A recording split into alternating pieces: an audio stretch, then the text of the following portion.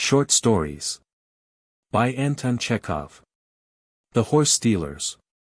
A hospital assistant, called Yurginov, an empty-headed fellow, known throughout the district as a great braggart and drunkard, was returning one evening in Christmas week from the hamlet of XVIII, where he had been to make some purchases for the hospital. That he might get home in good time and not be late, the doctor had lent him his very best horse. At first it had been a still day, but at 8 o'clock a violent snowstorm came on, and when he was only about 4 miles from home Yurginov completely lost his way. He did not know how to drive, he did not know the road, and he drove on at random, hoping that the horse would find the way of itself. 2 hours passed. The horse was exhausted, he himself was chilled, and already began to fancy that he was not going home, but back towards XVIII.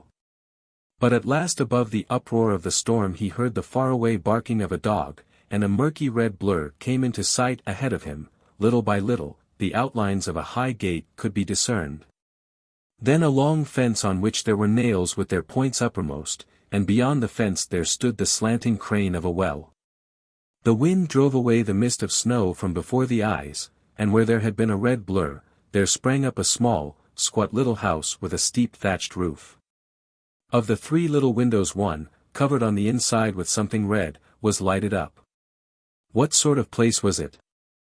Yurginov remembered that to the right of the road, 3½ or 4 miles from the hospital, there was Andrei Chirikov's tavern. He remembered, too, that this Chirikov, who had been lately killed by some sledge drivers, had left a wife and a daughter called Lyubka, who had come to the hospital 2 years before as a patient. The inn had a bad reputation, and to visit it late in the evening, and especially with someone else's horse, was not free from risk. But there was no help for it. Yurginov fumbled in his knapsack for his revolver, and, coughing sternly, tapped at the window frame with his whip. "Hey! Who is within?" he cried. "Hey, Granny! Let me come in and get warm." With a hoarse bark a black dog rolled like a ball under the horse's feet, then another white one, then another black one. There must have been a dozen of them. Yurginov looked to see which was the biggest, swung his whip and lashed at it with all his might. A small, long-legged puppy turned its sharp muzzle upwards and set up a shrill, piercing howl. Yurginov stood for a long while at the window, tapping. But at last the hoarfrost on the trees near the house glowed red, and a muffled female figure appeared with a lantern in her hands. "Let me in to get warm, Granny," said Yurginov. "I was driving to the hospital, and I have lost my way. It's such weather, God preserve us." "Don't be afraid, we are your own people, Granny." "All my own people are at home, and we didn't invite strangers," said the figure grimly. "And what are you knocking for? The gate is not locked." Yurginov drove into the yard and stopped at the steps. "Bid your laborer take my horse out, Granny," said he. "I am not Granny." And indeed she was not a granny. While she was putting out the lantern the light fell on her face, and Yurginov saw black eyebrows, and recognized Lyubka. "There are no laborers about now," she said as she went into the house. "Some are drunk and asleep, and some have been gone to XVIII since the morning. It's a holiday." As he fastened his horse up in the shed, Yurginov heard a neigh, and distinguished in the darkness another horse, and felt on it a Cossack saddle. So there must be someone else in the house besides the woman and her daughter.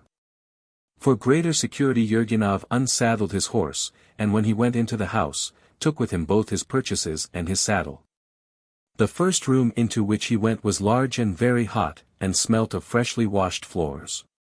A short, lean peasant of about 40, with a small, fair beard, wearing a dark blue shirt, was sitting at the table under the holy images. It was Kalashnikov, an errant scoundrel and horse stealer, whose father and uncle kept a tavern in Bogolyavka, and disposed of the stolen horses where they could.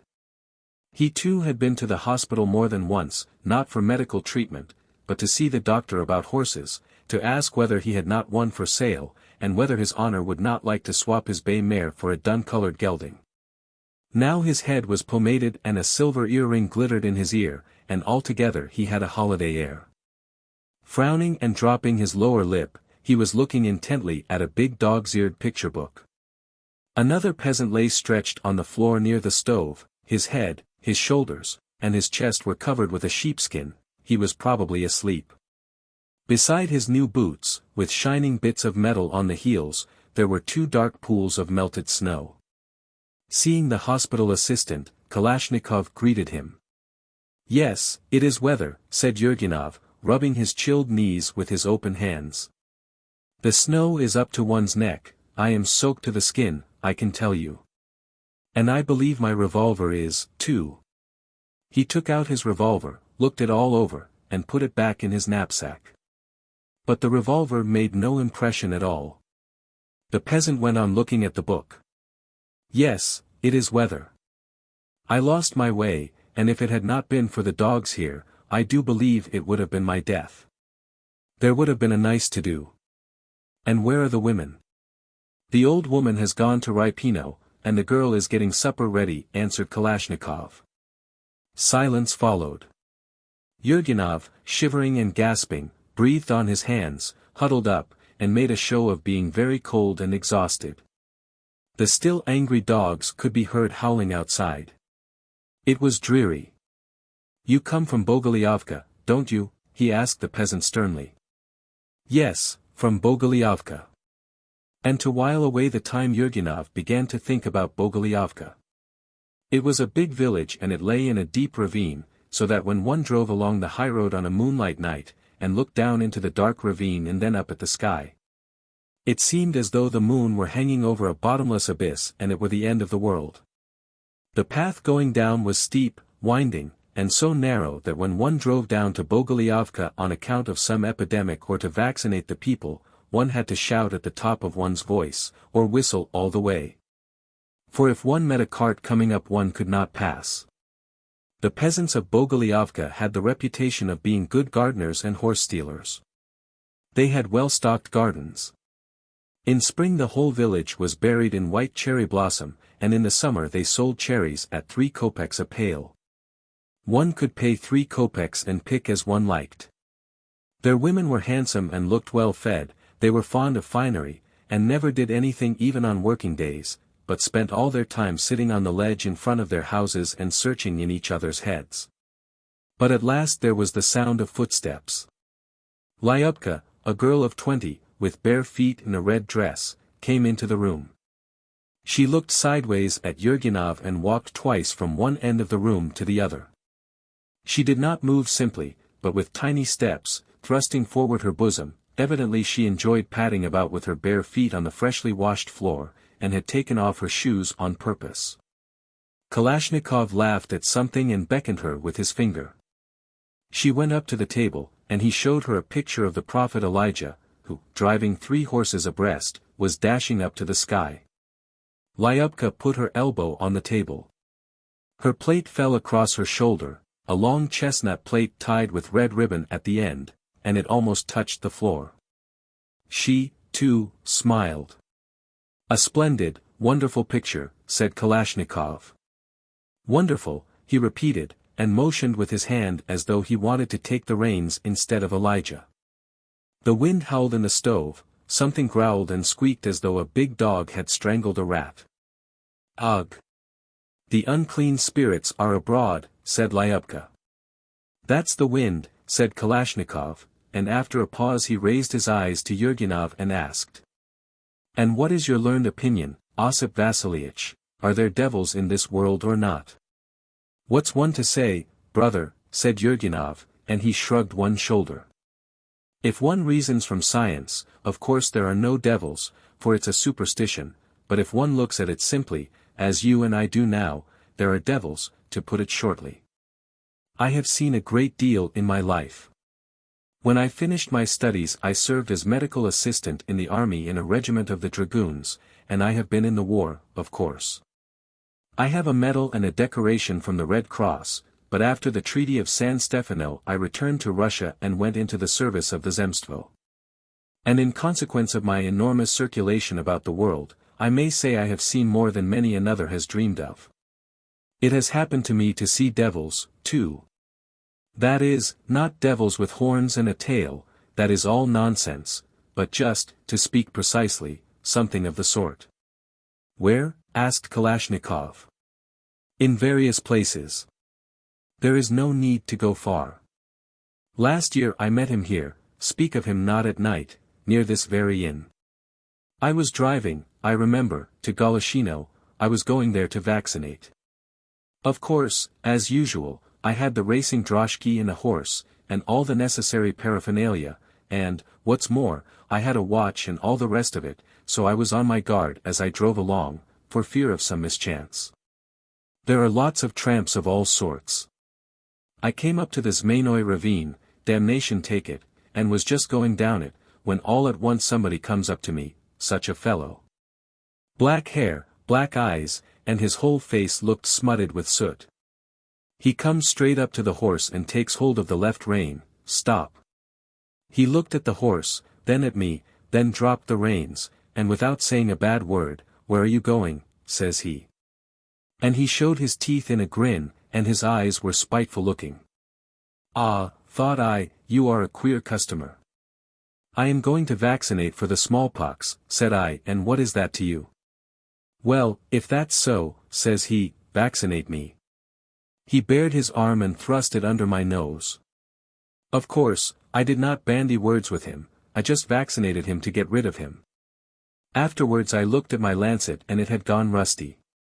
The peasant who was asleep near the stove suddenly turned over and flung off the sheepskin. To his great surprise, Yurgenov recognized the stranger he had met that day at Zmainoy ravine. This peasant's hair, beard, and eyes were black as soot. His face was swarthy, and, to add to the effect, there was a black spot the size of a lentil on his right cheek. He looked mockingly at the hospital assistant and said, "I did take hold of the left rein, that was so. But about the smallpox you are lying, sir." And there was not a word said about the smallpox between us. Yurgenov was disconcerted. "I'm not talking about you," he said. "Lie down, since you are lying down." The dark-skinned peasant had never been to the hospital, and Yurgenov did not know who he was or where he came from, and now, looking at him, he made up his mind that the man must be a gypsy.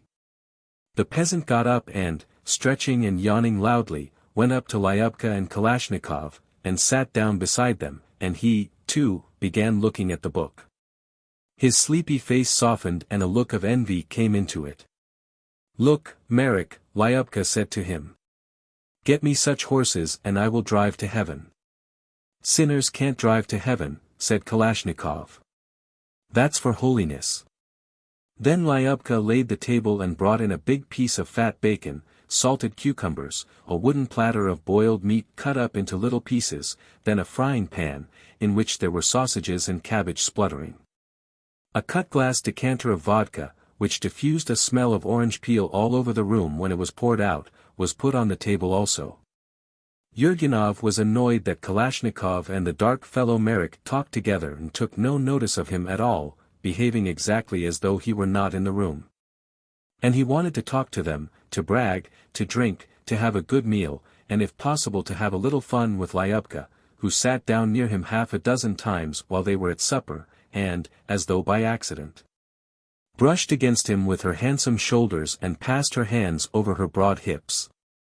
She was a healthy, active girl, always laughing and never still. She would sit down, then get up, and when she was sitting down she would keep turning first her face and then her back to her neighbor, like a fidgety child. And never failed to brush against him with her elbows or her knees. And he was displeased, too, that the peasants drank only a glass each and no more, and it was awkward for him to drink alone. But he could not refrain from taking a second glass, all the same, then a third, and he ate all the sausage.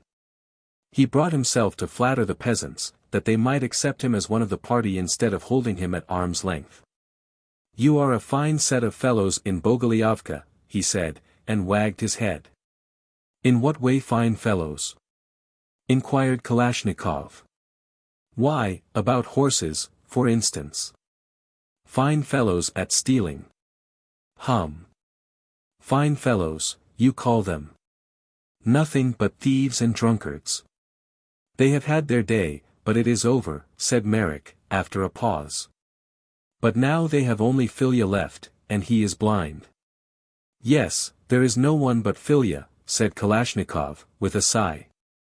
"Reckon it up, he must be 70, the German settlers knocked out one of his eyes, and he does not see well with the other. It is cataract." In old days the police officer would shout as soon as he saw him, "Hey, you Shamil," and all the peasants called him that. He was Shamil all over the place, and now his only name is One-Eyed Filya. But he was a fine fellow. Luba's father, Andrei Grigorich, and he stole one night into Roznovo. There were cavalry regiments stationed there, and carried off 9 of the soldiers' horses, the very best of them. They weren't frightened of the sentry, and in the morning they sold all the horses for 20 rubles to the gypsy Afonka. Yes. But nowadays a man contrives to carry off a horse whose rider is drunk or asleep, and has no fear of God, but will take the very boots from a drunkard, and then slinks off and goes away 150 miles with a horse. And haggles at the market, haggles like a Jew, till the policeman catches him, the fool. There is no fun in it, it is simply a disgrace. A paltry set of people, I must say. "What about Merrick?" asked Lyubka. "Merrick is not one of us," said Kalashnikov. "He is a Kharkov man from Mizirich.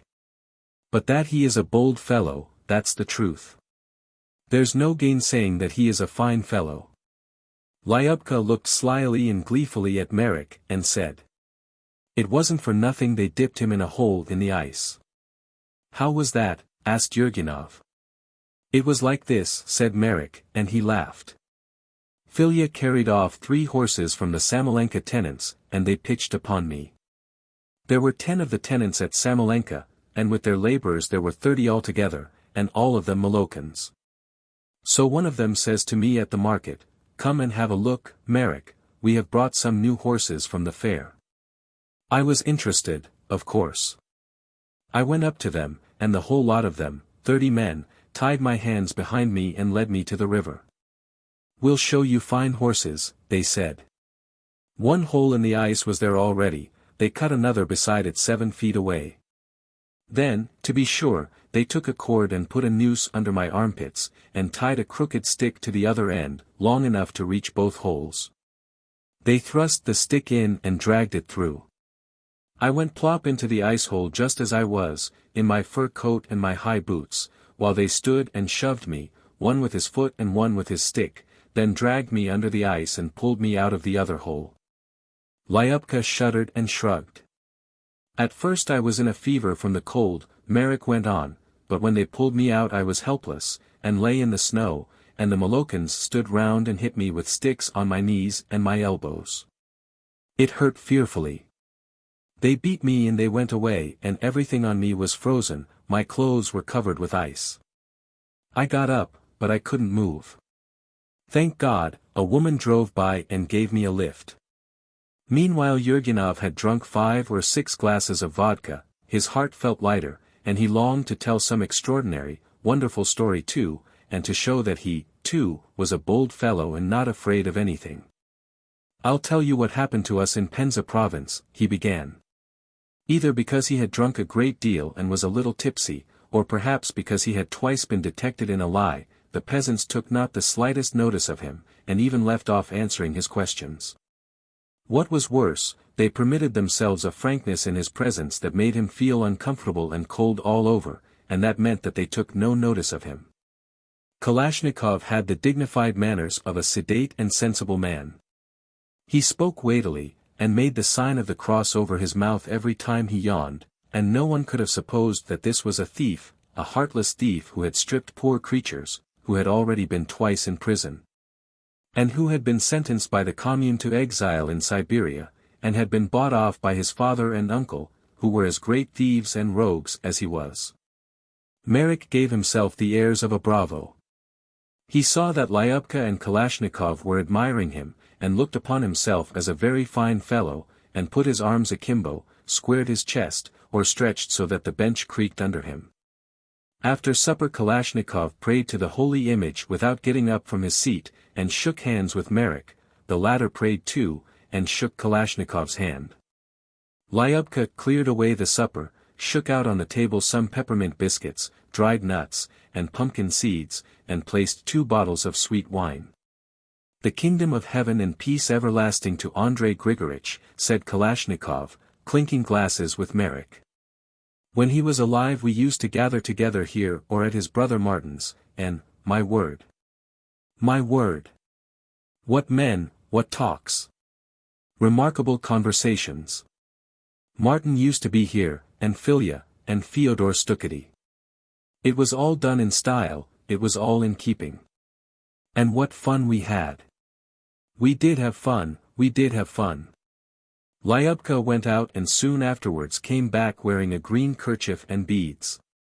"Look, Marek, what Kalashnikov brought me today," she said. She looked at herself in the looking-glass, and tossed her head several times to make the beads jingle.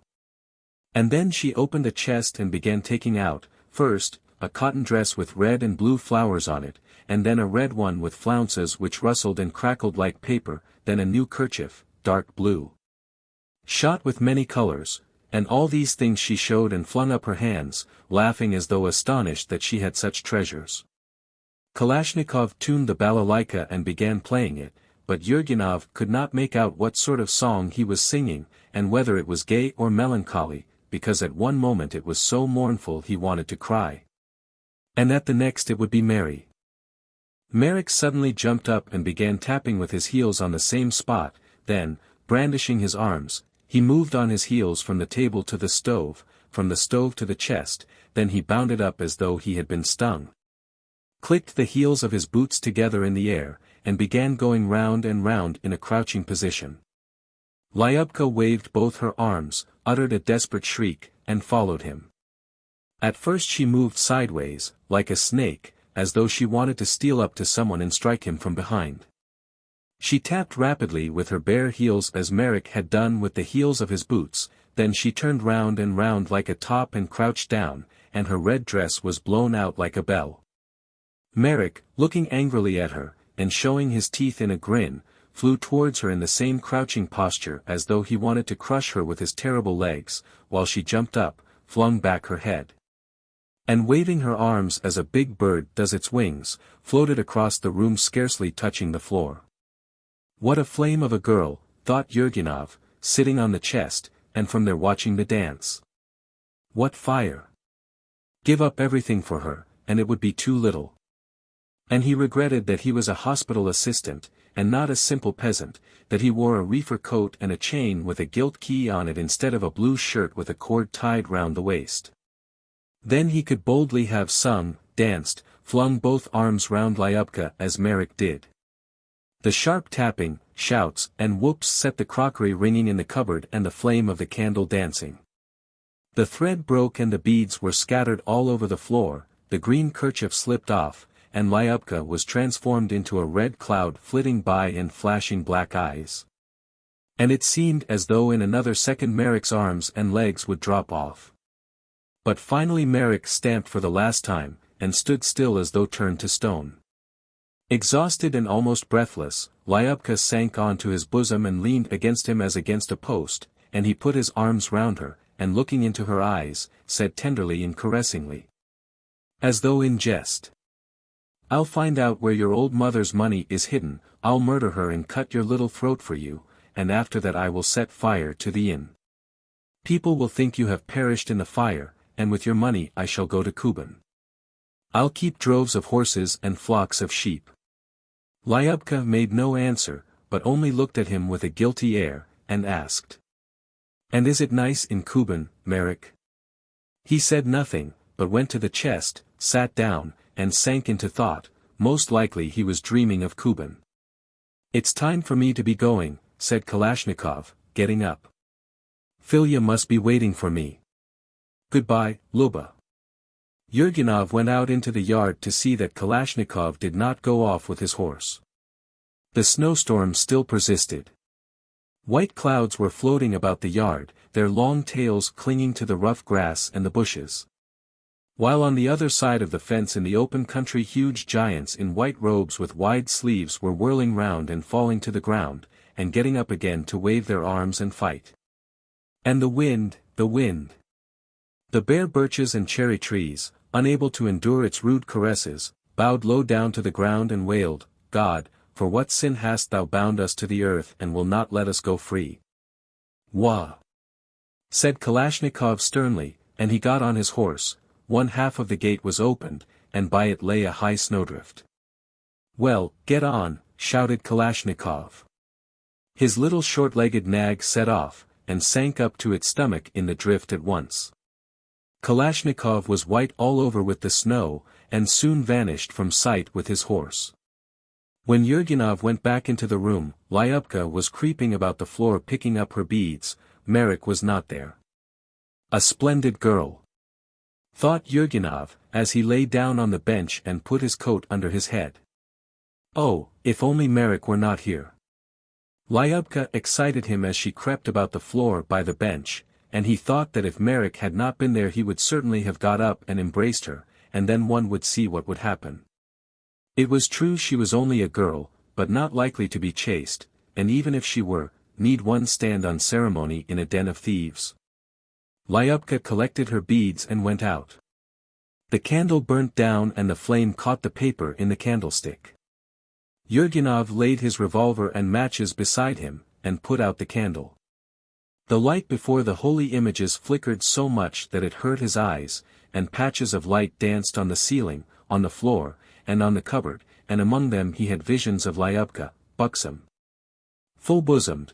Now she was turning round like a top, now she was exhausted and breathless. Oh, if the devils would carry off that Marek, he thought. The little lamp gave a last flicker, spluttered, and went out.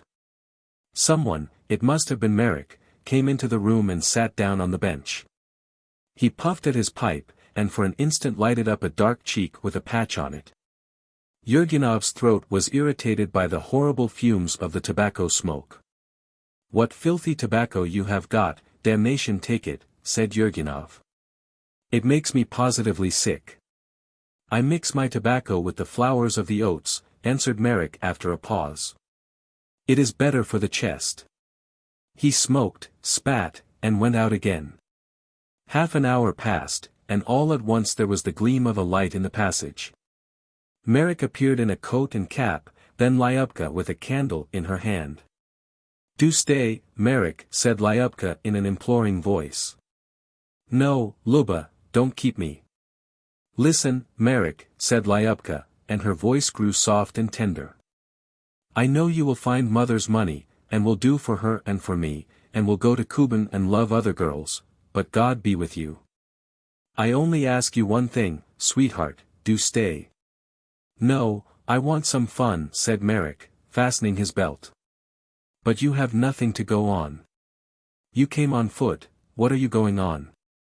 Marek bent down to Lyubka and whispered something in her ear. She looked towards the door and laughed through her tears. He is asleep, the puffed-up devil, she said. Marek embraced her, kissed her vigorously, and went out. Yurginov thrust his revolver into his pocket, jumped up, and ran after him. Get out of the way, he said to Lyubka, who hurriedly bolted the door of the entry and stood across the threshold. Let me pass. Why are you standing here? What do you want to go out for? To have a look at my horse. Lyubka gazed up at him with a sly and caressing look. Why look at it? You had better look at me, she said, then she bent down and touched with her finger the gilt watch key that hung on his chain. Let me pass, or he will go off on my horse, said Yurginov. Let me go, you devil! He shouted, and giving her an angry blow on the shoulder, he pressed his chest against her with all his might to push her away from the door, but she kept tight hold of the bolt, and was like iron. Let me go, he shouted, exhausted. He will go off with it, I tell you. Why should he? He won't. Breathing hard and rubbing her shoulder, which hurt, she looked up at him again, flushed a little and laughed. Don't go away, dear heart, she said, I am dull alone. Yurginov looked into her eyes, hesitated, and put his arms round her. She did not resist. Come, no nonsense, let me go, he begged her. She did not speak. I heard you just now, he said, telling Merrick that you love him. I dare say. My heart knows who it is I love. She put her finger on the key again, and said softly, give me that. Yurginov unfastened the key and gave it to her. She suddenly craned her neck and listened with a grave face, and her expression struck Yurginov as cold and cunning. He thought of his horse, and now easily pushed her aside and ran out into the yard. In the shed a sleepy pig was grunting with lazy regularity and a cow was knocking her horn. Yurginov lighted a match and saw the pig, and the cow, and the dogs, which rushed at him on all sides at seeing the light, but there was no trace of the horse. Shouting and waving his arms at the dogs, stumbling over the drifts and sticking in the snow, he ran out at the gate and fell to gazing into the darkness. He strained his eyes to the utmost, and saw only the snow flying and the snowflakes distinctly forming into all sorts of shapes. At one moment the white, laughing face of a corpse would peep out of the darkness, at the next a white horse would gallop by with an Amazon in a muslin dress upon it, at the next a string of white swans would fly overhead. Shaking with anger and cold, and not knowing what to do, Yurginov fired his revolver at the dogs, and did not hit one of them. Then he rushed back to the house. When he went into the entry he distinctly heard someone scurry out of the room and bang the door. It was dark in the room. Yurginov pushed against the door, it was locked. Then, lighting match after match, he rushed back into the entry, from there into the kitchen, and from the kitchen into a little room where all the walls were hung with petticoats and dresses, where there was a smell of cornflowers and fennel. And a bedstead with a perfect mountain of pillows, standing in the corner by the stove. This must have been the old mother's room. From there he passed into another little room, and here he saw Lyubka. She was lying on a chest, covered with a gay-colored patchwork cotton quilt, pretending to be asleep. A little icon lamp was burning in the corner above the pillow. "Where is my horse?" Yurginov asked. Lyubka did not stir. "Where is my horse, I am asking you?" Yurginov repeated still more sternly, and he tore the quilt off her. "I am asking you, she-devil," he shouted. She jumped up on her knees, and with one hand holding her shift and with the other trying to clutch the quilt, huddled against the wall. She looked at Yurginov with repulsion and terror in her eyes, and, like a wild beast in a trap, kept cunning watch on his faintest movement. "Tell me where my horse is, or I'll knock the life out of you," shouted Yurginov. "Get away, dirty brute," she said in a hoarse voice. Yurginov seized her by the shift near the neck and tore it. And then he could not restrain himself, and with all his might embraced the girl. But hissing with fury, she slipped out of his arms, and freeing one hand, the other was tangled in the torn shift, hit him a blow with her fist on the skull. His head was dizzy with the pain, there was a ringing and rattling in his ears, he staggered back, and at that moment received another blow, this time on the temple. Reeling and clutching at the doorposts, that he might not fall, he made his way to the room where his things were, and lay down on the bench. Then after lying for a little time, took the matchbox out of his pocket and began lighting match after match for no object. He lit it, blew it out, and threw it under the table, and went on till all the matches were gone. Meanwhile the air began to turn blue outside, the cocks began to crow, but his head still ached, and there was an uproar in his ears as though he were sitting under a railway bridge and hearing the trains passing over his head. He got, somehow, into his coat and cap, the saddle and the bundle of his purchases he could not find, his knapsack was empty. It was not for nothing that someone had scurried out of the room when he came in from the yard. He took a poker from the kitchen to keep off the dogs, and went out into the yard, leaving the door open. The snowstorm had subsided and it was calm outside. When he went out at the gate, the white plain looked dead, and there was not a single bird in the morning sky. On both sides of the road and in the distance there were bluish patches of young copse. Yurginov began thinking how he would be greeted at the hospital and what the doctor would say to him.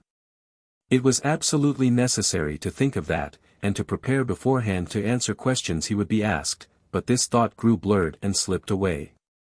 He walked along thinking of nothing but Lyubka, of the peasants with whom he had passed the night. He remembered how, after Lyubka struck him the second time, she had bent down to the floor for the quilt, and how her loose hair had fallen on the floor. His mind was in a maze, and he wondered why there were in the world doctors, hospital assistants, merchants, clerks, and peasants instead of simple free men. There are, to be sure, free birds, free beasts, a free Merrick, and they are not afraid of anyone, and don't need anyone. And whose idea was it, who had decreed that one must get up in the morning, dine at midday, go to bed in the evening? That a doctor takes precedence of a hospital assistant, that one must live in rooms and love only one's wife. And why not the contrary, dine at night and sleep in the day? Ah, to jump on a horse without inquiring whose it is, to ride races with the wind like a devil, over fields and forests and ravines, to make love to girls, to mock at everyone. Yurgenov thrust the poker into the snow, pressed his forehead to the cold white trunk of a birch tree, and sank into thought. And his grey, monotonous life, his wages, his subordinate position, the dispensary, the everlasting to-do with the bottles and blisters, struck him as contemptible, sickening. Who says it's a sin to enjoy oneself? He asked himself with vexation. Those who say that have never lived in freedom like Merrick and Kalashnikov, and have never loved Lyubka, they have been beggars all their lives, have lived without any pleasure, and have only loved their wives, who are like frogs. And he thought about himself that he had not hitherto been a thief, a swindler, or even a brigand, simply because he could not, or had not yet met with a suitable opportunity. A year and a half passed. In spring, after Easter, Yurgenov, who had long before been dismissed from the hospital and was hanging about without a job, came out of the tavern in Rypino and sauntered aimlessly along the street. He went out into the open country. Here there was the scent of spring, and a warm caressing wind was blowing. The calm, starry night looked down from the sky on the earth. My God, how infinite the depth of the sky, and with what fathomless immensity it stretched over the world. The world is created well enough, only why and with what right do people, thought Yurgenov, divide their fellows into the sober and the drunken, the employed and the dismissed, and so on? Why do the sober and well-fed sleep comfortably in their homes while the drunken and the hungry must wander about the country without a refuge? Why was it that if anyone had not a job and did not get a salary he had to go hungry, without clothes and boots? Whose idea was it? Why was it the birds and the wild beasts in the woods did not have jobs and get salaries, but lived as they pleased? Far away in the sky a beautiful crimson glow lay quivering, stretched wide over the horizon. Yurgenov stopped, and for a long time he gazed at it, and kept wondering why was it that if he had carried off someone else's samovar the day before and sold it for drink in the taverns it would be a sin. Why was it? 2 carts drove by on the road.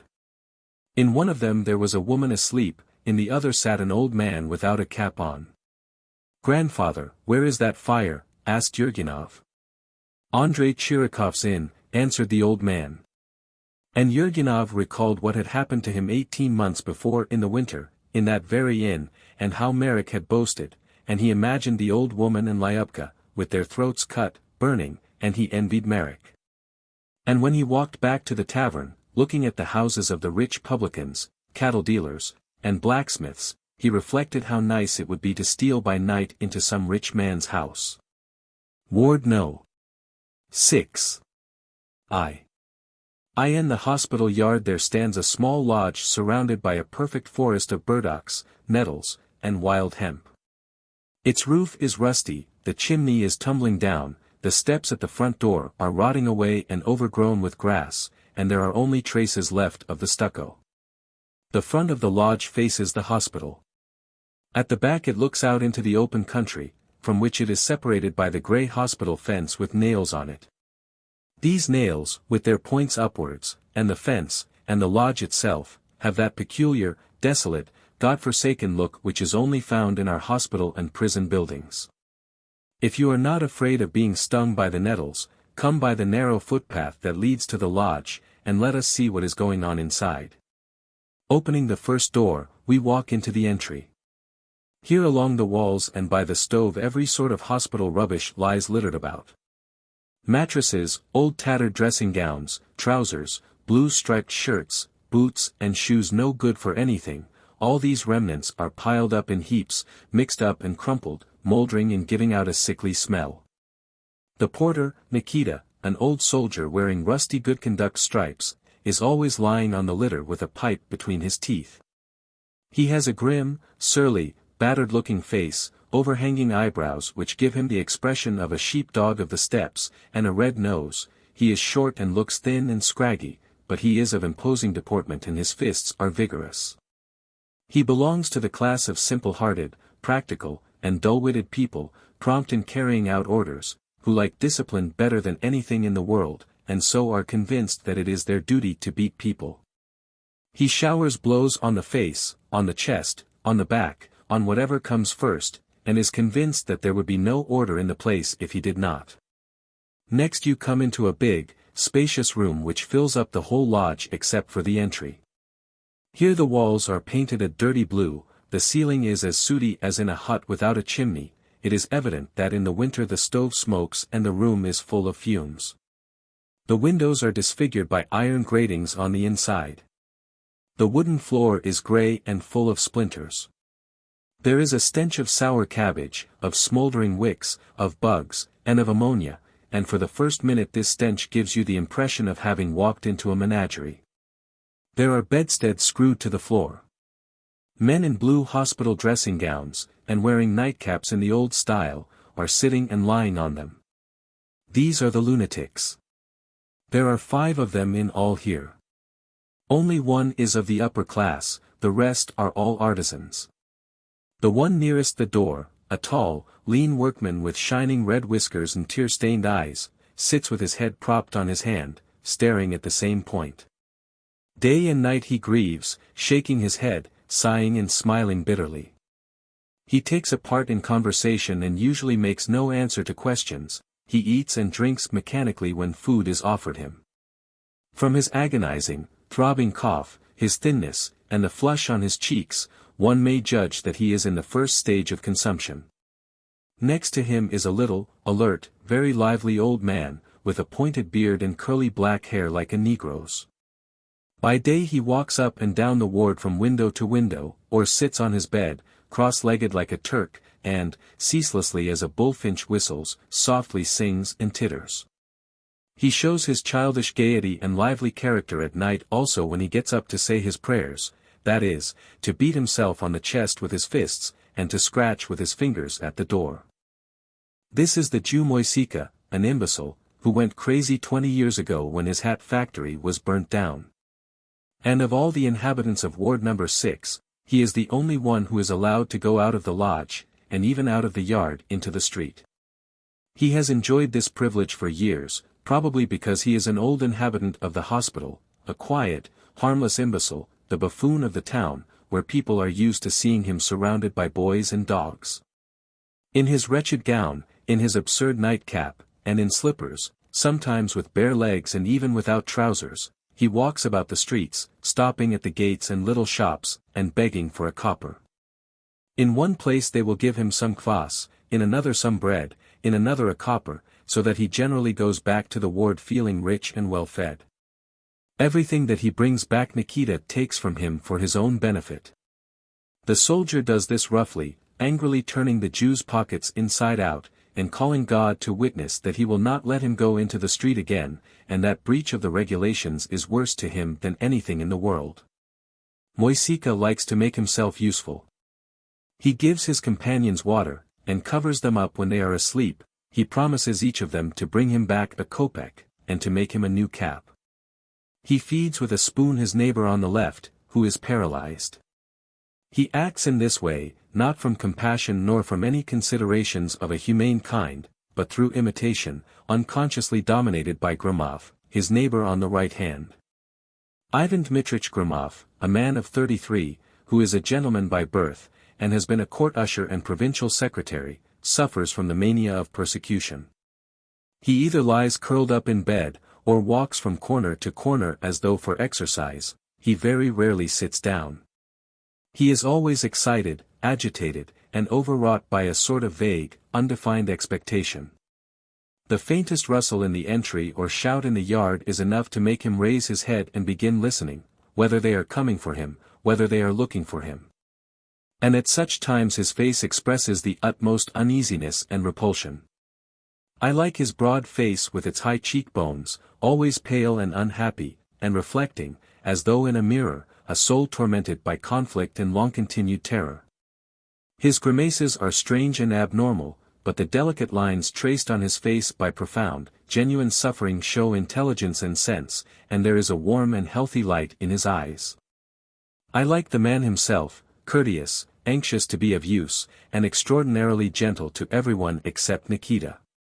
When anyone drops a button or a spoon, he jumps up from his bed quickly and picks it up. Every day he says good morning to his companions, and when he goes to bed he wishes them good night. Besides his continually overwrought condition and his grimaces, his madness shows itself in the following way also. Sometimes in the evenings he wraps himself in his dressing gown, and, trembling all over, with his teeth chattering, begins walking rapidly from corner to corner and between the bedsteads. It seems as though he is in a violent fever. From the way he suddenly stops and glances at his companions, it can be seen that he is longing to say something very important, but, apparently reflecting that they would not listen, or would not understand him. He shakes his head impatiently and goes on pacing up and down. But soon the desire to speak gets the upper hand of every consideration, and he will let himself go and speak fervently and passionately. His talk is disordered and feverish like delirium, disconnected, and not always intelligible, but, on the other hand, something extremely fine may be felt in it, both in the words and the voice.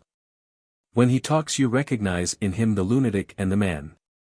It is difficult to reproduce on paper his insane talk.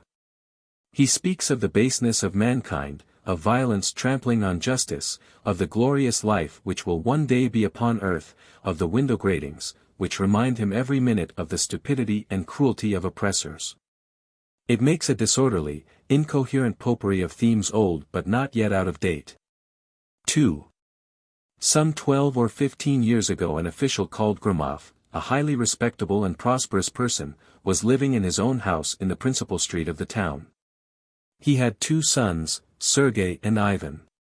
When Sergei was a student in his 4th year he was taken ill with galloping consumption and died, and his death was, as it were, the first of a whole series of calamities which suddenly showered on the Gromov family.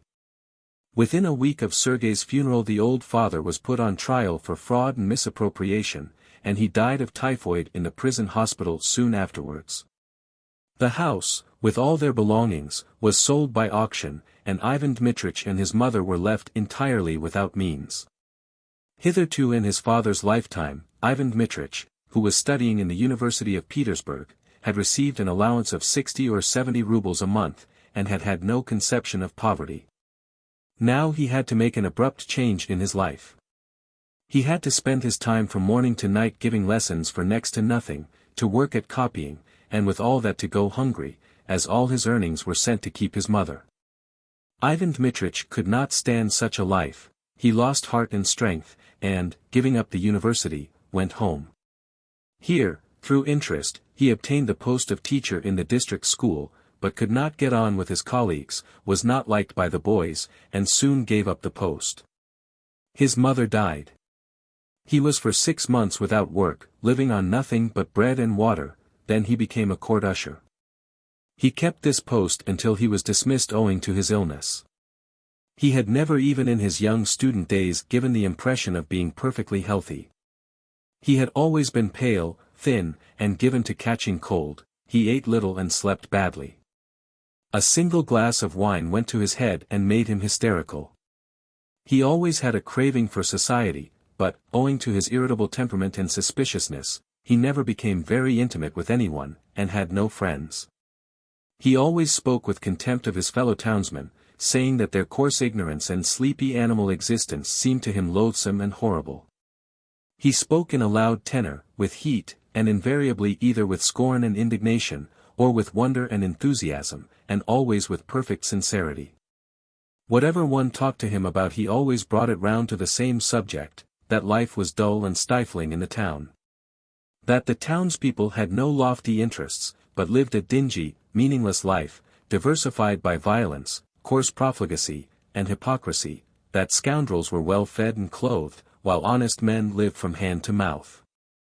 That they needed schools, a progressive local paper, a theater, public lectures, the coordination of the intellectual elements, that society must see its failings and be horrified. In his criticisms of people he laid on the colors thick, using only black and white, and no fine shades. Mankind was divided for him into honest men and scoundrels, there was nothing in between. He always spoke with passion and enthusiasm of women and of love, but he had never been in love. In spite of the severity of his judgments and his nervousness, he was liked, and behind his back was spoken of affectionately as Vanya. His innate refinement and readiness to be of service, his good breeding, his moral purity, and his shabby coat, his frail appearance and family misfortunes, aroused a kind, warm, sorrowful feeling. Moreover, he was well educated and well read. According to the townspeople's notions, he knew everything, and was in their eyes something like a walking encyclopedia. He had read a great deal. He would sit at the club, nervously pulling at his beard and looking through the magazines and books. And from his face one could see that he was not reading, but devouring the pages without giving himself time to digest what he read. It must be supposed that reading was one of his morbid habits, as he fell upon anything that came into his hands with equal avidity, even last year's newspapers and calendars. At home he always read lying down. 3.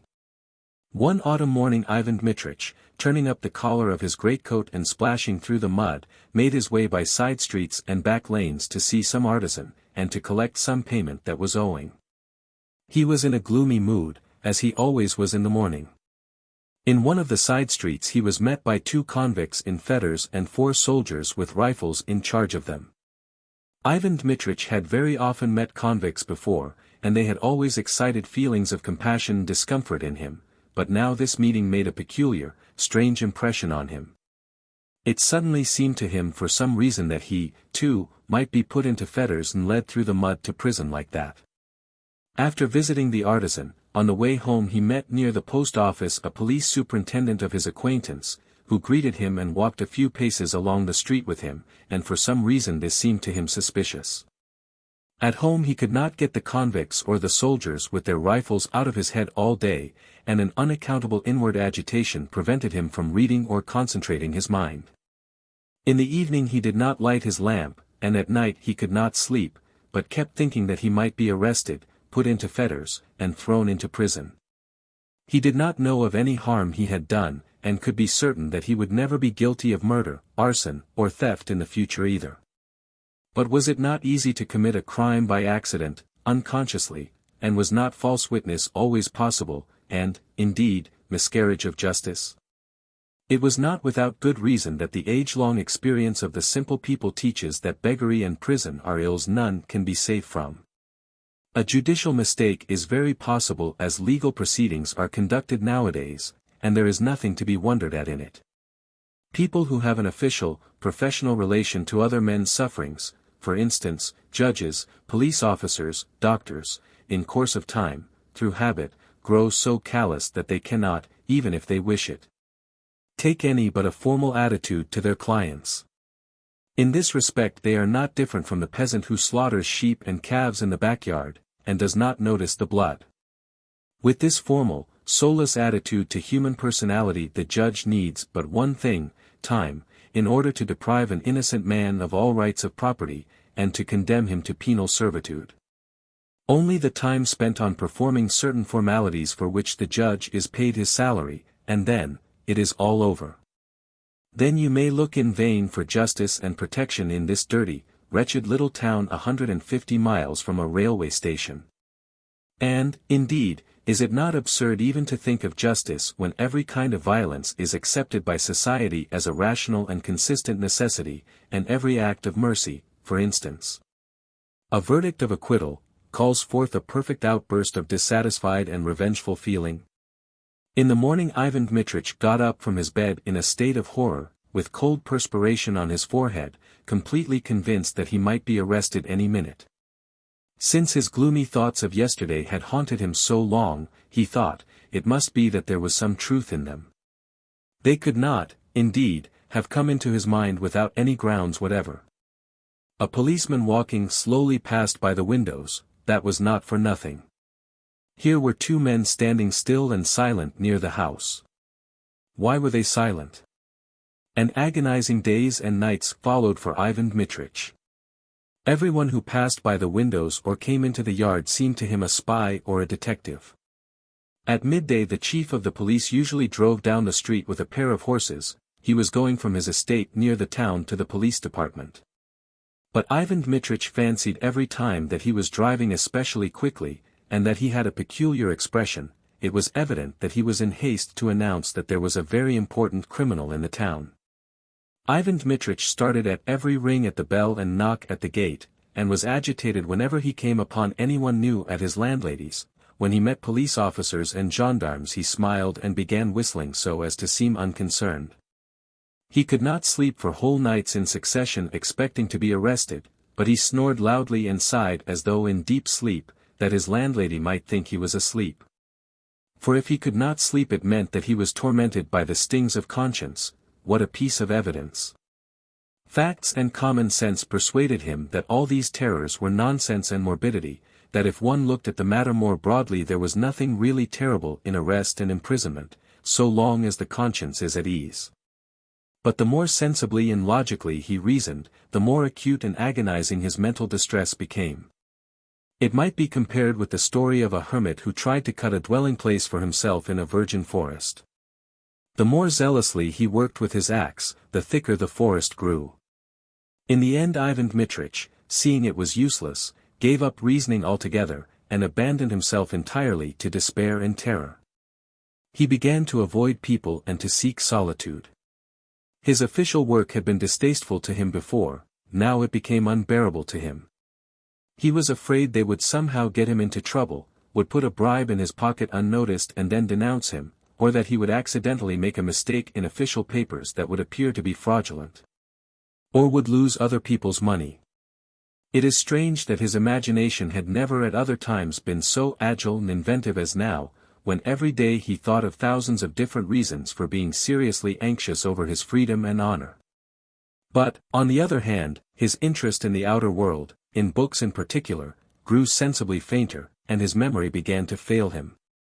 In the spring when the snow melted there were found in the ravine near the cemetery two half-decomposed corpses, the bodies of an old woman and a boy bearing the traces of death by violence. Nothing was talked of but these bodies and their unknown murderers.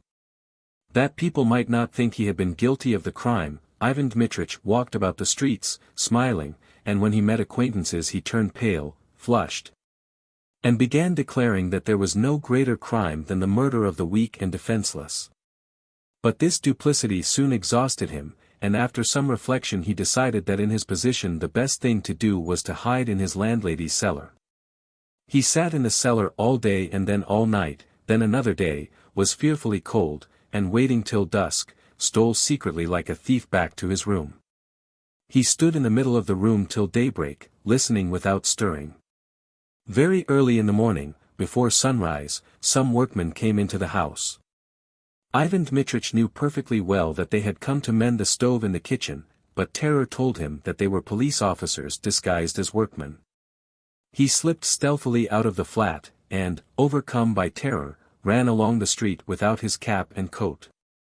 Dogs raced after him barking, a peasant shouted somewhere behind him, the wind whistled in his ears, and it seemed to Ivan Dmitrich that the force and violence of the whole world was massed together behind his back and was chasing after him. He was stopped and brought home, and his landlady sent for a doctor. Dr. Andrei Yefimych, of whom we shall have more to say hereafter, prescribed cold compresses on his head and laurel drops, shook his head, and went away, telling the landlady he should not come again. As one should not interfere with people who are going out of their minds. As he had not the means to live at home and be nursed, Ivan Dmitrich was soon sent to the hospital, and was there put into the ward for venereal patients.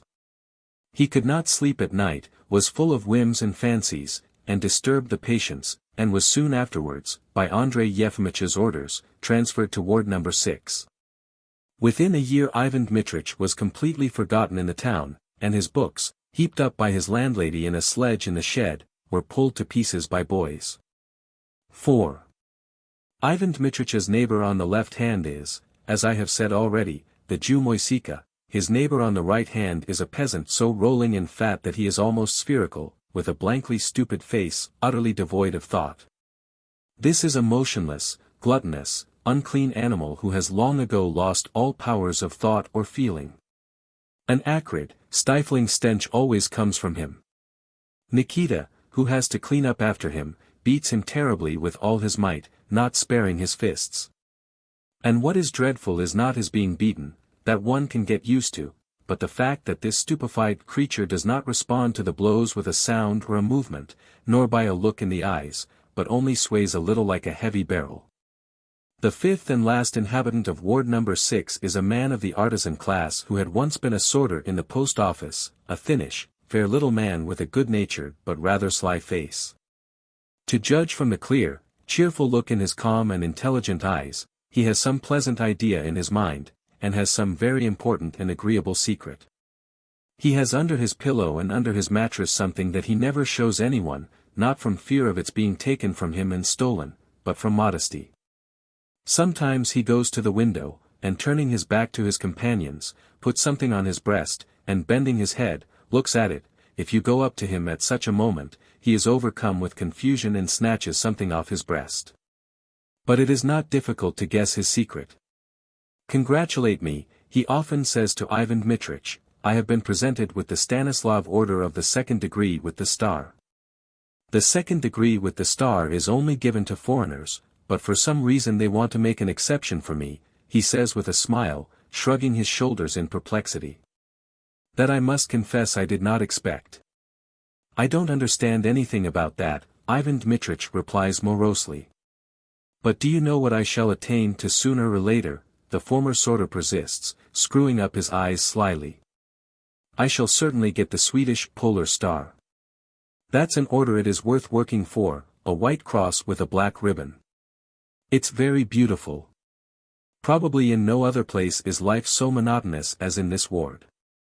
In the morning the patients, except the paralytic and the fat peasant, wash in the entry at a big tap and wipe themselves with the skirts of their dressing gowns. After that they drink tea out of tin mugs which Nikita brings them out of the main building. Everyone is allowed one mugful. At midday they have soup made out of sour cabbage and boiled grain. In the evening their supper consists of grain left from dinner. In the intervals they lie down, sleep, look out of window, and walk from one corner to the other. And so every day. Even the former sorter always talks of the same orders. Fresh faces are rarely seen in Ward No. 6. The doctor has not taken in any new mental cases for a long time, and the people who are fond of visiting lunatic asylums are few in this world. Once every 2 months Semyon Lazarich, the barber, appears in the ward.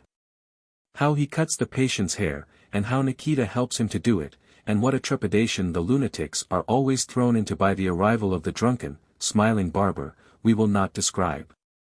No one even looks into the ward except the barber. The patients are condemned to see day after day no one but Nikita. A rather strange rumor has, however, been circulating in the hospital of late. It is rumored that the doctor has begun to visit Ward No. 6. A strange rumor. Dar. Andrei Yefimych Ragin is a strange man in his way. They say that when he was young he was very religious, and prepared himself for a clerical career, and that when he had finished his studies at the high school in 1863 he intended to enter a theological academy, but that his father, a surgeon and doctor of medicine, jeered at him and declared point-blank that he would disown him if he became a priest. How far this is true I don't know, but Andrei Yefimych himself has more than once confessed that he has never had a natural bent for medicine or science in general. However that may have been, when he finished his studies in the medical faculty he did not enter the priesthood. He showed no special devoutness, and was no more like a priest at the beginning of his medical career than he is now.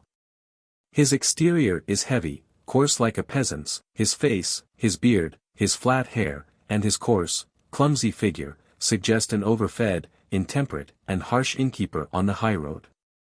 His face is surly looking and covered with blue veins, his eyes are little and his nose is red. With his height and broad shoulders he has huge hands and feet. One would think that a blow from his fist would knock the life out of anyone, but his step is soft, and his walk is cautious and insinuating. When he meets anyone in a narrow passage he is always the first to stop and make way, and to say, not in a bass, as one would expect, but in a high, soft tenor, "I beg your pardon." He has a little swelling on his neck which prevents him from wearing stiff starched collars, and so he always goes about in soft linen or cotton shirts. Altogether he does not dress like a doctor. He wears the same suit for 10 years, and the new clothes, which he usually buys at a Jewish shop, look as shabby and crumpled on him as his old ones. He sees patients and dines and pays visits all in the same coat. But this is not due to niggardliness, but to complete carelessness about his appearance. When Andrei Yefimych came to the town to take up his duties, the institution founded to the glory of God was in a terrible condition. One could hardly breathe for the stench in the wards, in the passages, and in the courtyards of the hospital. The hospital servants, the nurses, and their children slept in the wards together with the patients. They complained that there was no living for beetles, bugs, and mice. The surgical wards were never free from erysipelas. There were only 2 scalpels and not 1 thermometer in the whole hospital. Potatoes were kept in the baths. The superintendent, the housekeeper, and the medical assistant robbed the patients, and of the old doctor, Andrei Yefimich's predecessor, people declared that he secretly sold the hospital alcohol. And that he kept a regular harem consisting of nurses and female patients. These disorderly proceedings were perfectly well known in the town, and were even exaggerated, but people took them calmly. Some justified them on the ground that there were only peasants and working men in the hospital, who could not be dissatisfied, since they were much worse off at home than in the hospital, they couldn't be fed on woodcocks. Others said in excuse that the town alone, without help from the Zemstvo, was not equal to maintaining a good hospital, thank God for having one at all, even a poor one. And the newly formed Zemstvo did not open infirmaries either in the town or the neighborhood, relying on the fact that the town already had its hospital. After looking over the hospital, Andrei Yefimych came to the conclusion that it was an immoral institution and extremely prejudicial to the health of the townspeople. In his opinion, the most sensible thing that could be done was to let out the patients and close the hospital. But he reflected that his will alone was not enough to do this, and that it would be useless. If physical and moral impurity were driven out of one place, they would only move to another. One must wait for it to wither away of itself. Besides, if people open a hospital and put up with having it, it must be because they need it. Superstition and all the nastiness and abominations of daily life were necessary, since in process of time they worked out to something sensible, just as manure turns into black earth. There was nothing on earth so good that it had not something nasty about its first origin. When Andrei Yefimych undertook his duties, he was apparently not greatly concerned about the irregularities at the hospital. He only asked the attendants and nurses not to sleep in the wards, and had 2 cupboards of instruments put up. The superintendent, the housekeeper, the medical assistant, and the erysipelas remained unchanged. Andrei Yefimych loved intelligence and honesty intensely, but he had no strength of will nor belief in his right to organize an intelligent and honest life about him. He was absolutely unable to give orders, to forbid things, and to insist. It seemed as though he had taken a vow never to raise his voice and never to make use of the imperative. It was difficult for him to say, fetch, or bring. When he wanted his meals he would cough hesitatingly and say to the cook, how about tea? Or, how about dinner? To dismiss the superintendent or to tell him to leave off stealing, or to abolish the unnecessary parasitic post altogether, was absolutely beyond his powers. When Andrei Yefimych was deceived or flattered, or accounts he knew to be cooked were brought him to sign, he would turn as red as a crab and feel guilty, but yet he would sign the accounts. When the patients complained to him of being hungry or of the roughness of the nurses, he would be confused and mutter guiltily, very well, I will go into it later. Most likely there is some misunderstanding. At first Andrei Yefimych worked very zealously. He saw patients every day from morning till dinner time, performed operations, and even attended confinements. The ladies said of him that he was attentive and clever at diagnosing diseases, especially those of women and children. But in process of time the work unmistakably wearied him by its monotony and obvious uselessness. Today one sees 30 patients, and tomorrow they have increased to 35, the next day 40, and so on from day to day, from year to year, while the mortality in the town did not decrease and the patients did not leave off coming. To be any real help to 40 patients between morning and dinner was not physically possible, so it could but lead to deception. If 12,000 patients were seen in a year it meant, if one looked at it simply, that 12,000 men were deceived. To put those who were seriously ill into wards, and to treat them according to the principles of science, was impossible, too, because though there were principles there was no science.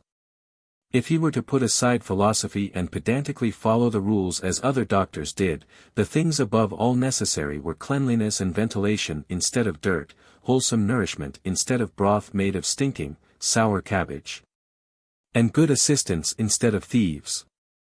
And, indeed, why hinder people dying if death is the normal and legitimate end of everyone?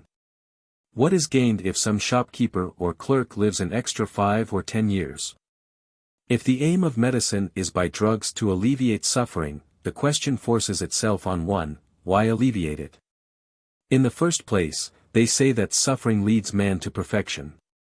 And in the second, if mankind really learns to alleviate its sufferings with pills and drops, it will completely abandon religion and philosophy, in which it has hitherto found not merely protection from all sorts of trouble, but even happiness. Pushkin suffered terrible agonies before his death. Poor Heine lay paralyzed for several years. Why, then, should not some Andrei Yefimych or Matryona Savishna be ill, since their lives had nothing of importance in them, and would have been entirely empty and like the life of an amoeba except for suffering? Oppressed by such reflections, Andrei Yefimych relaxed his efforts and gave up visiting the hospital every day. 6. His life was passed like this. As a rule he got up at 8 o'clock in the morning, dressed, and drank his tea. Then he sat down in his study to read, or went to the hospital. At the hospital the outpatients were sitting in the dark, narrow little corridor waiting to be seen by the doctor. The nurses and the attendants, tramping with their boots over the brick floors, ran by them, gaunt-looking patients in dressing gowns passed, dead bodies and vessels full of filth were carried by. The children were crying, and there was a cold draught. Andrei Yefimych knew that such surroundings were torture to feverish, consumptive, and impressionable patients, but what could be done? In the consulting room he was met by his assistant, Sergei Sergeyitch, a fat little man with a plump, well-washed shaven face, with soft, smooth manners, wearing a new loosely cut suit and looking more like a senator than a medical assistant. He had an immense practice in the town, wore a white tie, and considered himself more proficient than the doctor, who had no practice. In the corner of the consulting room there stood a large icon in a shrine with a heavy lamp in front of it, and near it a candle stand with a white cover on it. On the walls hung portraits of bishops, a view of the Sviatogorsky monastery, and wreaths of dried cornflowers. Sergei Sergeyitch was religious, and liked solemnity and decorum. The icon had been put up at his expense. At his instructions some one of the patients read the hymns of praise in the consulting room on Sundays, and after the reading Sergei Sergeyitch himself went through the wards with a censer and burned incense. There were a great many patients, but the time was short, and so the work was confined to the asking of a few brief questions and the administration of some drugs, such as castor oil or volatile ointment. Andrei Yefimych would sit with his cheek resting in his hand, lost in thought and asking questions mechanically. Sergei Sergeyitch sat down too, rubbing his hands, and from time to time putting in his word. "We suffer pain and poverty," he would say, "because we do not pray to the merciful God as we should." Yes. Andrei Yefimych never performed any operation when he was seeing patients. He had long ago given up doing so, and the sight of blood upset him. When he had to open a child's mouth in order to look at its throat, and the child cried and tried to defend itself with its little hands. The noise in his ears made his head go round and brought tears to his eyes. He would make haste to prescribe a drug, and motion to the woman to take the child away. He was soon wearied by the timidity of the patients and their incoherence, by the proximity of the pious Sergei Sergeitch, by the portraits on the walls, and by his own questions which he had asked over and over again for 20 years. And he would go away after seeing 5 or 6 patients. The rest would be seen by his assistant in his absence. With the agreeable thought that, thank God, he had no private practice now, and that no one would interrupt him, Andrei Yefimych sat down to the table immediately on reaching home and took up a book. He read a great deal and always with enjoyment. Half his salary went on buying books, and of the 6 rooms that made up his abode 3 were heaped up with books and old magazines. He liked best of all works on history and philosophy. The only medical publication to which he subscribed was The Doctor, of which he always read the last pages first. He would always go on reading for several hours without a break and without being weary. He did not read as rapidly and impulsively as Ivan Dmitrich had done in the past, but slowly and with concentration, often pausing over a passage which he liked or did not find intelligible. Near the books there always stood a decanter of vodka, and a salted cucumber or a pickled apple lay beside it, not on a plate, but on the baize tablecloth. Every half-hour he would pour himself out a glass of vodka and drink it without taking his eyes off the book. Then without looking at it he would feel for the cucumber and bite off a bit. At 3 o'clock he would go cautiously to the kitchen door. Cough, and say, "Daryushka, what about dinner?" After his dinner, a rather poor and untidily served one, Andrei Yefimych would walk up and down his rooms with his arms folded, thinking. The clock would strike 4, then 5, and still he would be walking up and down thinking. Occasionally the kitchen door would creak, and the red and sleepy face of Daryushka would appear.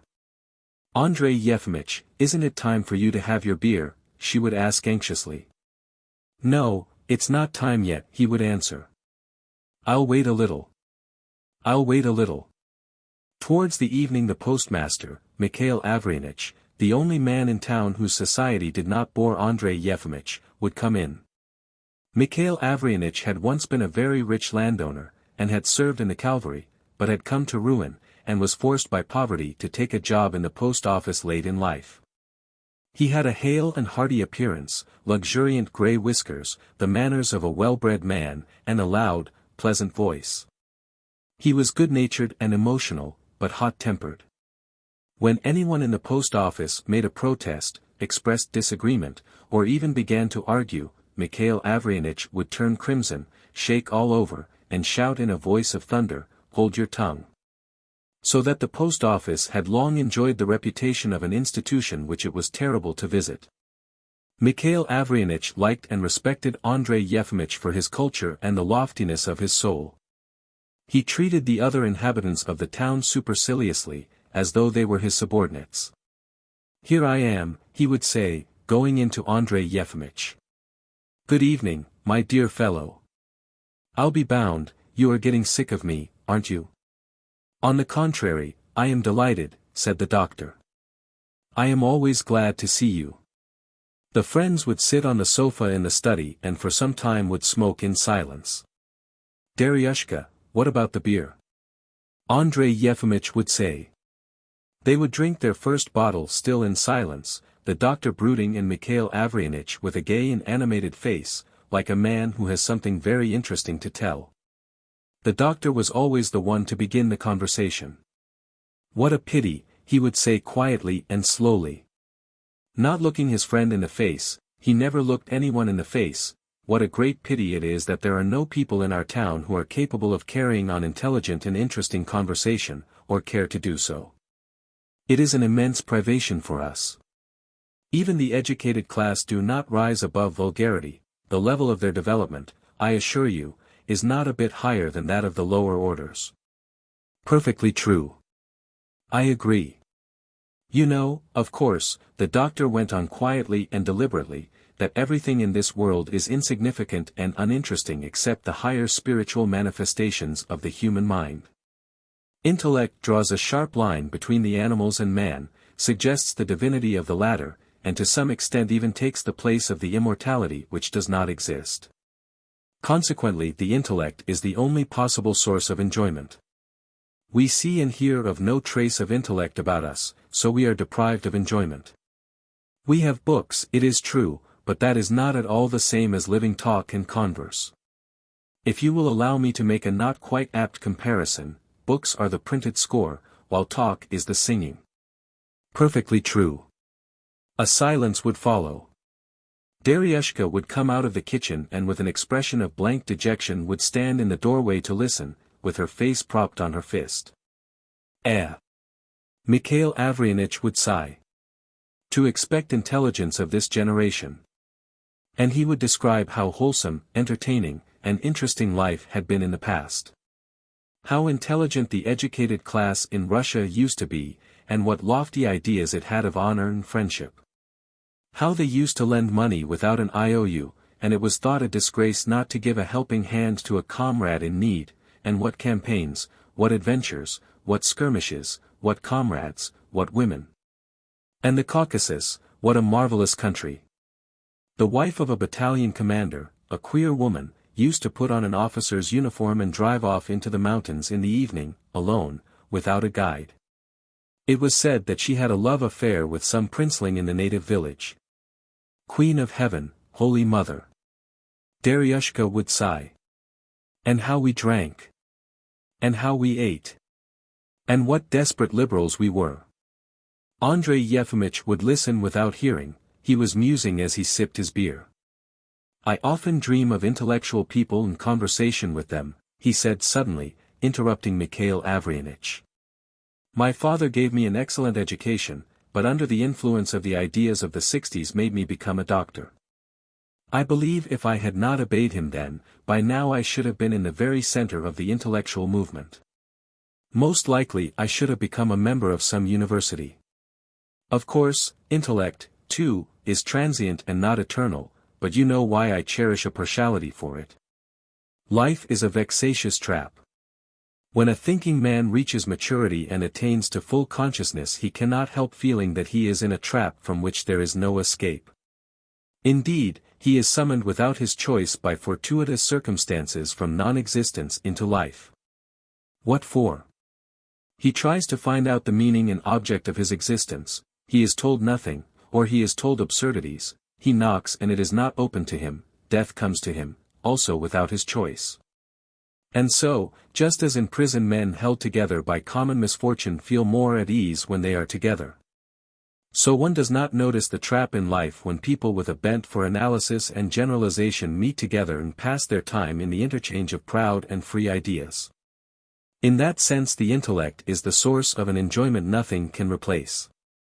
Perfectly true. Not looking his friend in the face, Andrei Yefimych would go on, quietly and with pauses, talking about intellectual people and conversation with them, and Mikhail Avrianich would listen attentively and agree, perfectly true. And you do not believe in the immortality of the soul, he would ask suddenly. No, honored Mikhail Avrianich, I do not believe it, and have no grounds for believing it. I must own I doubt it too. And yet I have a feeling as though I should never die. Oh, I think to myself, old fogey, it is time you were dead. But there is a little voice in my soul says, don't believe it, you won't die. Soon after 9 o'clock Mikhail Avrianich would go away.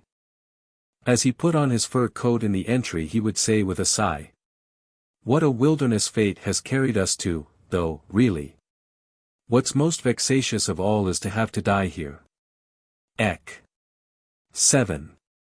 After seeing his friend out Andrei Yefimych would sit down at the table and begin reading again. The stillness of the evening, and afterwards of the night, was not broken by a single sound, and it seemed as though time were standing still and brooding with the doctor over the book. And as though there were nothing in existence but the books and the lamp with the green shade. The doctor's coarse peasant-like face was gradually lighted up by a smile of delight and enthusiasm over the progress of the human intellect. Oh, why is not man immortal? He thought. What is the good of the brain centers and convolutions, what is the good of sight, speech, self-consciousness, genius, if it is all destined to depart into the soil, and in the end to grow cold together with the earth's crust? And then for millions of years to fly with the earth round the sun with no meaning and no object? To do that there was no need at all to draw man with his lofty, almost godlike intellect out of non-existence, and then, as though in mockery, to turn him into clay. The transmutation of substances. But what cowardice to comfort oneself with that cheap substitute for immortality. The unconscious processes that take place in nature are lower even than the stupidity of man, since in stupidity there is, anyway, consciousness and will, while in those processes there is absolutely nothing. Only the coward who has more fear of death than dignity can comfort himself with the fact that his body will in time live again in the grass, in the stones, in the toad. To find one's immortality in the transmutation of substances is as strange as to prophesy a brilliant future for the case after a precious violin has been broken and become useless. When the clock struck, Andrei Yefimych would sink back into his chair and close his eyes to think a little. And under the influence of the fine ideas of which he had been reading he would, unawares, recall his past and his present. The past was hateful, better not to think of it. And it was the same in the present as in the past. He knew that at the very time when his thoughts were floating together with the cooling earth round the sun. In the main building beside his abode people were suffering in sickness and physical impurity, someone perhaps could not sleep and was making war upon the insects, someone was being infected by erysipelas, or moaning over too tight a bandage. Perhaps the patients were playing cards with the nurses and drinking vodka. According to the yearly return, 12,000 people had been deceived. The whole hospital rested as it had done 20 years ago on thieving, filth, scandals, gossip, on gross quackery, and, as before, it was an immoral institution extremely injurious to the health of the inhabitants. He knew that Nikita knocked the patients about behind the barred windows of ward number 6, and that Moisika went about the town every day begging alms. On the other hand, he knew very well that a magical change had taken place in medicine during the last 25 years. When he was studying at the university he had fancied that medicine would soon be overtaken by the fate of alchemy and metaphysics, but now when he was reading at night the science of medicine touched him and excited his wonder, and even enthusiasm. What unexpected brilliance, what a revolution! Thanks to the antiseptic system operations were performed such as the great Pirogov had considered impossible even in SPE. Ordinary Zemstvo doctors were venturing to perform the resection of the kneecap, of abdominal operations only 1% was fatal, while stone was considered such a trifle that they did not even write about it. A radical cure for syphilis had been discovered. And the theory of heredity, hypnotism, the discoveries of Pasteur and of Koch, hygiene based on statistics, and the work of Zemstvo doctors. Psychiatry with its modern classification of mental diseases, methods of diagnosis, and treatment, was a perfect Elborus in comparison with what had been in the past. They no longer poured cold water on the heads of lunatics nor put straight waistcoats upon them, they treated them with humanity, and even, so it was stated in the papers, got up balls and entertainments for them. Andrei Yefimych knew that with modern tastes and views such an abomination as Ward No. 6 was possible only 150 miles from a railway in a little town where the mayor and all the town council were half-illiterate tradesmen who looked upon the doctor as an oracle who must be believed without any criticism even if he had poured molten lead into their mouths. In any other place the public and the newspapers would long ago have torn this little Bastille to pieces. But, after all, what of it? Andrei Yefimych would ask himself, opening his eyes. There is the antiseptic system, there is Koch, there is Pasteur, but the essential reality is not altered a bit, ill health and mortality are still the same. They get up balls and entertainments for the mad, but still they don't let them go free. So it's all nonsense and vanity, and there is no difference in reality between the best Vienna clinic and my hospital. But depression and a feeling akin to envy prevented him from feeling indifferent, it must have been owing to exhaustion. His heavy head sank onto the book, he put his hands under his face to make it softer, and thought, I serve in a pernicious institution and receive a salary from people whom I am deceiving.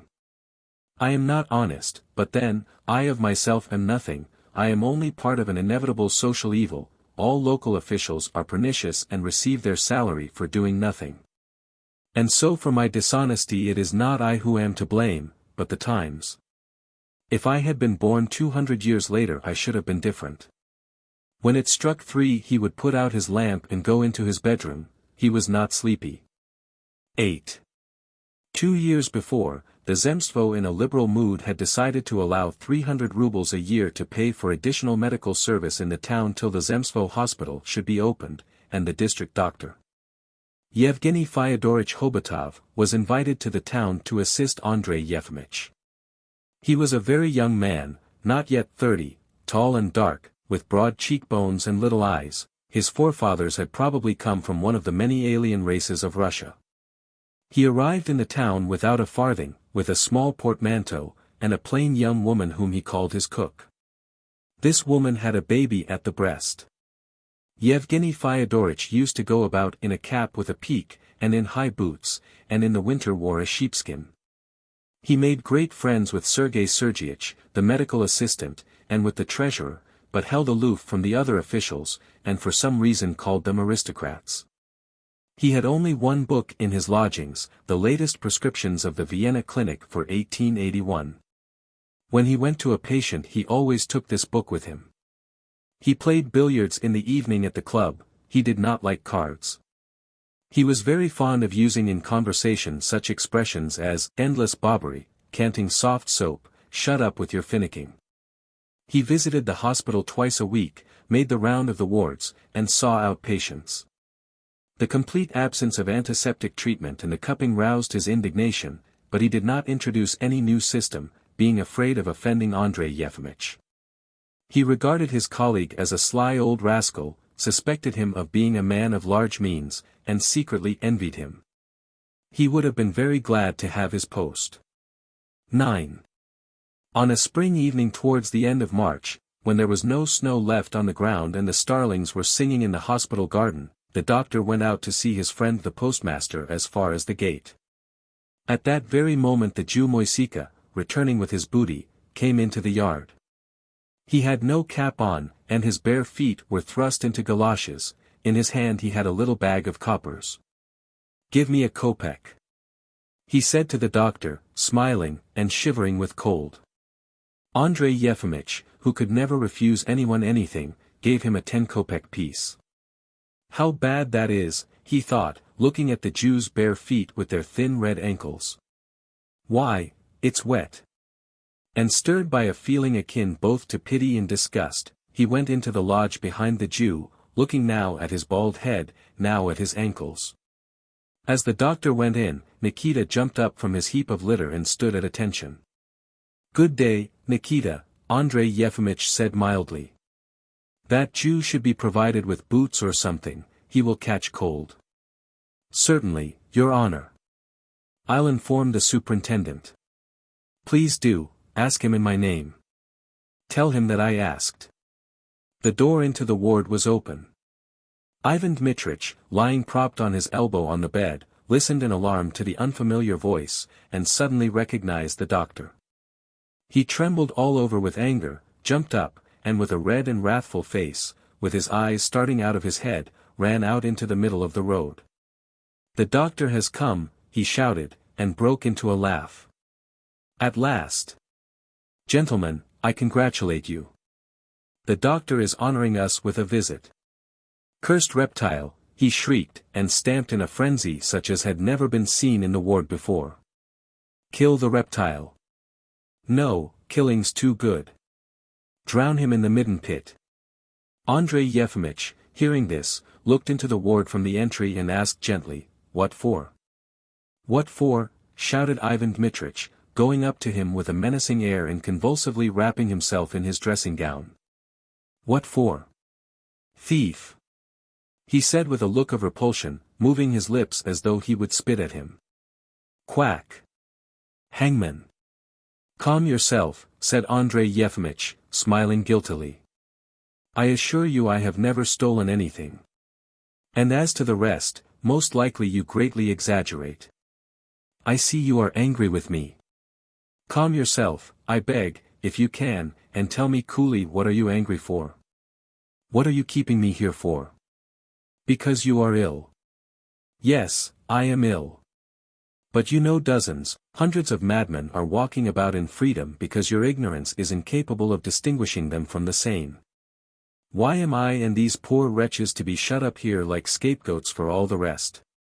You, your assistant, the superintendent, and all your hospital rabble, are immeasurably inferior to every one of us morally, why then are we shut up and you not? Where's the logic of it? Morality and logic don't come in, it all depends on chance. If anyone is shut up he has to stay, and if anyone is not shut up he can walk about, that's all. There is neither morality nor logic in my being a doctor and your being a mental patient, there is nothing but idle chance. That twaddle I don't understand. Ivan Dmitrich brought out in a hollow voice, and he sat down on his bed. Moisika, whom Nikita did not venture to search in the presence of the doctor, laid out on his bed pieces of bread, bits of paper, and little bones, and, still shivering with cold, began rapidly in a sing-song voice saying something in Yiddish. He most likely imagined that he had opened a shop. "Let me out," said Ivan Dmitrich, and his voice quivered. "I cannot." "But why, why?" "Because it is not in my power." "Think, what use will it be to you if I do let you out? Go. The townspeople or the police will detain you or bring you back." "Yes, yes, that's true," said Ivan Dmitrich, and he rubbed his forehead. "It's awful. But what am I to do, what?" Andrei Yefimych liked Ivan Dmitrich's voice and his intelligent young face with its grimaces. He longed to be kind to the young man and soothe him, he sat down on the bed beside him, thought, and said. "You ask me what to do. The very best thing in your position would be to run away. But, unhappily, that is useless. You would be taken up. When society protects itself from the criminal, mentally deranged, or otherwise inconvenient people, it is invincible. There is only one thing left for you, to resign yourself to the thought that your presence here is inevitable. It is no use to anyone. So long as prisons and madhouses exist someone must be shut up in them. If not you, I. If not I, some third person.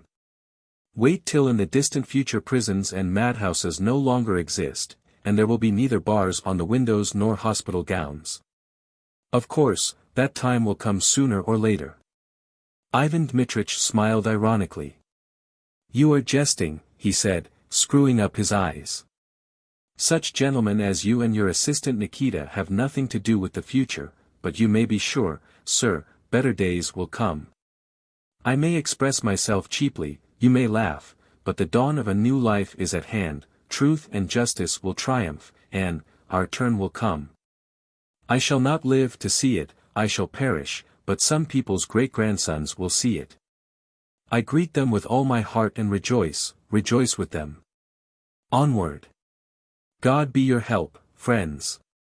With shining eyes Ivan Dmitrich got up, and stretching his hands towards the window, went on with emotion in his voice.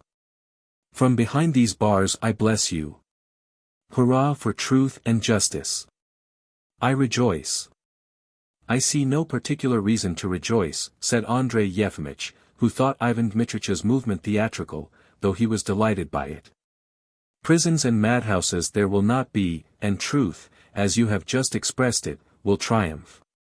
But the reality of things, you know, will not change, the laws of nature will still remain the same. People will suffer pain, grow old, and die just as they do now. However magnificent a dawn lighted up your life, you would yet in the end be nailed up in a coffin and thrown into a hole. And immortality? Oh, come, now. You don't believe in it, but I do. Somebody in Dostoevsky or Voltaire said that if there had not been a God men would have invented him. And I firmly believe that if there is no immortality the great intellect of man will sooner or later invent it." "Well said," observed Andrei Yefimych, smiling with pleasure, "it's a good thing you have faith. With such a belief one may live happily even shut up within walls. You have studied somewhere, I presume?" Yes, I have been at the university, but did not complete my studies. You are a reflecting and a thoughtful man. In any surroundings you can find tranquility in yourself. Free and deep thinking which strives for the comprehension of life, and complete contempt for the foolish bustle of the world, those are two blessings beyond any that man has ever known. And you can possess them even though you lived behind threefold bars. Diogenes lived in a tub, yet he was happier than all the kings of the earth. Your Diogenes was a blockhead, said Ivan Dmitrich morosely. Why do you talk to me about Diogenes and some foolish comprehension of life, he cried, growing suddenly angry and leaping up. I love life, I love it passionately. I have the mania of persecution, a continual agonizing terror. But I have moments when I am overwhelmed by the thirst for life, and then I am afraid of going mad. I want dreadfully to live, dreadfully. He walked up and down the ward in agitation, and said, dropping his voice. When I dream I am haunted by phantoms. People come to me, I hear voices and music, and I fancy I am walking through woods or by the seashore, and I long so passionately for movement, for interests. Come, tell me, what news is there? Asked Ivan Dmitrich, what's happening? Do you wish to know about the town or in general? Well, tell me first about the town, and then in general. Well, in the town it is appallingly dull. There's no one to say a word to, no one to listen to. There are no new people. A young doctor called Hobotov has come here recently. He had come in my time. Well, he is a low cad, isn't he? Yes, he is a man of no culture. It's strange, you know. Judging by every sign, there is no intellectual stagnation in our capital cities, there is a movement, so there must be real people there too, but for some reason they always send us such men as I would rather not see. It's an unlucky town. Yes, it is an unlucky town, sighed Ivan Dmitrich, and he laughed. And how are things in general? What are they writing in the papers and reviews? It was by now dark in the ward. The doctor got up, and, standing, began to describe what was being written abroad and in Russia, and the tendency of thought that could be noticed now. Ivan Dmitrich listened attentively and put questions, but suddenly, as though recalling something terrible, clutched at his head and lay down on the bed with his back to the doctor. What's the matter? Asked Andrei Yefimych. You will not hear another word from me, said Ivan Dmitrich rudely. Leave me alone. Why so? I tell you, leave me alone. Why the devil do you persist? Andrei Yefimych shrugged his shoulders, heaved a sigh, and went out. As he crossed the entry he said, You might clear up here, Nikita, there's an awfully stuffy smell. Certainly, your honor. What an agreeable young man, thought Andrei Yefimych, going back to his flat. In all the years I have been living here I do believe he is the first I have met with whom one can talk. He is capable of reasoning and is interested in just the right things. While he was reading, and afterwards, while he was going to bed, he kept thinking about Ivan Dmitrich, and when he woke next morning he remembered that he had the day before made the acquaintance of an intelligent and interesting man. And determined to visit him again as soon as possible. Ivan Dmitrich was lying in the same position as on the previous day, with his head clutched in both hands and his legs drawn up. His face was not visible. Good day, my friend, said Andrei Yefimych. You are not asleep, are you? In the first place, I am not your friend, Ivan Dmitrich articulated into the pillow, and in the second, your efforts are useless, you will not get one word out of me. Strange, muttered Andrei Yefimych in confusion. Yesterday we talked peacefully, but suddenly for some reason you took offense and broke off all at once. Probably I expressed myself awkwardly, or perhaps gave utterance to some idea which did not fit in with your convictions. Yes, a likely idea, said Ivan Dmitrich, sitting up and looking at the doctor with irony and uneasiness. His eyes were red. You can go and spy and probe somewhere else, it's no use your doing it here. I knew yesterday what you had come for. A strange fancy, laughed the doctor. So you suppose me to be a spy? Yes, I do. A spy or a doctor who has been charged to test me, it's all the same. Oh, excuse me, what a queer fellow you are really. The doctor sat down on the stool near the bed and shook his head reproachfully. But let us suppose you are right, he said, let us suppose that I am treacherously trying to trap you into saying something so as to betray you to the police. You would be arrested and then tried. But would you be any worse off being tried and in prison than you are here? If you are banished to a settlement, or even sent to penal servitude, would it be worse than being shut up in this ward? I imagine it would be no worse. What, then, are you afraid of? These words evidently had an effect on Ivan Dmitrich. He sat down quietly. It was between 4 and 5 in the afternoon, the time when Andrei Yefimych usually walked up and down his rooms, and Daryushka asked whether it was not time for his beer. It was a still, bright day. I came out for a walk after dinner, and here I have come, as you see, said the doctor. It is quite spring. What month is it? March, asked Ivan Dmitrich. Yes, the end of March. Is it very muddy? No, not very. There are already paths in the garden. It would be nice now to drive in an open carriage somewhere into the country, said Ivan Dmitrich, rubbing his red eyes as though he were just awake, then to come home to a warm, snug study, and to have a decent doctor to cure one's headache. It's so long since I have lived like a human being. It's disgusting here. Insufferably disgusting. After his excitement of the previous day he was exhausted and listless, and spoke unwillingly. His fingers twitched, and from his face it could be seen that he had a splitting headache. There is no real difference between a warm, snug study in this ward, said Andrei Yefimych. A man's peace and contentment do not lie outside a man, but in himself. What do you mean? The ordinary man looks for good and evil in external things, that is, in carriages, in studies, but a thinking man looks for it in himself. You should go and preach that philosophy in Greece, where it's warm and fragrant with the scent of pomegranates, but here it is not suited to the climate. With whom was it I was talking of Diogenes? Was it with you? Yes, with me yesterday. Diogenes did not need a study or a warm habitation, it's hot there without. You can lie in your tub and eat oranges and olives. But bring him to Russia to live, he'd be begging to be let indoors in May, let alone December. He'd be doubled up with the cold. No. One can be insensible to cold as to every other pain. Marcus Aurelius says, a pain is a vivid idea of pain. Make an effort of will to change that idea, dismiss it, cease to complain, and the pain will disappear. That is true. The wise man, or simply the reflecting, thoughtful man, is distinguished precisely by his contempt for suffering. He is always contented and surprised at nothing.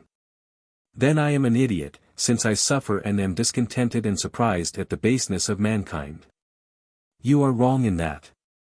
If you will reflect more on the subject you will understand how insignificant is all that external world that agitates us. One must strive for the comprehension of life, and in that is true happiness. Comprehension. Repeated Ivan Dmitrich frowning. External, internal. Excuse me, but I don't understand it. I only know, he said, getting up and looking angrily at the doctor, I only know that God has created me of warm blood and nerves, yes, indeed. If organic tissue is capable of life it must react to every stimulus. And I do. To pain I respond with tears and outcries, to baseness with indignation, to filth with loathing. To my mind, that is just what is called life. The lower the organism, the less sensitive it is, and the more feebly it reacts to stimulus, and the higher it is, the more responsively and vigorously it reacts to reality. How is it you don't know that? A doctor, and not know such trifles. To despise suffering, to be always contented, and to be surprised at nothing.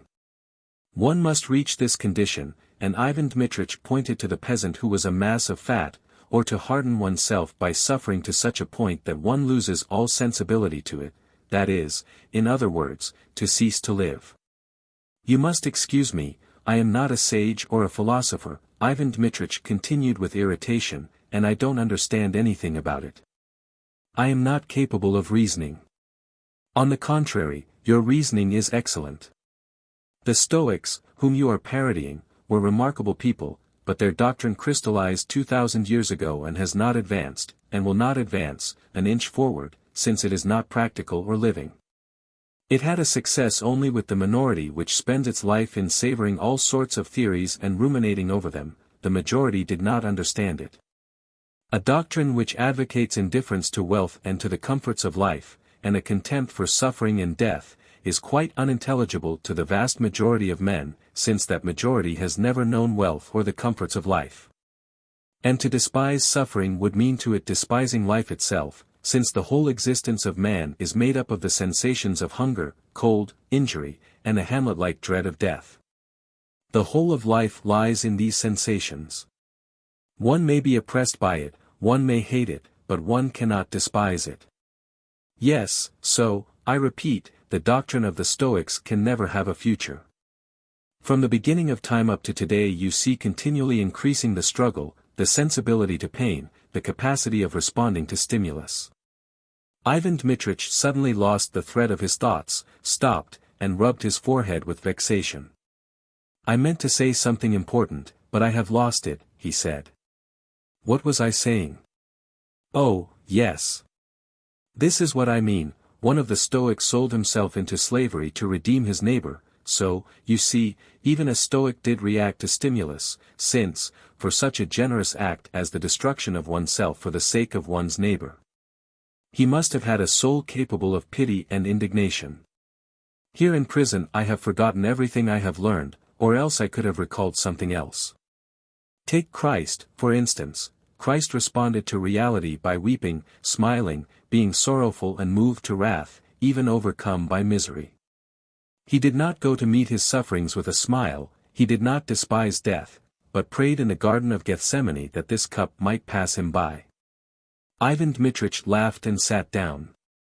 Granted that a man's peace and contentment lie not outside but in himself, he said, granted that one must despise suffering and not be surprised at anything, yet on what ground do you preach the theory? Are you a sage? A philosopher? No, I am not a philosopher, but everyone ought to preach it because it is reasonable. No, I want to know how it is that you consider yourself competent to judge of comprehension, contempt for suffering, and so on. Have you ever suffered? Have you any idea of suffering? Allow me to ask you, were you ever thrashed in your childhood? No, my parents had an aversion for corporal punishment. My father used to flog me cruelly. My father was a harsh, sickly government clerk with a long nose and a yellow neck. But let us talk of you. No one has laid a finger on you all your life, no one has scared you nor beaten you, you are as strong as a bull. You grew up under your father's wing and studied at his expense, and then you dropped at once into a sinecure. For more than 20 years you have lived rent-free with heating, lighting, and service all provided, and had the right to work how you pleased and as much as you pleased, even to do nothing. You were naturally a flabby, lazy man, and so you have tried to arrange your life so that nothing should disturb you or make you move. You have handed over your work to the assistant and the rest of the rabble while you sit in peace and warmth, save money, read, amuse yourself with reflections, with all sorts of lofty nonsense. And, Ivan Dmitrich looked at the doctor's red nose, with boozing. In fact, you have seen nothing of life, you know absolutely nothing of it, and are only theoretically acquainted with reality. You despise suffering and are surprised at nothing for a very simple reason, vanity of vanities, the external and the internal, contempt for life, for suffering and for death, comprehension. True happiness, that's the philosophy that suits the Russian sluggard best. You see a peasant beating his wife, for instance. Why interfere? Let him beat her, they will both die sooner or later, anyway, and, besides, he who beats injures by his blows, not the person he is beating, but himself. To get drunk is stupid and unseemly, but if you drink you die, and if you don't drink you die. A peasant woman comes with toothache, well, what of it? Pain is the idea of pain, and besides, there is no living in this world without illness. We shall all die, and so, go away, woman, don't hinder me from thinking and drinking vodka. A young man asks advice, what he is to do, how he is to live. Anyone else would think before answering, but you have got the answer ready, strive for comprehension, or for true happiness. And what is that fantastic, true happiness? There's no answer, of course. We are kept here behind barred windows, tortured, left to rot, but that is very good and reasonable, because there is no difference at all between this ward and a warm, snug study. A convenient philosophy. You can do nothing, and your conscience is clear, and you feel you are wise. No, sir, it is not philosophy, it's not thinking, it's not breadth of vision, but laziness, fakirism, drowsy stupefaction. Yes, cried Ivan Dmitrich, getting angry again, you despise suffering, but I'll be bound if you pinch your finger in the door you will howl at the top of your voice. And perhaps I shouldn't howl, said Andrei Yefimych, with a gentle smile. Oh, I dare say.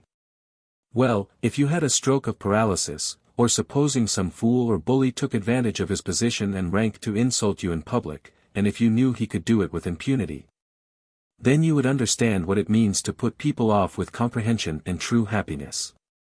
That's original, said Andrei Yefimych, laughing with pleasure and rubbing his hands. I am agreeably struck by your inclination for drawing generalizations, and the sketch of my character you have just drawn is simply brilliant. I must confess that talking to you gives me great pleasure. Well, I've listened to you, and now you must graciously listen to me. 11. The conversation went on for about an hour longer, and apparently made a deep impression on Andrei Yefimych. He began going to the ward every day. He went there in the mornings and after dinner, and often the dusk of evening found him in conversation with Ivan Dmitrich. At first Ivan Dmitrich held aloof from him, suspected him of evil designs, and openly expressed his hostility. But afterwards he got used to him, and his abrupt manner changed to one of condescending irony. Soon it was all over the hospital that the doctor, Andrei Yefimych, had taken to visiting ward number 6. No one, neither Sergei Sergeyevich, nor Nikita, nor the nurses, could conceive why he went there, why he stayed there for hours together, what he was talking about, and why he did not write prescriptions. His actions seemed strange. Often Mikhail Avrianich did not find him at home, which had never happened in the past, and Daryushka was greatly perturbed, for the doctor drank his beer now at no definite time, and sometimes was even late for dinner. One day, it was at the end of June, Dr. Hobotov went to see Andrei Yefimych about something. Not finding him at home, he proceeded to look for him in the yard. There he was told that the old doctor had gone to see the mental patients. Going into the lodge and stopping in the entry, Hobotov heard the following conversation. We shall never agree, and you will not succeed in converting me to your faith, Ivan Dmitrich was saying irritably. You are utterly ignorant of reality, and you have never known suffering, but have only like a leech fed beside the sufferings of others, while I have been in continual suffering from the day of my birth till today. For that reason, I tell you frankly, I consider myself superior to you and more competent in every respect. It's not for you to teach me. I have absolutely no ambition to convert you to my faith, said Andrei Yefimych gently, and with regret that the other refused to understand him. And that is not what matters, my friend, what matters is not that you have suffered and I have not. Joy and suffering are passing, let us leave them, never mind them. What matters is that you and I think, we see in each other people who are capable of thinking and reasoning, and that is a common bond between us however different our views. If you knew, my friend, how sick I am of the universal senselessness, ineptitude, stupidity, and with what delight I always talk with you. You are an intelligent man, and I enjoyed your company. Hobotov opened the door an inch and glanced into the ward. Ivan Dmitrich in his nightcap and the doctor Andrei Yefimych were sitting side by side on the bed. The madman was grimacing, twitching, and convulsively wrapping himself in his gown, while the doctor sat motionless with bowed head, and his face was red and looked helpless and sorrowful. Hobotov shrugged his shoulders, grinned, and glanced at Nikita. Nikita shrugged his shoulders too. Next day Hobotov went to the lodge, accompanied by the assistant. Both stood in the entry and listened. "I fancy our old man has gone clean off his chump," said Hobotov as he came out of the lodge. "Lord have mercy upon us sinners," sighed the decorous Sergei Sergeitch, scrupulously avoiding the puddles that he might not muddy his polished boots. "I must own, honored Yevgeny Fyodoritch, I have been expecting it for a long time." 12. After this Andrei Yefimych began to notice a mysterious air in all around him. The attendants, the nurses, and the patients looked at him inquisitively when they met him, and then whispered together. The superintendent's little daughter Masha, whom he liked to meet in the hospital garden, for some reason ran away from him now when he went up with a smile to stroke her on the head. The postmaster no longer said, "Perfectly true," as he listened to him, but in unaccountable confusion muttered, "Yes, yes, yes," and looked at him with a grieved and thoughtful expression.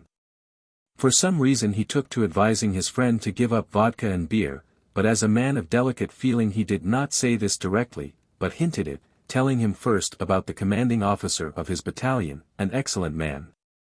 And then about the priest of the regiment, a capital fellow, both of whom drank and fell ill, but on giving up drinking completely regained their health. On 2 or 3 occasions Andrei Yefimych was visited by his colleague Hobotov, who also advised him to give up spirituous liquors, and for no apparent reason recommended him to take bromide. In August Andrei Yefimych got a letter from the mayor of the town asking him to come on very important business. On arriving at the town hall at the time fixed, Andrei Yefimych found there the military commander, the superintendent of the district school, a member of the town council, Hobotov, and a plump, fair gentleman who was introduced to him as a doctor. This doctor, with a Polish surname difficult to pronounce, lived at a pedigree stud farm 20 miles away, and was now on a visit to the town. "There's something that concerns you," said the member of the town council, addressing Andrei Yefimych after they had all greeted one another and sat down to the table. "Here Yevgeny Fyodoritch says that there is not room for the dispensary in the main building, and that it ought to be transferred to one of the lodges." "That's of no consequence, of course it can be transferred, but the point is that the lodge wants doing up." "Yes, it would have to be done up," said Andrei Yefimych after a moment's thought. "If the corner lodge, for instance, were fitted up as a dispensary, I imagine it would cost at least 500 rubles. An unproductive expenditure." Everyone was silent for a space. "I had the honor of submitting to you 10 years ago," Andrei Yefimych went on in a low voice, "that the hospital in its present form is a luxury for the town beyond its means. It was built in the 40s, but things were different then.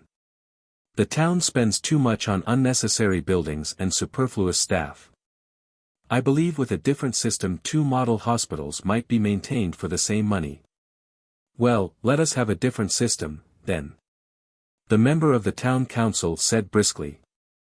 "I have already had the honor of submitting to you that the medical department should be transferred to the supervision of the Zemstvo."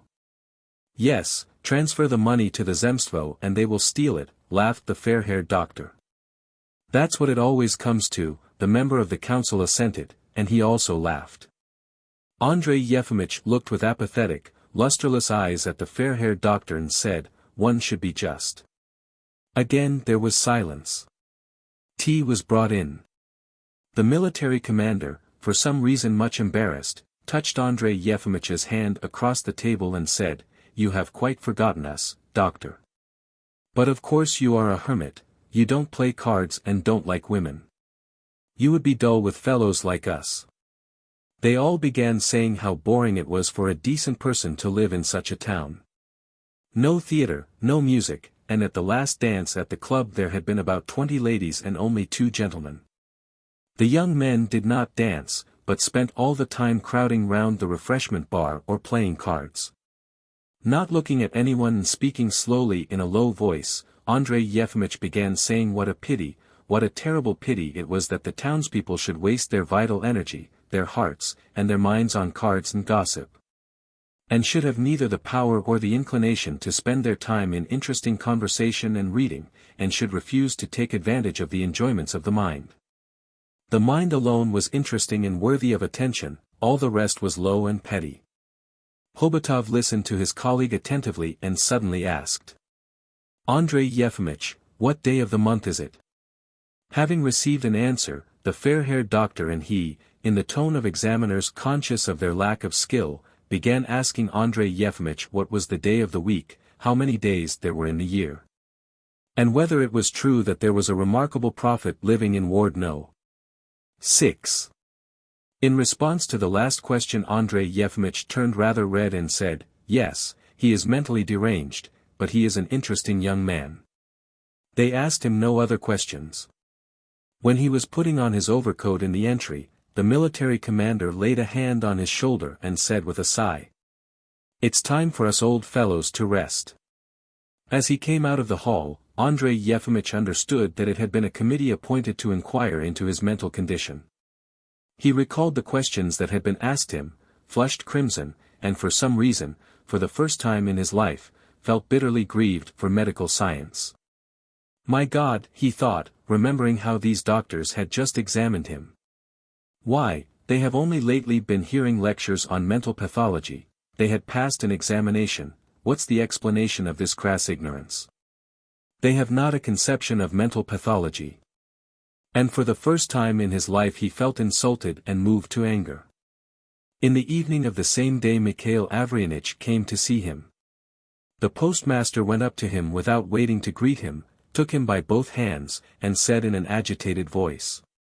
My dear fellow, my dear friend, show me that you believe in my genuine affection and look on me as your friend. And preventing Andrei Yefimych from speaking, he went on, growing excited, I love you for your culture and nobility of soul. Listen to me, my dear fellow. The rules of their profession compel the doctors to conceal the truth from you, but I blurt out the plain truth like a soldier. You are not well. Excuse me, my dear fellow, but it is the truth. Everyone about you has been noticing it for a long time. Dr. Yevgeny Fyodorich has just told me that it is essential for you to rest and distract your mind for the sake of your health. Perfectly true. Excellent. In a day or two I am taking a holiday and am going away for a sniff of a different atmosphere. Show that you are a friend to me, let us go together. Let us go for a jaunt as in the good old days.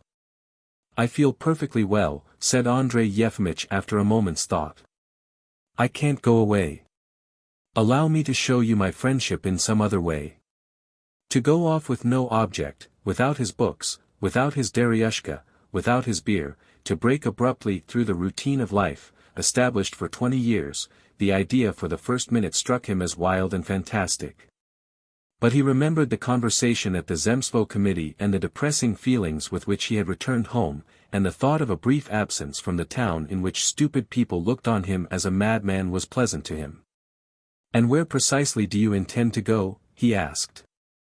To Moscow, to Petersburg, to Warsaw. I spent the 5 happiest years of my life in Warsaw. What a marvelous town. Let us go, my dear fellow. 13. A week later it was suggested to Andrei Yefimych that he should have a rest, that is, send in his resignation, a suggestion he received with indifference, and a week later still.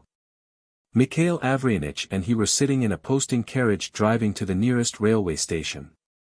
The days were cool and bright, with a blue sky and a transparent distance. They were 2 days driving the 150 miles to the railway station, and stayed 2 nights on the way. When at the posting station the glasses given them for their tea had not been properly washed, or the drivers were slow in harnessing the horses, Mikhail Averyanitch would turn crimson and quivering all over would shout. Hold your tongue. Don't argue. And in the carriage he talked without ceasing for a moment, describing his campaigns in the Caucasus and in Poland. What adventures he had had, what meetings. He talked loudly and opened his eyes so wide with wonder that he might well be thought to be lying. Moreover, as he talked he breathed in Andrei Yefimich's face and laughed into his ear. This bothered the doctor and prevented him from thinking or concentrating his mind. In the train they traveled, from motives of economy, 3rd class in a non-smoking compartment. Half the passengers were decent people. Mikhail Averyanitch soon made friends with everyone, and moving from one seat to another, kept saying loudly that they ought not to travel by these appalling lines. It was a regular swindle. A very different thing riding on a good horse. One could do over 70 miles a day and feel fresh and well after it. And our bad harvests were due to the draining of the Pinsk marshes. Altogether, the way things were done was dreadful.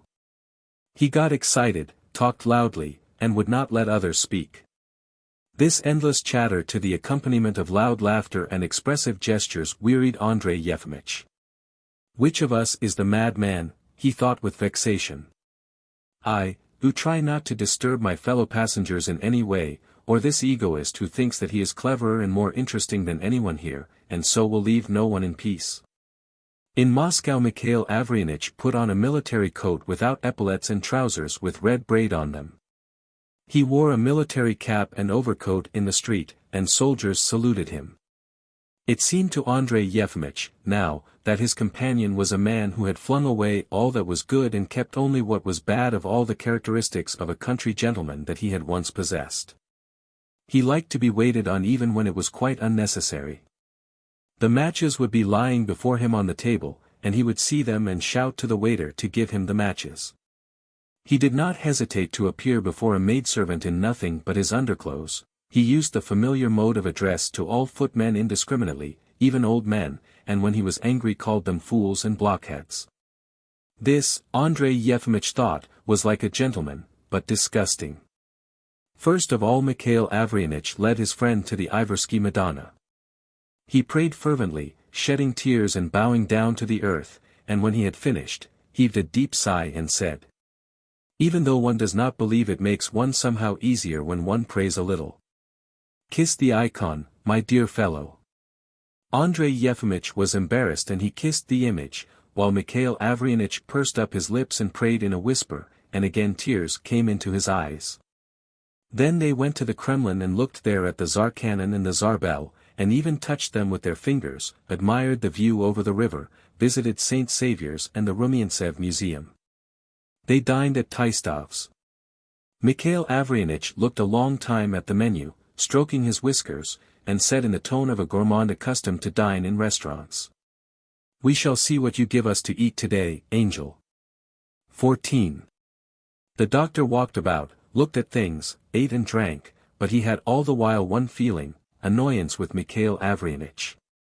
He longed to have a rest from his friend, to get away from him, to hide himself, while the friend thought it was his duty not to let the doctor move a step away from him, and to provide him with as many distractions as possible. When there was nothing to look at he entertained him with conversation. For 2 days Andrei Yefimych endured it, but on the third he announced to his friend that he was ill and wanted to stay at home for the whole day. His friend replied that in that case he would stay too, that really he needed rest, for he was run off his legs already. Andrei Yefimych lay on the sofa, with his face to the back, and clenching his teeth, listened to his friend, who assured him with heat that sooner or later France would certainly thrash Germany, that there were a great many scoundrels in Moscow, and that it was impossible to judge of a horse's quality by its outward appearance. The doctor began to have a buzzing in his ears and palpitations of the heart, but out of delicacy could not bring himself to beg his friend to go away or hold his tongue. Fortunately Mikhail Avrianich grew weary of sitting in the hotel room, and after dinner he went out for a walk.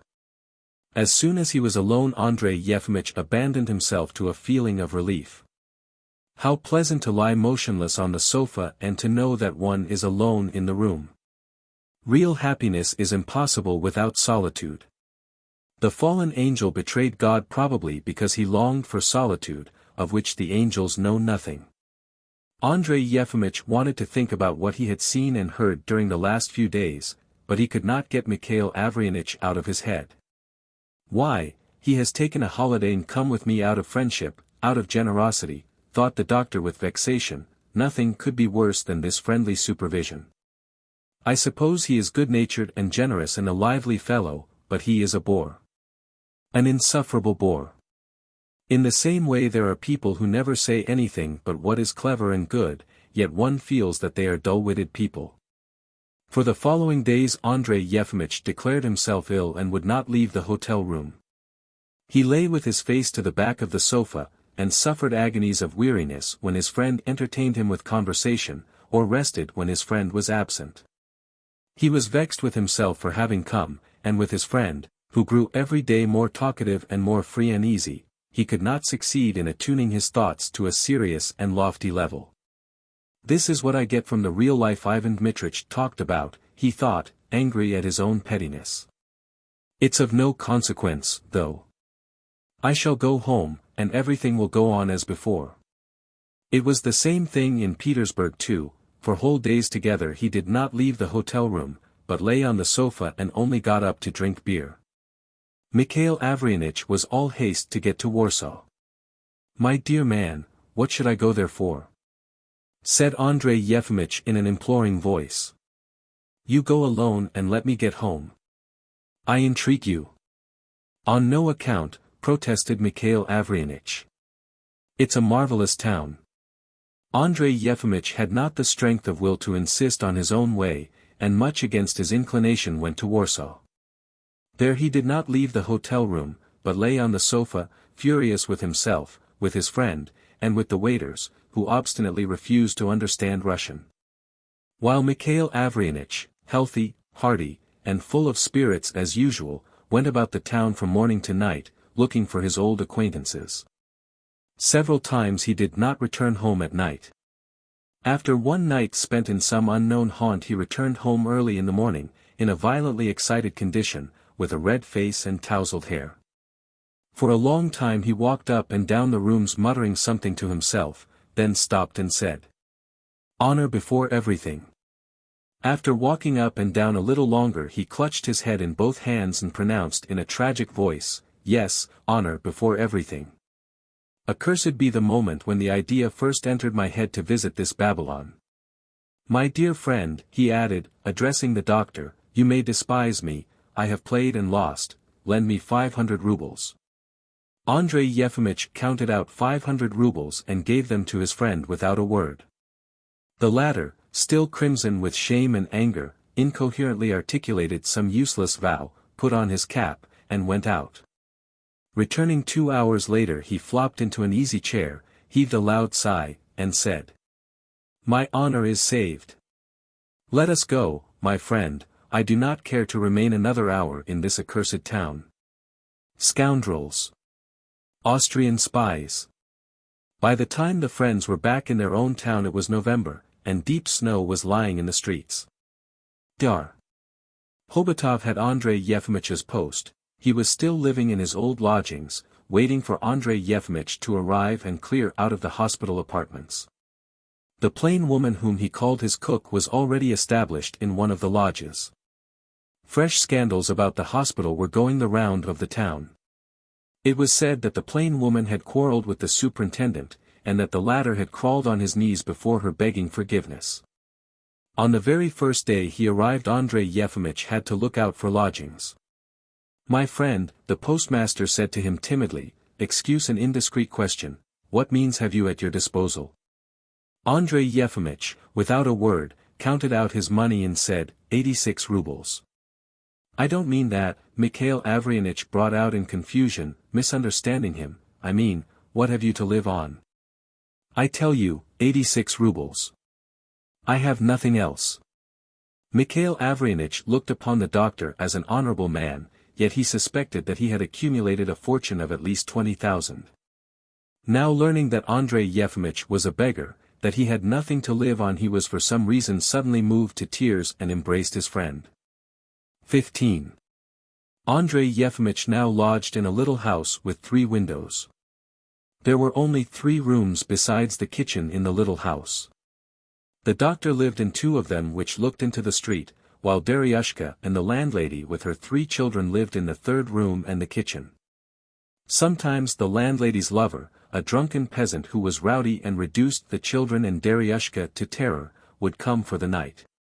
When he arrived and established himself in the kitchen and demanded vodka, they all felt very uncomfortable, and the doctor would be moved by pity to take the crying children into his room and let them lie on his floor.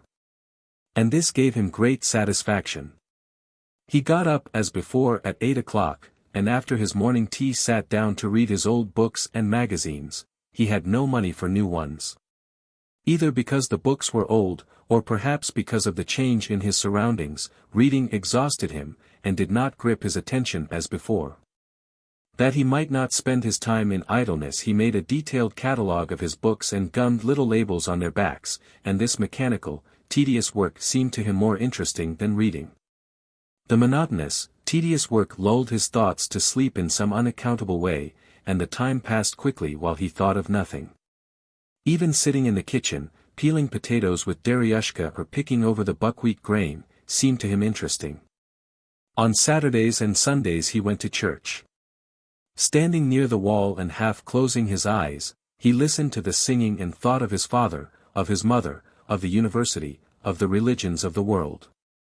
He felt calm and melancholy, and as he went out of the church afterwards he regretted that the service was so soon over. He went twice to the hospital to talk to Ivan Dmitrich. But on both occasions Ivan Dmitrich was unusually excited and ill-humored. He bade the doctor leave him in peace, as he had long been sick of empty chatter, and declared, to make up for all his sufferings, he asked from the damned scoundrels only one favor, solitary confinement. Surely they would not refuse him even that. On both occasions when Andrei Yefimych was taking leave of him and wishing him good night, he answered rudely and said, "Go to hell." And Andrei Yefimych did not know now whether to go to him for the third time or not. He longed to go. In old days Andrei Yefimych used to walk about his rooms and think in the interval after dinner. But now from dinner time till evening tea he lay on the sofa with his face to the back and gave himself up to trivial thoughts which he could not struggle against. He was mortified that after more than 20 years of service he had been given neither a pension nor any assistance. It is true that he had not done his work honestly, but, then, all who are in the service get a pension without distinction whether they are honest or not. Contemporary justice lies precisely in the bestowal of grades, orders, and pensions, not for moral qualities or capacities, but for service whatever it may have been like. Why was he alone to be an exception? He had no money at all.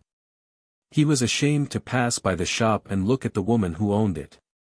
He owed 32 rubles for beer already. There was money owing to the landlady also.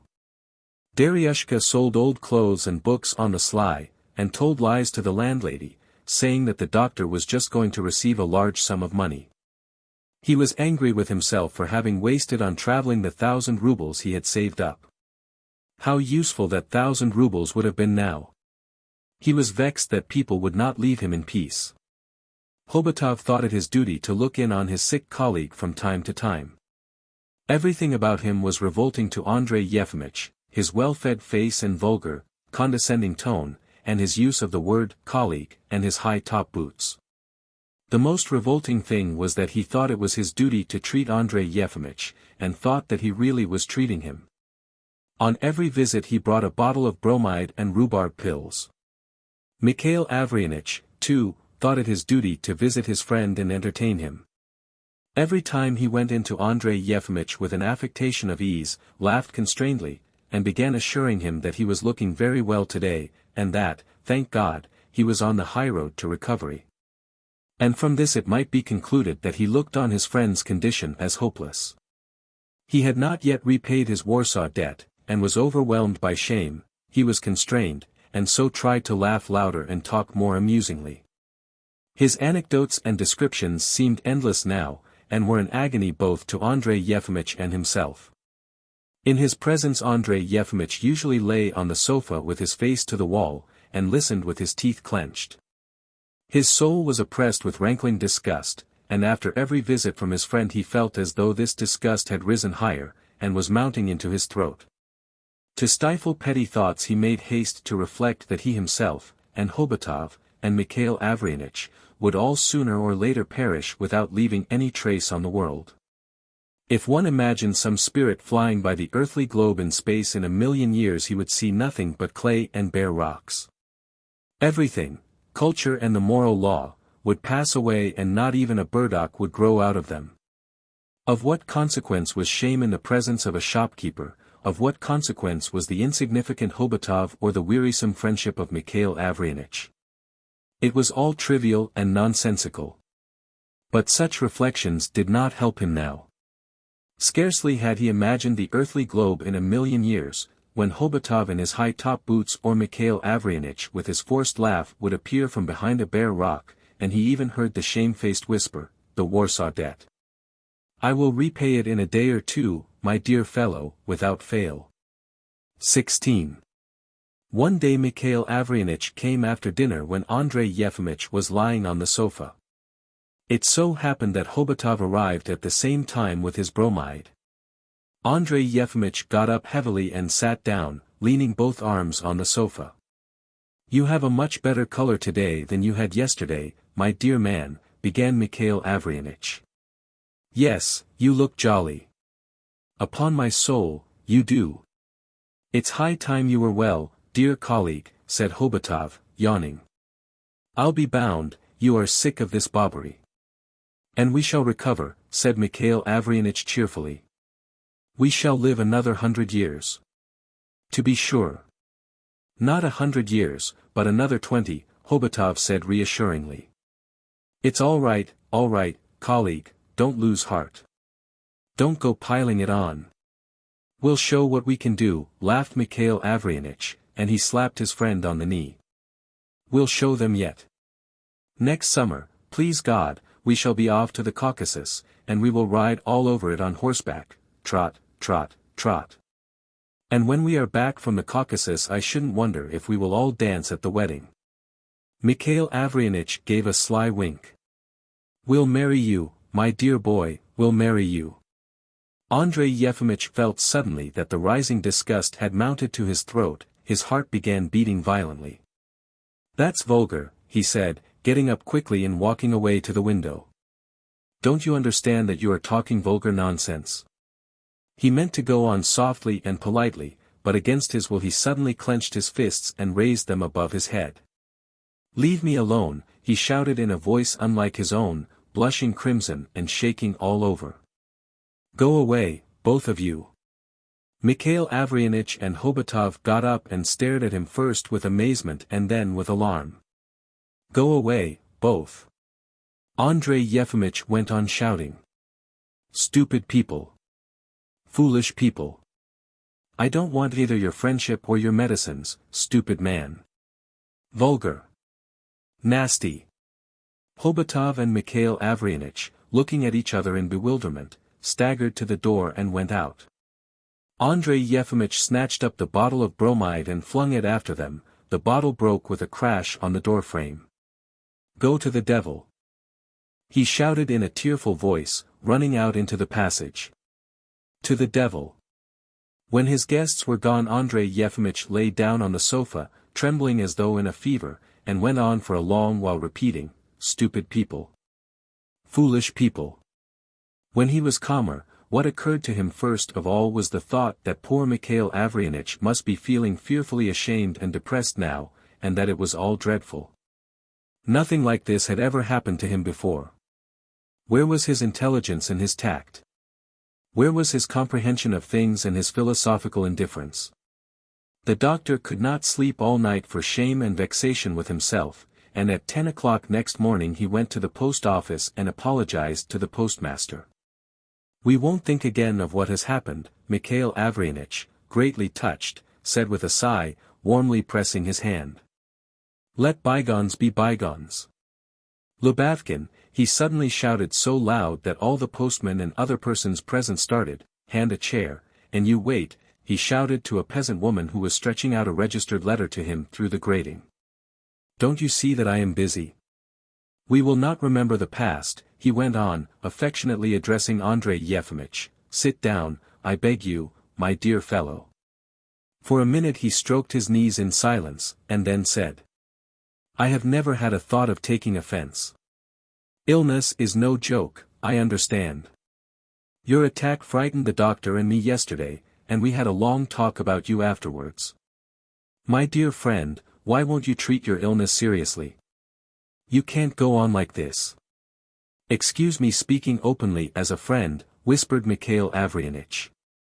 "You live in the most unfavorable surroundings, in a crowd, in uncleanliness, no one to look after you, no money for proper treatment.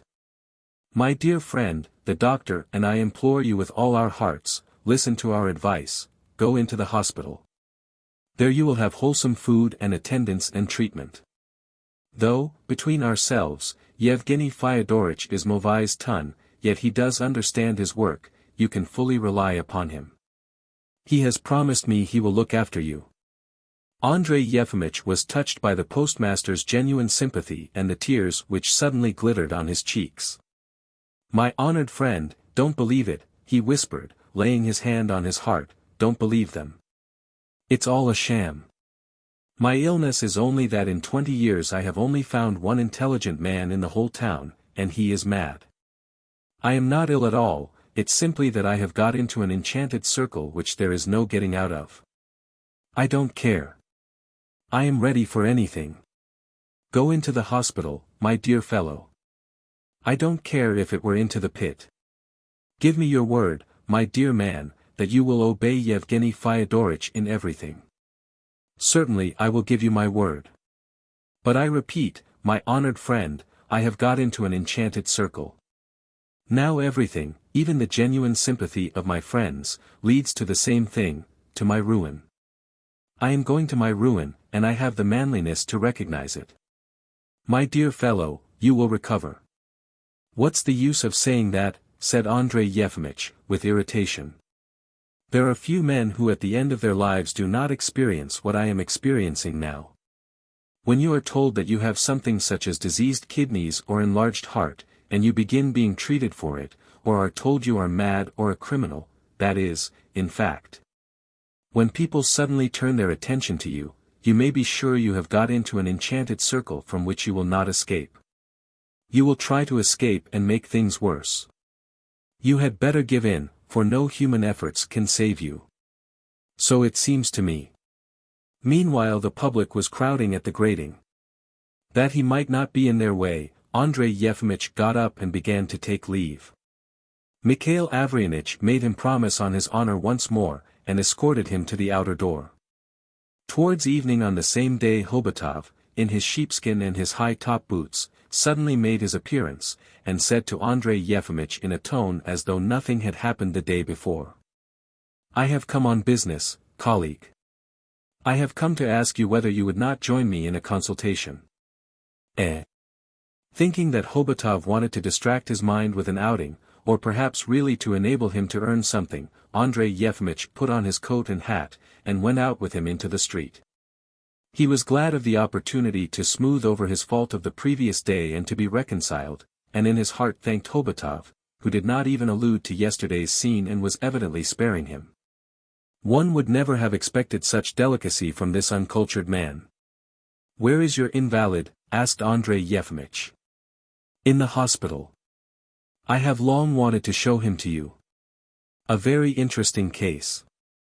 They went into the hospital yard, and going round the main building, turned towards the lodge where the mental cases were kept, and all this, for some reason, in silence.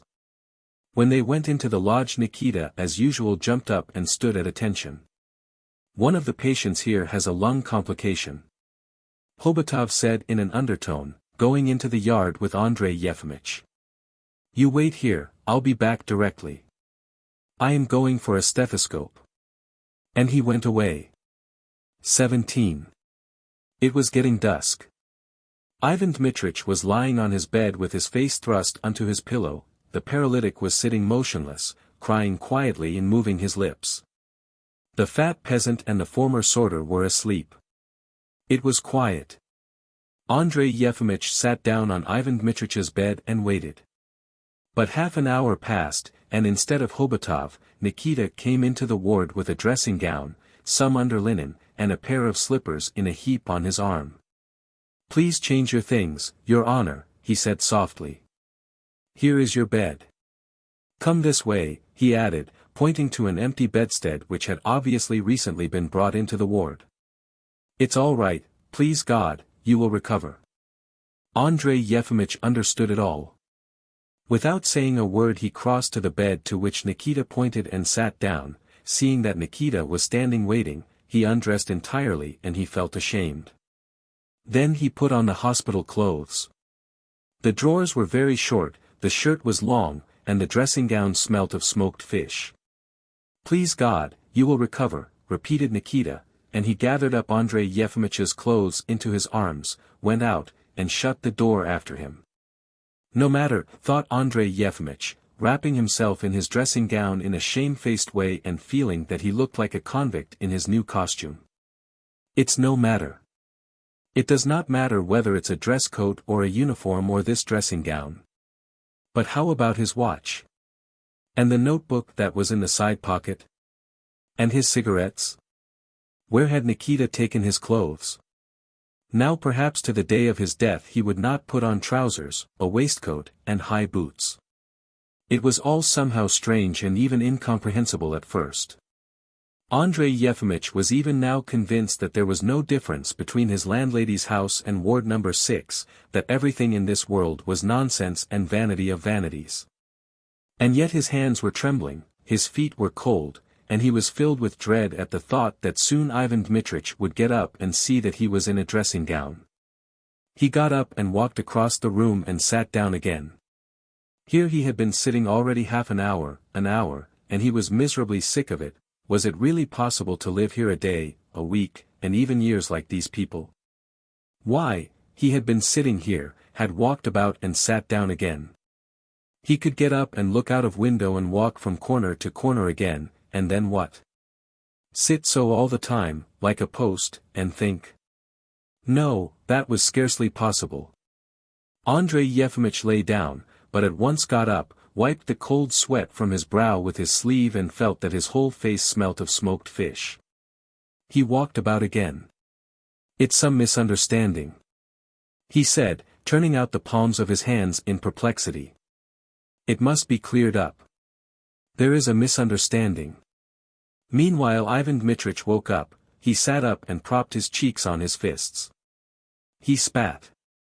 Then he glanced lazily at the doctor, and apparently for the first minute did not understand, but soon his sleepy face grew malicious and mocking.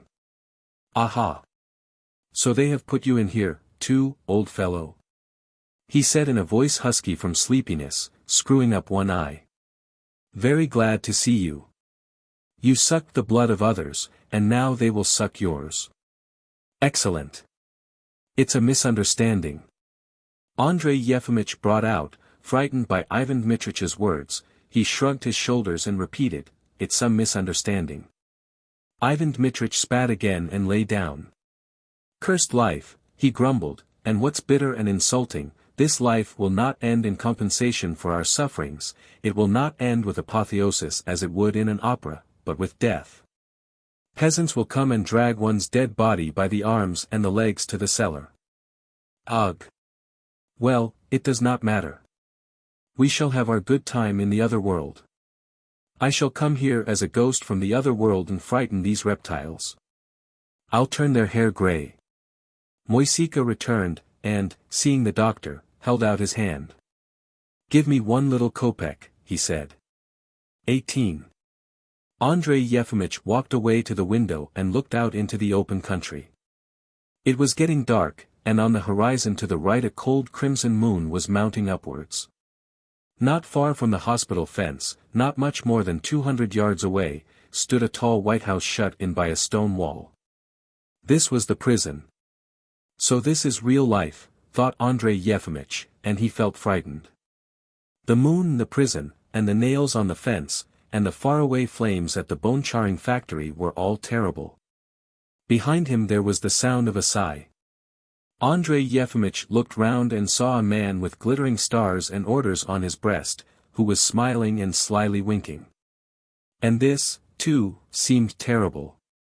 Andrei Yefimitch assured himself that there was nothing special about the moon or the prison, that even sane persons wear orders, and that everything in time will decay and turn to earth, but he was suddenly overcome with desire.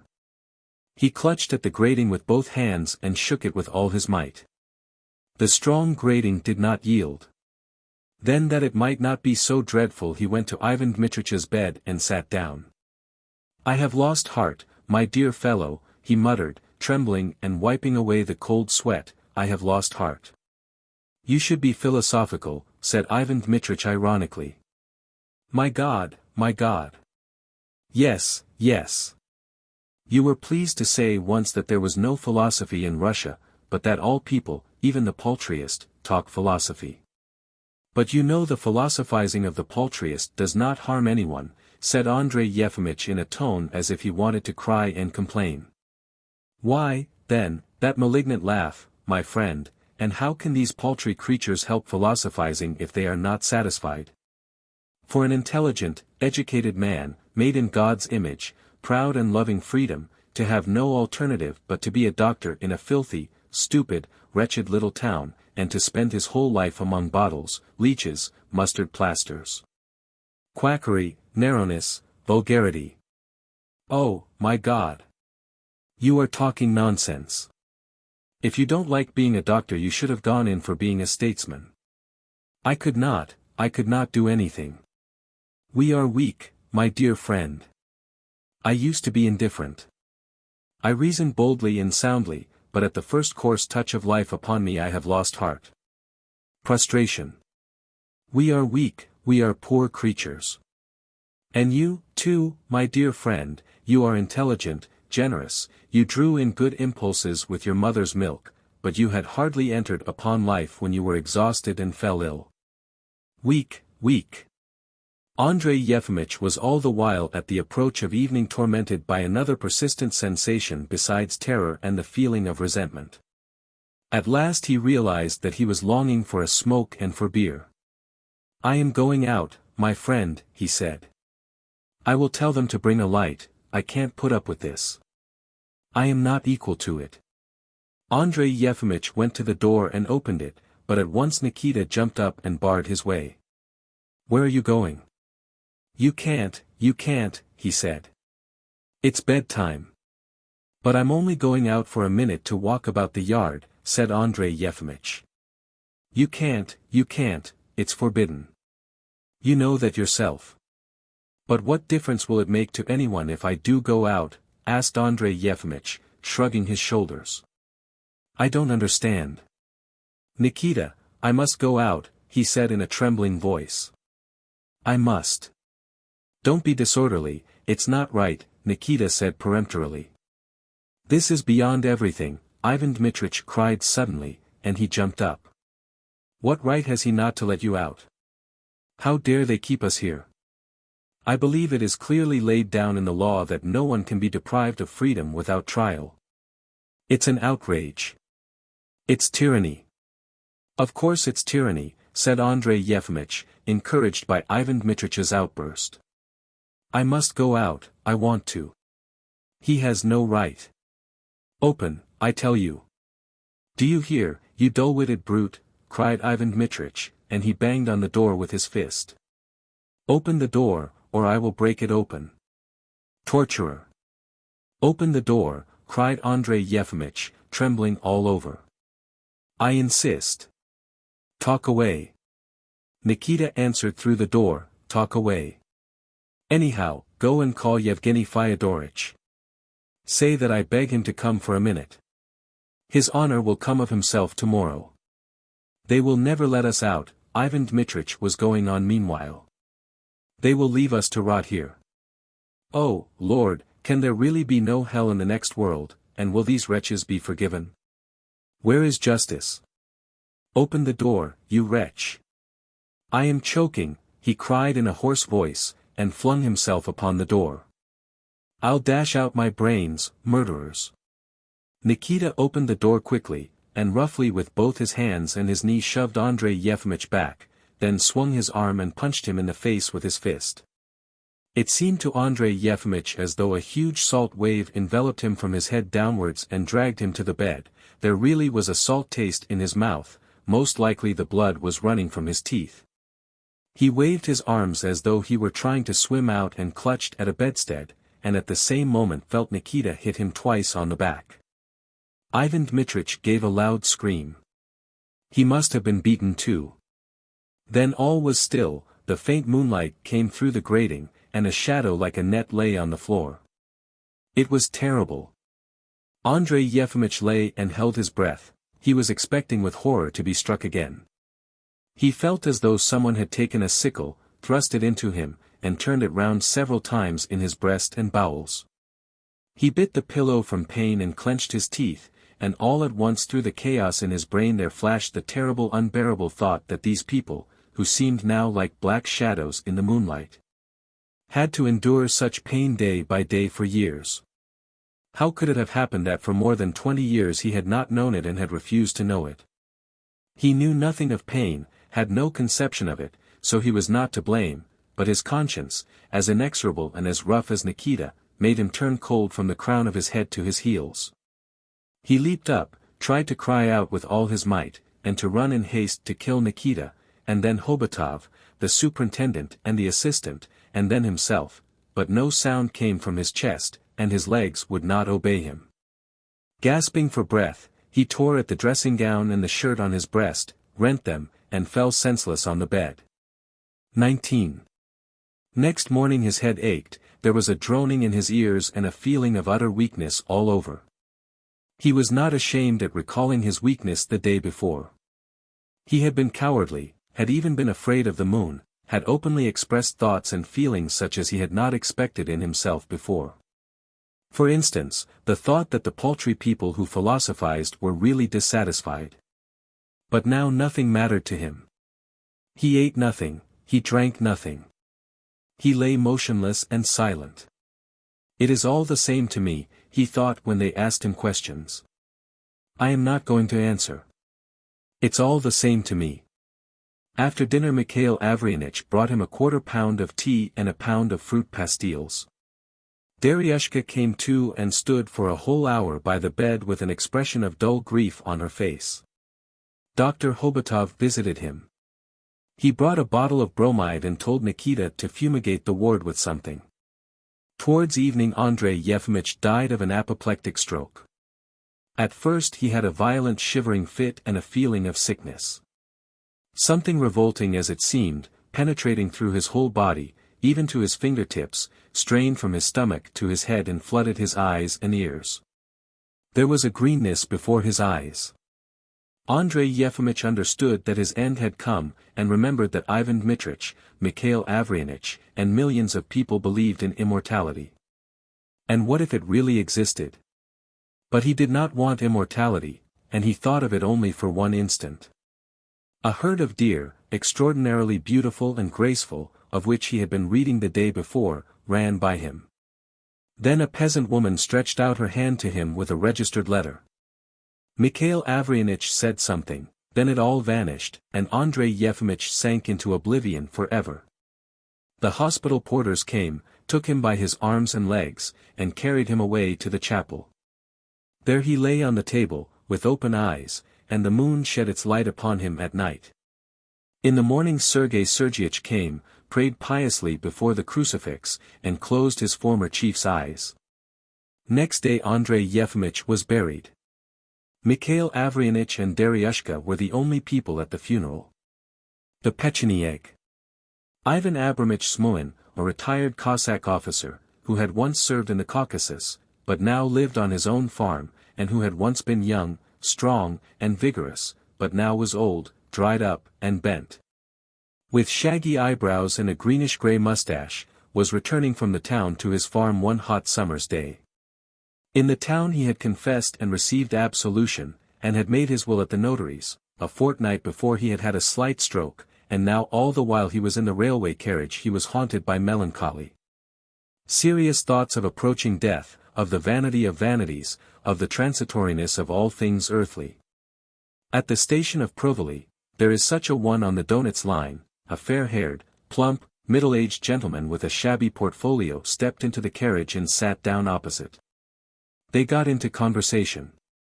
Yes, said Ivan Abramich, looking pensively out of window, it is never too late to marry. I myself married when I was 48. I was told it was late, but it has turned out that it was not late or early, but simply that it would have been better not to marry at all. Everyone is soon tired of his wife, but not everyone tells the truth, because, you know, people are ashamed of an unhappy home life and conceal it. It's menya this and menya that, with many a man by his wife's side, but if he had his way he'd put that menya in a sack and drop her in the water. It's dull with one's wife, it's mere foolishness. And it's no better with one's children, I make bold to assure you. I have 2 of them, the rascals. There's nowhere for them to be taught out here in the steppe. I haven't the money to send them to school in Novocherkassk, and they live here like young wolves. Next thing they will be murdering someone on the highroad. The fair-haired gentleman listened attentively, answered questions briefly in a low voice, and was apparently a gentleman of gentle and modest disposition. He mentioned that he was a lawyer, and that he was going to the village Dyevka on business.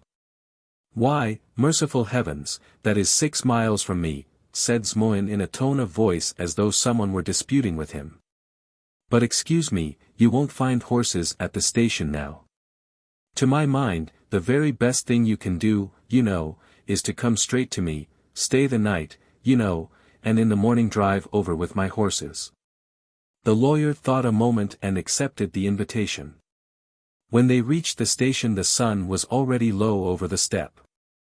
They said nothing all the way from the station to the farm, the jolting prevented conversation. The trap bounded up and down, squeaked and seemed to be sobbing, and the lawyer, who was sitting very uncomfortably, stared before him, miserably hoping to see the farm. After they had driven 5 or 6 miles there came into view in the distance a low-pitched house and a yard enclosed by a fence made of dark, flat stones standing on end. The roof was green, the stucco was peeling off, and the windows were little narrow slits like screwed-up eyes. The farm stood in the full sunshine, and there was no sign either of water or trees anywhere round. Among the neighboring landowners and the peasants it was known as the Pechenieg's farm. Many years before, a land surveyor, who was passing through the neighborhood and put up at the farm, spent the whole night talking to Ivan Abramich, was not favorably impressed. And as he was driving away in the morning said to him grimly, "You are a Pechenieg, my good sir." The Pecheniegs were a tribe of wild Mongolian nomads who made frequent inroads upon the Russians in the 10th and 11th centuries. Translator's note. From this came the nickname, the Pechenieg's farm, which stuck to the place even more when Zmoin's boys grew up and began to make raids on the orchards and kitchen gardens. Ivan Abramich was called, you know, as he usually talked a very great deal and frequently made use of that expression. In the yard near a barn Zmoin's sons were standing, one a young man of 19, the other a younger lad, both barefoot and bareheaded. Just at the moment when the trap drove into the yard the younger one flung high up a hen which, cackling, described an arc in the air, the elder shot at it with a gun and the hen fell dead on the earth. "Those are my boys learning to shoot birds flying," said Zmoin. In the entry the travelers were met by a little thin woman with a pale face, still young and beautiful, from her dress she might have been taken for a servant. "And this, allow me to introduce her," said Zmoin, "is the mother of my young cubs. Come, Lyubov Osipovna," he said, addressing her, "you must be spry, mother, and get something for our guest. Let us have supper. Look sharp." The house consisted of 2 parts. In one was the parlor and beside it old Zmoin's bedroom, both stuffy rooms with low ceilings and multitudes of flies and wasps. And in the other was the kitchen in which the cooking and washing was done and the laborers had their meals. Here geese and turkey hens were sitting on their eggs under the benches, and here were the beds of Lyubov Osipovna and her 2 sons. The furniture in the parlor was unpainted and evidently roughly made by a carpenter. Guns, game bags, and whips were hanging on the walls, and all this old rubbish was covered with the rust of years and looked grey with dust. There was not one picture. In the corner was a dingy board which had at one time been an icon. A young little Russian woman laid the table and handed ham, then beetroot soup. The visitor refused vodka and ate only bread and cucumbers. "How about ham?" asked Zmoin. "Thank you, I don't eat it," answered the visitor, "I don't eat meat at all." "Why is that?" "I am a vegetarian. Killing animals is against my principles." Zmoin thought a minute and then said slowly with a sigh, "Yes, to be sure. I saw a man who did not eat meat in town, too.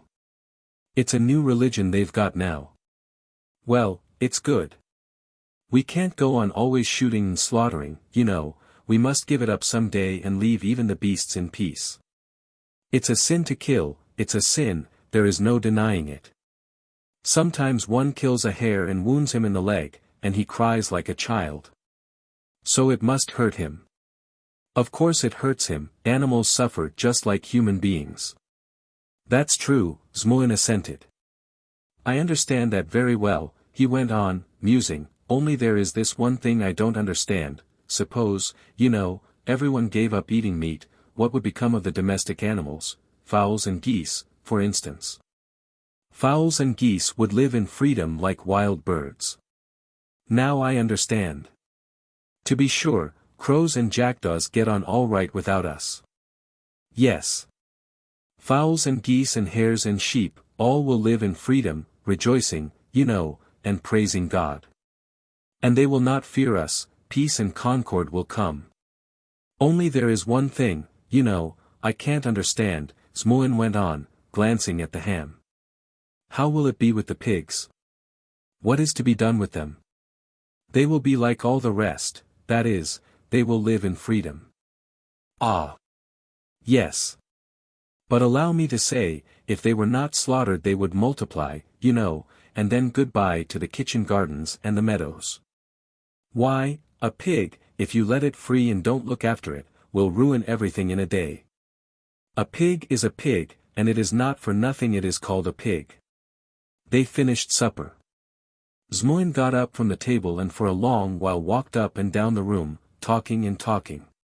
He was fond of talking of something important or serious and was fond of meditating, and in his old age he had a longing to reach some haven, to be reassured, that he might not be so frightened of dying. He had a longing for meekness, spiritual calm, and confidence in himself, such as this guest of theirs had, who had satisfied his hunger on cucumbers and bread, and believed that doing so made him more perfect. He was sitting on a chest, plump and healthy, keeping silent and patiently enduring his boredom, and in the dusk when one glanced at him from the entry he looked like a big round stone which one could not move from its place. If a man has something to lay hold of in life he is all right. XVIII went through the entry to the porch, and then he could be heard sighing and saying reflectively to himself, yes. To be sure. By now it was dark, and here and there stars could be seen in the sky. They had not yet lighted up indoors. Someone came into the parlor as noiselessly as a shadow and stood still near the door. It was Lyubov Osipovna, XVIII's wife. Are you from the town? She asked timidly, not looking at her visitor. Yes, I live in the town. Perhaps you are something in the learned way, sir, be so kind as to advise us. We ought to send in a petition. To whom? Asked the visitor. We have 2 sons, kind gentlemen, and they ought to have been sent to school long ago, but we never see anyone and have no one to advise us. And I know nothing. For if they are not taught they will have to serve in the army as common Cossacks. It's not right, sir. They can't read and write, they are worse than peasants, and Ivan Abramovich himself can't stand them and won't let them indoors. But they are not to blame. The younger one, at any rate, ought to be sent to school, it is such a pity, she said slowly, and there was a quiver in her voice, and it seemed incredible that a woman so small and so youthful could have grown up children. Oh, it's such a pity. You don't know anything about it, mother, and it is not your affair, said XVIII, appearing in the doorway. Don't pester our guest with your wild talk. Go away, mother. Lyubov Osipovna went out, and in the entry repeated once more in a thin little voice, oh, it's such a pity. A bed was made up for the visitor on the sofa in the parlor, and that it might not be dark for him they lighted the lamp before the icon. XVIII went to bed in his own room. And as he lay there he thought of his soul, of his age, of his recent stroke which had so frightened him and made him think of death. He was fond of philosophizing when he was in quietness by himself, and then he fancied that he was a very earnest, deep thinker, and that nothing in this world interested him but serious questions. And now he kept thinking and he longed to pitch upon some one significant thought unlike others, which would be a guide to him in life. And he wanted to think out principles of some sort for himself so as to make his life as deep and earnest as he imagined that he felt himself to be. It would be a good thing for an old man like him to abstain altogether from meat, from superfluities of all sorts. The time when men give up killing each other and animals would come sooner or later, it could not but be so, and he imagined that time to himself and clearly pictured himself living in peace with all the animals. And suddenly he thought again of the pigs, and everything was in a tangle in his brain. "It's a queer business, Lord have mercy upon us," he muttered, sighing heavily. "Are you asleep?" he asked. "No." XVIII got out of bed and stopped in the doorway with nothing but his shirt on, displaying to his guest his sinewy legs, that looked as dry as sticks. "Nowadays, you know," he began, "all sorts of telegraphs, telephones, and marvels of all kinds, in fact, have come in, but people are no better than they were. They say that in our day, 30 or 40 years ago, men were coarse and cruel. But isn't it just the same now? We certainly did not stand on ceremony in our day. I remember in the Caucasus when we were stationed by a little river with nothing to do for 4 whole months, I was an under-officer at that time, something queer happened, quite in the style of a novel. Just on the banks of that river, you know, where our division was encamped, a wretched prince whom we had killed not long before was buried. And at night, you know, the princess used to come to his grave and weep. She would wail, and moan, and make us so depressed we couldn't sleep, and that's the fact. We couldn't sleep one night, we couldn't sleep a second, well, we got sick of it. And from a common-sense point of view you really can't go without your sleep for the devil knows what, excuse the expression. We took that princess and gave her a good thrashing, and she gave up coming. There's an instance for you. Nowadays, of course, there is not the same class of people, and they are not given to thrashing and they live in cleaner style, and there is more learning, but, you know, the soul is just the same, there is no change. Now, look here, there's a landowner living here among us, he has mines, you know, all sorts of tramps without passports who don't know where to go work for him. On Saturdays he has to settle up with the workmen, but he doesn't care to pay them, you know, he grudges the money. So he's got hold of a foreman who is a tramp too, though he does wear a hat. Don't you pay them anything, he says, not a kopeck.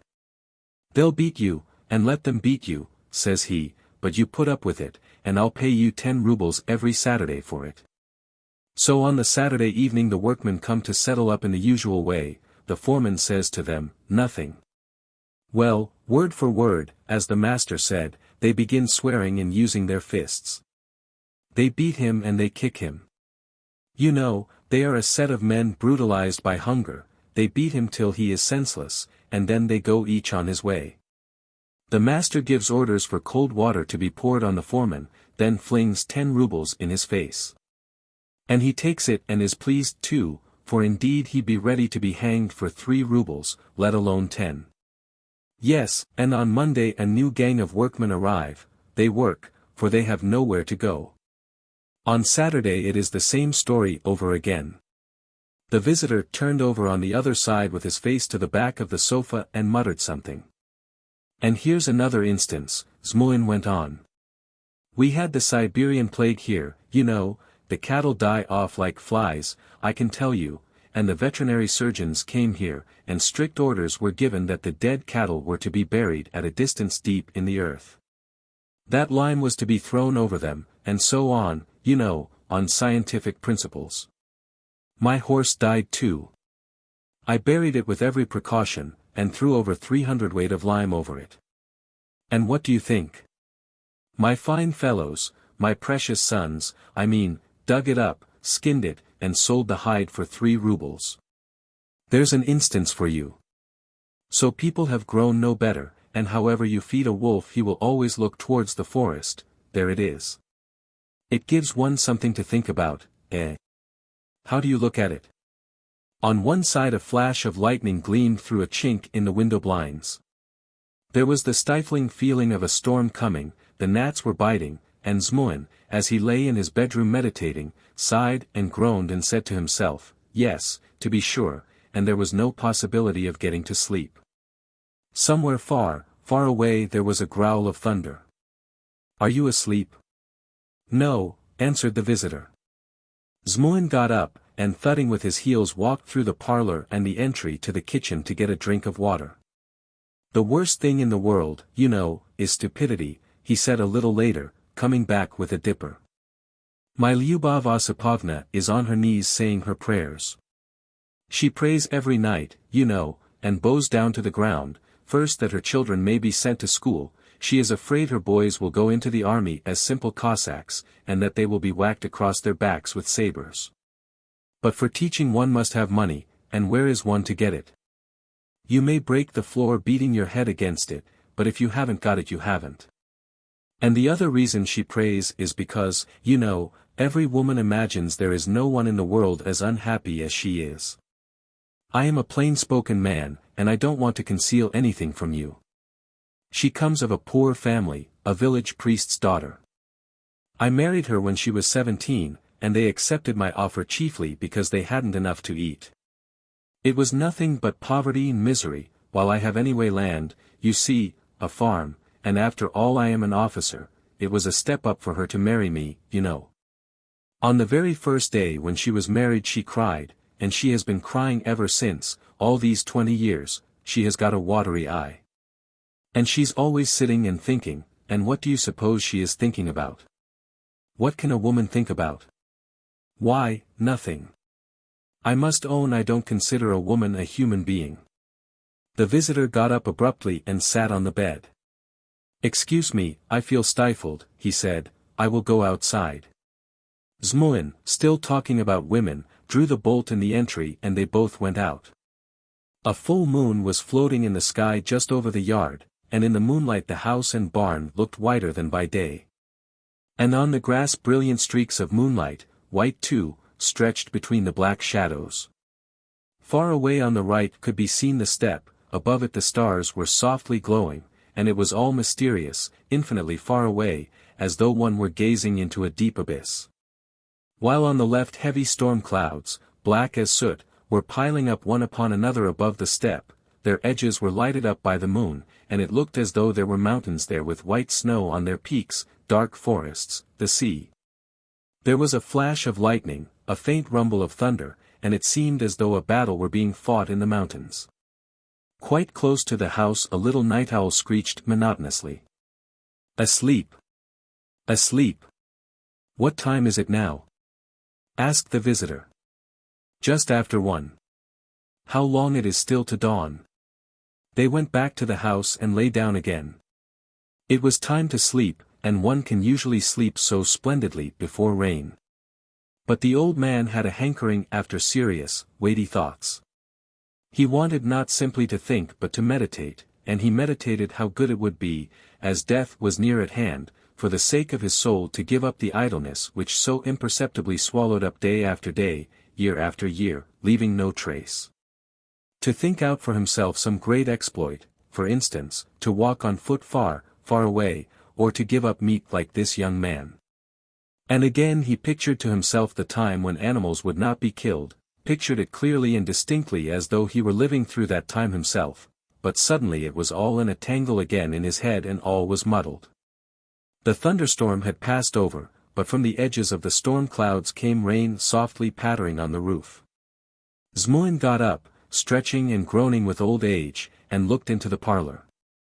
Noticing that his visitor was not asleep, he said, "When we were in the Caucasus, you know, there was a colonel there who was a vegetarian, too. He didn't eat meat, never went shooting, and would not let his servants catch fish. Of course, I understand that every animal ought to live in freedom and enjoy its life, only I don't understand how a pig can go about where it likes without being looked after." The visitor got up and sat down.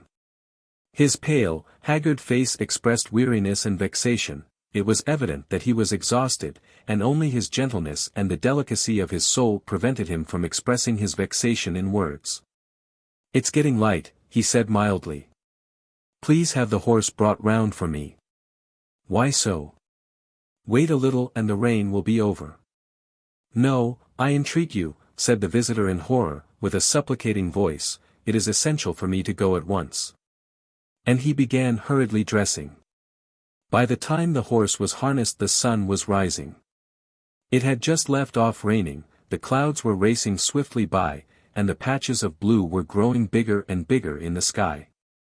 The first rays of the sun were timidly reflected below in the big puddles.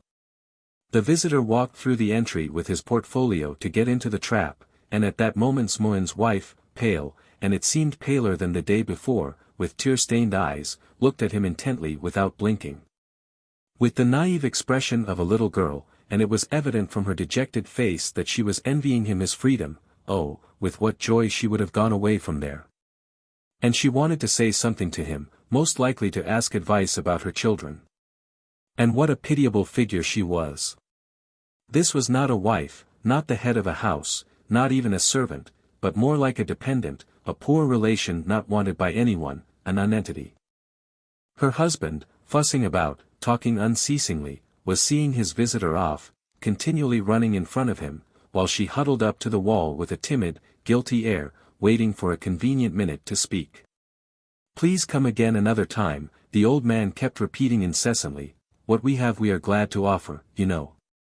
The visitor hurriedly got into the trap, evidently with relief, as though he were afraid every minute that they would detain him. The trap lurched about as it had the day before, squeaked, and furiously rattled the pail that was tied on at the back. He glanced round at Smoen with a peculiar expression. It looked as though he wanted to call him a pechenieg, as the surveyor had once done, or some such name, but his gentleness got the upper hand. He controlled himself and said nothing. But in the gateway he suddenly could not restrain himself. He got up and shouted loudly and angrily. "You have bored me to death." And he disappeared through the gate. Near the barn Smoen's sons were standing. The elder held a gun, while the younger had in his hands a grey cockerel with a bright red comb. The younger flung up the cockerel with all his might. The bird flew upwards higher than the house and turned over in the air like a pigeon. The elder boy fired and the cockerel fell like a stone. The old man, overcome with confusion, not knowing how to explain the visitor's strange, unexpected shout, went slowly back into the house. And sitting down at the table he spent a long while meditating on the intellectual tendencies of the day, on the universal immorality, on the telegraph, on the telephone, on velocipedes, on how unnecessary it all was. Little by little he regained his composure, then slowly had a meal, drank 5 glasses of tea, and lay down for a nap. A dead body. A still August night. A mist is rising slowly from the fields and casting an opaque veil over everything within eyesight. Lighted up by the moon, the mist gives the impression at one moment of a calm, boundless sea, at the next of an immense white wall. The air is damp and chilly. Morning is still far off. A step from the by-road which runs along the edge of the forest a little fire is gleaming. A dead body, covered from head to foot with new white linen, is lying under a young oak tree. A wooden icon is lying on its breast. Beside the corpse almost on the road sits the watch, 2 peasants performing one of the most disagreeable and uninviting of peasants' duties. One, a tall young fellow with a scarcely perceptible mustache and thick black eyebrows, in a tattered sheepskin and bark shoes, is sitting on the wet grass, his feet stuck out straight in front of him. And is trying to while away the time with work. He bends his long neck, and breathing loudly through his nose, makes a spoon out of a big crooked bit of wood. The other, a little scraggy, pockmarked peasant with an aged face, a scanty mustache, and a little goat's beard, sits with his hands dangling loose on his knees, and without moving gazes listlessly at the light. A small campfire is lazily burning down between them, throwing a red glow on their faces. There is perfect stillness. The only sounds are the scrape of the knife on the wood and the crackling of damp sticks in the fire. "Don't you go to sleep, Syoma," says the young man. I am not asleep," stammers the goat beard. "That's all right. It would be dreadful to sit here alone, one would be frightened. You might tell me something, Syoma. You are a queer fellow, Syomushka. Other people will laugh and tell a story and sing a song, but you, there is no making you out. You sit like a scarecrow in the garden and roll your eyes at the fire. You can't say anything properly. When you speak you seem frightened. I dare say you are 50, but you have less sense than a child. Aren't you sorry that you are a simpleton? I am sorry, the goat-beard answers gloomily. And we are sorry to see your foolishness, you may be sure. You are a good-natured, sober peasant, and the only trouble is that you have no sense in your head. You should have picked up some sense for yourself if the Lord has afflicted you and given you no understanding. You must make an effort, Syoma. You should listen hard when anything good's being said, note it well, and keep thinking and thinking. If there is any word you don't understand, you should make an effort and think over in your head in what meaning the word is used. Do you see? Make an effort. If you don't gain some sense for yourself, you'll be a simpleton and of no account at all to your dying day. All at once a long drawn-out, moaning sound is heard in the forest. Something rustles in the leaves as though torn from the very top of the tree and falls to the ground. All this is faintly repeated by the echo. The young man shudders and looks inquiringly at his companion. It's an owl at the little birds, says Syoma, gloomily. Why, Syoma, it's time for the birds to fly to the warm countries. To be sure, it is time. It is chilly at dawn now. It is cold. The crane is a chilly creature, it is tender. Such cold is death to it. I am not a crane, but I am frozen. Put some more wood on. Syoma gets up and disappears in the dark undergrowth. While he is busy among the bushes, breaking dry twigs, his companion puts his hand over his eyes and starts at every sound. Syoma brings an armful of wood and lays it on the fire. The flame irresolutely licks the black twigs with its little tongues, then suddenly, as though at the word of command, catches them and throws a crimson light on the faces, the road. The white linen with its prominences where the hands and feet of the corpse raise it, the icon. The watch is silent. The young man bends his neck still lower and sets to work with still more nervous haste. The goat-beard sits motionless as before and keeps his eyes fixed on the fire. Ye that love not Zion shall be put to shame by the Lord.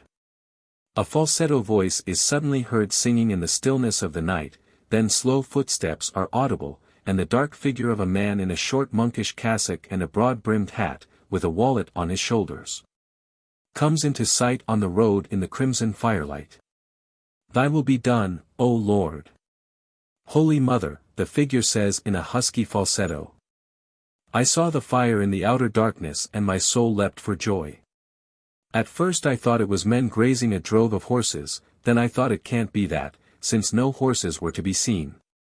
Aren't they thieves, I wondered, aren't they robbers lying in wait for a rich Lazarus? Aren't they the gypsy people offering sacrifices to idols? And my soul leapt for joy. Go, Theodicy, servant of God, I said to myself, and win a martyr's crown. And I flew to the fire like a light-winged moth. Now I stand before you, and from your outer aspect I judge of your souls. You are not thieves and you are not heathens. Peace be to you. Good evening. Good Orthodox people, do you know how to reach the Makuhinsky brickyards from here? It's close here. You go straight along the road, when you have gone 1.5 miles there will be Ananova, our village. From the village, Father, you turn to the right by the river bank, and so you will get to the brickyards. It's 2 miles from Ananova. God give you health. And why are you sitting here? We are sitting here watching. You see, there is a dead body. What? What body? Holy Mother. The pilgrim sees the white linen with the icon on it, and starts so violently that his legs give a little skip. This unexpected sight has an overpowering effect upon him. He huddles together and stands as though rooted to the spot, with wide-open mouth and staring eyes. For 3 minutes he is silent as though he could not believe his eyes, then begins muttering. O Lord! Holy Mother! I was going along not meddling with anyone, and all at once such an affliction. What may you be? Inquires the young man. Of the clergy? No, no. I go from one monastery to another. Do you know me? Mikhail Polikarpych, the foreman of the brickyard? Well, I am his nephew. Thy will be done, O Lord. Why are you here? We are watching, we are told to. Yes, yes, mutters the man in the cassock, passing his hand over his eyes. And where did the deceased come from? He was a stranger. Such is life. But I'll be getting on, brothers. I feel flustered. I am more afraid of the dead than of anything, my dear souls. And only fancy. While this man was alive he wasn't noticed, while now when he is dead and given over to corruption we tremble before him as before some famous general or a bishop. Such is life. Was he murdered, or what? The Lord knows. Maybe he was murdered, or maybe he died of himself. Yes, yes. Who knows, brothers? Maybe his soul is now tasting the joys of paradise. His soul is still hovering here, near his body, says the young man. It does not depart from the body for 3 days. Yes. How chilly the nights are now. It sets one's teeth chattering. So then I am to go straight on and on. Till you get to the village, and then you turn to the right by the river bank. By the river bank. To be sure. Why am I standing still? I must go on. Farewell, brothers. The man in the cassock takes 5 steps along the road and stops. I've forgotten to put a kopeck for the burying, he says. Good Orthodox friends, can I give the money? You ought to know best, you go the round of the monasteries. If he died a natural death it would go for the good of his soul, if it's a suicide it's a sin. That's true. And maybe it really was a suicide. So I had better keep my money. Oh, sins, sins. Give me 1,000 rubles and I would not consent to sit here. Farewell, brothers. The cassock slowly moves away and stops again. I can't make up my mind what I am to do, he mutters. To stay here by the fire and wait till daybreak. I am frightened, to go on is dreadful, too. The dead man will haunt me all the way in the darkness. The Lord has chastised me indeed. Over 300 miles I have come on foot and nothing happened, and now I am near home and there's trouble. I can't go on. It is dreadful, that is true. I am not afraid of wolves, of thieves, or of darkness, but I am afraid of the dead. I am afraid of them, and that is all about it. Good Orthodox brothers, I entreat you on my knees, see me to the village. We've been told not to go away from the body. No one will see, brothers. Upon my soul, no one will see. The Lord will reward you 100-fold. Old man, come with me, I beg. Old man. Why are you silent? He is a bit simple, says the young man. You come with me, friend, I will give you 5 kopecks. For 5 kopecks I might, says the young man, scratching his head, but I was told not to. If Syoma here, our simpleton, will stay alone, I will take you. Syoma, will you stay here alone? I'll stay, the simpleton consents. Well, that's all right, then. Come along. The young man gets up, and goes with the cassock. A minute later the sound of their steps and their talk dies away. Syoma shuts his eyes and gently dozes. The fire begins to grow dim, and a big black shadow falls on the dead body. A happy ending. Lyubov Grigoryevna, a substantial, buxom lady of 40 who undertook matchmaking and many other matters of which it is usual to speak only in whispers, had come to see Stichkin, the head guard. On a day when he was off duty. Stichkin, somewhat embarrassed, but, as always, grave, practical, and severe, was walking up and down the room, smoking a cigar and saying, "Very pleased to make your acquaintance. Semyon Ivanovitch recommended you on the ground that you may be able to assist me in a delicate and very important matter affecting the happiness of my life. I have, Lyubov Grigoryevna, reached the age of 52. That is a period of life at which very many have already grown up children. My position is a secure one. Though my fortune is not large, yet I am in a position to support a beloved being and children at my side. I may tell you between ourselves that apart from my salary I have also money in the bank which my manner of living has enabled me to save. I am a practical and sober man, I lead a sensible and consistent life, so that I may hold myself up as an example to many. But one thing I lack, a domestic hearth of my own and a partner in life, and I live like a wandering Magyar, moving from place to place without any satisfaction. I have no one with whom to take counsel, and when I am ill no one to give me water, and so on. Apart from that, Lyubov Grigoryevna, a married man has always more weight in society than a bachelor. I am a man of the educated class, with money, but if you look at me from a point of view, what am I? A man with no kith and kin, no better than some Polish priest. And therefore I should be very desirous to be united in the bonds of hymen, that is, to enter into matrimony with some worthy person. An excellent thing, said the matchmaker, with a sigh. I am a solitary man and in this town I know no one. Where can I go, and to whom can I apply, since all the people here are strangers to me? That is why Semyon Ivanovitch advised me to address myself to a person who is a specialist in this line, and makes the arrangement of the happiness of others her profession. And therefore I most earnestly beg you, Lyubov Grigoryevna, to assist me in ordering my future. You know all the marriageable young ladies in the town, and it is easy for you to accommodate me. I can. A glass of wine, I beg you. With an habitual gesture the matchmaker raised her glass to her mouth and tossed it off without winking. I can, she repeated. And what sort of bride would you like, Nikolai Nikolaich? Should I like the bride fate sends me? Well, of course it depends on your fate, but everyone has his own taste, you know. One likes dark ladies, the other prefers fair ones. You see, Lyubov Grigoryevna, said Stichkin, sighing sedately, I am a practical man and a man of character. For me beauty and external appearance generally take a secondary place, for, as you know yourself, beauty is neither bowl nor platter, and a pretty wife involves a great deal of anxiety.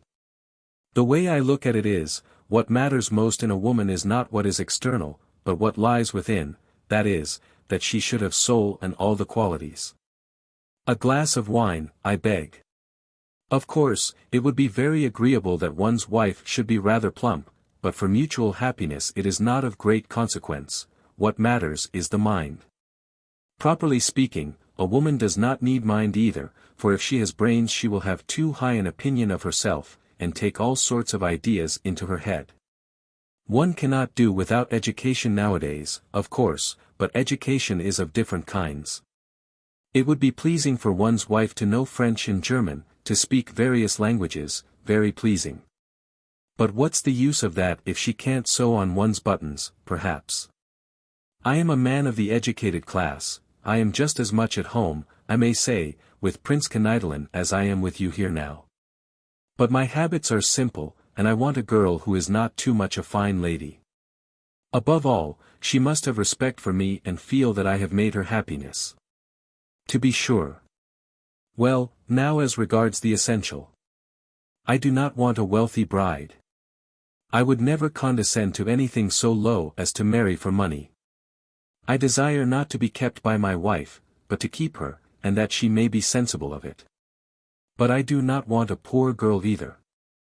Though I am a man of means, and am marrying not from mercenary motives, but from love, yet I cannot take a poor girl, for, as you know yourself, prices have gone up so, and there will be children. One might find one with a dowry, said the matchmaker. A glass of wine, I beg. There was a pause of 5 minutes. The matchmaker heaved a sigh, took a sidelong glance at the guard, and asked. Well, now, my good sir. Do you want anything in the bachelor line? I have some fine bargains. One is a French girl and one is a Greek. Well worth the money. The guard thought a moment and said. No, I thank you. In view of your favorable disposition, allow me to inquire now how much you ask for your exertions in regard to a bride. I don't ask much. Give me 25 rubles and the stuff for a dress, as is usual, and I will say thank you. But for the dowry, that's a different account. Stichkin folded his arms over his chest and fell to pondering in silence. After some thought he heaved a sigh and said, "That's dear." "It's not at all dear, Nikolai Nikolaich. In old days when there were lots of weddings one did do it cheaper, but nowadays what are our earnings? If you make 50 rubles in a month that is not a fast, you may be thankful. It's not on weddings we make our money, my good sir." Stichkin looked at the matchmaker in amazement and shrugged his shoulders. Do you call 50 rubles little?" he asked. "Of course it is little. In old days we sometimes made more than 100. I should never have thought it was possible to earn such a sum by these jobs. 50 rubles. It is not every man that earns as much. Pray drink your wine." The matchmaker drained her glass without winking. Stichkin looked her over from head to foot in silence, then said, 50 rubles. Why, that is 600 rubles a year. Please take some more. With such dividends, you know, Lyubov Grigoryevna, you would have no difficulty in making a match for yourself. For myself, laughed the matchmaker, I am an old woman. Not at all. You have such a figure, and your face is plump and fair, and all the rest of it. The matchmaker was embarrassed. Stichkin was also embarrassed and sat down beside her. You are still very attractive, said he. If you met with a practical, steady, careful husband, with his salary and your earnings you might even attract him very much, and you'd get on very well together. Goodness knows what you are saying, Nikolai Nikolaich. Well, I meant no harm. A silence followed. Stichkin began loudly blowing his nose, while the matchmaker turned crimson, and looking bashfully at him, asked. And how much do you get, Nikolai Nikolaich? 75 rubles, besides tips. Apart from that we make something out of candles and hares. You go hunting, then? No. Passengers who travel without tickets are called hares with us. Another minute passed in silence. Stichkin got up and walked about the room in excitement. I don't want a young wife, said he. I am a middle-aged man, and I want someone who, as it might be like you, stayed and settled and a figure something like yours. Goodness knows what you are saying, giggled the matchmaker, hiding her crimson face in her kerchief. There is no need to be long thinking about it. You are after my own heart, and you suit me in your qualities. I am a practical, sober man, and if you like me, what could be better? Allow me to make you a proposal. The matchmaker dropped a tear, laughed, and, in token of her consent, clinked glasses with Stichkin. Well, said the happy railway guard, now allow me to explain to you the behavior and manner of life I desire from you. I am a strict, respectable, practical man. I take a gentlemanly view of everything. And I desire that my wife should be strict also, and should understand that to her I am a benefactor and the foremost person in the world. He sat down, and, heaving a deep sigh, began expounding to his bride-elect his views on domestic life and a wife's duties. The looking-glass. New Year's Eve. Nellie, the daughter of a landowner and general, a young and pretty girl, dreaming day and night of being married, was sitting in her room, gazing with exhausted, half-closed eyes into the looking-glass. She was pale, tense, and as motionless as the looking-glass. The non-existent but apparent vista of a long, narrow corridor with endless rows of candles, the reflection of her face, her hands, of the frame, all this was already clouded in mist and merged into a boundless grey sea. The sea was undulating, gleaming and now and then flaring crimson. Looking at Nellie's motionless eyes and parted lips, one could hardly say whether she was asleep or awake, but nevertheless she was seeing. At first she saw only the smile and soft, charming expression of someone's eyes, then against the shifting grey background there gradually appeared the outlines of a head, a face, eyebrows, beard. It was he, the destined one, the object of long dreams and hopes. The destined one was for Nellie everything, the significance of life, personal happiness, career, fate. Outside him, as on the grey background of the looking-glass, all was dark, empty, meaningless. And so it was not strange that, seeing before her a handsome, gently smiling face, she was conscious of bliss, of an unutterably sweet dream that could not be expressed in speech or on paper. Then she heard his voice, saw herself living under the same roof with him, her life merged into his. Months and years flew by against the grey background. And Nellie saw her future distinctly in all its details. Picture followed picture against the grey background. Now Nellie saw herself one winter night knocking at the door of Stepan Lukich, the district doctor. The old dog hoarsely and lazily barked behind the gate. The doctor's windows were in darkness. All was silence. For God's sake, whispered Nellie. But at last the garden gate creaked and Nellie saw the doctor's cook. Is the doctor at home? His honor's asleep, whispered the cook into her sleeve, as though afraid of waking her master. He's only just got home from his fever patients, and gave orders he was not to be waked. But Nellie scarcely heard the cook. Thrusting her aside, she rushed headlong into the doctor's house. Running through some dark and stuffy rooms, upsetting 2 or 3 chairs, she at last reached the doctor's bedroom. Stepan Lukich was lying on his bed, dressed, but without his coat, and with pouting lips was breathing into his open hand. A little nightlight glimmered faintly beside him. Without uttering a word Nellie sat down and began to cry. She wept bitterly, shaking all over. My husband is ill, she sobbed out. Stepan Lukich was silent. He slowly sat up, propped his head on his hand, and looked at his visitor with fixed, sleepy eyes. My husband is ill. Nellie continued, restraining her sobs. For mercy's sake come quickly. Make haste. Make haste. Growled the doctor, blowing into his hand. Come. Come this very minute. Or, it's terrible to think. For mercy's sake. And pale, exhausted Nellie, gasping and swallowing her tears, began describing to the doctor her husband's illness, her unutterable terror. Her sufferings would have touched the heart of a stone, but the doctor looked at her, blew into his open hand, and, not a movement. I'll come tomorrow, he muttered. That's impossible, cried Nellie. I know my husband has typhus. At once. This very minute you are needed. I have only just come in, muttered the doctor.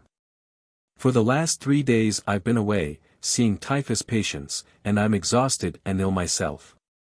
I simply can't. Absolutely. I've caught it myself. There. And the doctor thrust before her eyes a clinical thermometer. My temperature is nearly 40. I absolutely can't. I can scarcely sit up. Excuse me. I'll lie down. The doctor lay down. But I implore you, doctor, Nellie moaned in despair. I beseech you. Help me, for mercy's sake. Make a great effort and come. I will repay you, doctor. Oh, dear. Why, I have told you already. Ah. Nellie leapt up and walked nervously up and down the bedroom. She longed to explain to the doctor, to bring him to reason. She thought if only he knew how dear her husband was to her and how unhappy she was, he would forget his exhaustion and his illness. But how could she be eloquent enough? Go to the XVIII doctor, she heard Stepan Lukich's voice. That's impossible. He lives more than 20 miles from here, and time is precious. And the horses can't stand it. It is 30 miles from us to you, and as much from here to the XVIII doctor. No, it's impossible. Come along, Stepan Lukich. I ask of you an heroic deed. Come, perform that heroic deed. Have pity on us. It's beyond everything. I'm in a fever, my head's in a whirl and she won't understand. Leave me alone. But you are in duty bound to come. You cannot refuse to come. It's egoism. A man is bound to sacrifice his life for his neighbor, and you refuse to come. I will summon you before the court. Nellie felt that she was uttering a false and undeserved insult, but for her husband's sake she was capable of forgetting logic, tact, sympathy for others.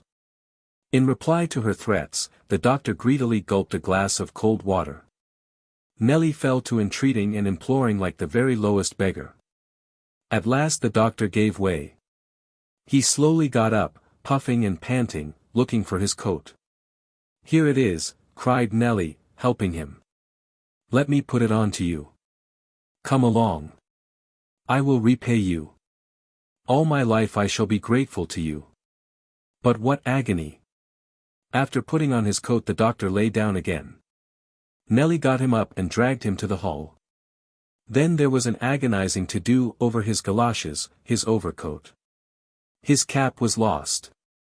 But at last Nellie was in the carriage with the doctor. Now they had only to drive 30 miles and her husband would have a doctor's help. The earth was wrapped in darkness. One could not see one's hand before one's face. A cold winter wind was blowing. There were frozen lumps under their wheels. The coachman was continually stopping and wondering which road to take. Nellie and the doctor sat silent all the way. It was fearfully jolting, but they felt neither the cold nor the jolts.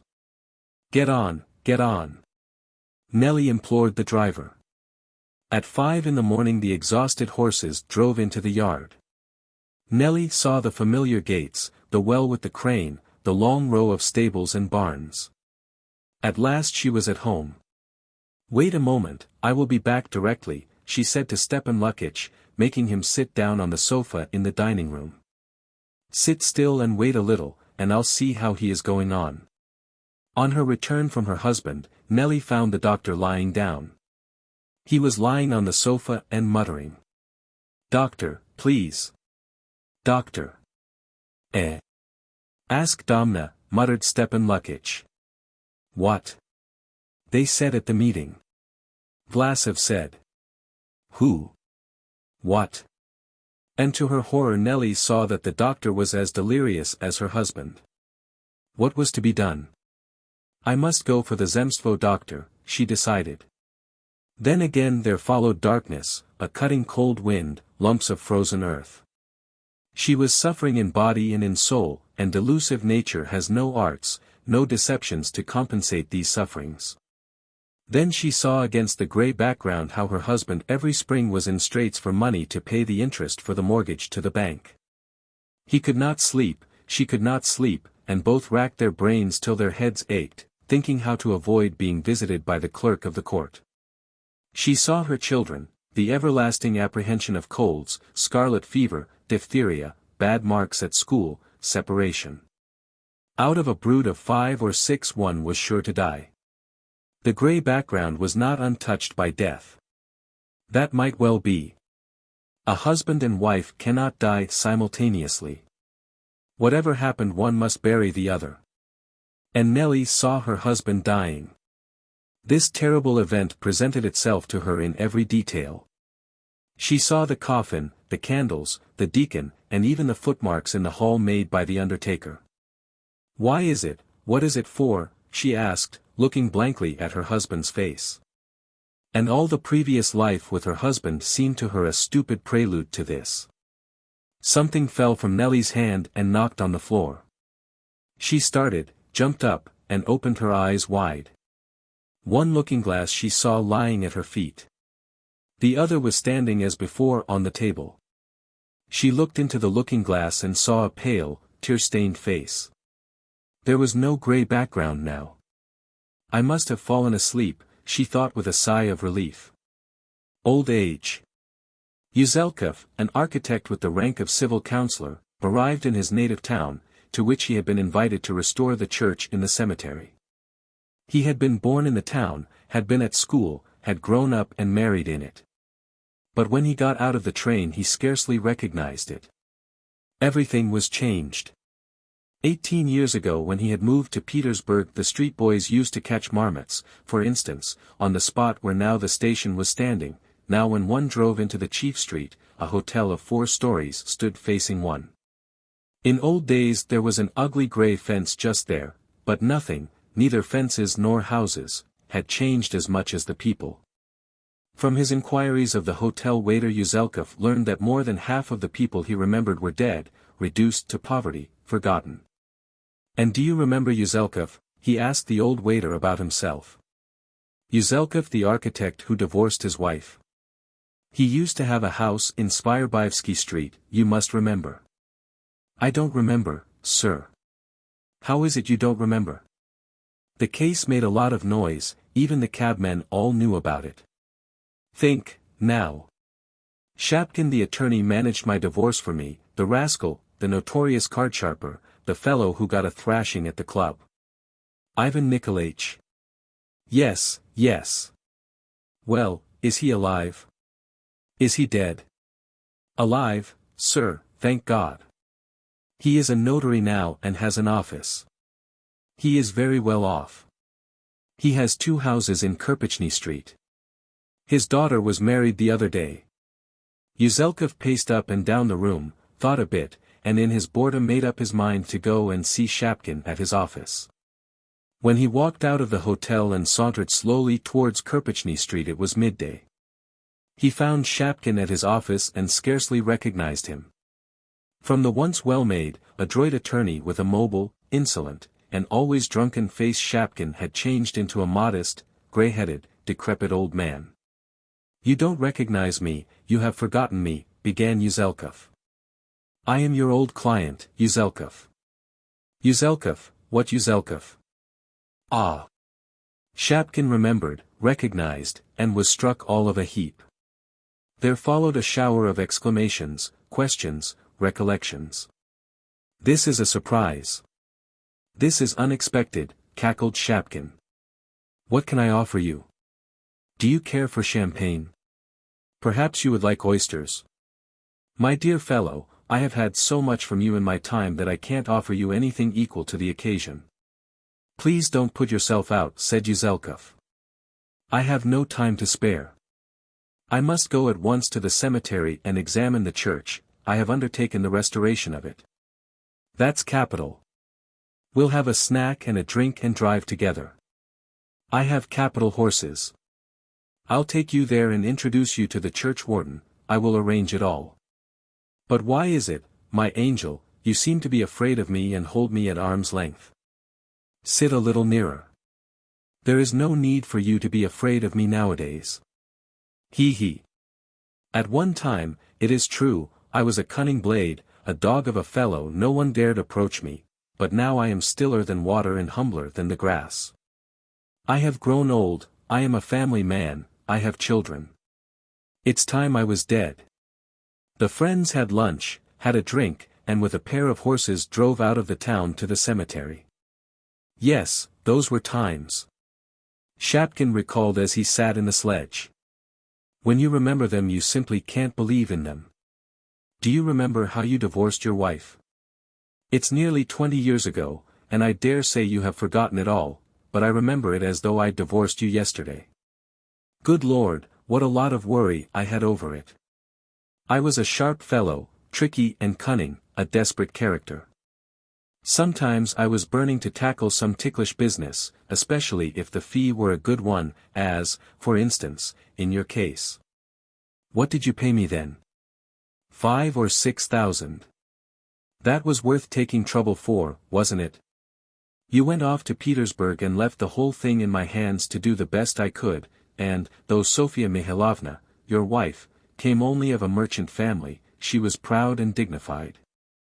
To bribe her to take the guilt on herself was difficult, awfully difficult.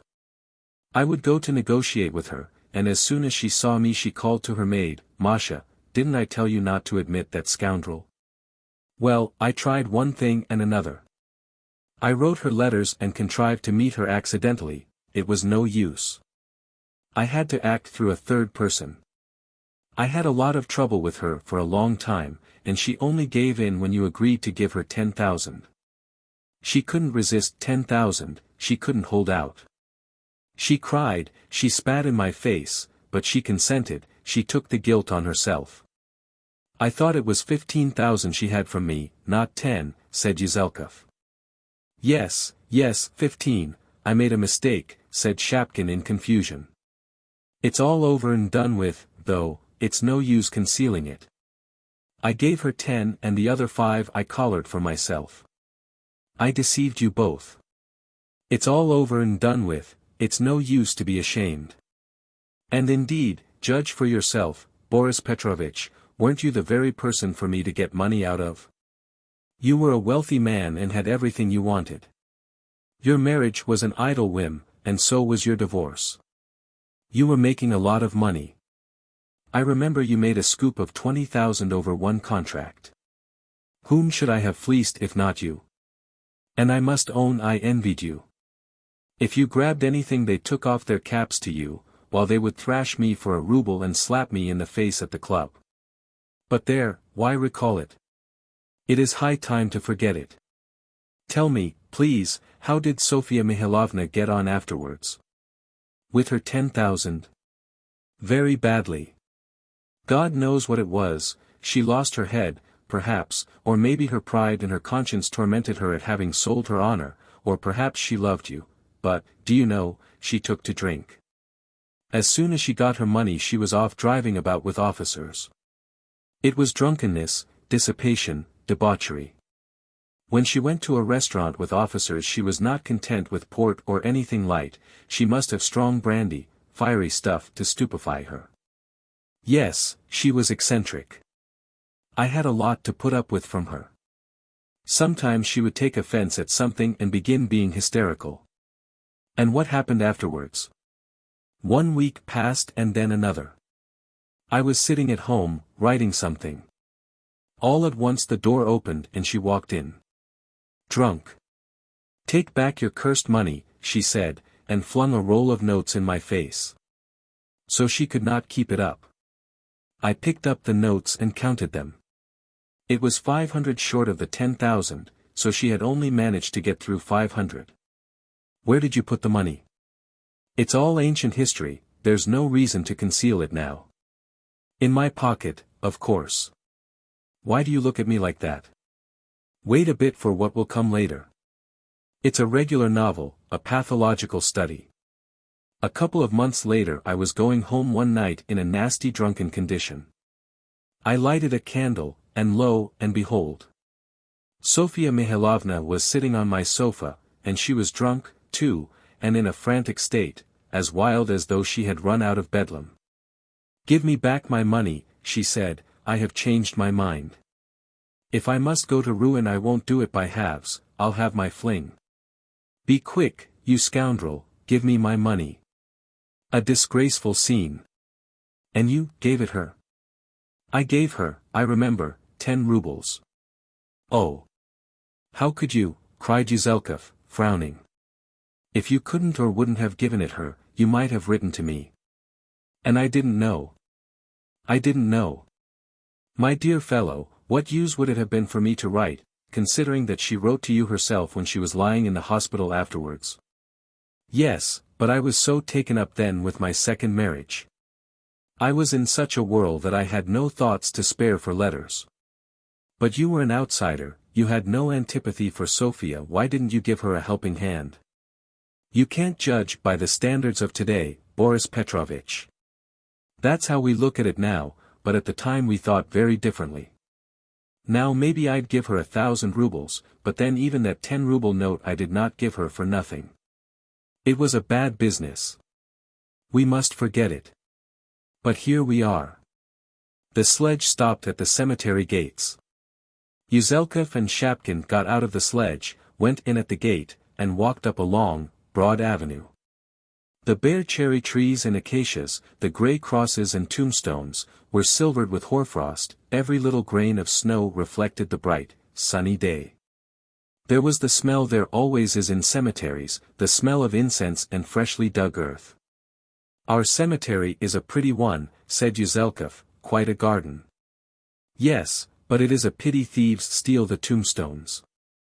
And over there, beyond that iron monument on the right, Sofia Mihailovna is buried. Would you like to see? The friends turned to the right and walked through the deep snow to the iron monument. Here it is, said Shapkin, pointing to a little slab of white marble. A lieutenant put the stone on her grave. Yuzelkov slowly took off his cap and exposed his bald head to the sun. Shapkin, looking at him, took off his cap too, and another bald patch gleamed in the sunlight. There was the stillness of the tomb all around, as though the air, too, were dead. The friends looked at the grave, pondered, and said nothing. "She sleeps in peace," said Shapkin, breaking the silence. "It's nothing to her now that she took the blame on herself and drank brandy." "You must own, Boris Petrovich." "Own what?" Yuzelkov asked gloomily. "Why? However hateful the past, it was better than this." And Shapkin pointed to his grey head. "I used not to think of the hour of death. I fancied I could have given death points and won the game if we had had an encounter, but now. But what's the good of talking?" Yuzelkov was overcome with melancholy. He suddenly had a passionate longing to weep, as once he had longed for love, and he felt those tears would have tasted sweet and refreshing. A moisture came into his eyes and there was a lump in his throat, but Shapkin was standing beside him and Yuzelkov was ashamed to show weakness before a witness. He turned back abruptly and went into the church.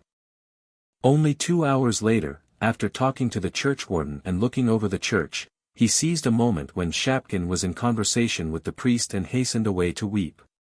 He stole up to the grave secretly, furtively, looking round him every minute. The little white slab looked at him pensively, mournfully, and innocently, as though a little girl lay under it instead of a dissolute, divorced wife. To weep, thought Yuzelkov.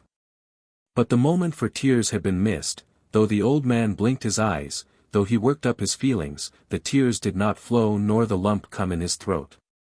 After standing for 10 minutes, with a gesture of despair, Yuzelkov went to look for Shapkin. Darkness. A young peasant, with white eyebrows and eyelashes and broad cheekbones, in a torn sheepskin and big black felt overboots, waited till the Zemstvo doctor had finished seeing his patients and came out to go home from the hospital. Then he went up to him, diffidently. "Please, Your Honor," he said. "What do you want?"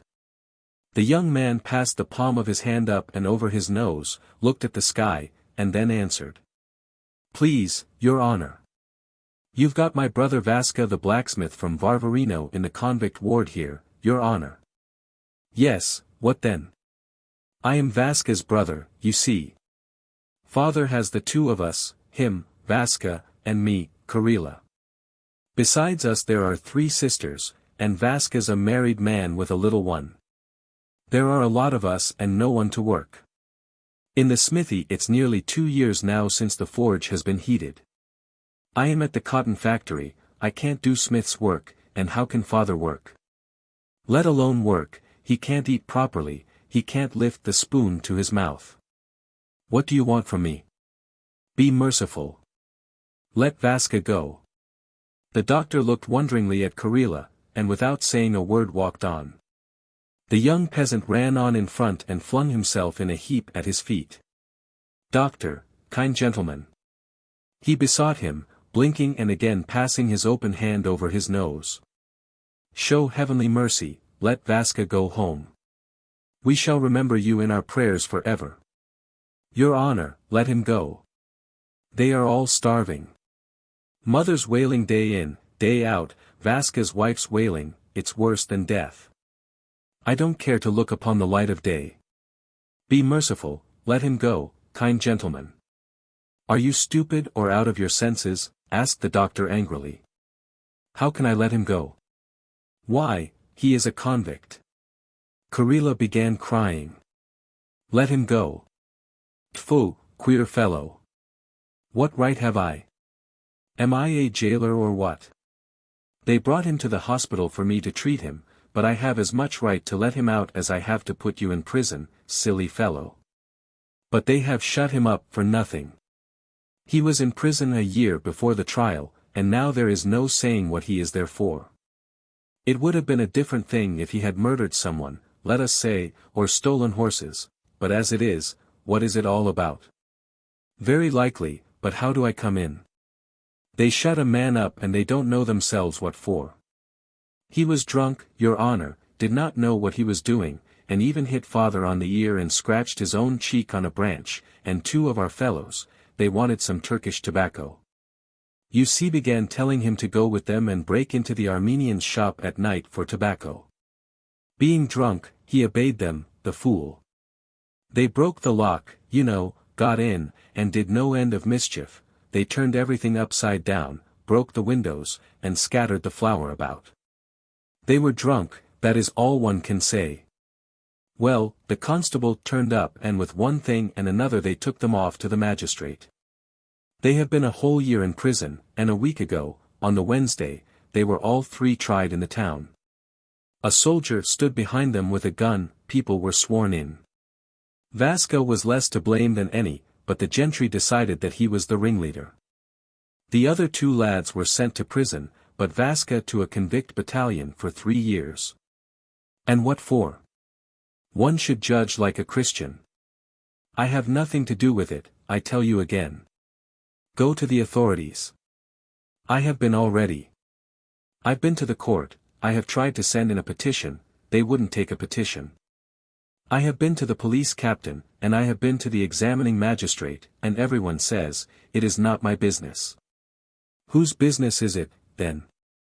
But there is no one above you here in the hospital, you do what you like, your honor. You simpleton, sighed the doctor, once the jury have found him guilty, not the governor, not even the minister, could do anything, let alone the police captain. It's no good your trying to do anything. And who judged him, then? The gentlemen of the jury. They weren't gentlemen, they were our peasants. Andrei Guryev was one, Balashka Hook was one. Well, I am cold talking to you. The doctor waved his hand and walked quickly to his own door. Kirilla was on the point of following him, but, seeing the door slam, he stopped. For 10 minutes he stood motionless in the middle of the hospital yard, and without putting on his cap stared at the doctor's house, then he heaved a deep sigh, slowly scratched himself, and walked towards the gate. To whom am I to go? He muttered as he came out onto the road. One says it is not his business, another says it is not his business. Whose business is it, then? No, till you grease their hands you will get nothing out of them. The doctor says that, but he keeps looking all the while at my fist to see whether I am going to give him a blue note. Well, brother, I'll go, if it has to be to the governor. Shifting from one foot to the other and continually looking round him in an objectless way, he trudged lazily along the road and was apparently wondering where to go. It was not cold and the snow faintly crunched under his feet. Not more than half a mile in front of him the wretched little district town in which his brother had just been tried lay outstretched on the hill. On the right was the dark prison with its red roof and sentry boxes at the corners. On the left was the big town copse, now covered with hoarfrost. It was still, only an old man, wearing a woman's short jacket and a huge cap, was walking ahead, coughing and shouting to a cow which he was driving to the town. Good day, grandfather, said Kirilla, overtaking him. Good day. Are you driving it to the market? No, the old man answered lazily. Are you a townsman? They got into conversation. Kirilla told him what he had come to the hospital for, and what he had been talking about to the doctor. The doctor does not know anything about such matters, that is a sure thing, the old man said to him as they were both entering the town. Though he is a gentleman, he is only taught to cure by every means, but to give you real advice, or, let us say, write out a petition for you, that he cannot do. There are special authorities to do that. You have been to the justice of the peace and to the police captain, they are no good for your business either. Where am I to go? The permanent member of the rural board is the chief person for peasants' affairs. Go to him, Mr. Siniakov. The one who is at Zolotovo. Why, yes, at Zolotovo. He is your chief man. If it is anything that has to do with you peasants, even the police captain has no authority against him. It's a long way to go, old man. I dare say it's 12 miles and maybe more. One who needs something will go 70. That is so. Should I send in a petition to him, or what? You will find out there. If you should have a petition, the clerk will write you one quick enough. The permanent member has a clerk. After parting from the old man, Kirilla stood still in the middle of the square, thought a little, and walked back out of the town. He made up his mind to go to Zolotovo. 5 days later, as the doctor was on his way home after seeing his patients, he caught sight of Kirilla again in his yard. This time the young peasant was not alone, but with a gaunt, very pale old man who nodded his head without ceasing, like a pendulum, and mumbled with his lips. "Your Honor, I have come again to ask your gracious mercy," began Kirilla. "Here I have come with my father. Be merciful, let Vaska go. The permanent member would not talk to me. He said, 'Go away.'" "Your Honor," the old man hissed in his throat, raising his twitching eyebrows, "be merciful. We are poor people, we cannot repay your honor, but if you graciously please, Kiryushka or Vaska can repay you in work. Let them work." "We will pay with work," said Kirilla, and he raised his hand above his head as though he would take an oath. "Let him go. They are starving, they are crying day and night, your honor." The young peasant bent a rapid glance on his father, pulled him by the sleeve, and both of them, as at the word of command, fell at the doctor's feet. The latter waved his hand in despair, and, without looking round, walked quickly in at his door. The beggar. "Kind sir, be so good as to notice a poor, hungry man. I have not tasted food for 3 days. I have not a 5-kopeck piece for a night's lodging. I swear by God. For 5 years I was a village schoolmaster and lost my post through the intrigues of the zemstvo. I was the victim of false witness. I have been out of a place for a year now." Skvortsov, a Petersburg lawyer, looked at the speaker's tattered dark blue overcoat, at his muddy, drunken eyes, at the red patches on his cheeks, and it seemed to him that he had seen the man before. "And now I am offered a post in the Kaluga province," the beggar continued, "but I have not the means for the journey there. Graciously help me. I am ashamed to ask, but I am compelled by circumstances." Skvortsov looked at his galoshes, of which one was shallow like a shoe, while the other came high up the leg like a boot, and suddenly remembered.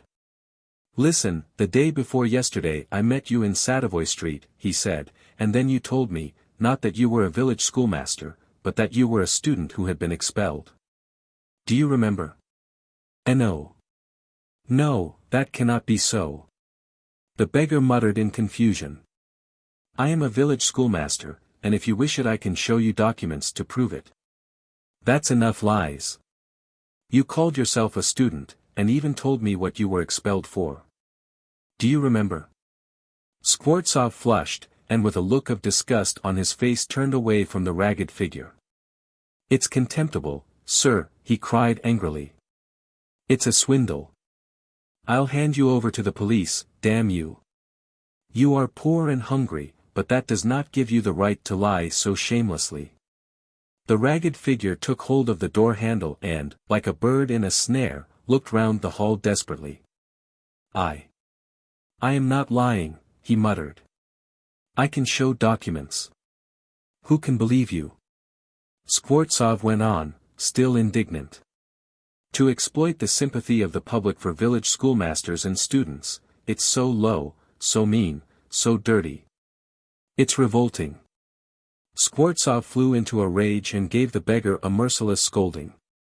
The ragged fellow's insolent lying aroused his disgust and aversion, was an offense against what he, Skvortsov, loved and prized in himself, kindliness, a feeling heart, sympathy for the unhappy.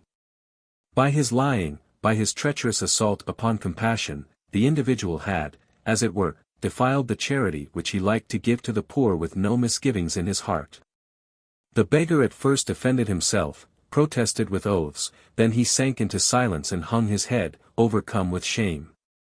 "Sir," he said, laying his hand on his heart, "I really was lying.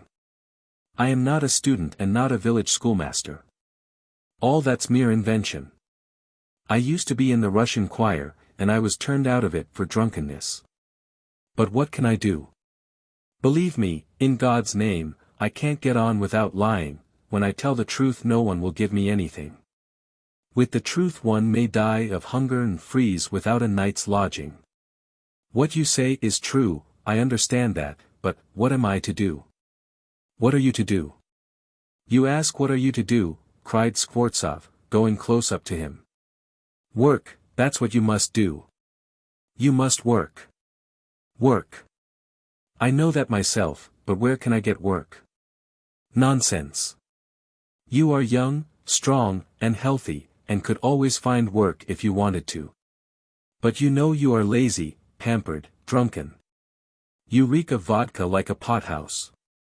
You have become false and corrupt to the marrow of your bones and fit for nothing but begging and lying. If you do graciously condescend to take work, you must have a job in an office, in the Russian choir, or as a billiard marker, where you will have a salary and have nothing to do. But how would you like to undertake manual labor? I'll be bound, you wouldn't be a house porter or a factory hand. You are too genteel for that. What things you say, really, said the beggar, and he gave a bitter smile. How can I get manual work? It's rather late for me to be a shopman, for in trade one has to begin from a boy. No one would take me as a house porter, because I am not of that class. And I could not get work in a factory, one must know a trade, and I know nothing. Nonsense. You always find some justification. Wouldn't you like to chop wood? I would not refuse to, but the regular wood choppers are out of work now. Oh, all idlers argue like that. As soon as you are offered anything you refuse it. Would you care to chop wood for me? Certainly I will. Very good, we shall see. Excellent. We'll see. Skvortsov, in nervous haste, and not without malignant pleasure, rubbing his hands, summoned his cook from the kitchen. Here, Olga, he said to her, take this gentleman to the shed and let him chop some wood. The beggar shrugged his shoulders as though puzzled, and irresolutely followed the cook. It was evident from his demeanor that he had consented to go and chop wood, not because he was hungry and wanted to earn money, but simply from shame and amour propre, because he had been taken at his word. It was clear, too, that he was suffering from the effects of vodka, that he was unwell, and felt not the faintest inclination to work. Skvortsov hurried into the dining room. There from the window which looked out into the yard he could see the woodshed and everything that happened in the yard. Standing at the window, Skvortsov saw the cook and the beggar come by the back way into the yard and go through the muddy snow to the woodshed. Olga scrutinized her companion angrily, and jerking her elbow unlocked the woodshed and angrily banged the door open. Most likely we interrupted the woman drinking her coffee, thought Skvortsov.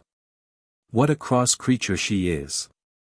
Then he saw the pseudo-schoolmaster and pseudo-student seat himself on a block of wood, and, leaning his red cheeks upon his fists, sink into thought. The cook flung an axe at his feet, spat angrily on the ground, and, judging by the expression of her lips, began abusing him. The beggar drew a log of wood towards him irresolutely, set it up between his feet, and diffidently drew the axe across it. The log toppled and fell over. The beggar drew it towards him, breathed on his frozen hands, and again drew the axe along it as cautiously as though he were afraid of its hitting his galosh or chopping off his fingers. The log fell over again. Skvortsov's wrath had passed off by now. He felt sore and ashamed at the thought that he had forced a pampered, drunken, and perhaps sick man to do hard, rough work in the cold. Never mind, let him go on. He thought, going from the dining room into his study. I am doing it for his good. An hour later Olga appeared and announced that the wood had been chopped up. Here, give him half a ruble, said Skvortsov. If he likes, let him come and chop wood on the 1st of every month. There will always be work for him. On the 1st of the month the beggar turned up and again earned half a ruble, though he could hardly stand. From that time forward he took to turning up frequently, and work was always found for him. Sometimes he would sweep the snow into heaps, or clear up the shed, at another he used to beat the rugs and the mattresses. He always received 30 to 40 kopecks for his work, and on one occasion an old pair of trousers was sent out to him. When he moved, Skvortsov engaged him to assist in packing and moving the furniture. On this occasion the beggar was sober, gloomy, and silent. He scarcely touched the furniture, walked with hanging head behind the furniture vans, and did not even try to appear busy. He merely shivered with the cold, and was overcome with confusion when the men with the vans laughed at his idleness, feebleness, and ragged coat that had once been a gentleman's. After the removal Skvortsov sent for him. "Well, I see my words have had an effect upon you," he said, giving him a ruble. "This is for your work. I see that you are sober and not disinclined to work. What is your name?" "Lushkov." "I can offer you better work, not so rough, Lushkov. Can you write?" "Yes, sir." "Then go with this note tomorrow to my colleague and he will give you some copying to do. Work, don't drink, and don't forget what I said to you. Goodbye." Skvortsov, pleased that he had put a man in the path of rectitude, patted Lushkov genially on the shoulder, and even shook hands with him at parting. Lushkov took the letter, departed, and from that time forward did not come to the backyard for work. 2 years passed. One day as Skvortsov was standing at the ticket office of a theatre, paying for his ticket, he saw beside him a little man with a lambskin collar and a shabby cat-skin cap. The man timidly asked the clerk for a gallery ticket and paid for it with kopecks. "Lushkov, is it you?" asked Skvortsov, recognizing in the little man his former woodchopper. "Well, what are you doing? Are you getting on all right?" "Pretty well. I am in a notary's office now. I earn 35 rubles. Well, thank God, that's capital. I rejoice for you. I am very, very glad, Lushkov. You know, in a way, you are my godson. It was I who shoved you into the right way. Do you remember what a scolding I gave you, eh? You almost sank through the floor that time. Well, thank you, my dear fellow, for remembering my words." "Thank you too," said Lushkov. "If I had not come to you that day, maybe I should be calling myself a schoolmaster or a student still. Yes, in your house I was saved, and climbed out of the pit.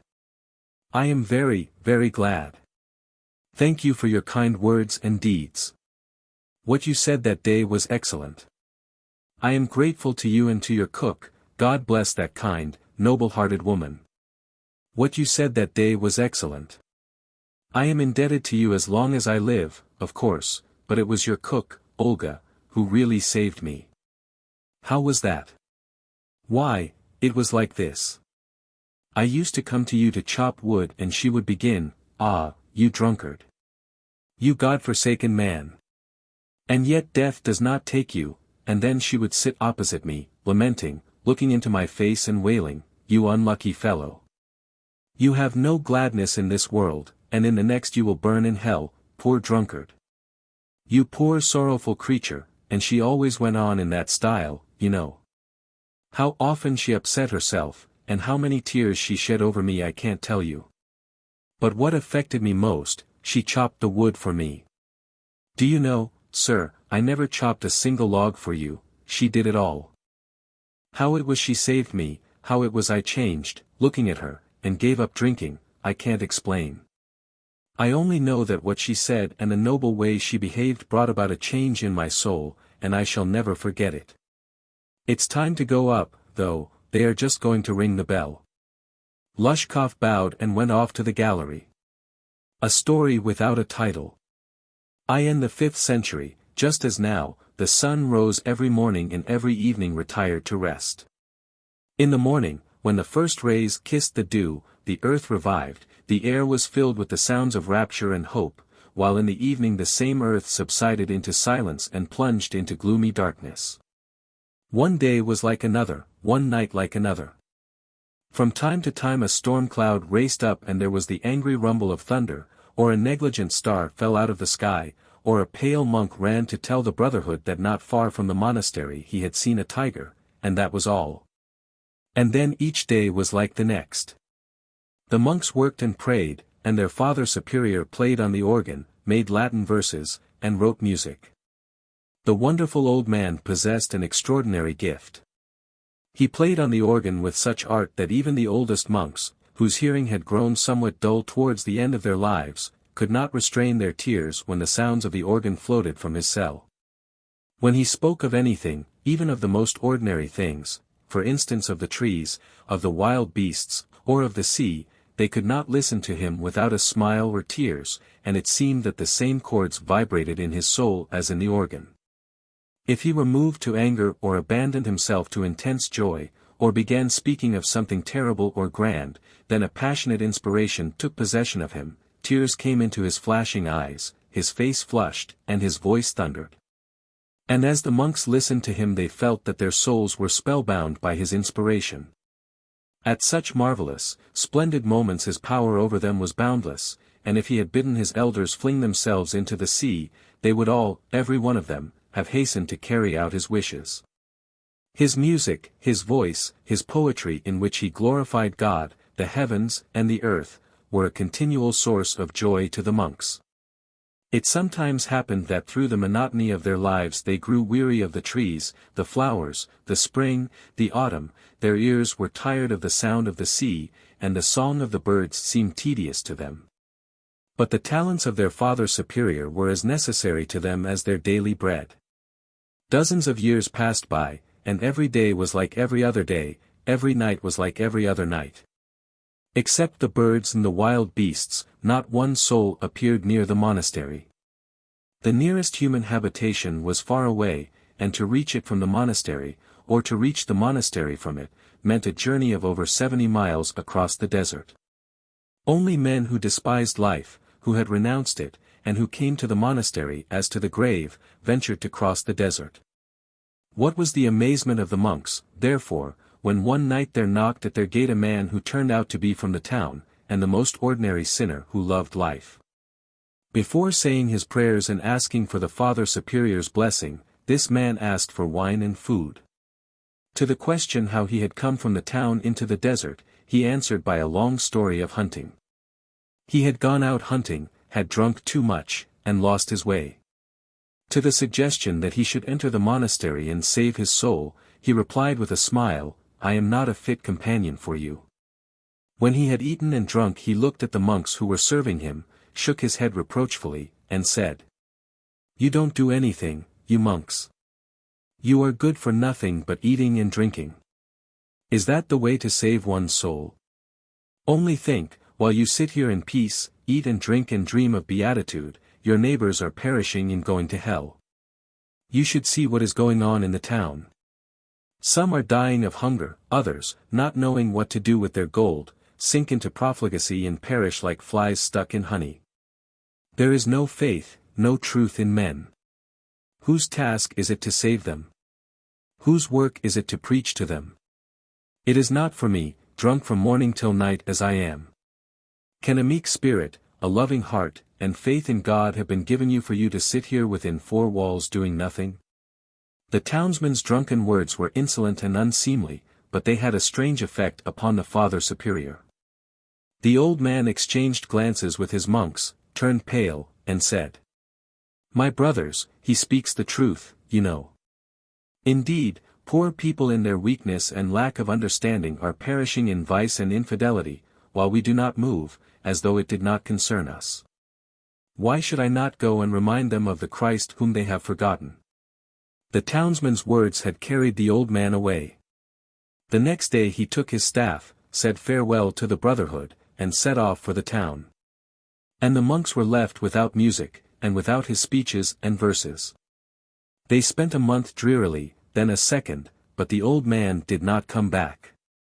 At last, after 3 months had passed, the familiar tap of his staff was heard.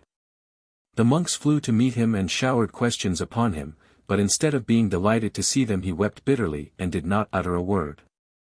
The monks noticed that he looked greatly aged and had grown thinner.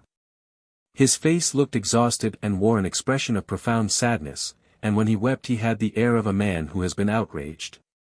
The monks fell to weeping too, and began with sympathy asking him why he was weeping, why his face was so gloomy, but he locked himself in his cell without uttering a word. For 7 days he sat in his cell, eating and drinking nothing, weeping and not playing on his organ. To knocking at his door and to the entreaties of the monks to come out and share his grief with them he replied with unbroken silence. At last he came out. Gathering all the monks around him, with a tear-stained face and with an expression of grief and indignation, he began telling them of what had befallen him during those 3 months. His voice was calm and his eyes were smiling while he described his journey from the monastery to the town. On the road, he told them, the birds sang to him, the brooks gurgled, and sweet youthful hopes agitated his soul. He marched on and felt like a soldier going to battle and confident of victory. He walked on dreaming, and composed poems and hymns, and reached the end of his journey without noticing it. But his voice quivered, his eyes flashed, and he was full of wrath when he came to speak of the town and of the men in it. Never in his life had he seen or even dared to imagine what he met with when he went into the town. Only then for the first time in his life, in his old age, he saw and understood how powerful was the devil, how fair was evil and how weak and faint-hearted and worthless were men. By an unhappy chance the first dwelling he entered was the abode of vice. Some 50 men in possession of much money were eating and drinking wine beyond measure. Intoxicated by the wine, they sang songs and boldly uttered terrible, revolting words such as a God-fearing man could not bring himself to pronounce. Boundlessly free, self-confident, and happy, they feared neither God nor the devil, nor death, but said and did what they liked, and went whither their lust led them.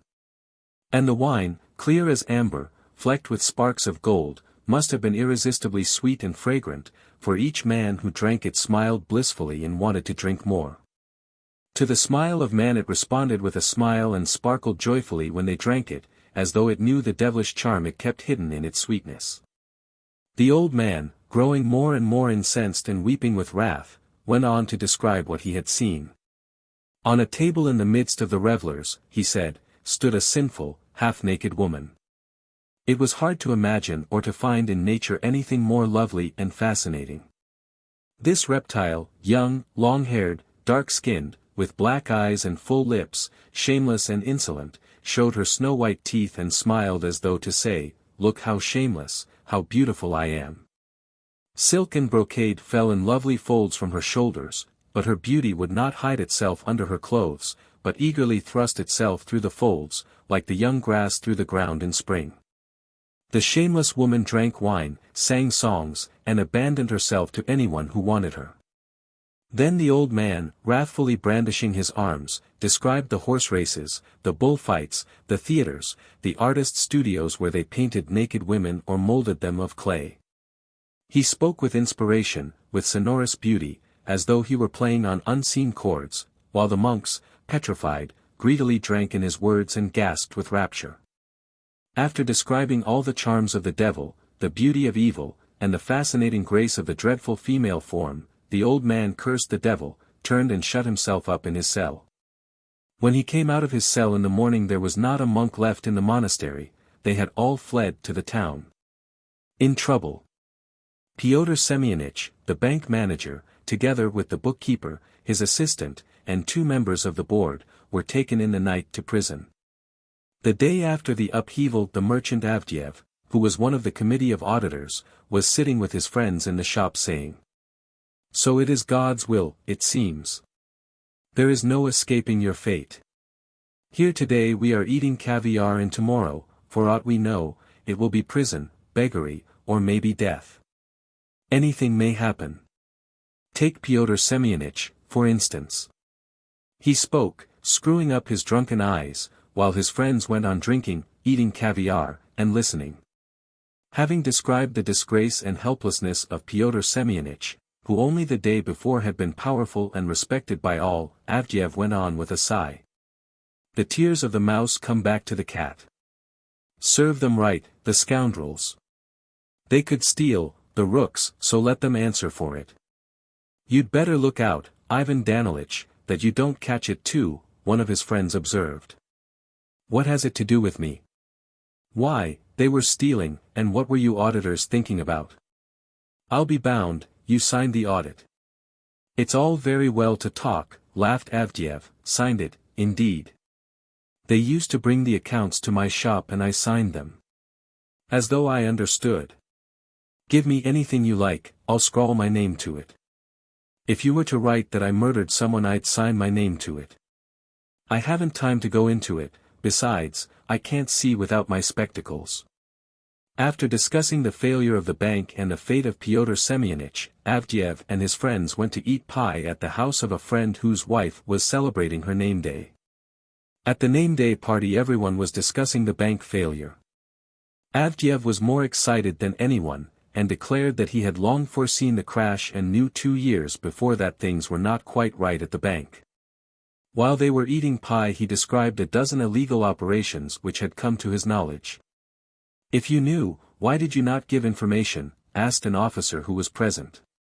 "I wasn't the only one, the whole town knew of it," laughed Avdyev. "Besides, I haven't the time to hang about the law courts, damn them." He had a nap after the pie and then had dinner, then had another nap, then went to the evening service at the church of which he was a warden. After the service he went back to the name day party and played preference till midnight. Everything seemed satisfactory. But when Avdyev hurried home after midnight, the cook, who opened the door to him, looked pale, and was trembling so violently that she could not utter a word.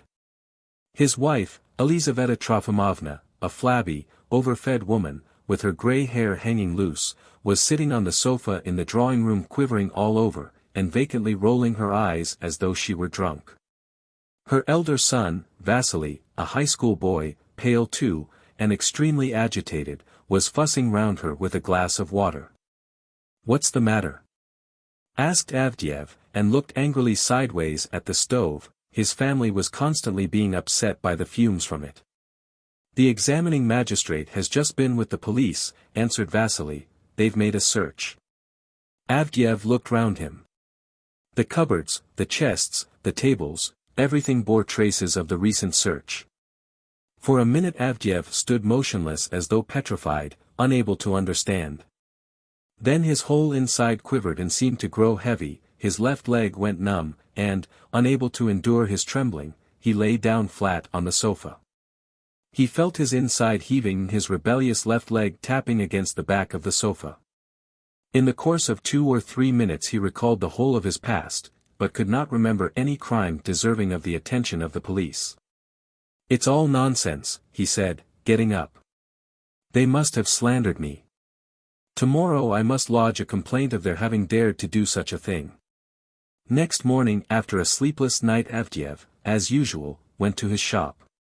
His customers brought him the news that during the night the public prosecutor had sent the deputy manager and the head clerk to prison as well. This news did not disturb Avdyev. He was convinced that he had been slandered, and that if he were to lodge a complaint today the examining magistrate would get into trouble for the search of the night before. Between 9 and 10 o'clock he hurried to the town hall to see the secretary, who was the only educated man in the town council. "Vladimir Stepanich, what's this new fashion?" he said, bending down to the secretary's ear. "People have been stealing, but how do I come in? What has it to do with me?" "My dear fellow," he whispered, "there has been a search at my house last night." "Upon my word. Have they gone crazy? Why touch me?" "Because one shouldn't be a sheep," the secretary answered calmly. "Before you sign you ought to look." "Look at what?" "But if I were to look at those accounts for 1,000 years I could not make head or tail of them. It's all Greek to me. I am no bookkeeper. They used to bring them to me and I signed them." "Excuse me. Apart from that, you and your committee are seriously compromised. You borrowed 19,000 from the bank, giving no security." "Lord have mercy upon us!" cried Avdyev in amazement. "I am not the only one in debt to the bank. The whole town owes it money. I pay the interest and I shall repay the debt. What next? And besides, to tell the honest truth, it wasn't I myself borrowed the money. Pyotr Semyonich forced it upon me." "Take it," he said, "take it. If you don't take it," he said, "it means that you don't trust us and fight shy of us. You take it," he said, "and build your father a mill." So I took it. Well, you see, none but children or sheep can reason like that. In any case, Senior, you need not be anxious. You can't escape trial, of course, but you are sure to be acquitted. The secretary's indifference and calm tone restored Avdyev's composure. Going back to his shop and finding friends there, he again began drinking, eating caviar, and airing his views. He almost forgot the police search, and he was only troubled by one circumstance which he could not help noticing: his left leg was strangely numb, and his stomach for some reason refused to do its work. That evening destiny dealt another overwhelming blow at Avdyev. At an extraordinary meeting of the town council, all members who were on the staff of the bank, Avdyev among them, were asked to resign, on the ground that they were charged with a criminal offense. In the morning he received a request to give up immediately his duties as churchwarden. After that Avdyev lost count of the blows dealt him by fate, and strange, unprecedented days flitted rapidly by, one after another, and every day brought some new, unexpected surprise. Among other things, the examining magistrate sent him a summons, and he returned home after the interview, insulted and red in the face. He gave me no peace, pestering me to tell him why I had signed. I signed, that's all about it. I didn't do it on purpose. They brought the papers to the shop and I signed them. I am no great hand at reading writing. Young men with unconcerned faces arrived, sealed up the shop, and made an inventory of all the furniture of the house. Suspecting some intrigue behind this, and, as before, unconscious of any wrongdoing, Avdyev in his mortification ran from one government office to another lodging complaints. He spent hours together in waiting rooms, composed long petitions, shed tears, swore. To his complaints the public prosecutor and the examining magistrate made the indifferent and rational reply: "Come to us when you are summoned, we have not time to attend to you now." While others answered, "It is not our business." The secretary, an educated man, who, Avdyev thought, might have helped him, merely shrugged his shoulders and said, "It's your own fault. You shouldn't have been a sheep." The old man exerted himself to the utmost, but his left leg was still numb, and his digestion was getting worse and worse. When he was weary of doing nothing and was getting poorer and poorer, he made up his mind to go to his father's mill, or to his brother, and begin dealing in corn. His family went to his father's and he was left alone. The days flitted by, one after another. Without a family, without a shop, and without money, the former churchwarden, an honored and respected man, spent whole days going the round of his friends' shops, drinking, eating, and listening to advice. In the mornings and in the evenings, to while away the time, he went to church. Looking for hours together at the icons, he did not pray, but pondered. His conscience was clear, and he ascribed his position to mistake and misunderstanding. To his mind, it was all due to the fact that the officials and the examining magistrates were young men and inexperienced. It seemed to him that if he were to talk it over in detail and open his heart to some elderly judge, everything would go right again. He did not understand his judges, and he fancied they did not understand him. The days raced by, and at last, after protracted, harassing delays, the day of the trial came. Avdyev borrowed 50 rubles, and providing himself with spirit to rub on his leg and a decoction of herbs for his digestion, set off for the town where the circuit court was being held. The trial lasted for 10 days. Throughout the trial Avdyev sat among his companions in misfortune with the stolid composure and dignity befitting a respectable and innocent man who is suffering for no fault of his own. He listened and did not understand a word. He was in an antagonistic mood. He was angry at being detained so long in the court, at being unable to get Lenten food anywhere, at his defending counsels not understanding him, and, as he thought, saying the wrong thing. He thought that the judges did not understand their business. They took scarcely any notice of Avdyev, they only addressed him once in 3 days, and the questions they put to him were of such a character that Avdyev raised a laugh in the audience each time he answered them. When he tried to speak of the expenses he had incurred, of his losses, and of his meaning to claim his costs from the court, his counsel turned round and made an incomprehensible grimace. The public laughed.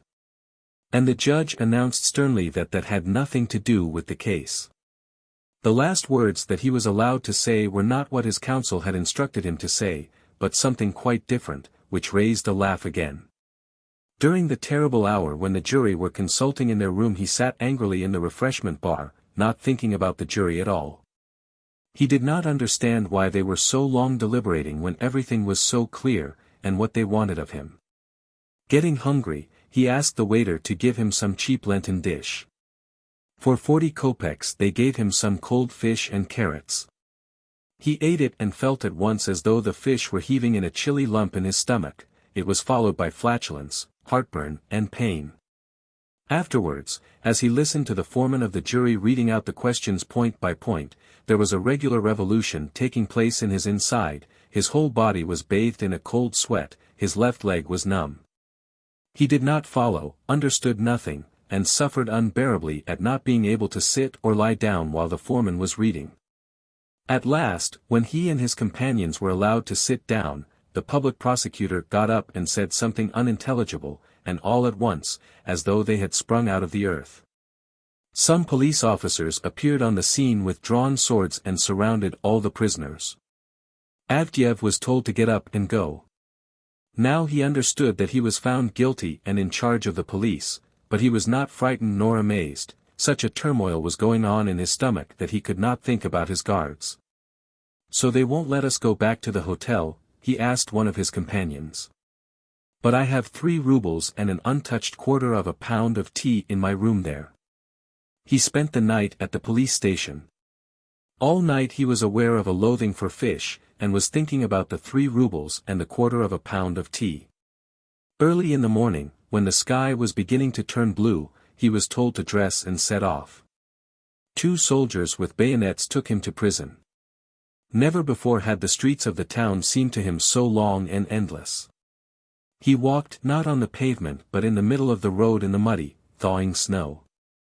His inside was still at war with the fish, his left leg was numb, he had forgotten his galoshes either in the court or in the police station, and his feet felt frozen. 5 days later all the prisoners were brought before the court again to hear their sentence.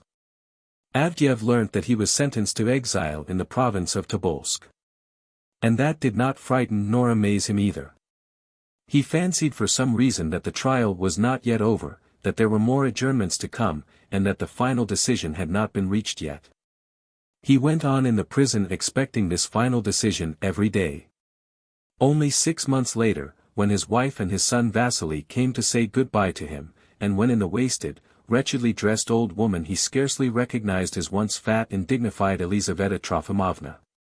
And when he saw his son wearing a short, shabby reefer jacket and cotton trousers instead of the high school uniform, he realized that his fate was decided, and that whatever new decision there might be, his past would never come back to him. And for the first time since the trial and his imprisonment the angry expression left his face, and he wept bitterly. Frost. A popular fete with a philanthropic object had been arranged on the Feast of Epiphany in the provincial town of N. They had selected a broad part of the river between the market and the bishop's palace, fenced it round with a rope, with fir trees and with flags, and provided everything necessary for skating, sledging, and tobogganing. The festivity was organized on the grandest scale possible. The notices that were distributed were of huge size and promised a number of delights: skating, a military band, a lottery with no blank tickets, an electric sun, and so on. But the whole scheme almost came to nothing owing to the hard frost. From the eve of Epiphany there were 28 degrees of frost with a strong wind. It was proposed to put off the fete, and this was not done only because the public, which for a long while had been looking forward to the fete impatiently, would not consent to any postponement. "Only think, what do you expect in winter but a frost?" said the ladies, persuading the governor, who tried to insist that the fete should be postponed. "If anyone is cold he can go and warm himself." The trees, the horses, the men's beards were white with frost. It even seemed that the air itself crackled, as though unable to endure the cold, but in spite of that the frozen public were skating. Immediately after the blessing of the waters and precisely at 1 o'clock the military band began playing. Between 3 and 4 o'clock in the afternoon, when the festivity was at its height, the select society of the place gathered together to warm themselves in the governor's pavilion, which had been put up on the river bank. The old governor and his wife, the bishop, the president of the local court, the headmaster of the high school, and many others, were there. The ladies were sitting in armchairs, while the men crowded round the wide glass door, looking at the skating. "Holy saints," said the bishop in surprise, "what flourishes they execute with their legs. Upon my soul, many a singer couldn't do a twirl with his voice as those cutthroats do with their legs. A.I.E. He'll kill himself. That's Smirnov. That's Gruzdov," said the headmaster, mentioning the names of the schoolboys who flew by the pavilion. "Bah! He's all alive, oh," laughed the governor. "Look, gentlemen, our mayor is coming. He is coming this way. That's a nuisance, he will talk our heads off now." A little thin old man, wearing a big cap and a fur-lined coat hanging open, came from the opposite bank towards the pavilion, avoiding the skaters. This was the mayor of the town, a merchant, Aramiev by name, a millionaire and an old inhabitant of N. Flinging wide his arms and shrugging at the cold, he skipped along, knocking one galosh against the other, evidently in haste to get out of the wind. Halfway he suddenly bent down, stole up to some lady, and plucked at her sleeve from behind. When she looked round he skipped away, and probably delighted at having succeeded in frightening her, went off into a loud, aged laugh. "Lively old fellow," said the governor. "It's a wonder he's not skating." As he got near the pavilion the mayor fell into a little tripping trot, waved his hands, and, taking a run, slid along the ice in his huge galosh boots up to the very door. "Yegor Ivanitch, you ought to get yourself some skates." The governor greeted him. "That's just what I am thinking," he answered in a squeaky, somewhat nasal tenor, taking off his cap. "I wish you good health, Your Excellency." "Your Holiness." "Long life to all the other gentlemen and ladies." "Here's a frost." "Yes, it is a frost, bother it. It's deadly." Winking with his red, frozen eyes, Yegor Ivanitch stamped on the floor with his galosh boots and swung his arms together like a frozen cabman. "Such a damnable frost, worse than any dog." He went on talking, smiling all over his face. "It's a real affliction." "It's healthy," said the governor, "frost strengthens a man and makes him vigorous." "Though it may be healthy, it would be better without it at all," said the mayor, wiping his wedge-shaped beard with a red handkerchief. "It would be a good riddance. To my thinking, Your Excellency, the Lord sends it us as a punishment, the frost, I mean. We sin in the summer and are punished in the winter." "Yes." Yegor Ivanitch looked round him quickly and flung up his hands. "Why, where's the needful?" "To warm us up," he asked, looking in alarm first at the governor and then at the bishop. "Your Excellency." "Your Holiness." "I'll be bound, the ladies are frozen too. We must have something, this won't do." Everyone began gesticulating and declaring that they had not come to the skating to warm themselves, but the mayor, heeding no one, opened the door and beckoned to someone with his crooked finger. A workman and a fireman ran up to him. "Here, run off to Savatin," he muttered, "and tell him to make haste and send here, what do you call it? What's it to be? Tell him to send a dozen glasses of mulled wine, the very hottest, or punch, perhaps." There was laughter in the pavilion. "A nice thing to treat us to." "Never mind, we will drink it," muttered the mayor, "a dozen glasses, then, and some Benedictine, perhaps, and tell them to warm 2 bottles of red wine." "Oh, and what for the ladies?" "Well, you tell them to bring cakes, nuts, sweets of some sort, perhaps. There, run along, look sharp." The mayor was silent for a minute and then began again abusing the frost, banging his arms across his chest and thumping with his galosh boots. "No, Yegor Ivanitch," said the governor persuasively, "don't be unfair, the Russian frost has its charms. I was reading lately that many of the good qualities of the Russian people are due to the vast expanse of their land and to the climate, the cruel struggle for existence. That's perfectly true. It may be true, Your Excellency, but it would be better without it. The frost did drive out the French, of course, and one can freeze all sorts of dishes, and the children can go skating, that's all true. For the man who is well fed and well clothed the frost is only a pleasure, but for the working man, the beggar, the pilgrim, the crazy wanderer, it's the greatest evil and misfortune. It's misery, your holiness. In a frost like this poverty is twice as hard, and the thief is more cunning and evildoers more violent. There's no gainsaying it. I am turned 70, I've a fur coat now, and at home I have a stove and rums and punches of all sorts. The frost means nothing to me now, I take no notice of it, I don't care to know of it, but how it used to be in old days, Holy Mother. It's dreadful to recall it. My memory is failing me with years and I have forgotten everything. My enemies, and my sins and troubles of all sorts, I forget them all, but the frost, oof! How I remember it. When my mother died I was left a little devil, this high, a homeless orphan. No kith nor kin, wretched, ragged, little clothes, hungry, nowhere to sleep, in fact, we have here no abiding city, but seek the one to come. In those days I used to lead an old blind woman about the town for 5 kopecks a day. The frosts were cruel, wicked. One would go out with the old woman and begin suffering torments. My Creator! First of all you would be shivering as in a fever, shrugging and dancing about. Then your ears, your fingers, your feet, would begin aching. They would ache as though someone were squeezing them with pincers. But all that would have been nothing, a trivial matter, of no great consequence. The trouble was when your whole body was chilled. One would walk for 3 blessed hours in the frost, your holiness, and lose all human semblance.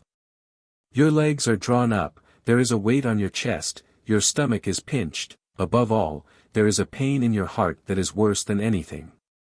Your heart aches beyond all endurance, and there is a wretchedness all over your body as though you were leading death by the hand instead of an old woman. You are numb all over, turned to stone like a statue. You go on and feel as though it were not you walking, but someone else moving your legs instead of you. When your soul is frozen you don't know what you are doing, you are ready to leave the old woman with no one to guide her, or to pull a hot roll from off a hawker's tray, or to fight with someone. And when you come to your night's lodging into the warmth after the frost, there is not much joy in that either. You lie awake till midnight, crying, and don't know yourself what you are crying for. We must walk about the skating ground before it gets dark, said the governor's wife, who was bored with listening. Who's coming with me? The governor's wife went out and the whole company trooped out of the pavilion after her. Only the governor, the bishop, and the mayor remained. Queen of Heaven! And what I went through when I was a shop boy in a fish shop. Yegor Ivanitch went on, flinging up his arms so that his fox-lined coat fell open. One would go out to the shop almost before it was light, by 8 o'clock I was completely frozen, my face was blue, my fingers were stiff so that I could not fasten my buttons nor count the money. One would stand in the cold, turn numb, and think, Lord, I shall have to stand like this right on till evening. By dinner time my stomach was pinched and my heart was aching. Yes. And I was not much better afterwards when I had a shop of my own. The frost was intense and the shop was like a mousetrap with drafts blowing in all directions, the coat I had on was, pardon me, mangy, as thin as paper, threadbare. One would be chilled through and through, half-dazed, and turn as cruel as the frost oneself. I would pull one by the ear so that I nearly pulled the ear off, I would smack another on the back of the head. I'd glare at a customer like a ruffian, a wild beast, and be ready to fleece him, and when I got home in the evening and ought to have gone to bed, I'd be ill-humored and set upon my family, throwing it in their teeth that they were living upon me. I would make a row and carry on so that 6 policemen couldn't have managed me. The frost makes one spiteful and drives one to drink. Yegor Ivanitch clasped his hands and went on. And when we were taking fish to Moscow in the winter, Holy Mother. And spluttering as he talked, he began describing the horrors he endured with his shopmen when he was taking fish to Moscow. Yes, sighed the governor, it is wonderful what a man can endure. You used to take wagon-loads of fish to Moscow, Yegor Ivanitch, while I in my time was at the war. I remember one extraordinary instance. And the governor described how, during the last Russo-Turkish war, one frosty night the division in which he was had stood in the snow without moving for 13 hours in a piercing wind. From fear of being observed the division did not light a fire, nor make a sound or a movement, they were forbidden to smoke. Reminiscences followed. The governor and the mayor grew lively and good-humored, and, interrupting each other, began recalling their experiences. And the bishop told them how, when he was serving in Siberia, he had traveled in a sledge drawn by dogs.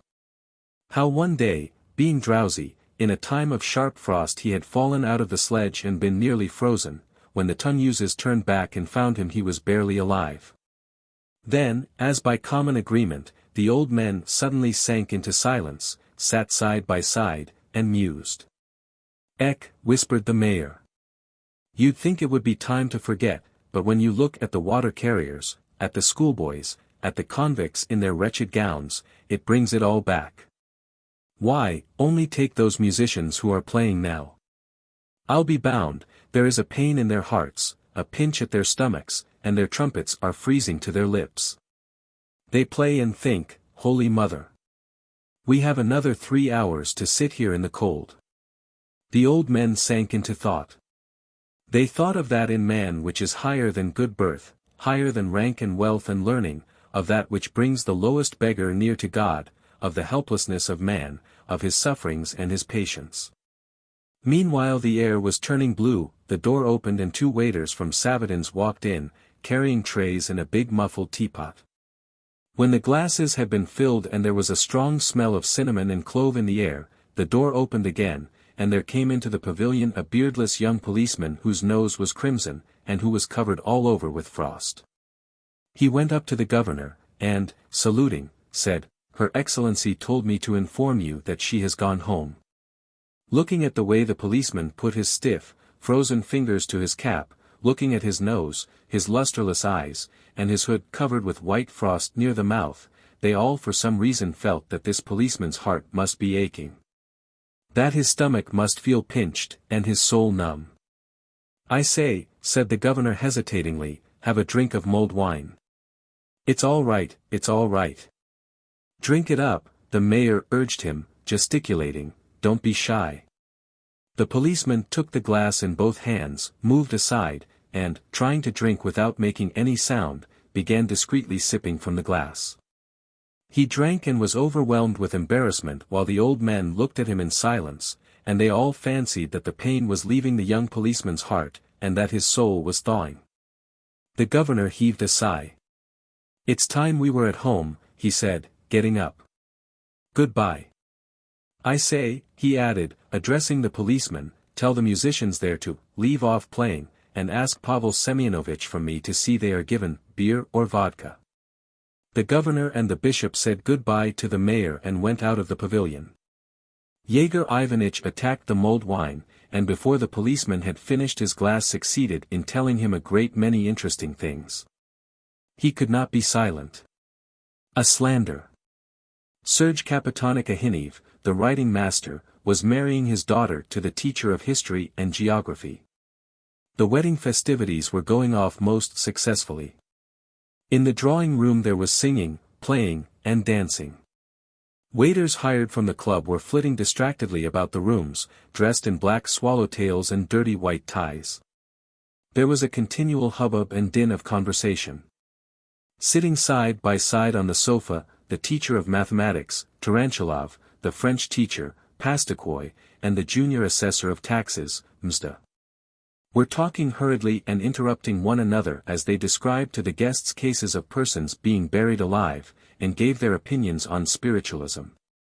None of them believed in spiritualism, but all admitted that there were many things in this world which would always be beyond the mind of man. In the next room the literature master, Dodonsky, was explaining to the visitors the cases in which a sentry has the right to fire on passers-by. The subjects, as you perceive, were alarming, but very agreeable. Persons whose social position precluded them from entering were looking in at the windows from the yard. Just at midnight the master of the house went into the kitchen to see whether everything was ready for supper. The kitchen from floor to ceiling was filled with fumes composed of goose, duck, and many other odors. On 2 tables the accessories, the drinks and light refreshments, were set out in artistic disorder. The cook, Marfa, a red-faced woman whose figure was like a barrel with a belt around it, was bustling about the tables. "Show me the sturgeon, Marfa," said Ahinev, rubbing his hands and licking his lips. "What a perfume! I could eat up the whole kitchen. Come, show me the sturgeon." Marfa went up to one of the benches and cautiously lifted a piece of greasy newspaper. Under the paper on an immense dish there reposed a huge sturgeon, masked in jelly and decorated with capers, olives, and carrots. Ahinev gazed at the sturgeon and gasped. His face beamed, he turned his eyes up. He bent down and with his lips emitted the sound of an ungreased wheel. After standing a moment he snapped his fingers with delight and once more smacked his lips. "Aha! The sound of a passionate kiss." "Who is it you're kissing out there, little Marfa?" came a voice from the next room, and in the doorway there appeared the cropped head of the assistant usher, Vankin. "Who is it?" "Ah. Delighted to meet you. Sergei Kapitonik. You're a fine grandfather, I must say. Tête-à-tête with the fair sex, tête." "I'm not kissing," said Ahinev in confusion. "Who told you so, you fool?" "I was only." I smacked my lips, in reference to, as an indication of pleasure, at the sight of the fish. Tell that to the Marines. The intrusive face vanished, wearing a broad grin. Ahinev flushed. Hang it, he thought, the beast will go now and talk scandal. He'll disgrace me to all the town, the brute. Ahinev went timidly into the drawing room and looked stealthily round for Vankin. Vankin was standing by the piano, and, bending down with a jaunty air, was whispering something to the inspector's sister-in-law, who was laughing. Talking about me, thought Ahinev. About me, blast him. And she believes it, believes it. She laughs. Mercy on us. No, I can't let it pass. I can't. I must do something to prevent his being believed. I'll speak to them all, and he'll be shown up for a fool and a gossip.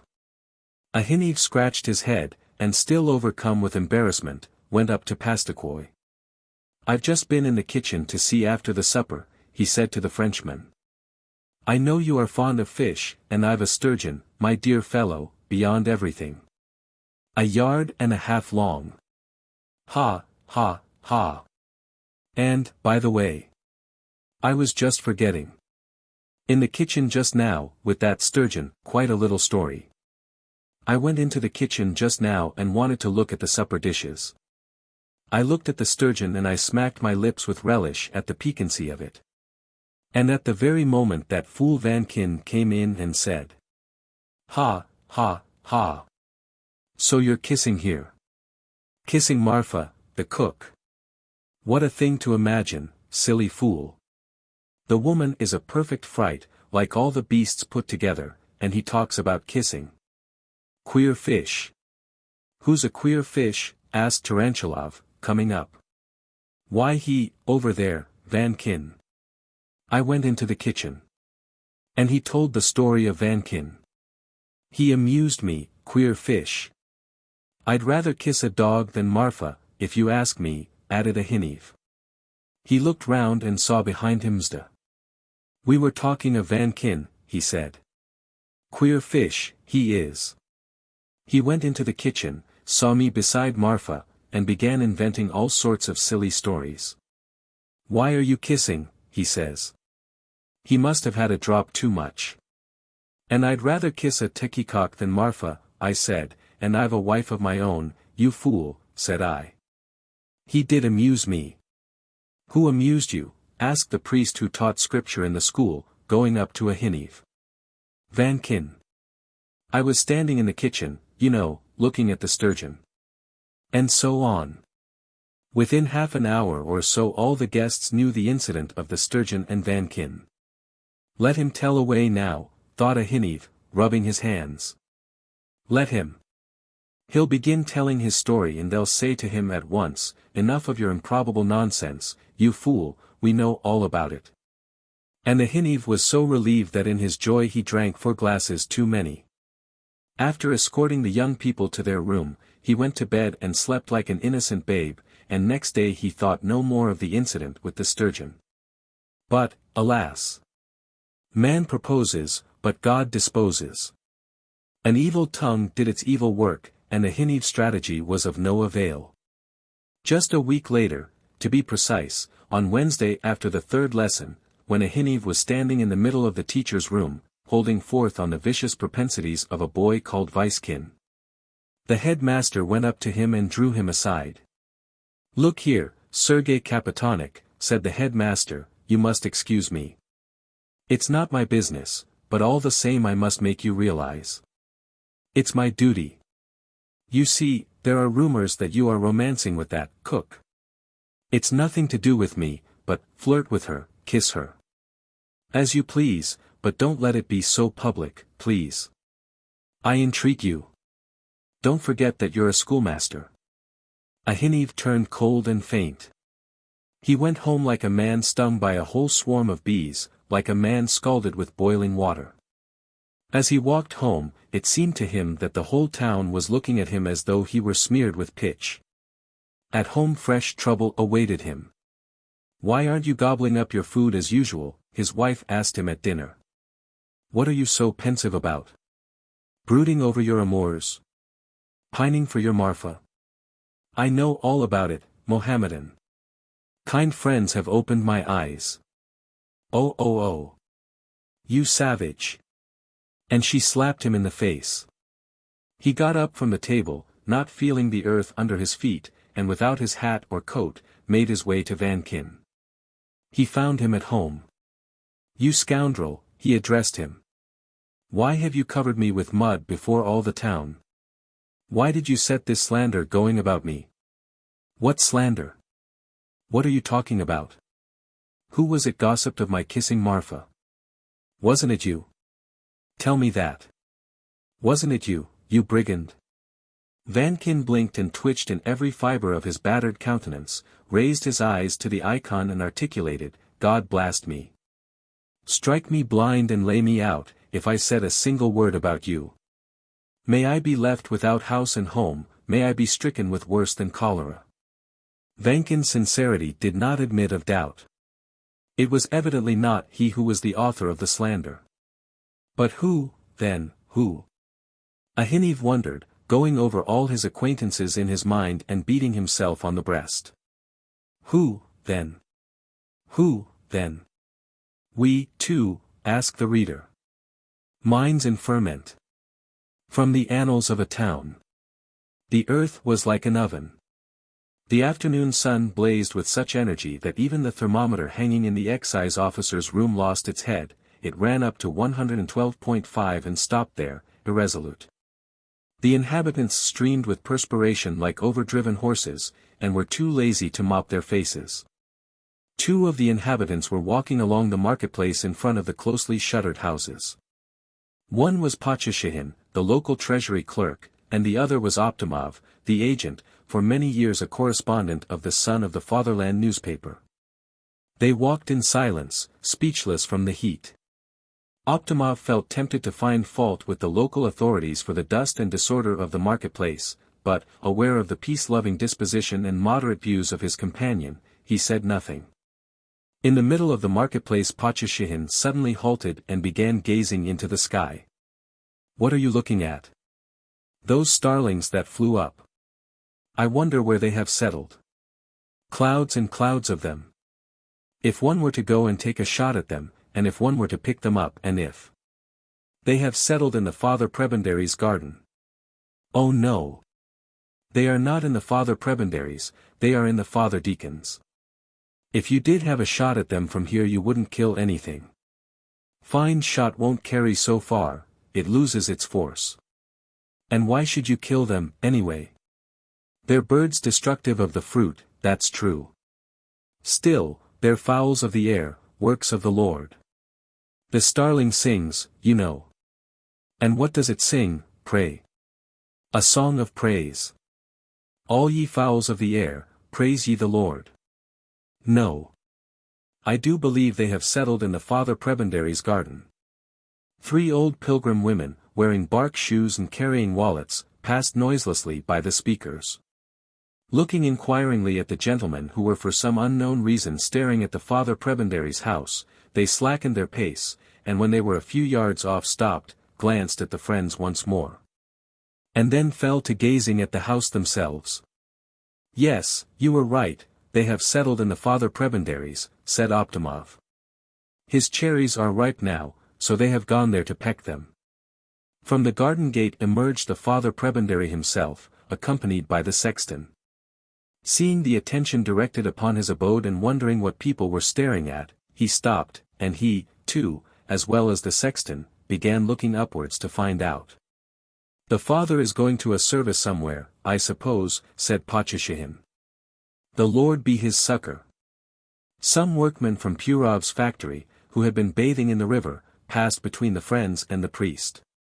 Seeing the latter absorbed in contemplation of the heavens and the pilgrim women, too, standing motionless with their eyes turned upwards, they stood still and stared in the same direction. A small boy leading a blind beggar and a peasant, carrying a tub of stinking fish to throw into the marketplace, did the same. There must be something the matter, I should think, said Pachushin, a fire or something. But there's no sign of smoke anywhere. Hey! Kuzma, he shouted to the peasant, what's the matter? The peasant made some reply, but Pachushin and Optimov did not catch it. Sleepy-looking shopmen made their appearance at the doors of all the shops. Some plasterers at work on a warehouse near left their ladders and joined the workmen. The fireman, who was describing circles with his bare feet, on the watchtower, halted, and, after looking steadily at them for a few minutes, came down. The watchtower was left deserted. This seemed suspicious. There must be a fire somewhere. Don't shove me. You damned swine. Where do you see the fire? What fire? Pass on, gentlemen. I ask you civilly. It must be a fire indoors. Asks us civilly and keeps poking with his elbows. Keep your hands to yourself. Though you are a head constable, you have no sort of right to make free with your fists. He's trodden on my corn. Ah! I'll crush you. Crushed? Who's crushed? Lads. A man's been crushed. What's the meaning of this crowd? What do you want? A man's been crushed, please your honor. Where? Pass on. I ask you civilly. I ask you civilly, you blockheads. You may shove a peasant, but you daren't touch a gentleman. Hands off. Did you ever know such people? There's no doing anything with them by fair words, the devils. Sidorov, run for Akim Danilich. Look sharp. It'll be the worse for you, gentlemen. Akim Danilich is coming, and he'll give it to you. You hear, Parfen? A blind man, and at his age too. Can't see, but he must be like other people and won't do what he's told. Smirnov, put his name down. Yes, sir. And shall I write down the men from Purov's?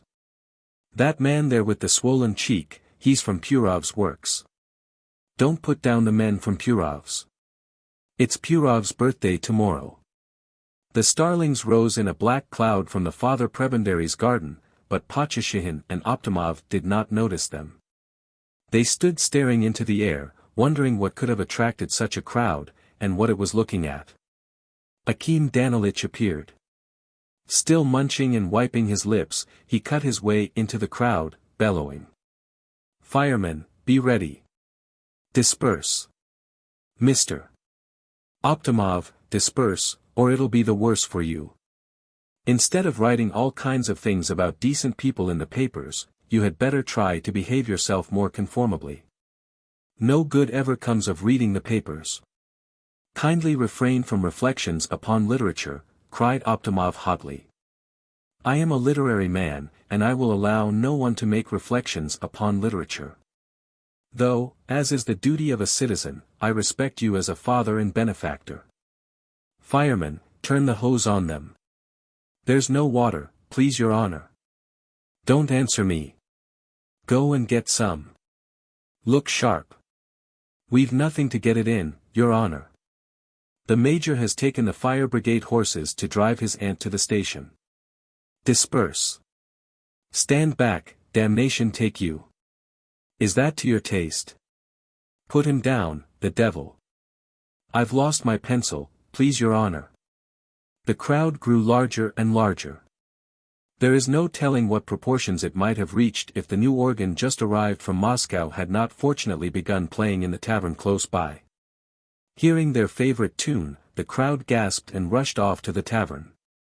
So nobody ever knew why the crowd had assembled, and Pachashin and Optimov had by now forgotten the existence of the starlings who were innocently responsible for the proceedings. An hour later the town was still and silent again, and only a solitary figure was to be seen, the fireman pacing round and round on the watchtower.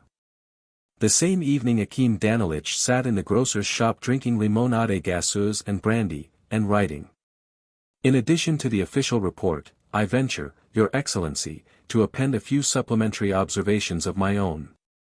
Father and benefactor. In very truth, but for the prayers of your virtuous spouse in her salubrious villa near our town, there's no knowing what might not have come to pass. What I have been through today I can find no words to express. The efficiency of Krushinsky and of the Major of the Fire Brigade are beyond all praise. I am proud of such devoted servants of our country. As for me, I did all that a weak man could do, whose only desire is the welfare of his neighbor. And sitting now in the bosom of my family, with tears in my eyes I thank him who spared us bloodshed. In absence of evidence, the guilty parties remain in custody, but I propose to release them in a week or so. It was their ignorance that led them astray. Gone astray. A country village wrapped in the darkness of night. 1 o'clock strikes from the belfry. 2 lawyers, called Kozyavkin and Lave, both in the best of spirits and a little unsteady on their legs, come out of the wood and turn towards the cottages. Well, thank God, we've arrived, says Kozyavkin, drawing a deep breath. Tramping 4 miles from the station in our condition is a feat I am fearfully done up. And, as ill luck would have it, not a fly to be seen. Petya, my dear fellow. I can't. I feel like dying if I'm not in bed in 5 minutes. In bed. Don't you think it, my boy. First we'll have supper and a glass of red wine, and then you can go to bed. Verotchka and I will wake you up. Ah, my dear fellow, it's a fine thing to be married. You don't understand it, you cold-hearted wretch. I shall be home in a minute, worn out and exhausted. A loving wife will welcome me, give me some tea and something to eat, and repay me for my hard work and my love with such a fond and loving look out of her darling black eyes that I shall forget how tired I am. And forget the burglary and the law courts and the appeal division. It's glorious. Yes, I say, I feel as though my legs were dropping off, I can scarcely get along. I am frightfully thirsty. Well, here we are at home. The friends go up to one of the cottages, and stand still under the nearest window. It's a jolly cottage, said Kozyavkin. You will see tomorrow what views we have. There's no light in the windows. Verotchka must have gone to bed, then. She must have got tired of sitting up. She's in bed, and must be worrying at my not having turned up. He pushes the window with his stick, and it opens. Plucky girl. She goes to bed without bolting the window. He takes off his cape and flings it with his portfolio in at the window. I am hot. Let us strike up a serenade and make her laugh. He sings. The moon floats in the midnight sky. Faintly stir the tender breezes. Faintly rustle in the treetops. Sing, sing, Alyosha. Verotchka, shall we sing you Schubert's serenade? He sings. His performance is cut short by a sudden fit of coughing. Tfu! Verochka, tell Ksenia to unlock the gate for us. A pause. Verochka. Don't be lazy, get up, darling. He stands on a stone and looks in at the window. Verochka, my dumpling, Verochka, my puppet. My little angel, my wife beyond compare, get up and tell Ksenia to unlock the gate for us. You are not asleep, you know. Little wife, we are really so done up and exhausted that we're not in the mood for jokes. We've trudged all the way from the station. Don't you hear? Ah, hang it all. He makes an effort to climb up to the window and falls down. You know this isn't a nice trick to play on a visitor. I see you are just as great a schoolgirl as ever, Vera, you are always up to mischief. Perhaps Vera Stepanovna is asleep, says Lev. She isn't asleep. I bet she wants me to make an outcry and wake up the whole neighborhood. I'm beginning to get cross, Vera. ACH, damn it all. Give me a leg up, Alyosha, I'll get in. You are a naughty girl, nothing but a regular schoolgirl. Give me a hoist. Puffing and panting, Lev gives him a leg up, and Kozyavkin climbs in at the window and vanishes into the darkness within. Vera. Lev hears a minute later, where are you? Damnation. Tfu. I've put my hand into something. Tfu. There is a rustling sound, a flapping of wings, and the desperate cackling of a fowl. A nice state of things, Lev hears. Vera, where on earth did these chickens come from? Why, the devil, there's no end of them. There's a basket with a turkey in it. It pecks, the nasty creature. 2 hens fly out of the window, and cackling at the top of their voices, flutter down the village street. Alyosha, we've made a mistake, says Kozyavkin in a lachrymose voice. There are a lot of hens here. I must have mistaken the house. Confound you, you are all over the place, you cursed brutes. Well, then, make haste and come down. Do you hear? I am dying of thirst. In a minute. I am looking for my cape and portfolio. Light a match. The matches are in the cape. I was a crazy idiot to get into this place. The cottages are exactly alike, the devil himself couldn't tell them apart in the dark. The turkeys pecked my cheek, nasty creature. Make haste and get out or they'll think we are stealing the chickens. In a minute. I can't find my cape anywhere. There are lots of old rags here, and I can't tell where the cape is. Throw me a match. I haven't any. We are in a hole, I must say. What am I to do? I can't go without my cape and my portfolio. I must find them. I can't understand a man's not knowing his own cottage, says Lev indignantly. Drunken beast. If I'd known I was in for this sort of thing I would never have come with you. I should have been at home and fast asleep by now, and a nice fix I'm in here. I'm fearfully done up and thirsty, and my head is going round. In a minute. You won't expire. A big cock flies crowing over Lev's head. Lev heaves a deep sigh, and with a hopeless gesture sits down on a stone.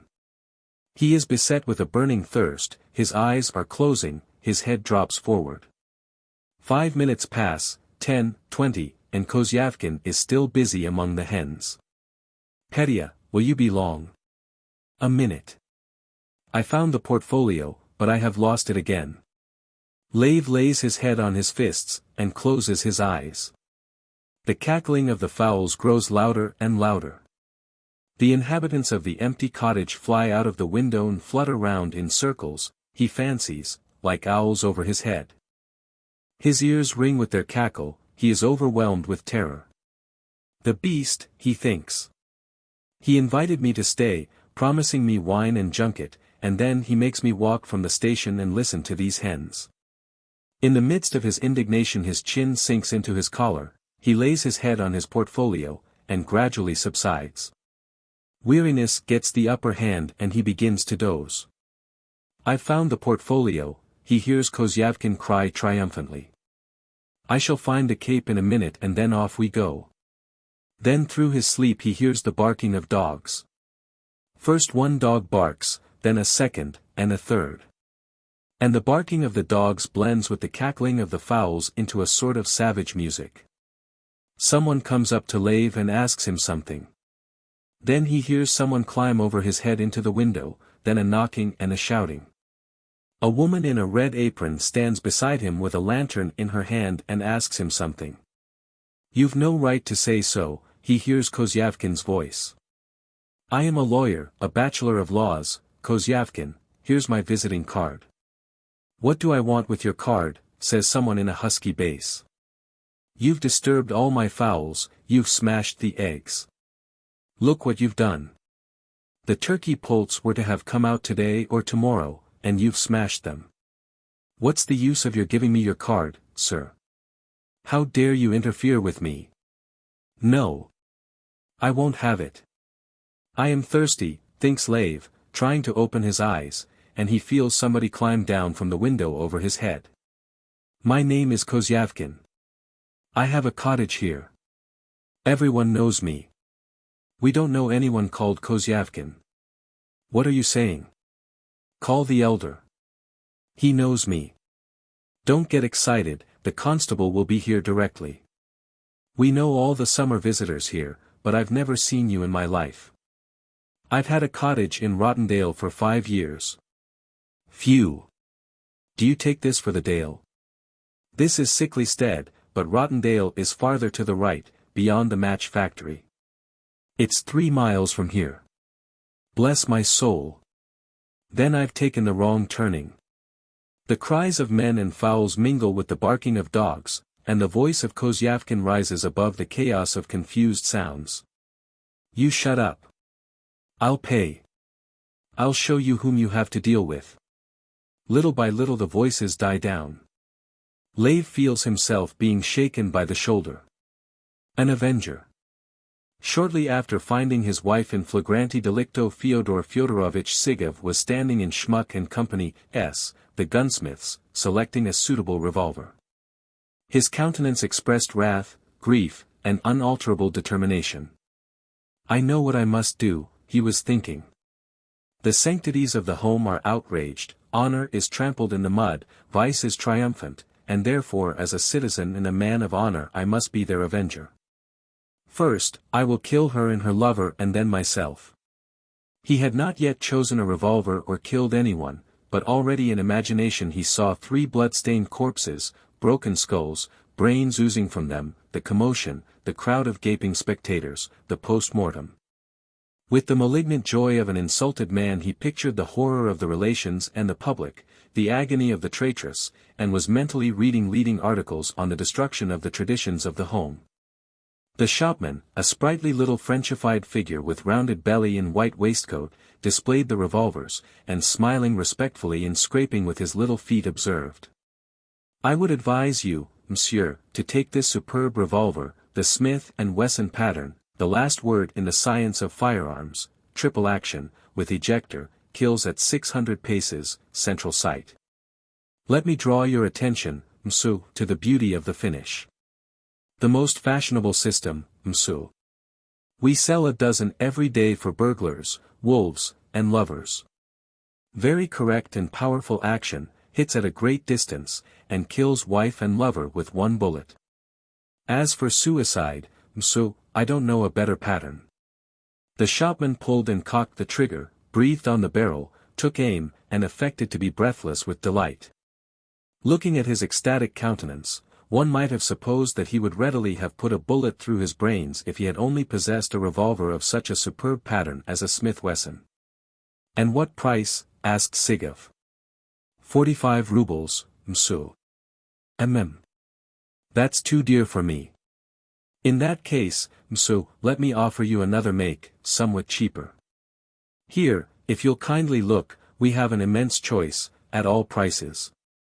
Here, for instance, this revolver of the Lefwatcher pattern costs only 18 rubles, but... The shopman pursed up his face contemptuously, "But, monsieur, it's an old-fashioned make. They are only bought by hysterical ladies or the mentally deficient. To commit suicide or shoot one's wife with a Levacher revolver is considered bad form nowadays. Smith-Wesson is the only pattern that's correct style. I don't want to shoot myself or to kill anyone, said Chekhov, lying sullenly. I am buying it simply for a country cottage, to frighten away burglars. That's not our business, what object you have in buying it. The shopman smiled, dropping his eyes discreetly. If we were to investigate the object in each case, so, we should have to close our shop. To frighten burglars Levacher is not a suitable pattern, so, for it goes off with a faint, muffled sound. I would suggest Mortimer's, the so-called dueling pistol. Shouldn't I challenge him to a duel, flashed through Chekhov's mind. It's doing him too much honor, though. Beasts like that are killed like dogs. The shopman, swaying gracefully and tripping to and fro on his little feet, still smiling and chattering, displayed before him a heap of revolvers. The most inviting and impressive of all was the Smith and Wesson's. Chekhov picked up a pistol of that pattern, gazed blankly at it, and sank into brooding. His imagination pictured how he would blow out their brains, how blood would flow in streams over the rug and the parquet, how the traitress's legs would twitch in her last agony. But that was not enough for his indignant soul. The picture of blood, wailing, and horror did not satisfy him. He must think of something more terrible. I know. I'll kill myself and him, he thought, but I'll leave her alive. Let her pine away from the stings of conscience and the contempt of all surrounding her. For a sensitive nature like hers that will be far more agonizing than death. And he imagined his own funeral. He, the injured husband, lies in his coffin with a gentle smile on his lips, and she, pale, tortured by remorse, follows the coffin like a Niobe, not knowing where to hide herself to escape from the withering.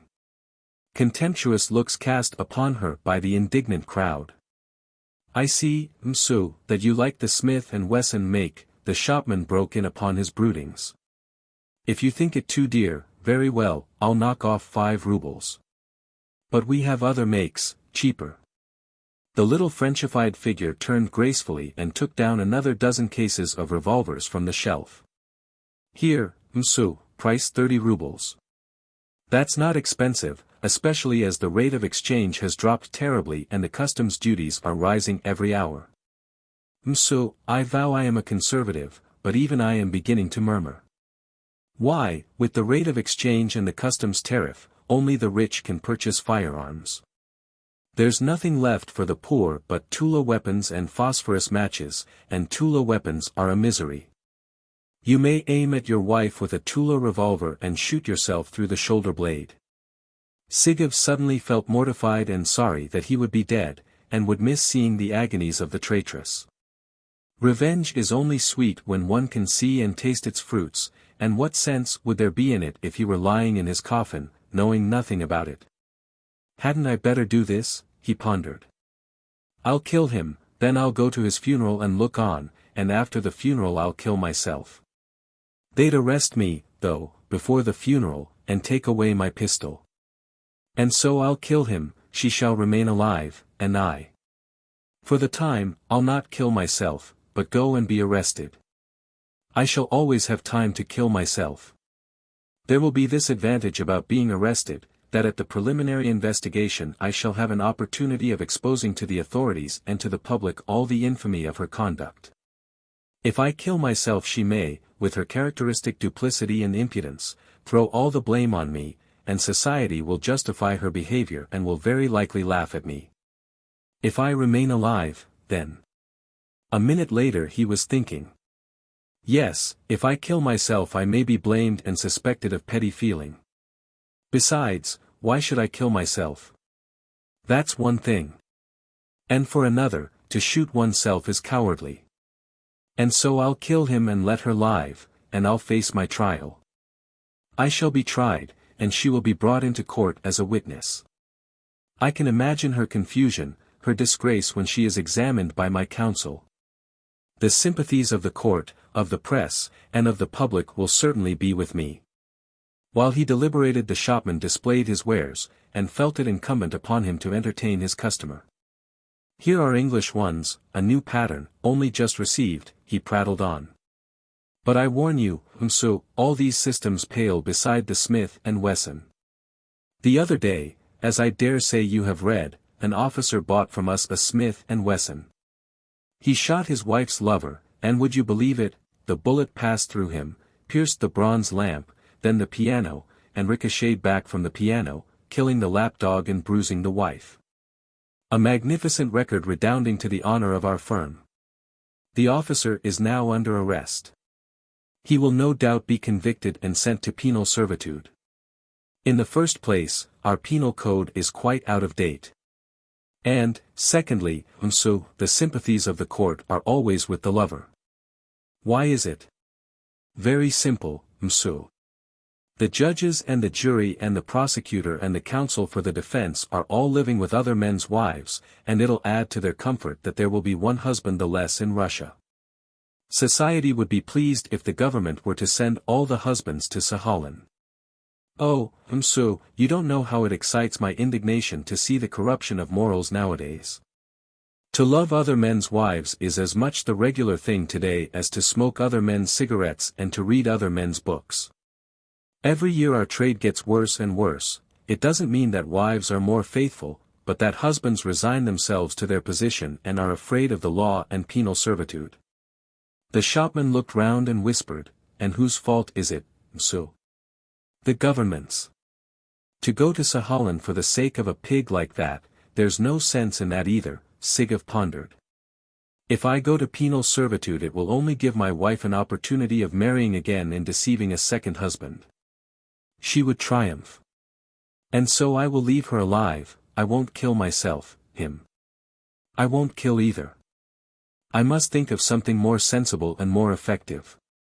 I will punish them with my contempt, and will take divorce proceedings that will make a scandal." "Here, so, is another make," said the shopman, taking down another dozen from the shelf. "Let me call your attention to the original mechanism of the lock."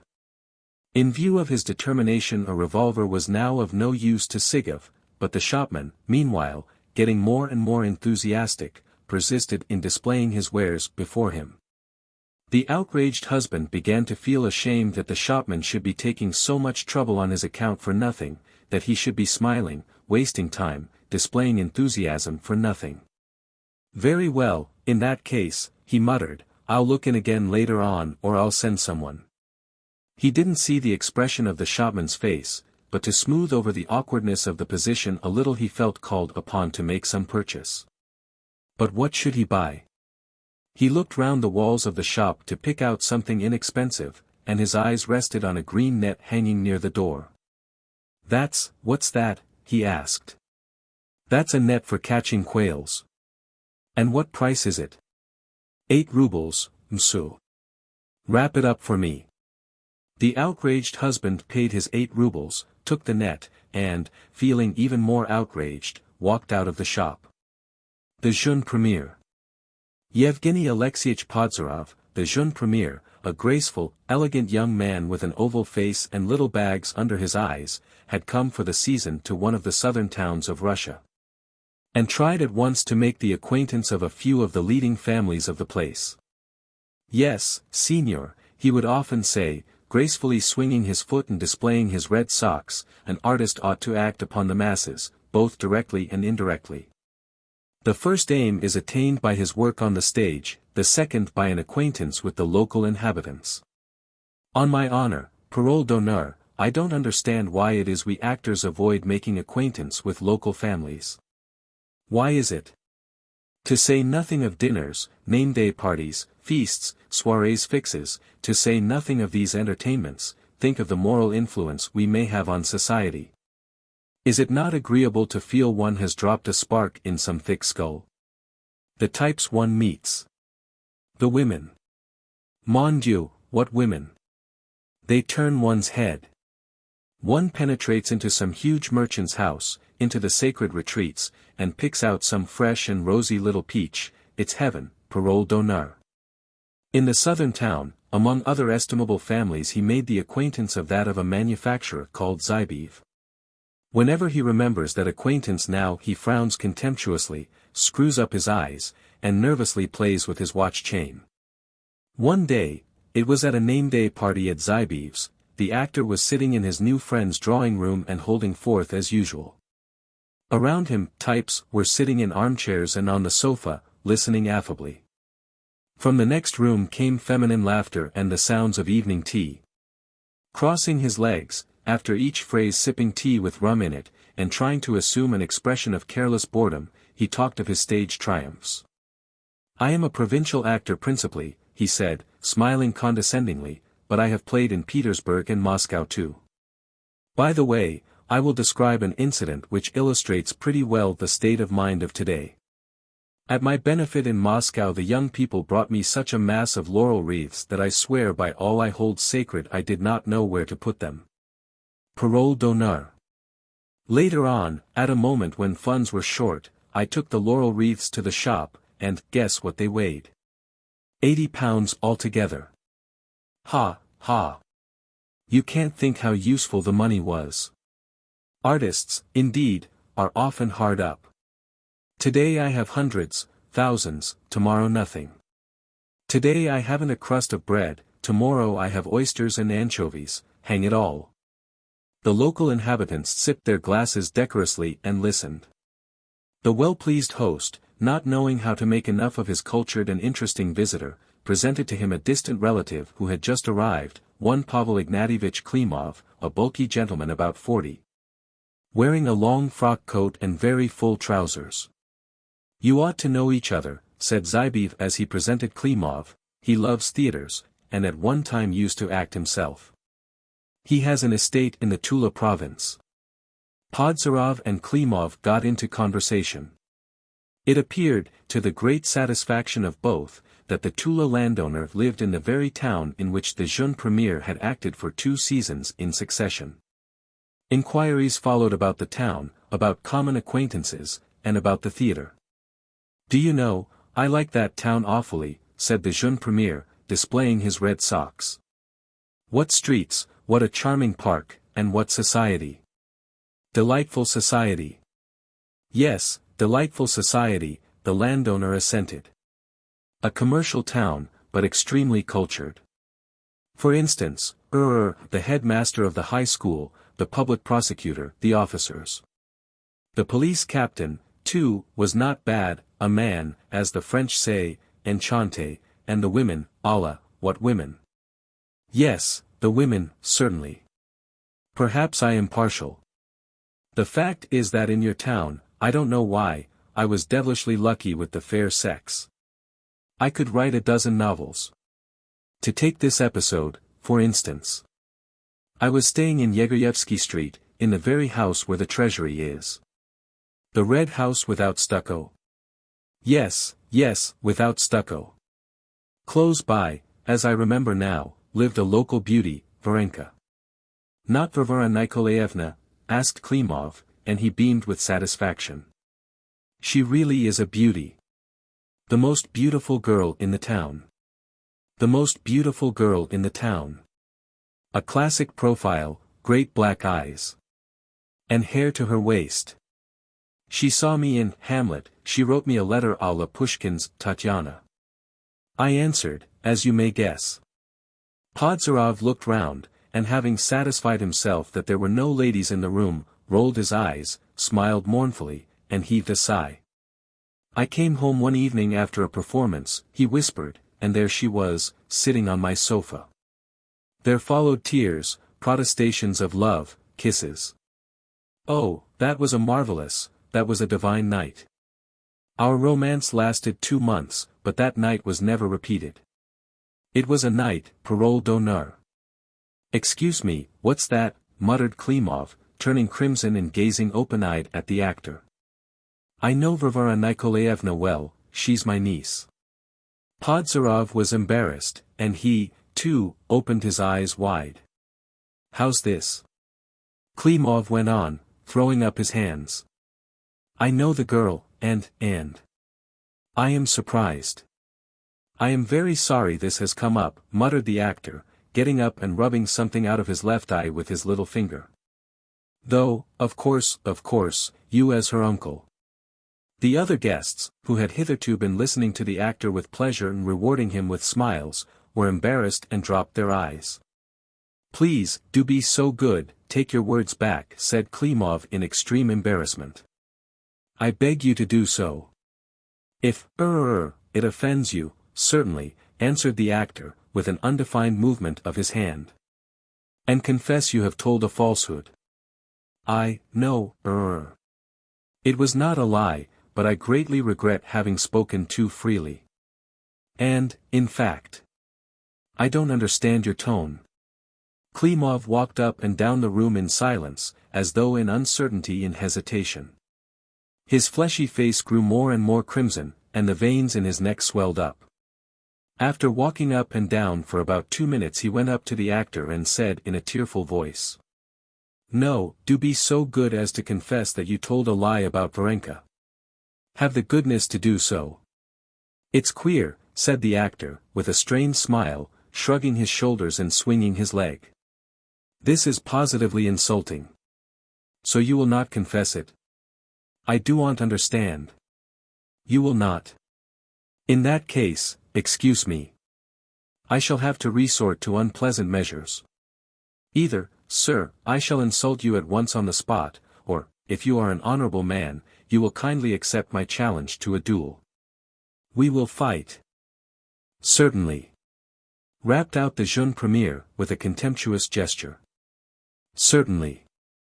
Extremely perturbed, the guests and the host, not knowing what to do, drew Klimov aside and began begging him not to get up a scandal. Astonished feminine countenances appeared in the doorway. The jeune premier turned round, said a few words, and with an air of being unable to remain in a house where he was insulted, took his cap and made off without saying goodbye. On his way home the jeune premier smiled contemptuously and shrugged his shoulders, but when he reached his hotel room and stretched himself on his sofa he felt exceedingly uneasy. "The devil take him," he thought. "A duel does not matter, he won't kill me, but the trouble is the other fellows will hear of it, and they know perfectly well it was a yarn. It's abominable. I shall be disgraced all over Russia." Podzarov thought a little, smoked, and to calm himself went out into the street. "I ought to talk to this bully, ram into his stupid noddle that he is a blockhead and a fool, and that I am not in the least afraid of him." The jeune premier stopped before XIII's house and looked at the windows. Lights were still burning behind the muslin curtains and figures were moving about. "I'll wait for him," the actor decided. It was dark and cold. A hateful autumn rain was drizzling as though through a sieve. Podzarov leaned his elbow on a lamppost and abandoned himself to a feeling of uneasiness. He was wet through and exhausted. At 2 o'clock in the night the guests began coming out of XIII's house. The landowner from Tula was the last to make his appearance. He heaved a sigh that could be heard by the whole street and scraped the pavement with his heavy overboots. "Excuse me," said the jeune premier, overtaking him. "1 minute." Klimov stopped. The actor gave a smile, hesitated, and began, stammering, I confess. I told a lie." "No, sir, you will please confess that publicly," said Klimov, and he turned crimson again. "I can't leave it like that. But you see I am apologizing. I beg you, don't you understand? I beg you because you will admit a duel will make talk, and I am in a position. My fellow actors, goodness knows what they may think." The jeune premier tried to appear unconcerned, to smile, to stand erect, but his body would not obey him, his voice trembled, his eyes blinked guiltily, and his head drooped. For a good while he went on muttering something. Klimov listened to him, thought a little, and heaved a sigh. "Well, so be it," he said. "May God forgive you. Only don't lie in future, young man. Nothing degrades a man like lying, yes, indeed. You are a young man, you have had a good education." The landowner from Tula, in a benignant, fatherly way, gave him a lecture, while the jeune premier listened and smiled meekly. When it was over he smirked, bowed, and with a guilty step and a crestfallen air set off for his hotel. As he went to bed half an hour later he felt that he was out of danger and was already in excellent spirits. Serene and satisfied that the misunderstanding had ended so satisfactorily, he wrapped himself in the bedclothes, soon fell asleep, and slept soundly till 10 o'clock next morning. A defenseless creature. In spite of a violent attack of gout in the night and the nervous exhaustion left by it. Kishinov went in the morning to his office and began punctually seeing the clients of the bank and persons who had come with petitions. He looked languid and exhausted, and spoke in a faint voice hardly above a whisper, as though he were dying. "What can I do for you?" he asked a lady in an antediluvian mantle, whose back view was extremely suggestive of a huge dung beetle. "You see, Your Excellency," the petitioner in question began, speaking rapidly, "my husband Shchukin, a collegiate assessor, was ill for 5 months, and while he, if you will excuse my saying so, was laid up at home. He was for no sort of reason dismissed, Your Excellency. And when I went for his salary they deducted, if you please, Your Excellency, 24 rubles 36 kopecks from his salary." "What for?" I asked. "He borrowed from the club fund, they told me, and the other clerks had stood security for him." "How was that? How could he have borrowed it without my consent?" "It's impossible, Your Excellency." "What's the reason of it?" "I am a poor woman, I earn my bread by taking in lodgers. I am a weak, defenseless woman. I have to put up with ill usage from everyone and never hear a kind word." The petitioner was blinking, and dived into her mantle for her handkerchief. Kishinov took her petition from her and began reading it. "Excuse me, what's this?" he asked, shrugging his shoulders. "I can make nothing of it. Evidently you have come to the wrong place, madam. Your petition has nothing to do with us at all. You will have to apply to the department in which your husband was employed." "Why, my dear sir, I have been to 5 places already, and they would not even take the petition anywhere," said Madame Shchukin. "I'd quite lost my head, but, thank goodness, God bless him for it, my son-in-law, Boris Matveyitch, advised me to come to you. You go to Mr. Kishinov, Mama, he is an influential man, he can do anything for you." "Help me, Your Excellency." "We can do nothing for you, Madame Shchukin. You must understand, your husband served in the Army Medical Department, and our establishment is a purely private commercial undertaking, a bank. Surely you must understand that." Kishinov shrugged his shoulders again and turned to a gentleman in a military uniform, with a swollen face.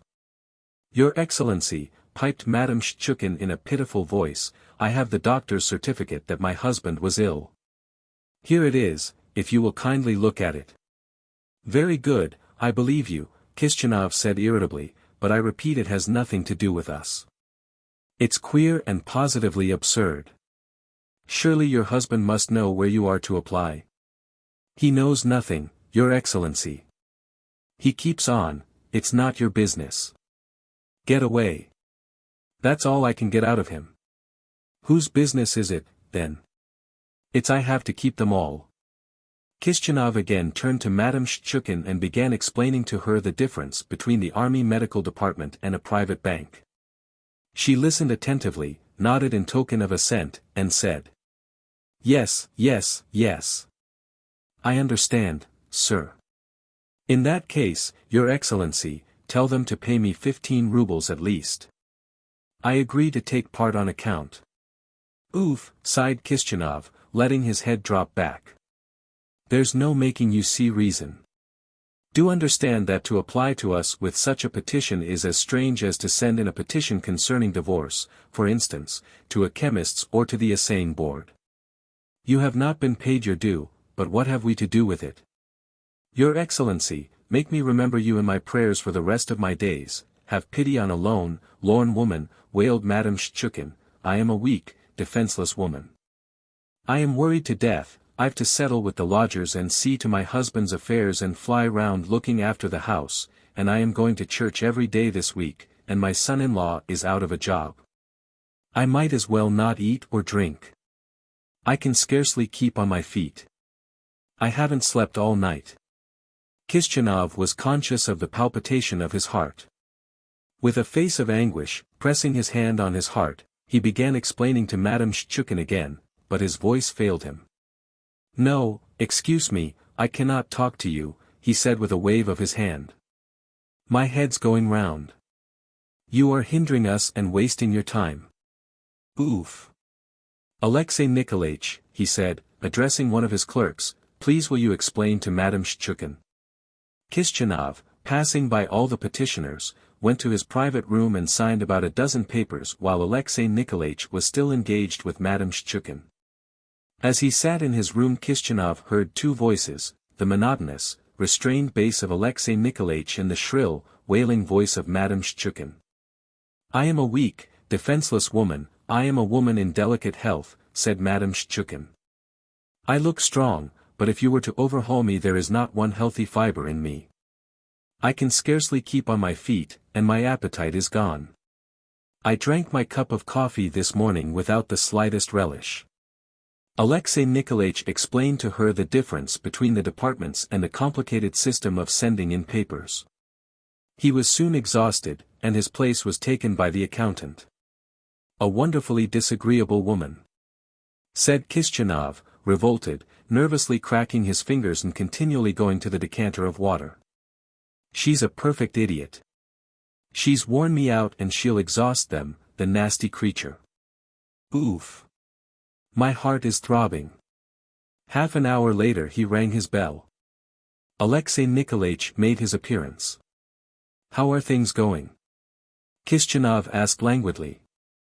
"We can't make her see anything, Pyotr Alexandrovich. We are simply done. We talk of one thing and she talks of something else. I can't stand the sound of her voice. I am ill. I can't bear it. Send for the porter, Pyotr Alexandrovich, let him put her out." "No, no," cried Kishenov in alarm. "She will set up a squeal, and there are lots of flats in this building, and goodness knows what they would think of us. Do try and explain to her, my dear fellow." A minute later the deep drone of Alexei Nikolaich's voice was audible again. A quarter of an hour passed, and instead of his bass there was the murmur of the accountant's powerful tenor. "Remarkably nasty woman," Kishenov thought indignantly, nervously shrugging his shoulders. "No more brains than a sheep. I believe that's a twinge of the gout again. My migraine is coming back." In the next room Alexei Nikolaich, at the end of his resources, at last tapped his finger on the table and then on his own forehead. "The fact of the matter is you haven't a head on your shoulders," he said, "but this." "Come, come," said the old lady, offended. "Talk to your own wife like that. You screw. Don't be too free with your hands." And looking at her with fury, with exasperation, as though he would devour her, Alexei Nikolaich said in a quiet, stifled voice. "Clear out." "What?" squealed Madame Shchukin. "How dare you? I am a weak, defenseless woman, I won't endure it. My husband is a collegiate assessor. You screw. I will go to Dmitri Karlich, the lawyer, and there will be nothing left of you. I've had the law of 3 lodgers, and I will make you flop down at my feet for your saucy words. I'll go to your general." Your Excellency, Your Excellency." "Be off, you pest," hissed Alexei Nikolaich. Kishenov opened his door and looked into the office. "What is it?" he asked in a tearful voice. Madame Shchukin, as red as a crab, was standing in the middle of the room, rolling her eyes and prodding the air with her fingers. The bank clerks were standing round red in the face too, and, evidently harassed, were looking at each other distractedly. "Your Excellency," cried Madame Shchukin, pouncing upon Kishenov. "Here, this man, this man."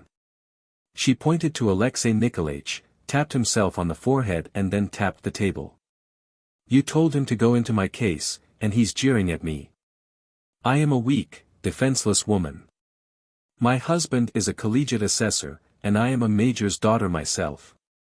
Very good, madam, moaned Kishanov. I will go into it.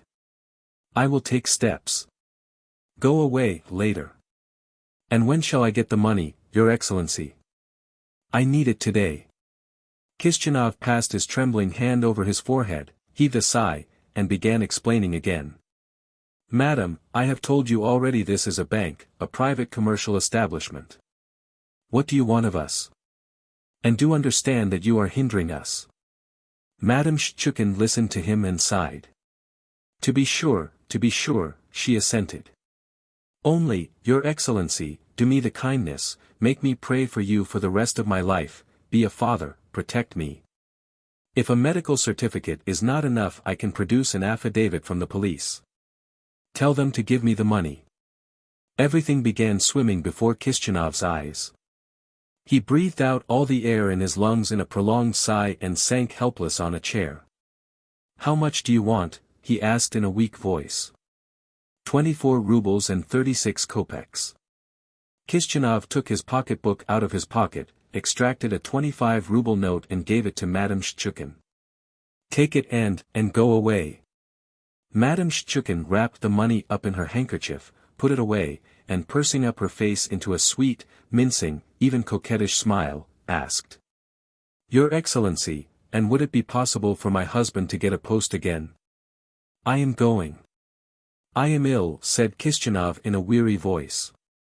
I have dreadful palpitations.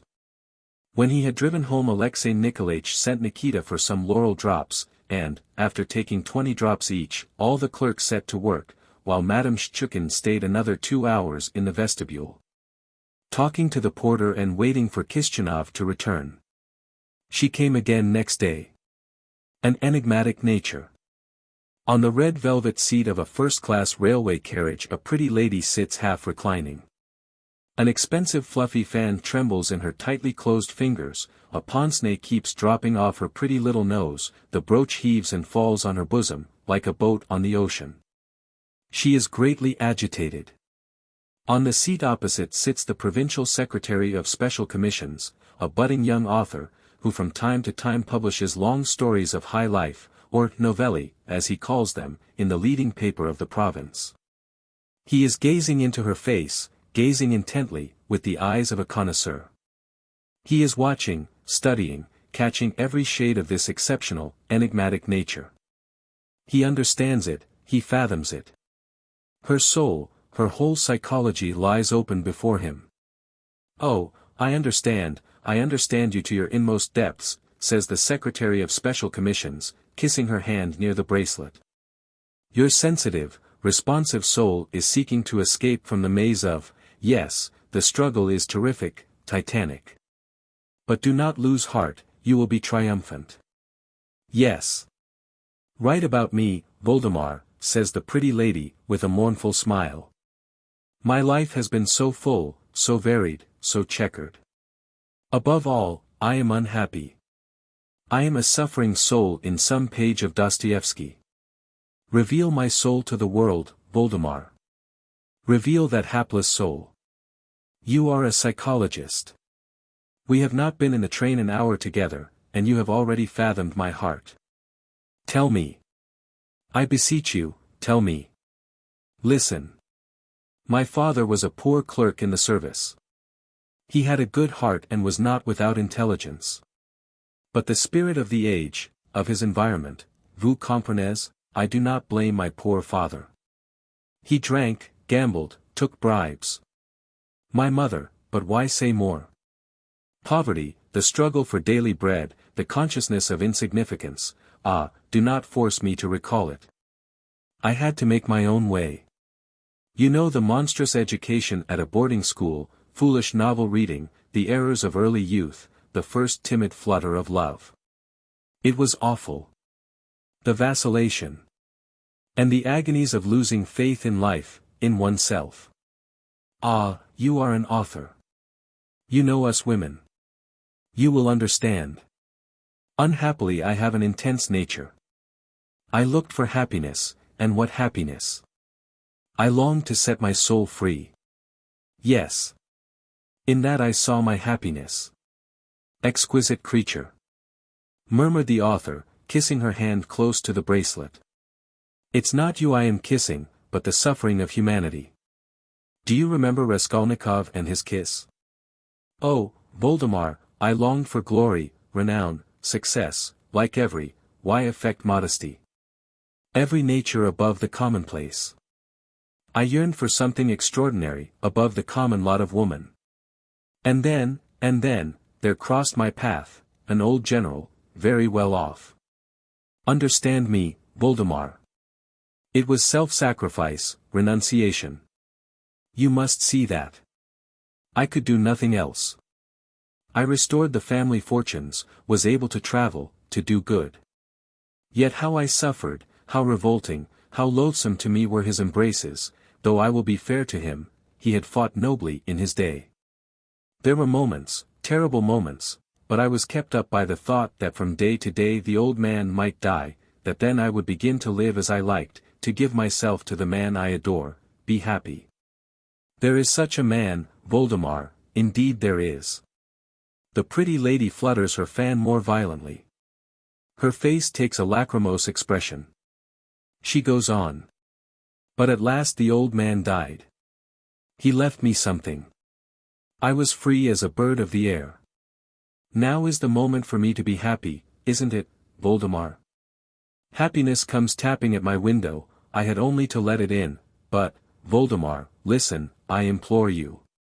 Now is the time for me to give myself to the man I love, to become the partner of his life, to help, to uphold his ideals, to be happy, to find rest, but, how ignoble, repulsive, and senseless all our life is. How mean it all is, Voldemar. I am wretched, wretched, wretched. Again there is an obstacle in my path. Again I feel that my happiness is far, far away. Ah, what anguish, if only you knew what anguish. But what stands in your way? I implore you tell me. What is it? Another old general, very well off.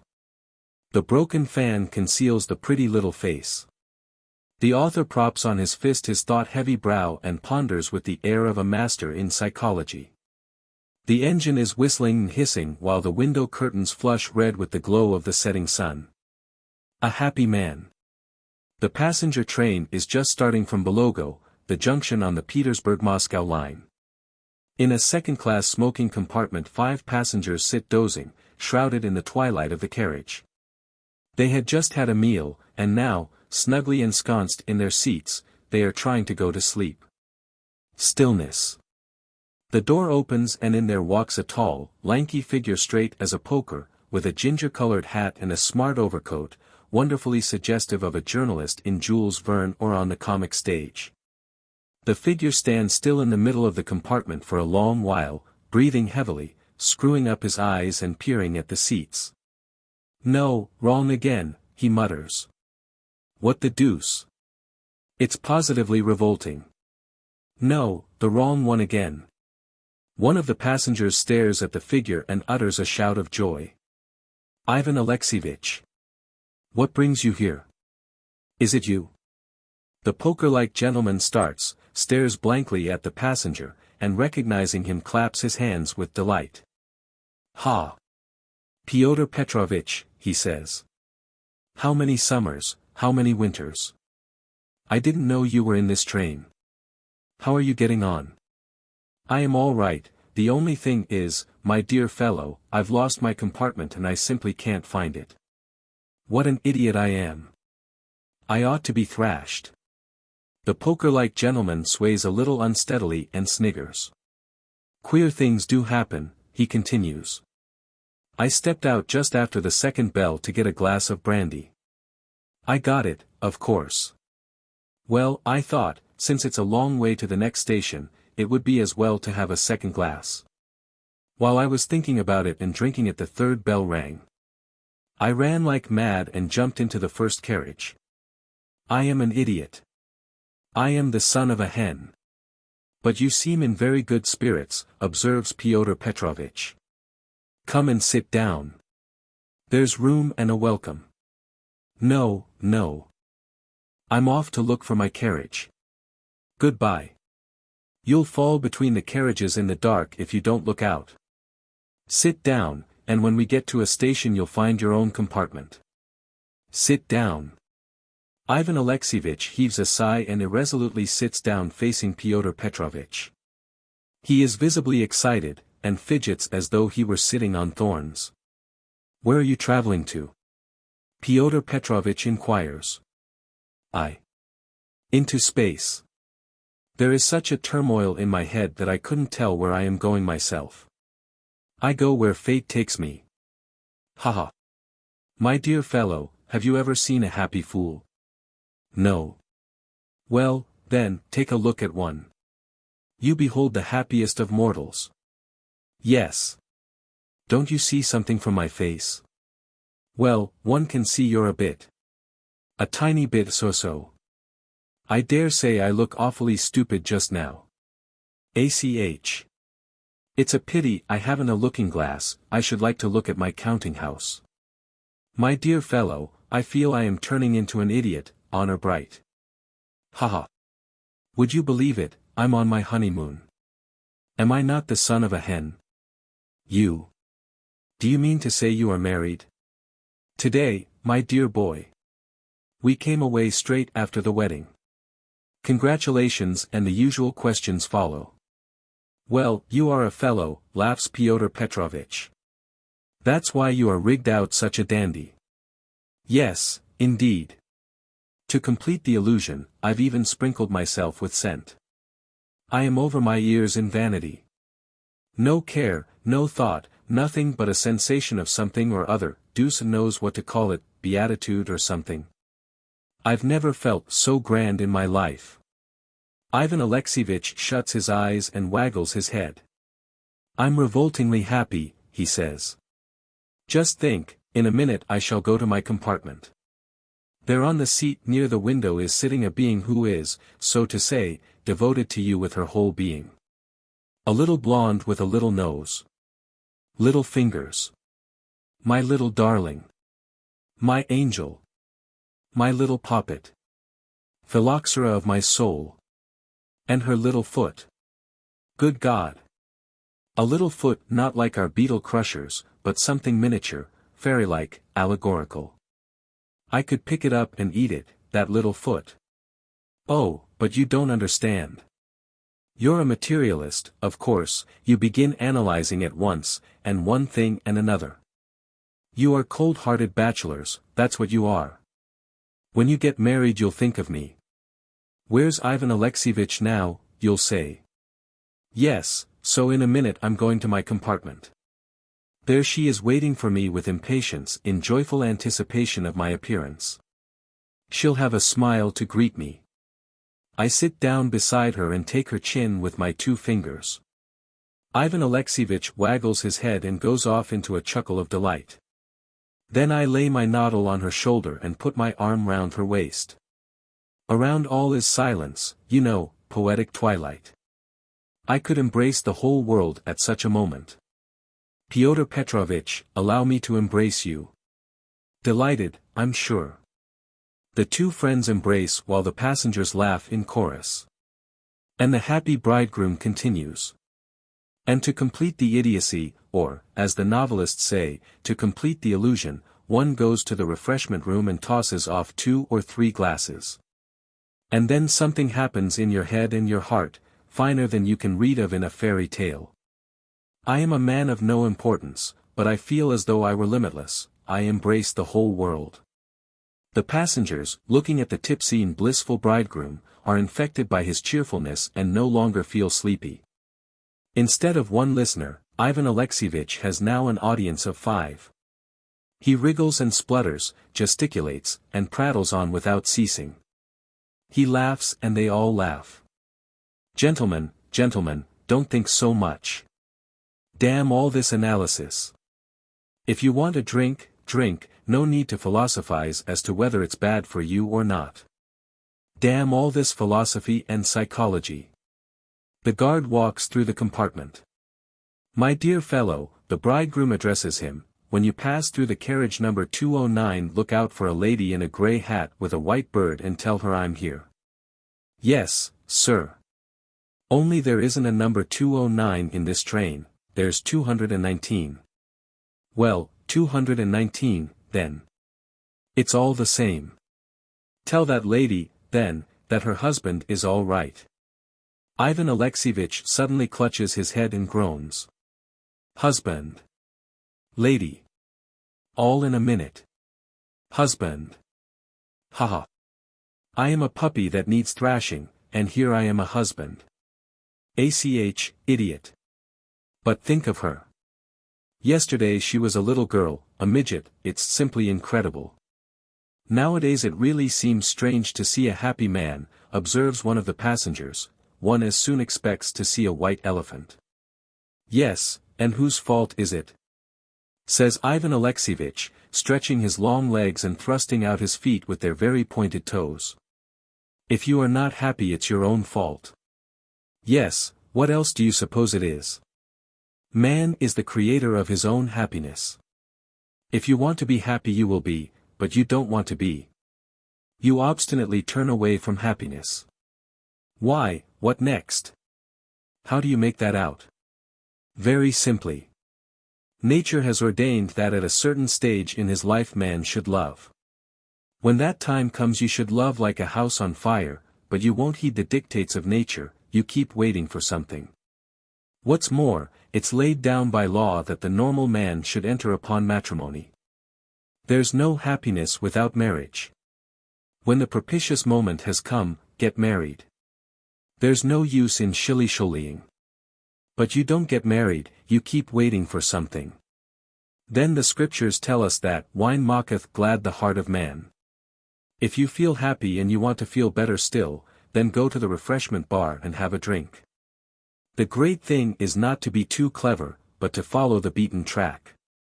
The beaten track is a grand thing. You say that man is the creator of his own happiness. How the devil is he the creator of it when a toothache or an ill-natured mother-in-law is enough to scatter his happiness to the winds? Everything depends on chance. If we had an accident at this moment you'd sing a different tune. Stuff and nonsense, retorts the bridegroom. Railway accidents only happen once a year. I'm not afraid of an accident, for there is no reason for one. Accidents are exceptional. Confound them. I don't want to talk of them. Oh, I believe we're stopping at a station. Where are you going now? Asks Pyotr Petrovitch. To Moscow or somewhere further south? Why, bless you. How could I go somewhere further south, when I'm on my way to the north? But Moscow isn't in the north. I know that, but we're on our way to Petersburg, says Ivan Alexeyevich. We are going to Moscow, mercy on us. To Moscow? What do you mean, says the bridegroom in amazement. It's queer. For what station did you take your ticket? For Petersburg. In that case I congratulate you. You've got into the wrong train. There follows a minute of silence. The bridegroom gets up and looks blankly round the company. Yes, yes, Pyotr Petrovitch explains. You must have jumped into the wrong train at Belogo. After your glass of brandy you succeeded in getting into the down train. Ivan Alexeyevich turns pale, clutches his head, and begins pacing rapidly about the carriage. ACH, idiot that I am, he says in indignation. Scoundrel. The devil devour me. Whatever am I to do now? Why, my wife is in that train. She's there all alone, expecting me, consumed by anxiety. ACH, I'm a motley fool. The bridegroom falls on the seat and writhes as though someone had trodden on his corns. I am an unhappy man, he moans. What am I to do, what am I to do? There, the passengers try to console him. It's all right. You must telegraph to your wife and try to change into the Petersburg Express. In that way you'll overtake her. The Petersburg Express. Weeps the bridegroom, the creator of his own happiness. And how am I to get a ticket for the Petersburg Express? All my money is with my wife. The passengers, laughing and whispering together, make a collection and furnish the happy man with funds. A troublesome visitor. In the low-pitched, crooked little hut of Artyom, the forester, 2 men were sitting under the big dark icon, Artyom himself, a short and lean peasant with a wrinkled, aged-looking face and a little beard that grew out of his neck, and a well-grown young man in a new crimson shirt and big wading boots, who had been out hunting and come in for the night. They were sitting on a bench at a little 3-legged table on which a tallow candle stuck into a bottle was lazily burning.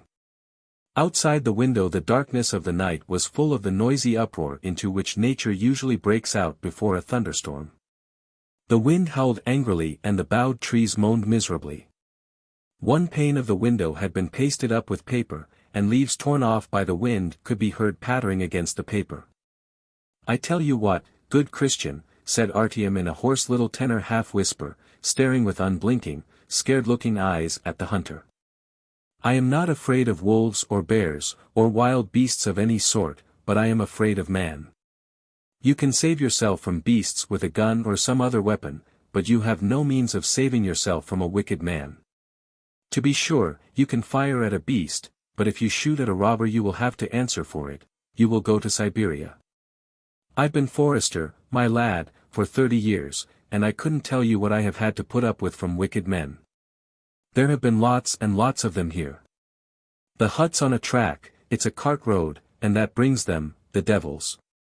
Every sort of ruffian turns up, and without taking off his cap or making the sign of the cross, bursts straight in upon one with, 'Give us some bread, you old so-and-so.'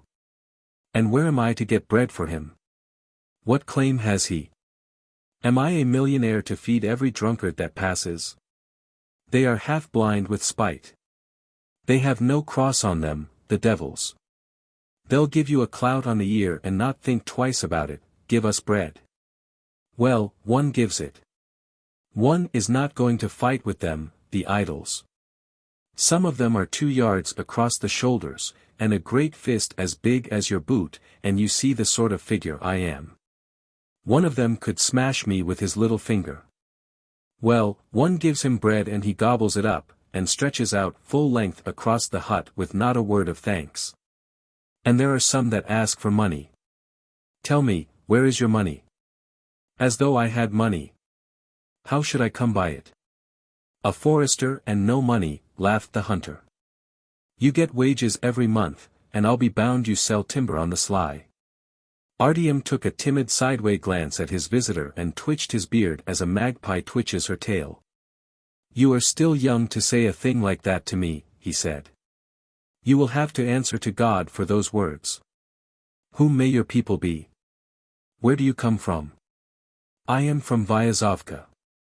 I am the son of Neft the village elder. You have gone out for sport with your gun. I used to like sport, too, when I was young. Hum. Ah, our sins are grievous, said Artyom, with a yawn.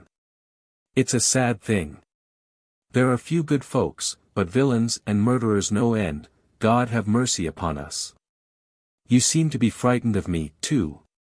Come, what next? What should I be afraid of you for? I see. I understand. You came in, and not just anyhow, but you made the sign of the cross, you bowed, all decent and proper. I understand. One can give you bread. I am a widower, I don't heat the stove, I sold the samovar. I am too poor to keep meat or anything else, but bread you are welcome to. At that moment something began growling under the bench, the growl was followed by a hiss. Artyom started, drew up his legs, and looked inquiringly at the hunter. It's my dog worrying your cat, said the hunter. You devils, he shouted under the bench. Lie down. You'll be beaten. I say, your cat's thin, mate. She is nothing but skin and bone. She is old, it is time she was dead. So you say you are from Vyazovka? I see you don't feed her. Though she's a cat she's a creature, every breathing thing. You should have pity on her. You are a queer lot in Vyazovka, Artyom went on, as though not listening. The church has been robbed twice in 1 year. To think that there are such wicked men. So they fear neither man nor God. To steal what is the Lord's. Hanging's too good for them. In old days the governors used to have such rogues flogged. However you punish, whether it is with flogging or anything else, it will be no good, you will not knock the wickedness out of a wicked man. Save and preserve us, Queen of Heaven. The forester sighed abruptly. Save us from all enemies and evildoers. Last week at Volovi Zamishchi, a mower struck another on the chest with his scythe, he killed him outright. And what was it all about, God bless me? One mower came out of the tavern, drunk. The other met him, drunk too. The young man, who had been listening attentively, suddenly started, and his face grew tense as he listened. Stay, he said, interrupting the forester. I fancy someone is shouting.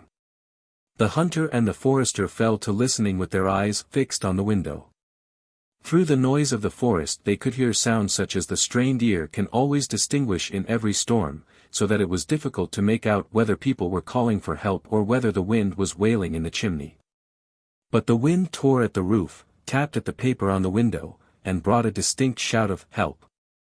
Talk of your murderers, said the hunter, turning pale and getting up. Someone is being robbed.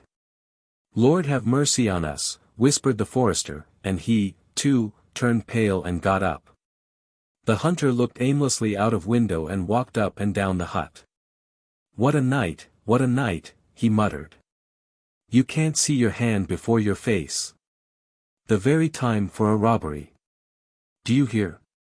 There is a shout again. The forester looked at the icon and from the icon turned his eyes upon the hunter, and sank on to the bench, collapsing like a man terrified by sudden bad news. Good Christian, he said in a tearful voice, you might go into the passage and bolt the door. And we must put out the light. What for? By ill luck they may find their way here. Oh, our sins. We ought to be going, and you talk of bolting the door. You are a clever one. Are you coming? The hunter threw his gun over his shoulder and picked up his cap. Get ready, take your gun. Hey, Flurka, here, he called to his dog. Flurka. A dog with long frayed ears, a mongrel between a setter and a house dog, came out from under the bench. He stretched himself by his master's feet and wagged his tail.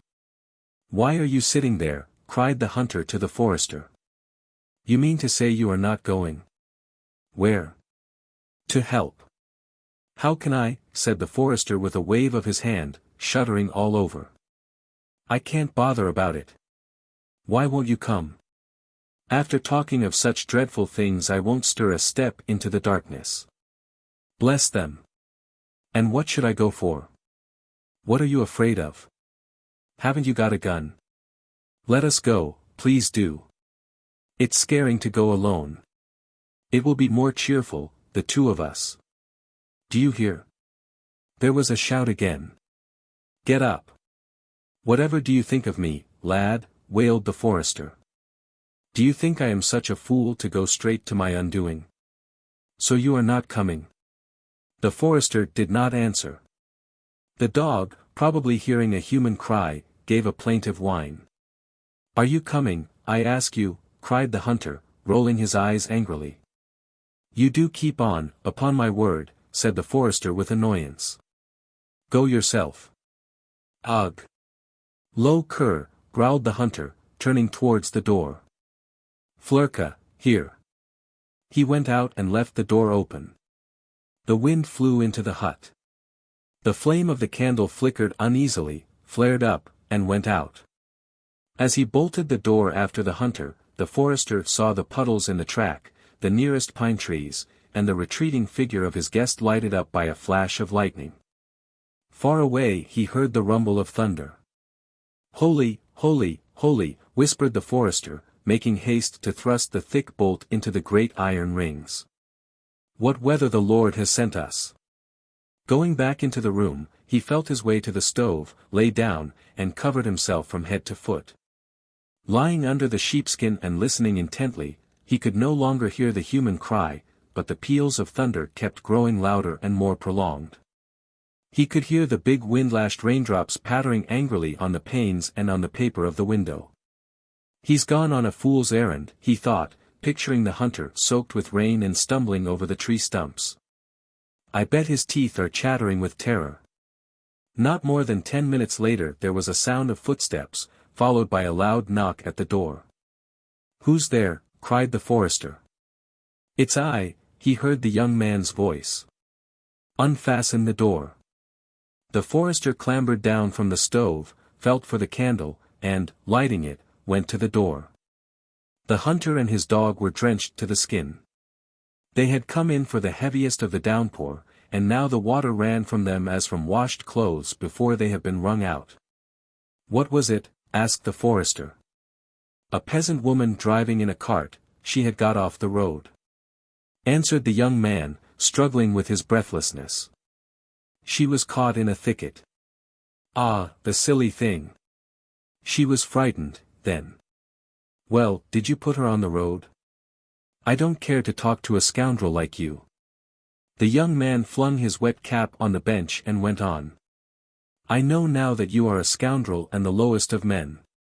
And you a keeper, too, getting a salary. You blackguard."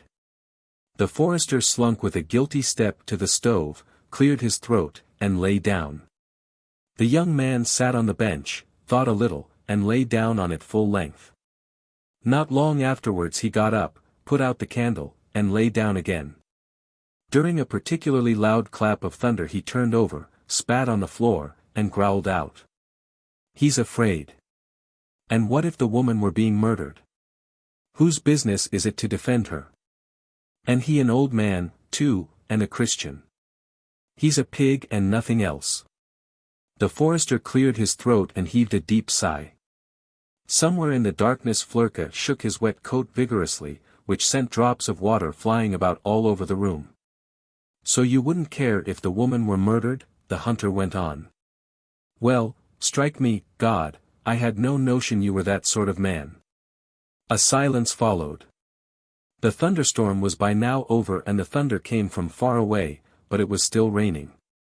"And suppose it hadn't been a woman but you shouting, 'Help,'" said the hunter, breaking the silence.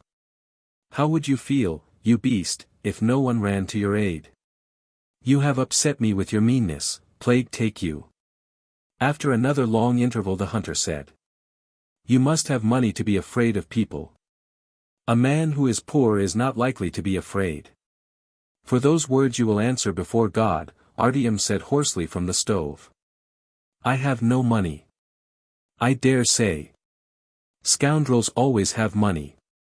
Why are you afraid of people, then? So you must have. I'd like to take and rob you for spite, to teach you a lesson." Artyom slipped noiselessly from the stove, lighted a candle, and sat down under the holy image. He was pale and did not take his eyes off the hunter.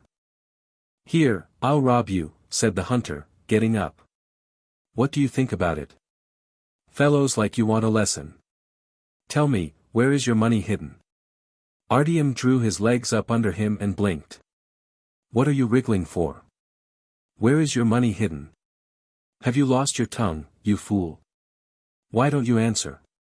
The young man jumped up and went up to the forester. "He is blinking like an owl. Well, give me your money, or I will shoot you with my gun." "Why do you keep on at me?" squealed the forester, and big tears rolled from his eyes. "What's the reason of it? God sees all. You will have to answer, for every word you say, to God. You have no right whatever to ask for my money."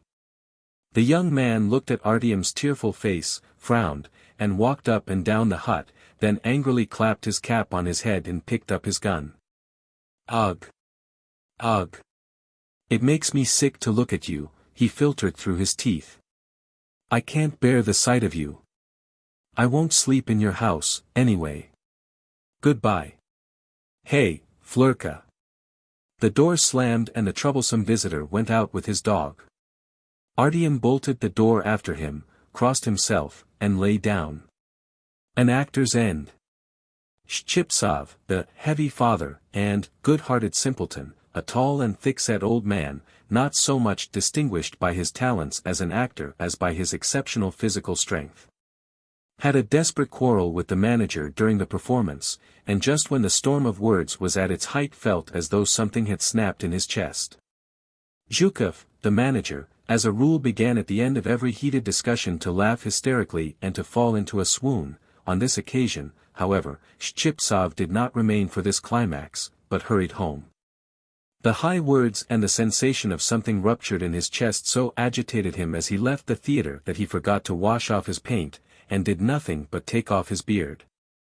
When he reached his hotel room, XVIII spent a long time pacing up and down, then sat down on the bed, propped his head on his fists, and sank into thought. He sat like that without stirring or uttering a sound till 2 o'clock the next afternoon, when Sigov, the comic man, walked into his room. "Why is it you did not come to the rehearsal, Booby Ivanitch?" The comic man began, panting and filling the room with fumes of vodka. "Where have you been?" XVIII made no answer, but simply stared at the comic man with lusterless eyes, under which there were smudges of paint. "You might at least have washed your phiz," Sigov went on. "You are a disgraceful sight. Have you been boozing, or are you ill, or what? But why don't you speak? I am asking you, are you ill?" XVIII did not speak. In spite of the paint on his face, the comic man could not help noticing his striking pallor, the drops of sweat on his forehead, and the twitching of his lips. His hands and feet were trembling too, and the whole huge figure of the good-natured simpleton looked somehow crushed and flattened. The comic man took a rapid glance round the room, but saw neither bottle nor flask nor any other suspicious vessel.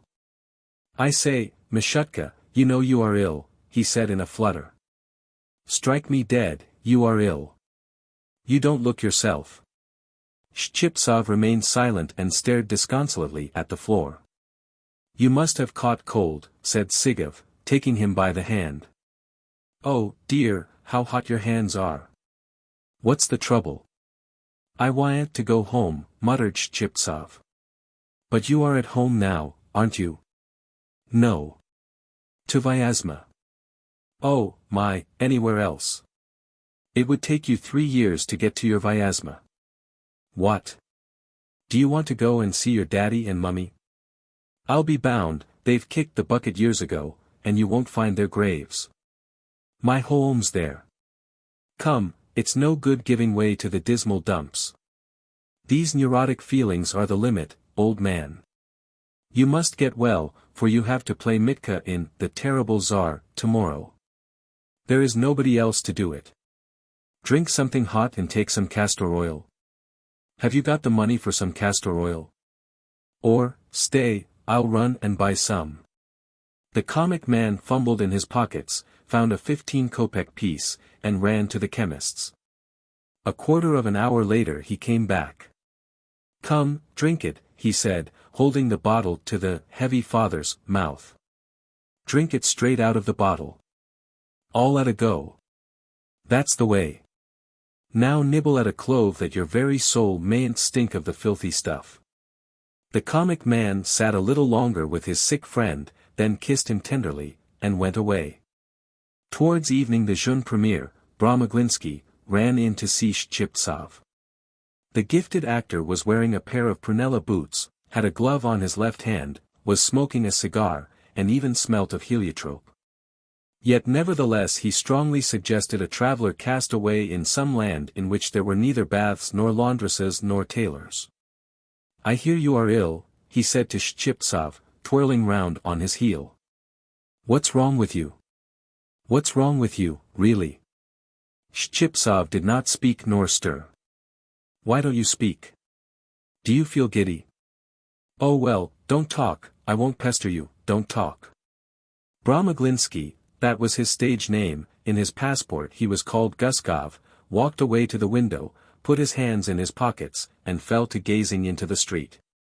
Before his eyes stretched an immense waste, bounded by a grey fence beside which ran a perfect forest of last year's burdocks.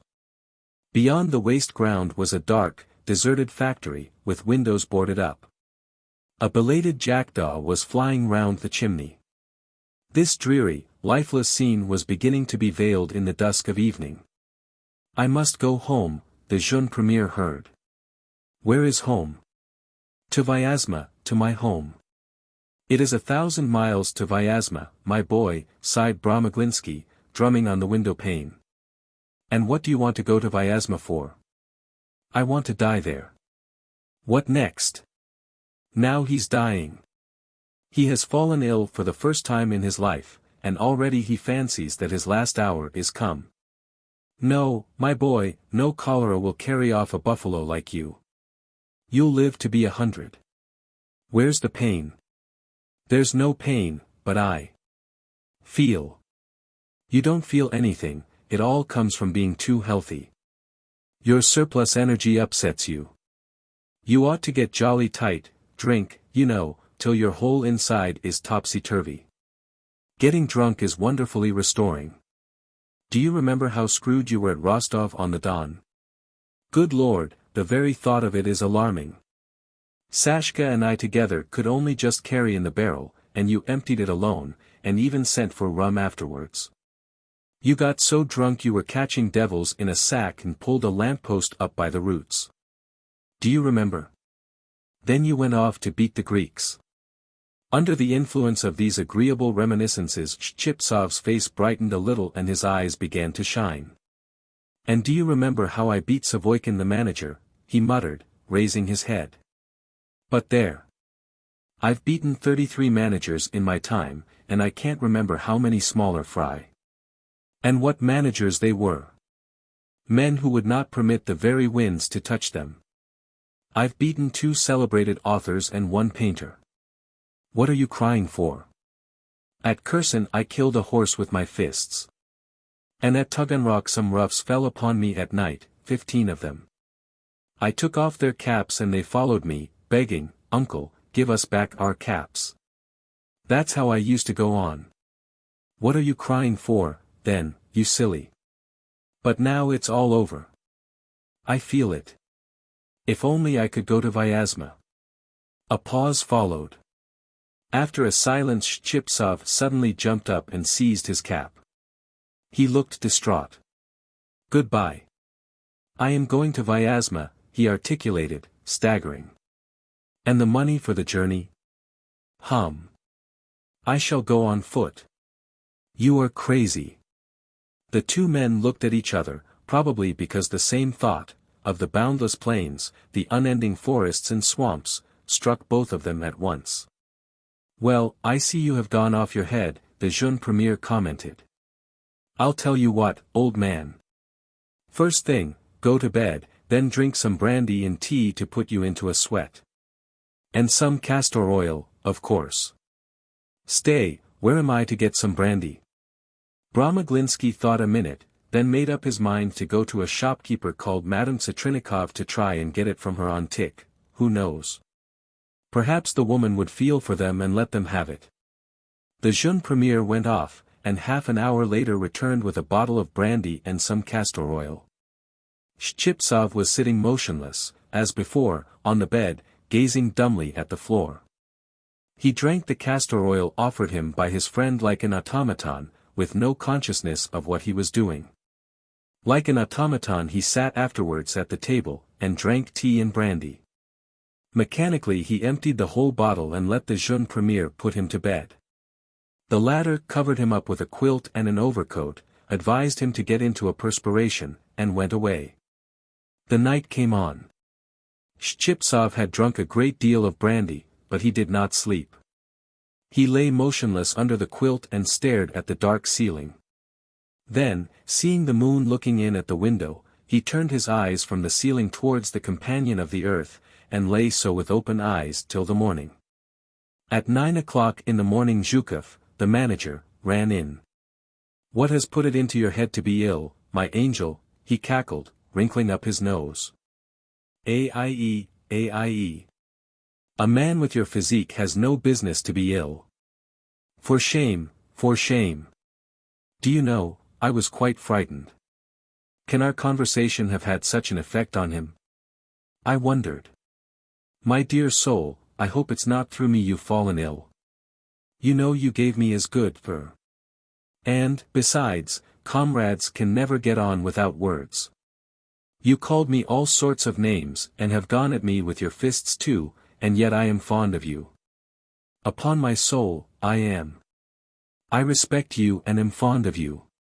Explain, my angel, why I am so fond of you. You are neither kith nor kin nor wife, but as soon as I heard you had fallen ill it cut me to the heart. Zhukov spent a long time declaring his affection, then fell to kissing the invalid, and finally was so overcome by his feelings that he began laughing hysterically, and was even meaning to fall into a swoon, but, probably remembering that he was not at home nor at the theatre, put off the swoon to a more convenient opportunity and went away. Soon after him Adabashev, the tragic actor, a dingy, short-sighted individual who talked through his nose, made his appearance. For a long while he looked at XVIII, for a long while he pondered, and at last he made a discovery. Do you know what, Maifa, he said, pronouncing through his nose, F, instead of sh, and assuming a mysterious expression. Do you know what? You ought to have a dose of castor oil. XVIII was silent. He remained silent, too, a little later as the tragic actor poured the loathsome oil into his mouth. 2 hours later Yevlampy, or, as the actors for some reason called him, Rigoletto, the hairdresser of the company, came into the room.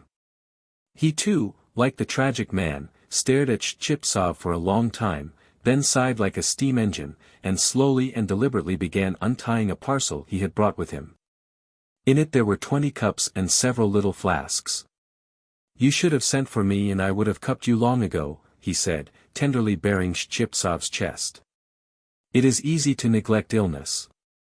Thereupon Rigoletto stroked the broad chest of the heavy father, and covered it all over with suction cups. Yes, he said, as after this operation he packed up his paraphernalia, crimson with XVII's blood. You should have sent for me, and I would have come. You needn't trouble about payment. I do it from sympathy. Where are you to get the money if that idol won't pay you? Now, please take these drops. They are nice drops. And now you must have a dose of this castor oil. It's the real thing. That's right. I hope it will do you good. Well, now, goodbye. Rigoletto took his parcel and withdrew, pleased that he had been of assistance to a fellow creature. The next morning Sigov, the comic man, going in to see XVIII, found him in a terrible condition. He was lying under his coat, breathing in gasps, while his eyes strayed over the ceiling. In his hands he was crushing convulsively the crumpled quilt. To Vyazma, he whispered, when he saw the comic man. To Vyazma. Come, I don't like that, old man, said the comic man, flinging up his hands. You see, old man, that's not the thing. Excuse me, but, it's positively stupid. To go to Vyazma. My God, to Vyazma. I did not expect it of you, the comic man muttered, utterly distracted. What the deuce do you want to collapse like this for? Aie. That's not the thing. A giant as tall as a watchtower, and crying. Is it the thing for actors to cry? No wife nor children, muttered XVIII. I ought not to have gone for an actor, but have stayed at Vyazma. My life has been wasted, Semyon. Oh, to be in Vyazma. Aie. That's not the thing. You see, it's stupid, contemptible indeed. Recovering his composure and setting his feelings in order, Sigov began comforting XVIII, telling him untruly that his comrades had decided to send him to the Crimea at their expense, and so on. But the sick man did not listen and kept muttering about Vyazma.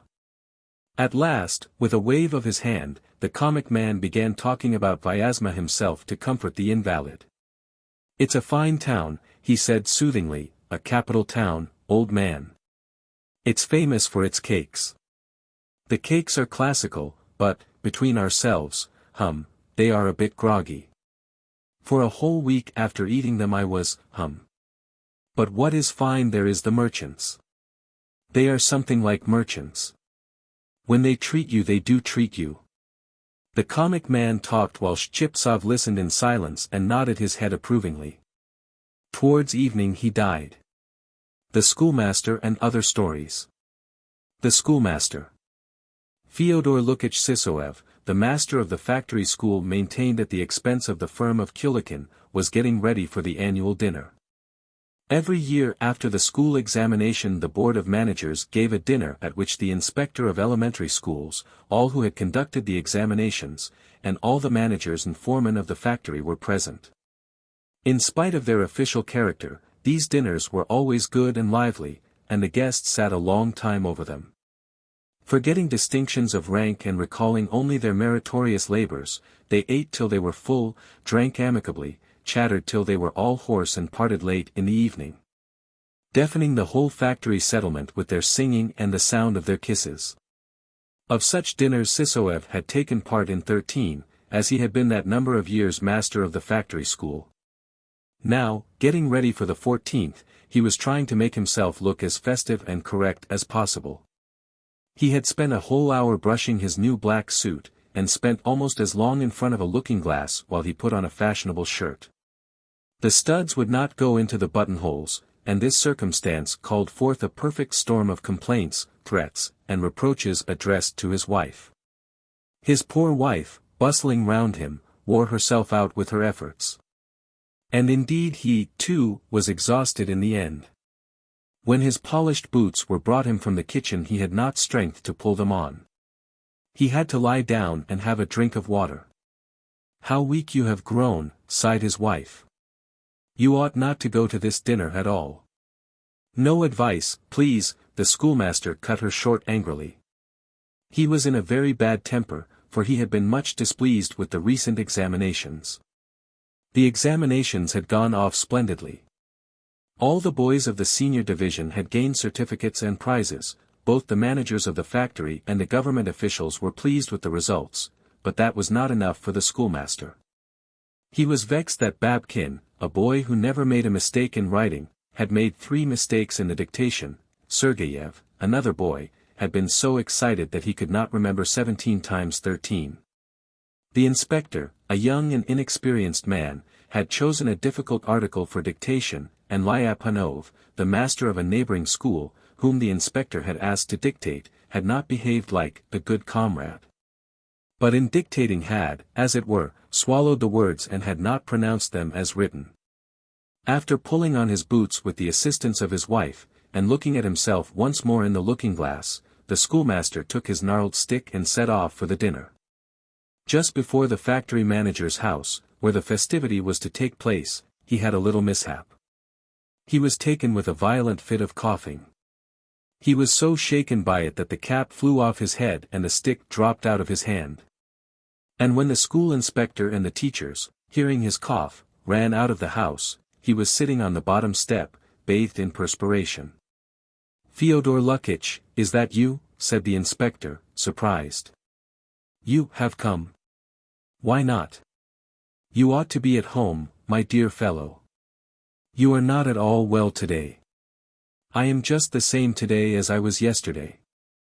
And if my presence is not agreeable to you, I can go back." "Oh, Fyodor Lukich, you must not talk like that. Please come in." "Why, the function is really in your honor, not ours. And we are delighted to see you." "Of course we are." Within, everything was ready for the banquet. In the big dining room adorned with German oleographs and smelling of geraniums and varnish there were 2 tables, a larger one for the dinner and a smaller one for the hors d'oeuvre. The hot light of midday faintly percolated through the lowered blinds. The twilight of the room, the Swiss views on the blinds, the geraniums, the thin slices of sausage on the plates, all had a naive, girlishly sentimental air, and it was all in keeping with the master of the house. A good-natured little German with a round little stomach and affectionate, oily little eyes. Adolf Andriich Bruni, that was his name, was bustling round the table of hors d'oeuvre as zealously as though it were a house on fire, filling up the wine glasses, loading the plates, and trying in every way to please, to amuse, and to show his friendly feelings. He clapped people on the shoulder, looked into their eyes, chuckled, rubbed his hands, in fact was as ingratiating as a friendly dog. "Whom do I behold?" "Fyodor Lukitch," he said in a jerky voice, on seeing Sisoev. "How delightful. You have come in spite of your illness. Gentlemen, let me congratulate you, Fyodor Lukitch has come."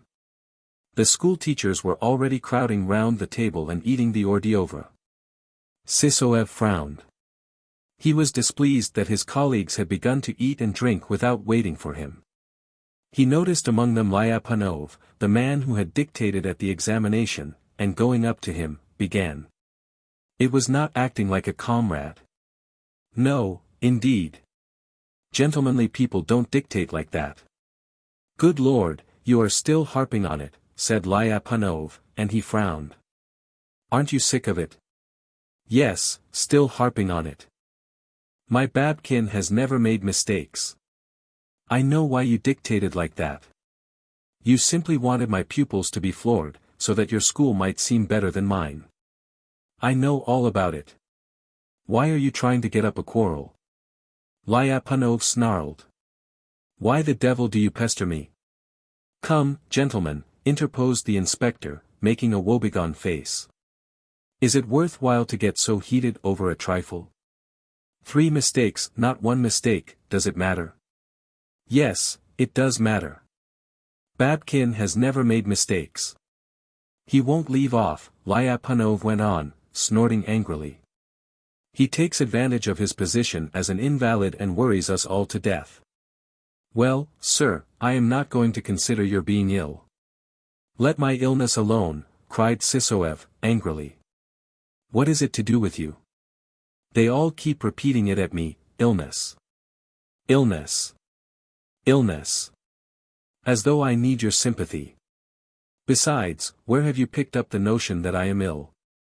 I was ill before the examinations, that's true, but now I have completely recovered, there is nothing left of it but weakness."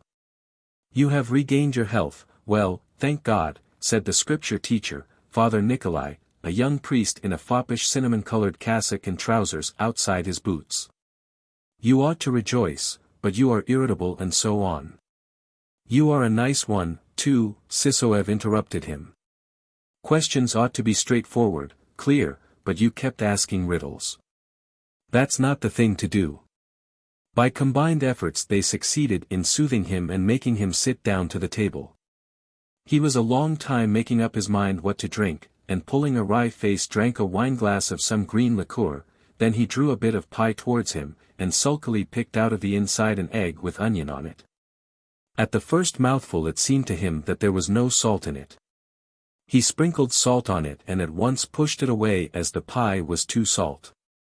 At dinner Sisoev was seated between the inspector and Bruni. After the first course the toasts began, according to the old established custom. "I consider it my agreeable duty," the inspector began, "to propose a vote of thanks to the absent school wardens, Daniel Petrovitch and Ivan Petrovitch," Bruni prompted him. "And Ivan Petrovitch Kulikin, who grudge no expense for the school, and I propose to drink their health." "For my part," said Bruni, jumping up as though he had been stung, "I propose a toast to the health of the honored inspector of elementary schools, Pavel Gennadievich Nadarov." Chairs were pushed back, faces beamed with smiles, and the usual clinking of glasses began. The third toast always fell to Sisoev. And on this occasion, too, he got up and began to speak. Looking grave and clearing his throat, he first of all announced that he had not the gift of eloquence and that he was not prepared to make a speech. Further he said that during the 14 years that he had been schoolmaster there had been many intrigues, many underhand attacks, and even secret reports on him to the authorities. And that he knew his enemies and those who had informed against him, and he would not mention their names, for fear of spoiling somebody's appetite. That in spite of these intrigues the Kulikin school held the foremost place in the whole province not only from a moral, but also from a material point of view. "Everywhere else," he said, "schoolmasters get 200 or 300 rubles, while I get 500, and moreover my house has been redecorated and even furnished at the expense of the firm. And this year all the walls have been repapered. Further, the schoolmaster enlarged on the liberality with which the pupils were provided with writing materials in the factory schools as compared with the Zemstvo and government schools. And for all this the school was indebted, in his opinion, not to the heads of the firm, who lived abroad and scarcely knew of its existence, but to a man who, in spite of his German origin and Lutheran faith, was a Russian at heart.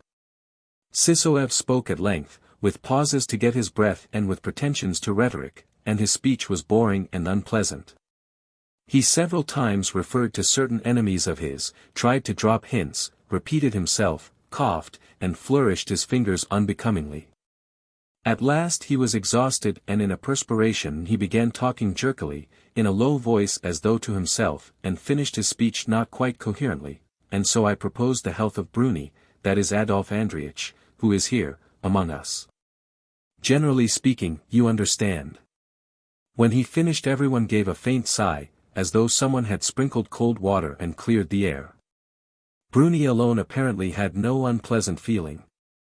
Beaming and rolling his sentimental eyes, the German shook Sysoev's hand with feeling and was again as friendly as a dog. "Oh, I thank you," he said, with an emphasis on the "oh," laying his left hand on his heart. "I am very happy that you understand me. I, with my whole heart, wish you all things good. But I ought only to observe, you exaggerate my importance. The school owes its flourishing condition only to you, my honored friend, Fyodor Lukitch. But for you it would be in no way distinguished from other schools. You think the German is paying a compliment, the German is saying something polite. Haha. No, my dear Fyodor Lukitch, I am an honest man and never make complimentary speeches. If we pay you 500 rubles a year it is because you are valued by us. Isn't that so? Gentlemen, what I say is true, isn't it? We should not pay anyone else so much. Why, a good school is an honor to the factory. I must sincerely own that your school is really exceptional, said the inspector. Don't think this is flattery. Anyway, I have never come across another like it in my life. As I sat at the examination I was full of admiration. Wonderful children. They know a great deal and answer brightly, and at the same time they are somehow special, unconstrained, sincere. One can see that they love you, Fyodor Lukitch. You are a schoolmaster to the marrow of your bones. You must have been born a teacher. You have all the gifts, innate vocation, long experience, and love for your work. It's simply amazing, considering the weak state of your health, what energy, what understanding. What perseverance, do you understand, what confidence you have. Someone in the school committee said truly that you were a poet in your work. Yes, a poet you are. And all present at the dinner began as one man talking of Sysoev's extraordinary talent. And as though a dam had been burst, there followed a flood of sincere, enthusiastic words such as men do not utter when they are restrained by prudent and cautious sobriety. Sysoev's speech and his intolerable temper and the horrid, spiteful expression on his face were all forgotten. Everyone talked freely, even the shy and silent new teachers, poverty-stricken, downtrodden youths who never spoke to the inspector without addressing him as, Your Honor. It was clear that in his own circle Sysoev was a person of consequence. Having been accustomed to success and praise for the 14 years that he had been schoolmaster, he listened with indifference to the noisy enthusiasm of his admirers. It was Bruni who drank in the praise instead of the schoolmaster. The German caught every word, beamed, clapped his hands, and flushed modestly as though the praise referred not to the schoolmaster but to him. Bravo! Bravo, he shouted. That's true. You have grasped my meaning. Excellent. He looked into the schoolmaster's eyes as though he wanted to share his bliss with him. At last he could restrain himself no longer, he leapt up, and, overpowering all the other voices with his shrill little tenor, shouted. Gentlemen! Allow me to speak. XVIII. To all you say I can make only one reply, the management of the factory will not be forgetful of what it owes to Fyodor Lukitch. All were silent. Sysoev raised his eyes to the German's rosy face. We know how to appreciate it, Bruni went on, dropping his voice. In response to your words I ought to tell you that Fyodor Lukash's family will be provided for and that a sum of money was placed in the bank a month ago for that object. Sysoev looked inquiringly at the German, at his colleagues, as though unable to understand why his family should be provided for and not he himself. And at once on all the faces, in all the motionless eyes bent upon him, he read not the sympathy, not the commiseration which he could not endure, but something else, something soft, tender, but at the same time intensely sinister. Like a terrible truth, something which in one instant turned him cold all over and filled his soul with unutterable despair. With a pale, distorted face he suddenly jumped up and clutched at his head. For a quarter of a minute he stood like that, stared with horror at a fixed point before him as though he saw the swiftly coming death of which Bruni was speaking, then sat down and burst into tears. "Come, come. What is it?" he heard agitated voices saying. "Water. Drink a little water." A short time passed and the schoolmaster grew calmer, but the party did not recover their previous liveliness. The dinner ended in gloomy silence, and much earlier than on previous occasions. When he got home Sysoev first of all looked at himself in the glass. Of course there was no need for me to blubber like that, he thought, looking at his sunken cheeks and his eyes with dark rings under them. My face is a much better color today than yesterday. I am suffering from anemia and catarrh of the stomach, and my cough is only a stomach cough. Reassured, he slowly began undressing, and spent a long time brushing his new black suit, then carefully folded it up and put it in the chest of drawers. Then he went up to the table where there lay a pile of his pupils' exercise books, and picking out Babkin's, sat down and fell to contemplating the beautiful childish handwriting. And meantime, while he was examining the exercise books, the district doctor was sitting in the next room and telling his wife in a whisper that a man ought not to have been allowed to go out to dinner who had not in all probability more than a week to live. Enemies. Between 9 and 10 on a dark September evening the only son of the district doctor, Krylov, a child of 6, called Andrei, died of diphtheria. Just as the doctor's wife sank on her knees by the dead child's bedside and was overwhelmed by the first rush of despair there came a sharp ring at the bell in the entry. All the servants had been sent out of the house that morning on account of the diphtheria. Krylov went to open the door just as he was, without his coat on, with his waistcoat unbuttoned, without wiping his wet face or his hands which were scalded with carbolic. It was dark in the entry and nothing could be distinguished in the man who came in but medium height, a white scarf, and a large, extremely pale face, so pale that its entrance seemed to make the passage lighter. "Is the doctor at home?" the newcomer asked quickly. "I am at home," answered Krylov. "What do you want?" "Oh, it's you. I am very glad," said the stranger in a tone of relief, and he began feeling in the dark for the doctor's hand, found it and squeezed it tightly in his own. "I am very, very glad. We are acquainted. My name is Abogin, and I had the honor of meeting you in the summer at Nuchev's. I am very glad I have found you at home. For God's sake don't refuse to come back with me at once. My wife has been taken dangerously ill. And the carriage is waiting." From the voice and gestures of the speaker it could be seen that he was in a state of great excitement. Like a man terrified by a house on fire or a mad dog, he could hardly restrain his rapid breathing and spoke quickly in a shaking voice, and there was a note of unaffected sincerity and childish alarm in his voice. As people always do who are frightened and overwhelmed, he spoke in brief, jerky sentences and uttered a great many unnecessary, irrelevant words. "I was afraid I might not find you in," he went on. "I was in a perfect agony as I drove here. Put on your things and let us go, for God's sake. This is how it happened.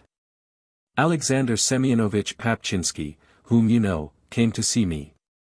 We talked a little and then we sat down to tea. Suddenly my wife cried out, clutched at her heart, and fell back on her chair. We carried her to bed and I rubbed her forehead with ammonia and sprinkled her with water. She lay as though she were dead. I am afraid it is aneurism. Come along, her father died of aneurism. Krylov listened and said nothing, as though he did not understand Russian. When Abogin mentioned again Papchinsky and his wife's father and once more began feeling in the dark for his hand, the doctor shook his head and said apathetically, dragging out each word. "Excuse me, I cannot come, my son died 5 minutes ago." "Is it possible?" whispered Abogin, stepping back a pace. "My God, at what an unlucky moment I have come. A wonderfully unhappy day, wonderfully. What a coincidence. It's as though it were on purpose." Abogin took hold of the door handle and bowed his head. He was evidently hesitating and did not know what to do, whether to go away or to continue entreating the doctor. "Listen," he said fervently, catching hold of Krylov's sleeve. "I well understand your position. God is my witness that I am ashamed of attempting at such a moment to intrude on your attention, but what am I to do? Only think, to whom can I go? There is no other doctor here, you know. For God's sake come. I am not asking you for myself. I am not the patient." A silence followed. Krylov turned his back on Abogin, stood still a moment, and slowly walked into the drawing-room.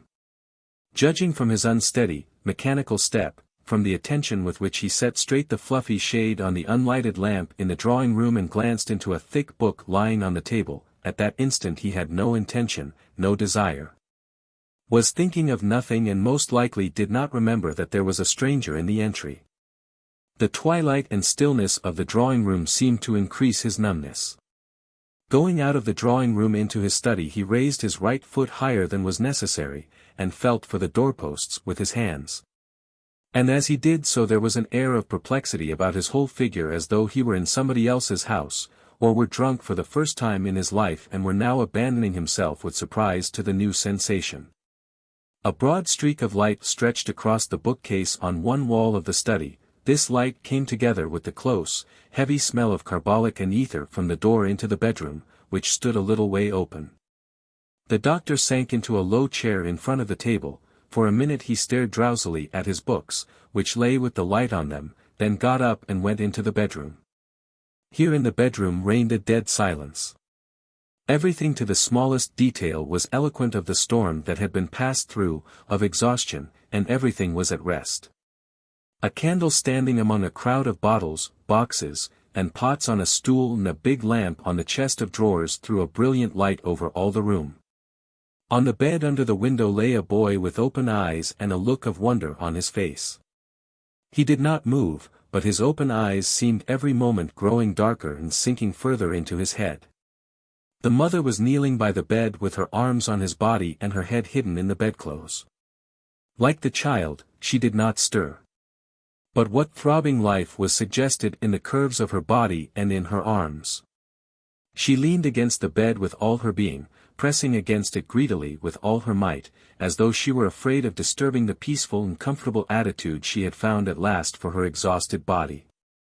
The bedclothes, the rags and bowls, the splashes of water on the floor, the little paintbrushes and spoons thrown down here and there, the white bottle of lime water, the very air, heavy and stifling, were all hushed and seemed plunged in repose.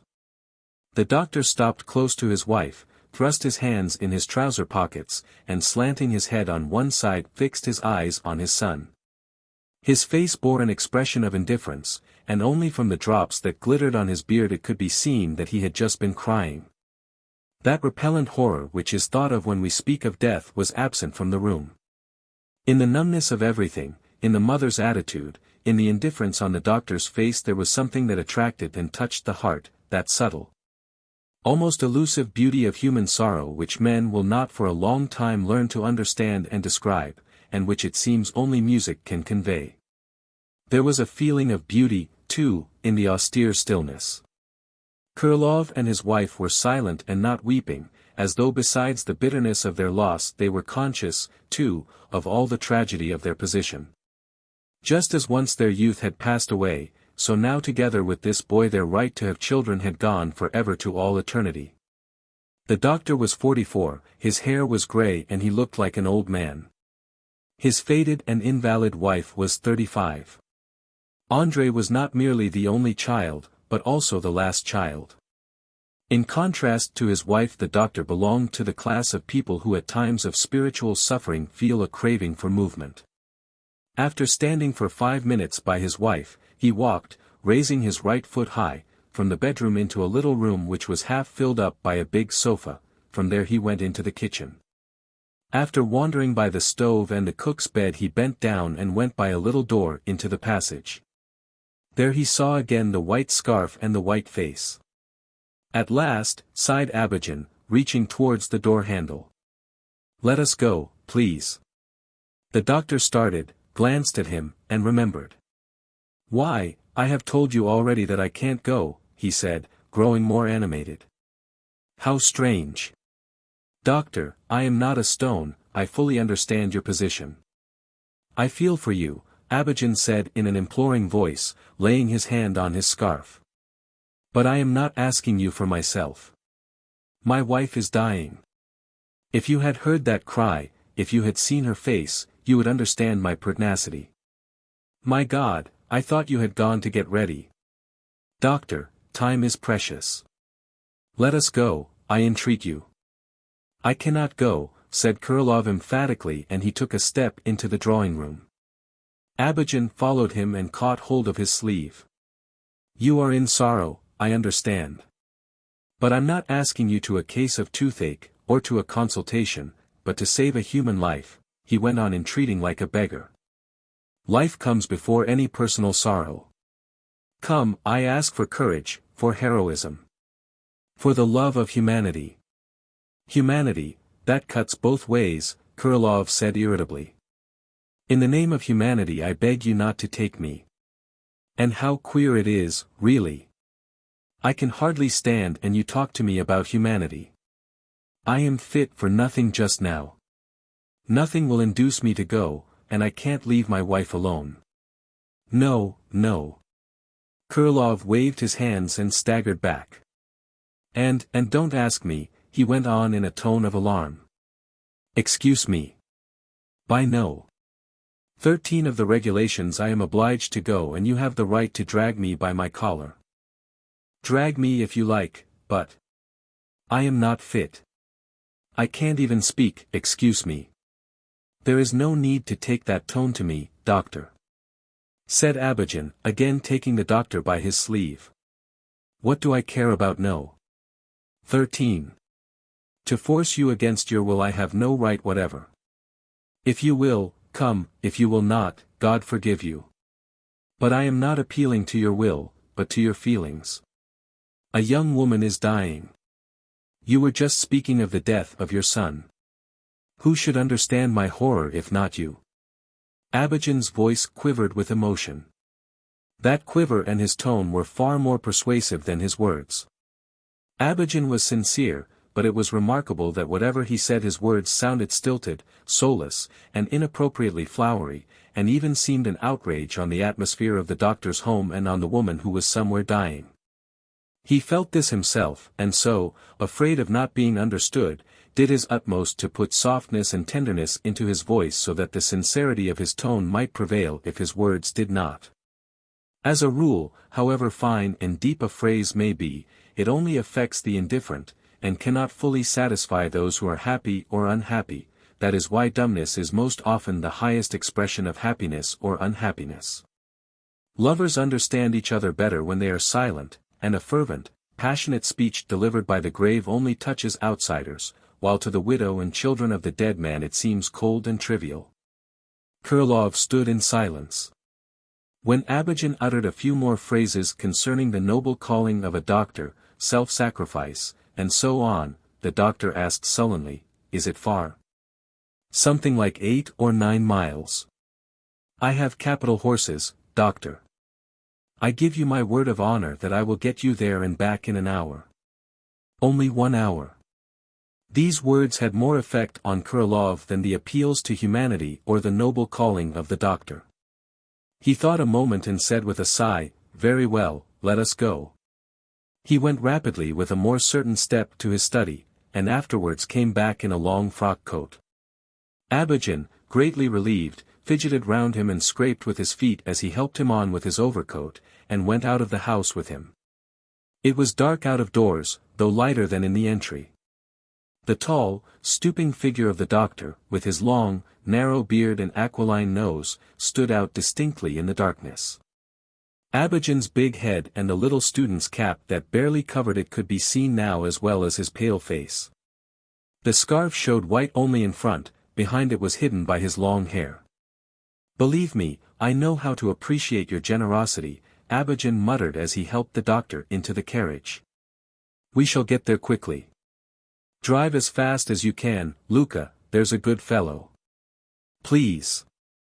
The coachman drove rapidly. At first there was a row of indistinct buildings that stretched alongside the hospital yard. It was dark everywhere except for a bright light from a window that gleamed through the fence into the furthest part of the yard, while 3 windows of the upper story of the hospital looked paler than the surrounding air. Then the carriage drove into dense shadow. Here there was the smell of dampness and mushrooms, and the sound of rustling trees.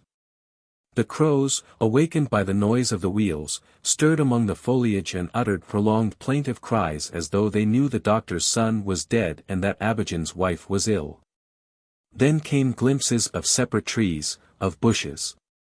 A pond, on which great black shadows were slumbering, gleamed with a sullen light, and the carriage rolled over a smooth level ground.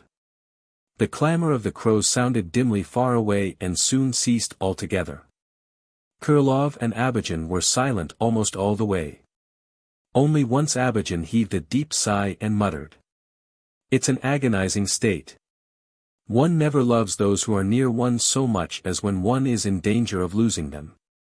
And when the carriage slowly drove over the river, Krylov started all at once as though the splash of the water had frightened him, and made a movement. "Listen, let me go," he said miserably. "I'll come to you later. I must just send my assistant to my wife. She is alone, you know." Abijam did not speak. The carriage swaying from side to side and crunching over the stones drove up the sandy bank and rolled on its way. Krylov moved restlessly and looked about him in misery. Behind them in the dim light of the stars the road could be seen and the riverside willows vanishing into the darkness. On the right lay a plain as uniform and as boundless as the sky. Here and there in the distance, probably on the peat marshes, dim lights were glimmering.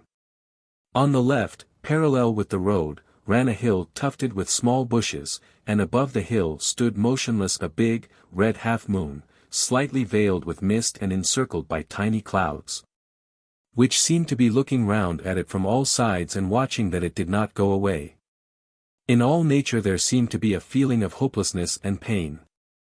The earth, like a ruined woman sitting alone in a dark room and trying not to think of the past, was brooding over memories of spring and summer and apathetically waiting for the inevitable winter. Wherever one looked, on all sides, nature seemed like a dark, infinitely deep, cold pit from which neither Krylov nor Abijam nor the red half-moon could escape. The nearer the carriage got to its goal the more impatient Abijam became. He kept moving, leaping up, looking over the coachman's shoulder. And when at last the carriage stopped before the entrance, which was elegantly curtained with striped linen, and when he looked at the lighted windows of the second story there was an audible catch in his breath. "If anything happens, I shall not survive it," he said, going into the hall with the doctor, and rubbing his hands in agitation. "But there is no commotion, so everything must be going well so far," he added, listening in the stillness. There was no sound in the hall of steps or voices and all the house seemed asleep in spite of the lighted windows. Now the doctor and Abijam, who till then had been in darkness, could see each other clearly. The doctor was tall and stooped, was untidily dressed and not good-looking.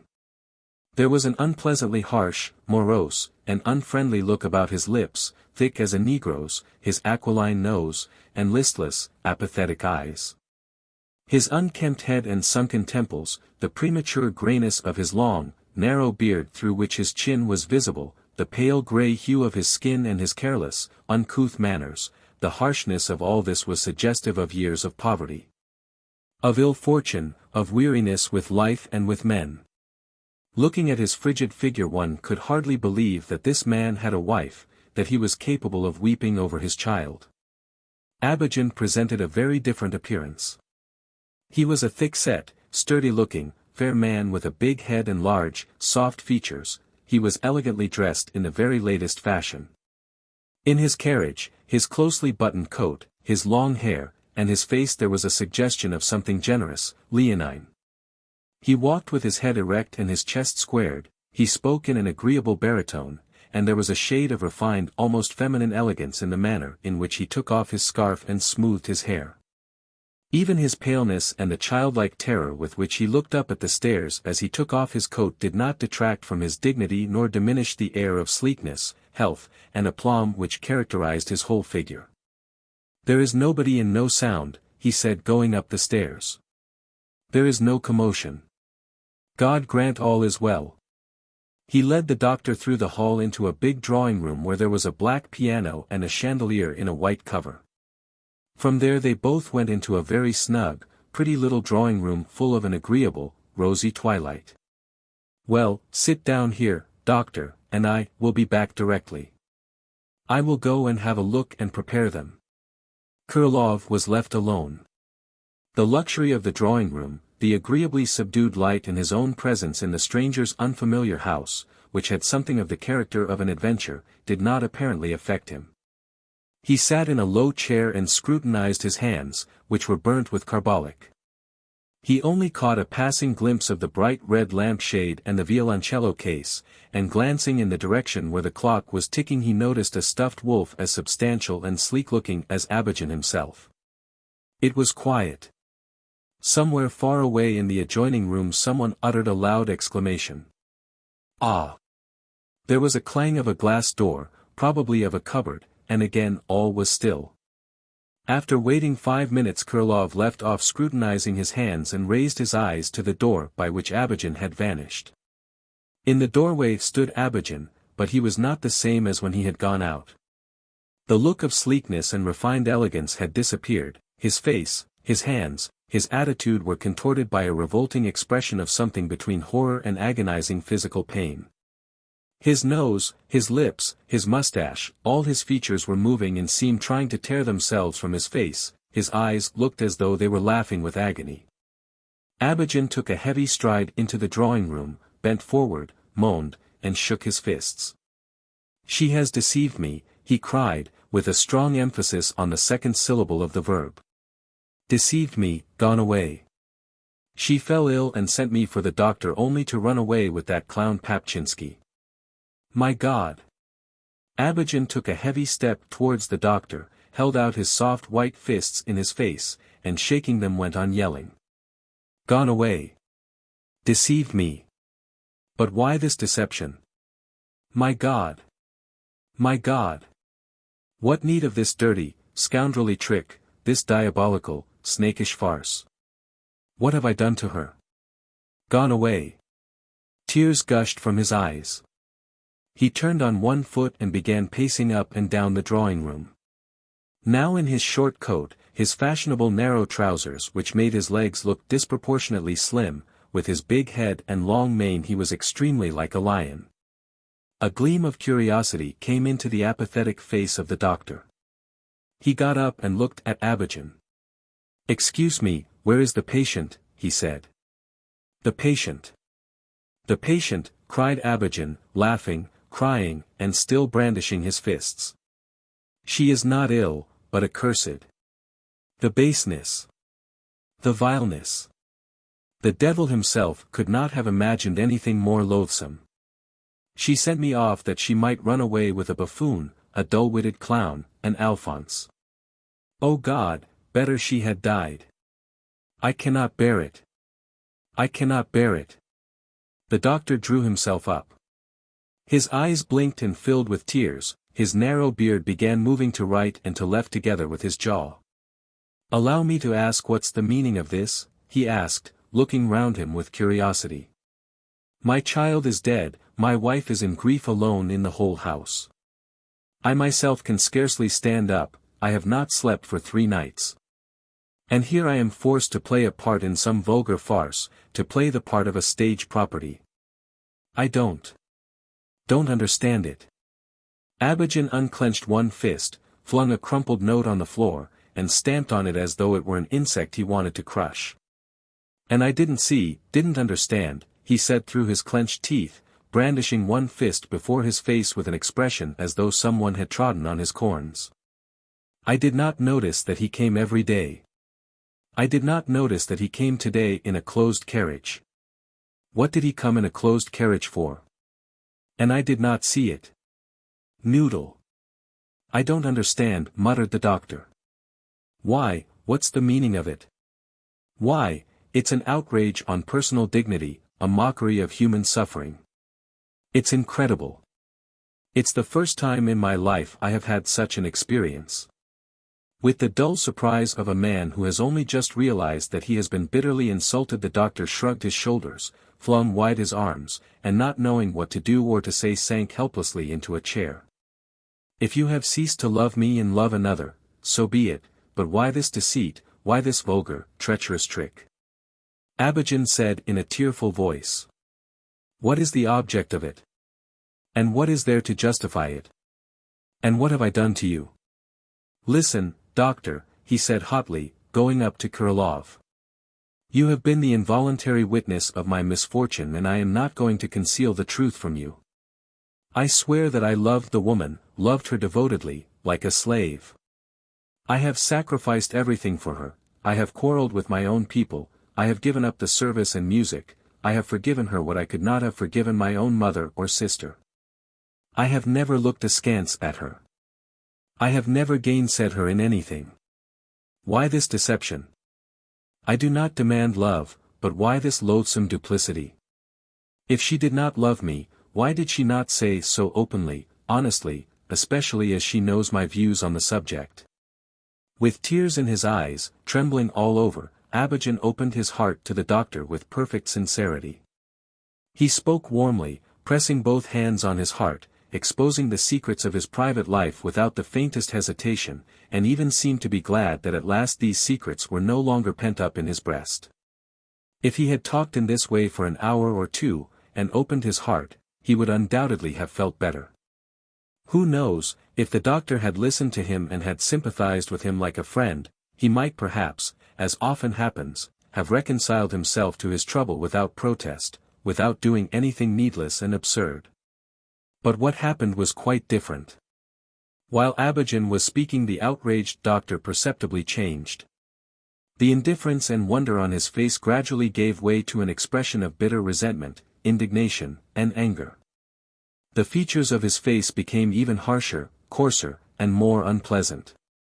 When Abogin held out before his eyes the photograph of a young woman with a handsome face as cold and expressionless as a nun's and asked him whether, looking at that face, one could conceive that it was capable of duplicity, the doctor suddenly flew out, and with flashing eyes said, rudely rapping out each word. What are you telling me all this for? I have no desire to hear it. I have no desire to, he shouted and brought his fist down on the table.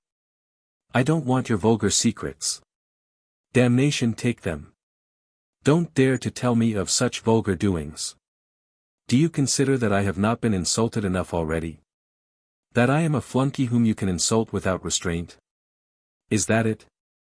Abogin staggered back from Kirilov and stared at him in amazement. Why did you bring me here?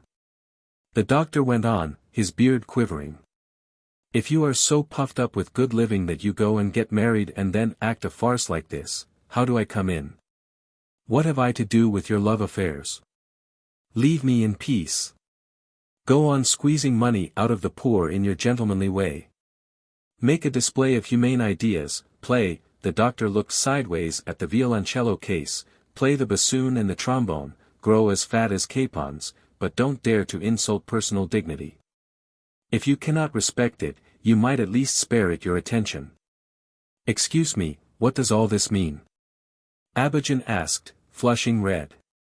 It means that it's base and low to play with people like this. I am a doctor. You look upon doctors and people generally who work and don't stink of perfume and prostitution as your menials and mauvaise ton. Well, you may look upon them so, but no one has given you the right to treat a man who is suffering as a stage property. How dare you say that to me? Abogin said quietly, and his face began working again, and this time unmistakably from anger. "No, how dared you, knowing of my sorrow, bring me here to listen to these vulgarities," shouted the doctor, and he again banged on the table with his fist. "Who has given you the right to make a mockery of another man's sorrow? You have taken leave of your senses," shouted Abogin. "It is ungenerous. I am intensely unhappy myself and unhappy," said the doctor, with a smile of contempt. "Don't utter that word, it does not concern you. The spendthrift who cannot raise a loan calls himself unhappy, too. The capon, sluggish from overfeeding, is unhappy, too. Worthless people." "Sir, you forget yourself," shrieked Abogin. "For saying things like that, people are thrashed. Do you understand?" Abogin hurriedly felt in his side pocket, pulled out a pocketbook, and extracting 2 notes flung them on the table. "Here is the fee for your visit," he said, his nostrils dilating. "You are paid." "How dare you offer me money?" shouted the doctor, and he brushed the notes off the table on to the floor. "An insult cannot be paid for in money." Abogin and the doctor stood face to face, and in their wrath continued flinging undeserved insults at each other. I believe that never in their lives, even in delirium, had they uttered so much that was unjust, cruel, and absurd. The egoism of the unhappy was conspicuous in both. The unhappy are egoistic, spiteful, unjust, cruel, and less capable of understanding each other than fools. Unhappiness does not bring people together but draws them apart, and even where one would fancy people should be united by the similarity of their sorrow, far more injustice and cruelty is generated than in comparatively placid surroundings. "Kindly let me go home," shouted the doctor, breathing hard. Abogin rang the bell sharply. When no one came to answer the bell, he rang again and angrily flung the bell on the floor. It fell on the carpet with a muffled sound, and uttered a plaintive note as though at the point of death. A footman came in. "Where have you been hiding yourself, the devil take you?" His master flew at him, clenching his fists. "Where were you just now? Go and tell them to bring the Victoria round for this gentleman, and order the closed carriage to be got ready for me. Stay," he cried as the footman turned to go out. "I won't have a single traitor in the house by tomorrow. Away with you all. I will engage fresh servants. Reptiles." Abogin and the doctor remained in silence waiting for the carriage. The first regained his expression of sleekness and his refined elegance. He paced up and down the room, tossed his head elegantly, and was evidently meditating on something. His anger had not cooled, but he tried to appear not to notice his enemy. The doctor stood, leaning with one hand on the edge of the table, and looked at Abogin with that profound and somewhat cynical, ugly contempt only to be found in the eyes of sorrow and indigence when they are confronted with well-nourished comfort and elegance. When a little later the doctor got into the Victoria and drove off, there was still a look of contempt in his eyes. It was dark, much darker than it had been an hour before. The red half-moon had sunk behind the hill, and the clouds that had been guarding it lay in dark patches near the stars. The carriage with red lamps rattled along the road and soon overtook the doctor. It was Abogin driving off to protest, to do absurd things. All the way home the doctor thought not of his wife, nor of his André, but of Abogin and the people in the house he had just left. His thoughts were unjust and inhumanly cruel. He condemned Abogin and his wife and Papchinsky and all who lived in rosy, subdued light among sweet perfumes, and all the way home he hated and despised them till his head ached. And a firm conviction concerning those people took shape in his mind. Time will pass and Kurilov's sorrow will pass, but that conviction, unjust and unworthy of the human heart, will not pass, but will remain in the doctor's mind to the grave. The examining magistrate. A district doctor and an examining magistrate were driving one fine spring day to an inquest. The examining magistrate, a man of 35, looked dreamily at the horses and said, "There is a great deal that is enigmatic and obscure in nature. And even in everyday life, doctor, one must often come upon phenomena which are absolutely incapable of explanation. I know, for instance, of several strange, mysterious deaths, the cause of which only spiritualists and mystics will undertake to explain. A clear-headed man can only lift up his hands in perplexity. For example, I know of a highly cultured lady who foretold her own death and died without any apparent reason on the very day she had predicted. She said that she would die on a certain day, and she did die. There's no effect without a cause, said the doctor. If there's a death there must be a cause for it. But as for predicting it, there's nothing very marvelous in that. All our ladies, all our females, in fact, have a turn for prophecies and presentiments. Just so, but my lady, doctor, was quite a special case. There was nothing like the ladies' or other females' presentiments about her prediction and her death. She was a young woman, healthy and clever, with no superstitions of any sort. She had such clear, intelligent, honest eyes, an open, sensible face with a faint, typically Russian look of mockery in her eyes and on her lips. There was nothing of the fine lady or of the female about her, except, if you like, her beauty. She was graceful, elegant as that birch tree, she had wonderful hair. That she may be intelligible to you, I will add, too, that she was a person of the most infectious gaiety and carelessness, and that intelligent, good sort of frivolity which is only found in good-natured, light-hearted people with brains. Can one talk of mysticism, spiritualism, a turn for presentiment, or anything of that sort, in this case? She used to laugh at all that. The doctor's chaise stopped by a well. The examining magistrate and the doctor drank some water, stretched, and waited for the coachman to finish watering the horses. "Well, what did the lady die of?" asked the doctor when the chaise was rolling along the road again. "She died in a strange way. One fine day her husband went in to her and said that it wouldn't be amiss to sell their old coach before the spring and to buy something rather newer and lighter instead. And that it might be as well to change the left trace horse and to put Bobchinsky, that was the name of one of her husband's horses, in the shafts. His wife listened to him and said, 'Do as you think best, but it makes no difference to me now. Before the summer I shall be in the cemetery.' Her husband, of course, shrugged his shoulders and smiled. 'I am not joking,' she said. 'I tell you in earnest that I shall soon be dead.'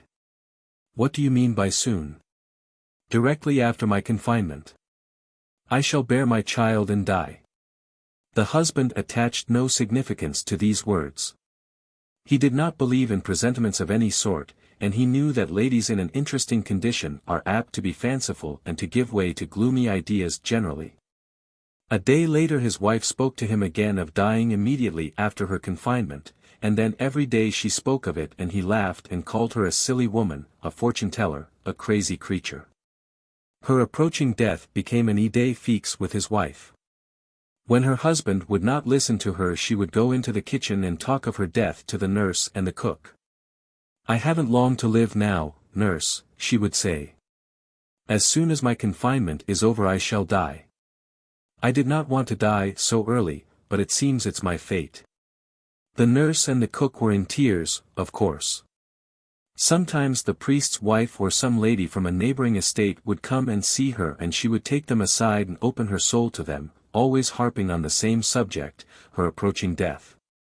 She spoke gravely with an unpleasant smile, even with an angry face which would not allow any contradiction. She had been smart and fashionable in her dress, but now in view of her approaching death she became slovenly. She did not read, she did not laugh, she did not dream aloud. What was more, she drove with her aunt to the cemetery and selected a spot for her tomb. 5 days before her confinement she made her will.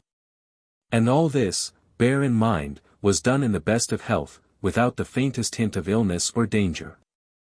A confinement is a difficult affair and sometimes fatal, but in the case of which I am telling you every indication was favorable, and there was absolutely nothing to be afraid of.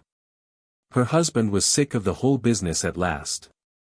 He lost his temper one day at dinner and asked her, 'Listen, Natasha, when is there going to be an end of this silliness?' 'It's not silliness, I am in earnest.' 'Nonsense, I advise you to give over being silly that you may not feel ashamed of it afterwards. Well, the confinement came.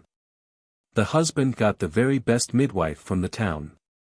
It was his wife's first confinement, but it could not have gone better. When it was all over she asked to look at her baby.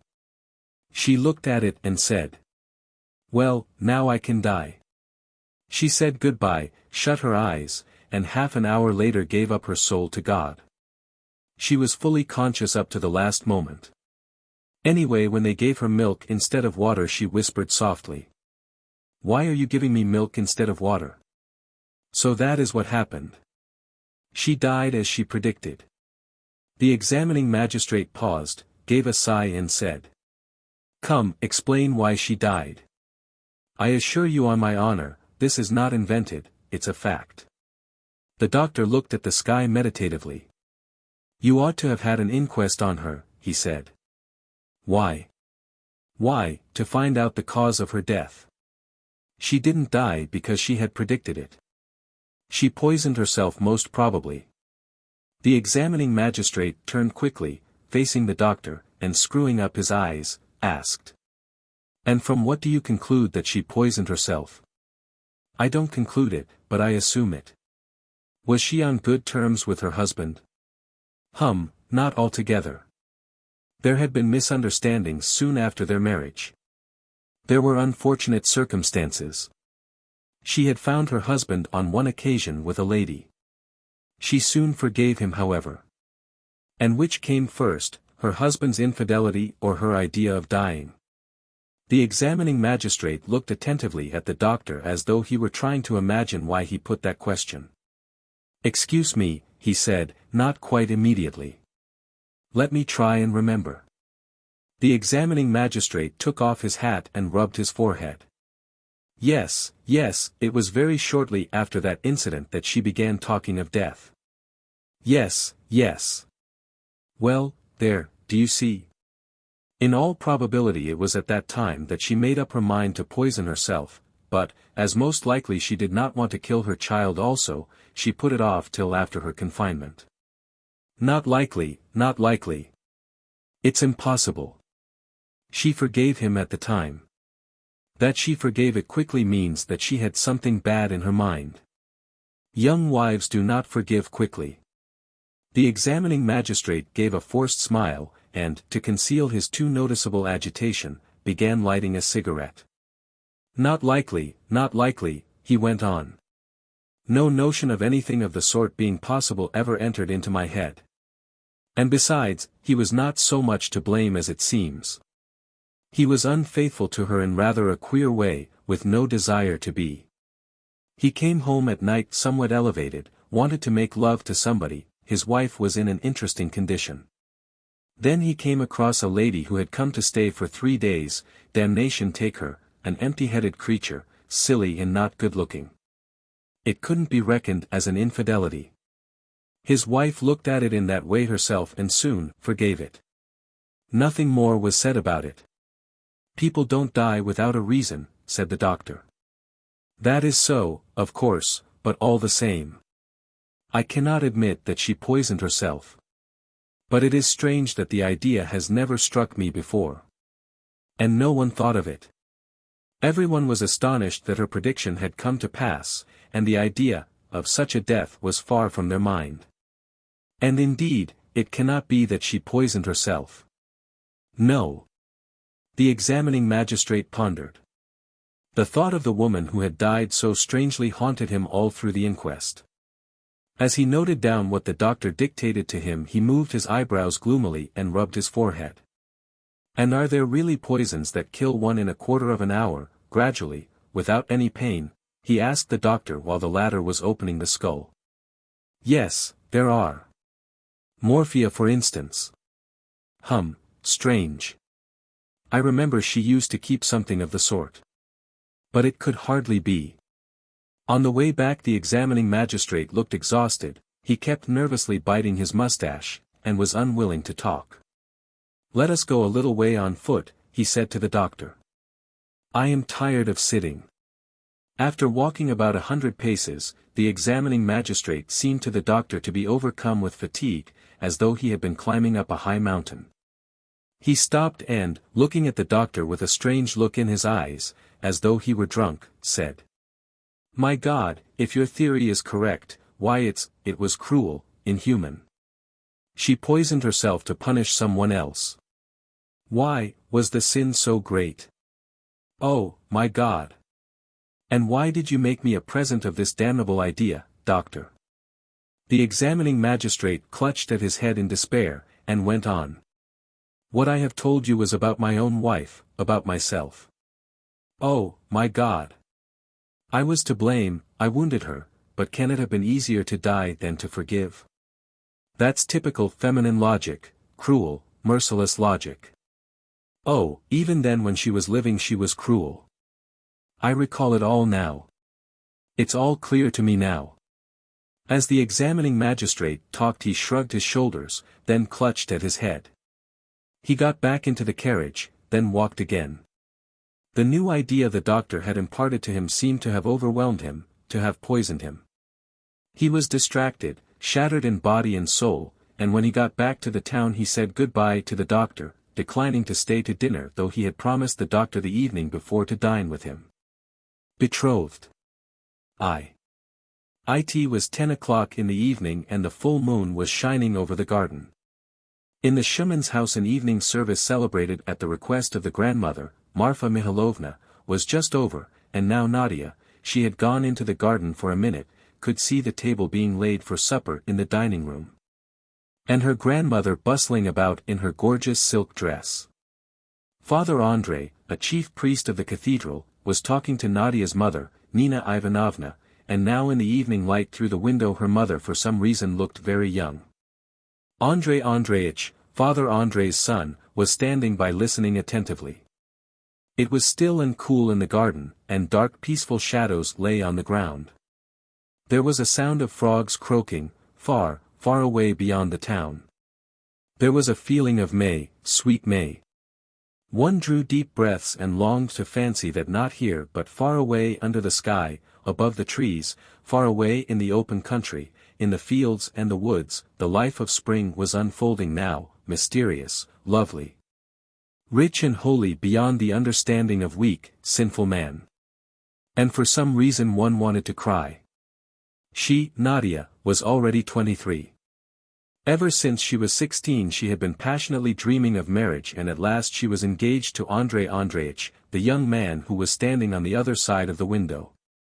She liked him, the wedding was already fixed for July 7th, and yet there was no joy in her heart, she was sleeping badly, her spirits drooped.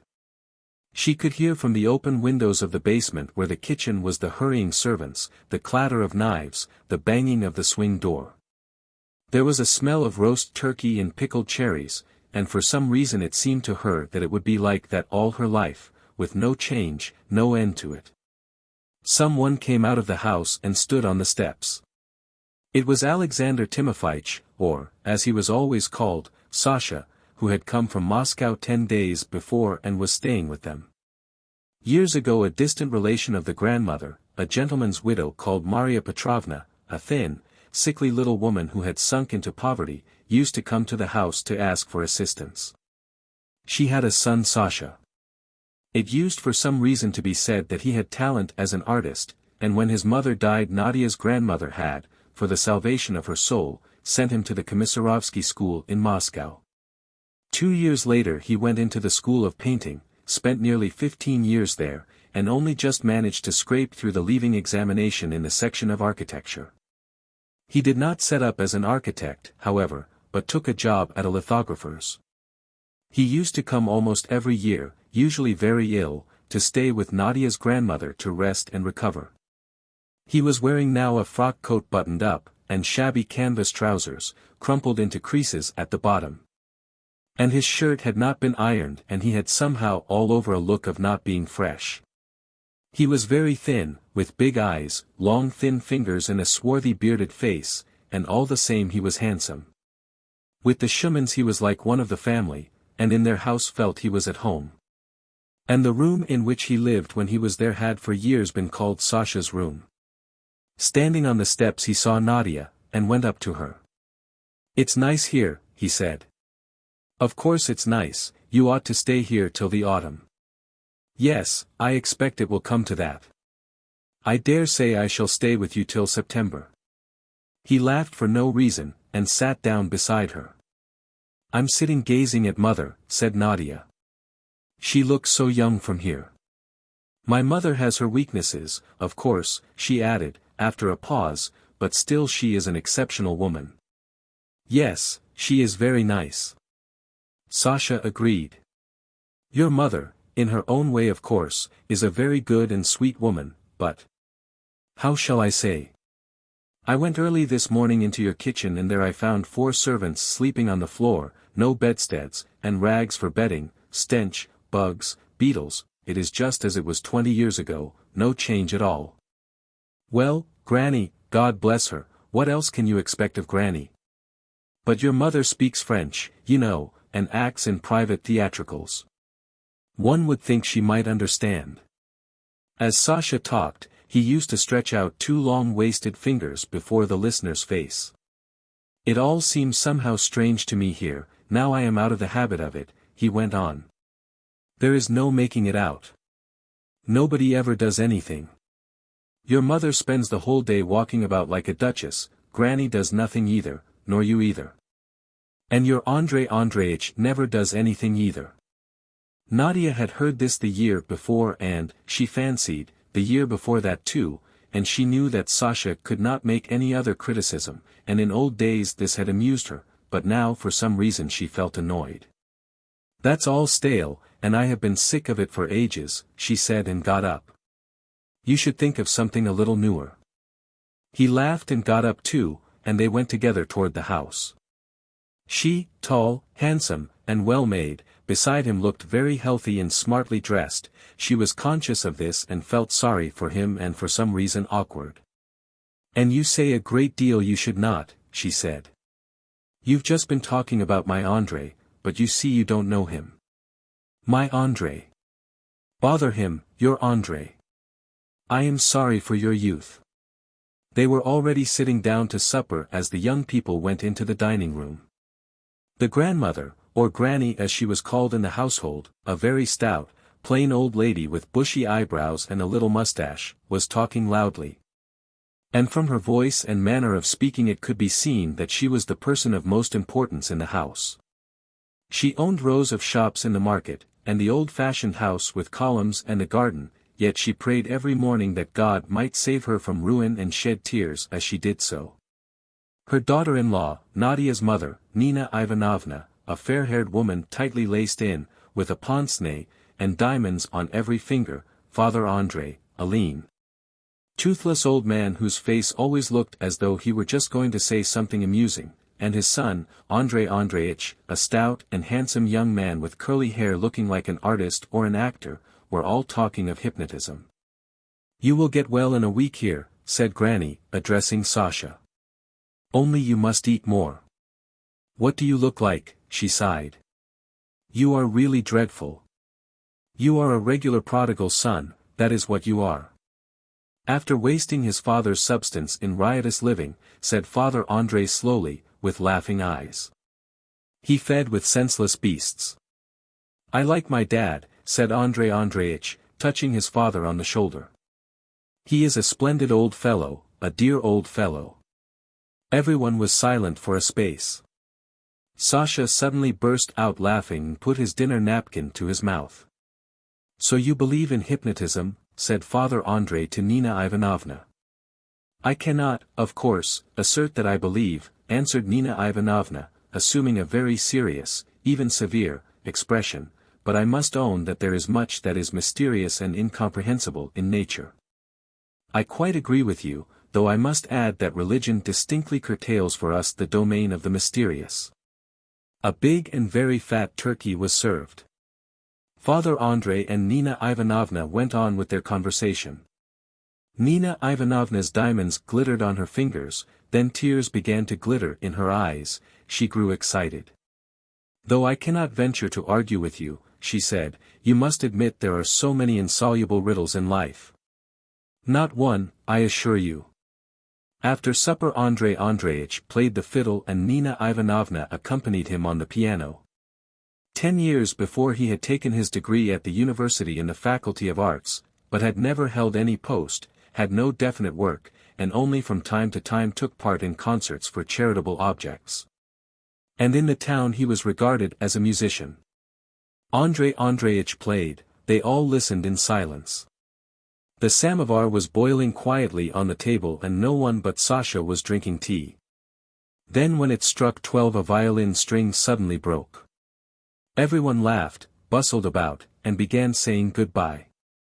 After seeing her fiancé out, Nadia went upstairs where she and her mother had their rooms. The lower story was occupied by the grandmother. They began putting the lights out below in the dining room, while Sasha still sat on drinking tea. He always spent a long time over tea in the Moscow style, drinking as much as 7 glasses at a time. For a long time after Nadia had undressed and gone to bed she could hear the servants clearing away downstairs and Granny talking angrily. At last everything was hushed, and nothing could be heard but Sasha from time to time coughing on a bass note in his room below. 2. When Nadia woke up it must have been 2 o'clock, it was beginning to get light.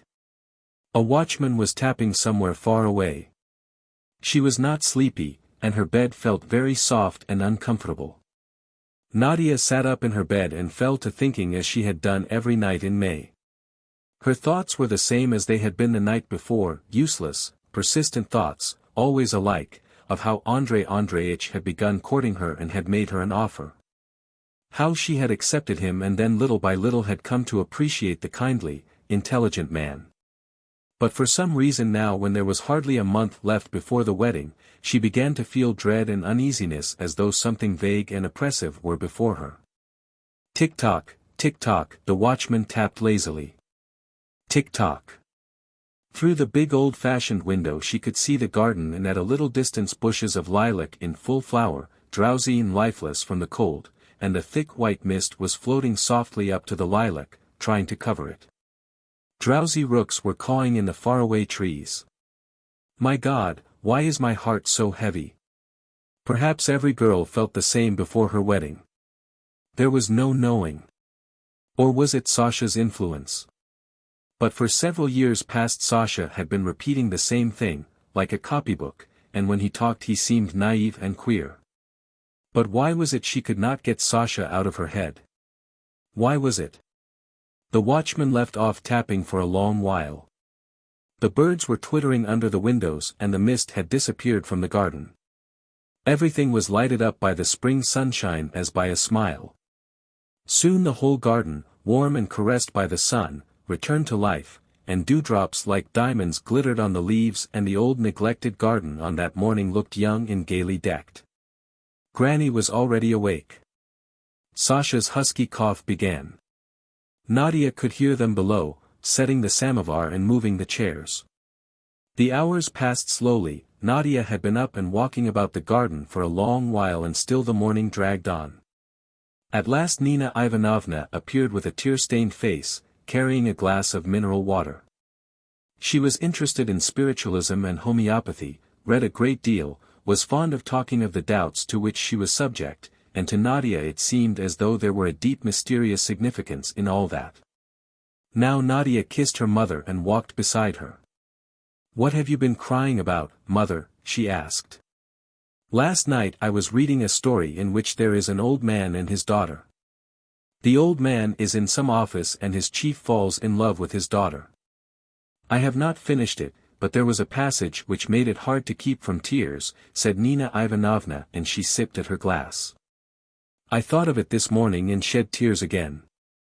I have been so depressed all these days," said Nadia after a pause. "Why is it I don't sleep at night?" "I don't know, dear. When I can't sleep I shut my eyes very tightly, like this, and picture to myself Anna Karenina moving about and talking, or something historical from the ancient world." Nadia felt that her mother did not understand her and was incapable of understanding. She felt this for the first time in her life, and it positively frightened her and made her want to hide herself, and she went away to her own room. At 2 o'clock they sat down to dinner. It was Wednesday, a fast day, and so vegetable soup and bream with boiled grain were set before Granny. To tease Granny, Sasha ate his meat soup as well as the vegetable soup. He was making jokes all through dinner time, but his jests were labored and invariably with a moral bearing, and the effect was not at all amusing when before making some witty remark he raised his very long, thin, deathly-looking fingers. And when one remembered that he was very ill and would probably not be much longer in this world, one felt sorry for him and ready to weep. After dinner Granny went off to her own room to lie down. Nina Ivanovna played on the piano for a little, and then she too went away. "Oh, dear Nadia," Sasha began his usual afternoon conversation, "if only you would listen to me. If only you would." She was sitting far back in an old-fashioned armchair, with her eyes shut, while he paced slowly about the room from corner to corner. "If only you would go to the university," he said.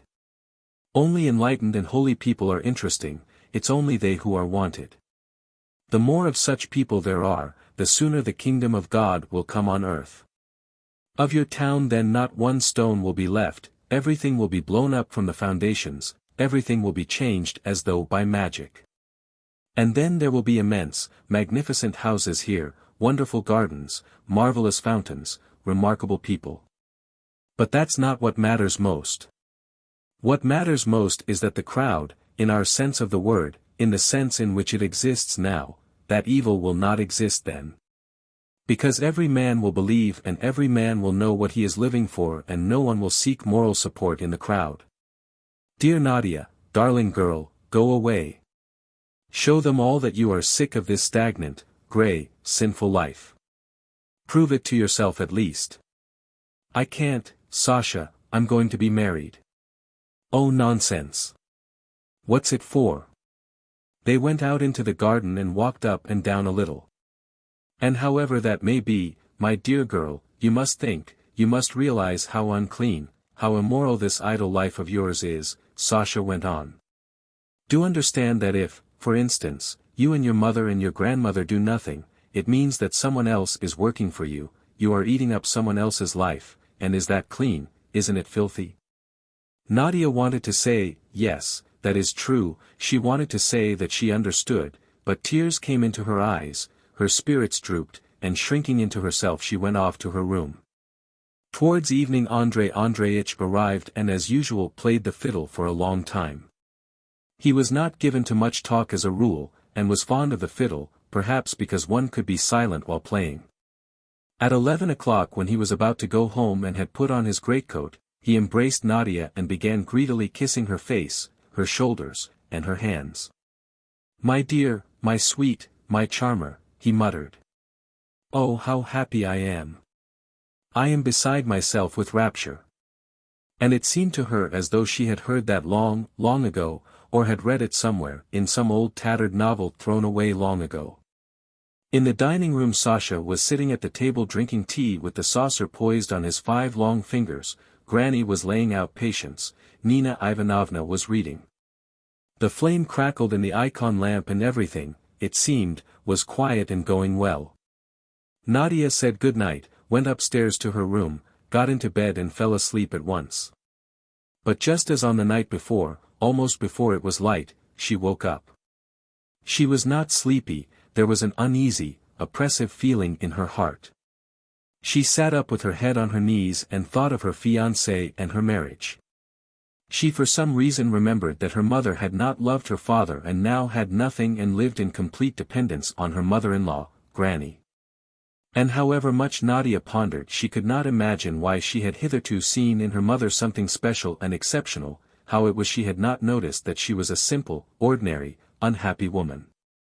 And Sasha downstairs was not asleep, she could hear him coughing.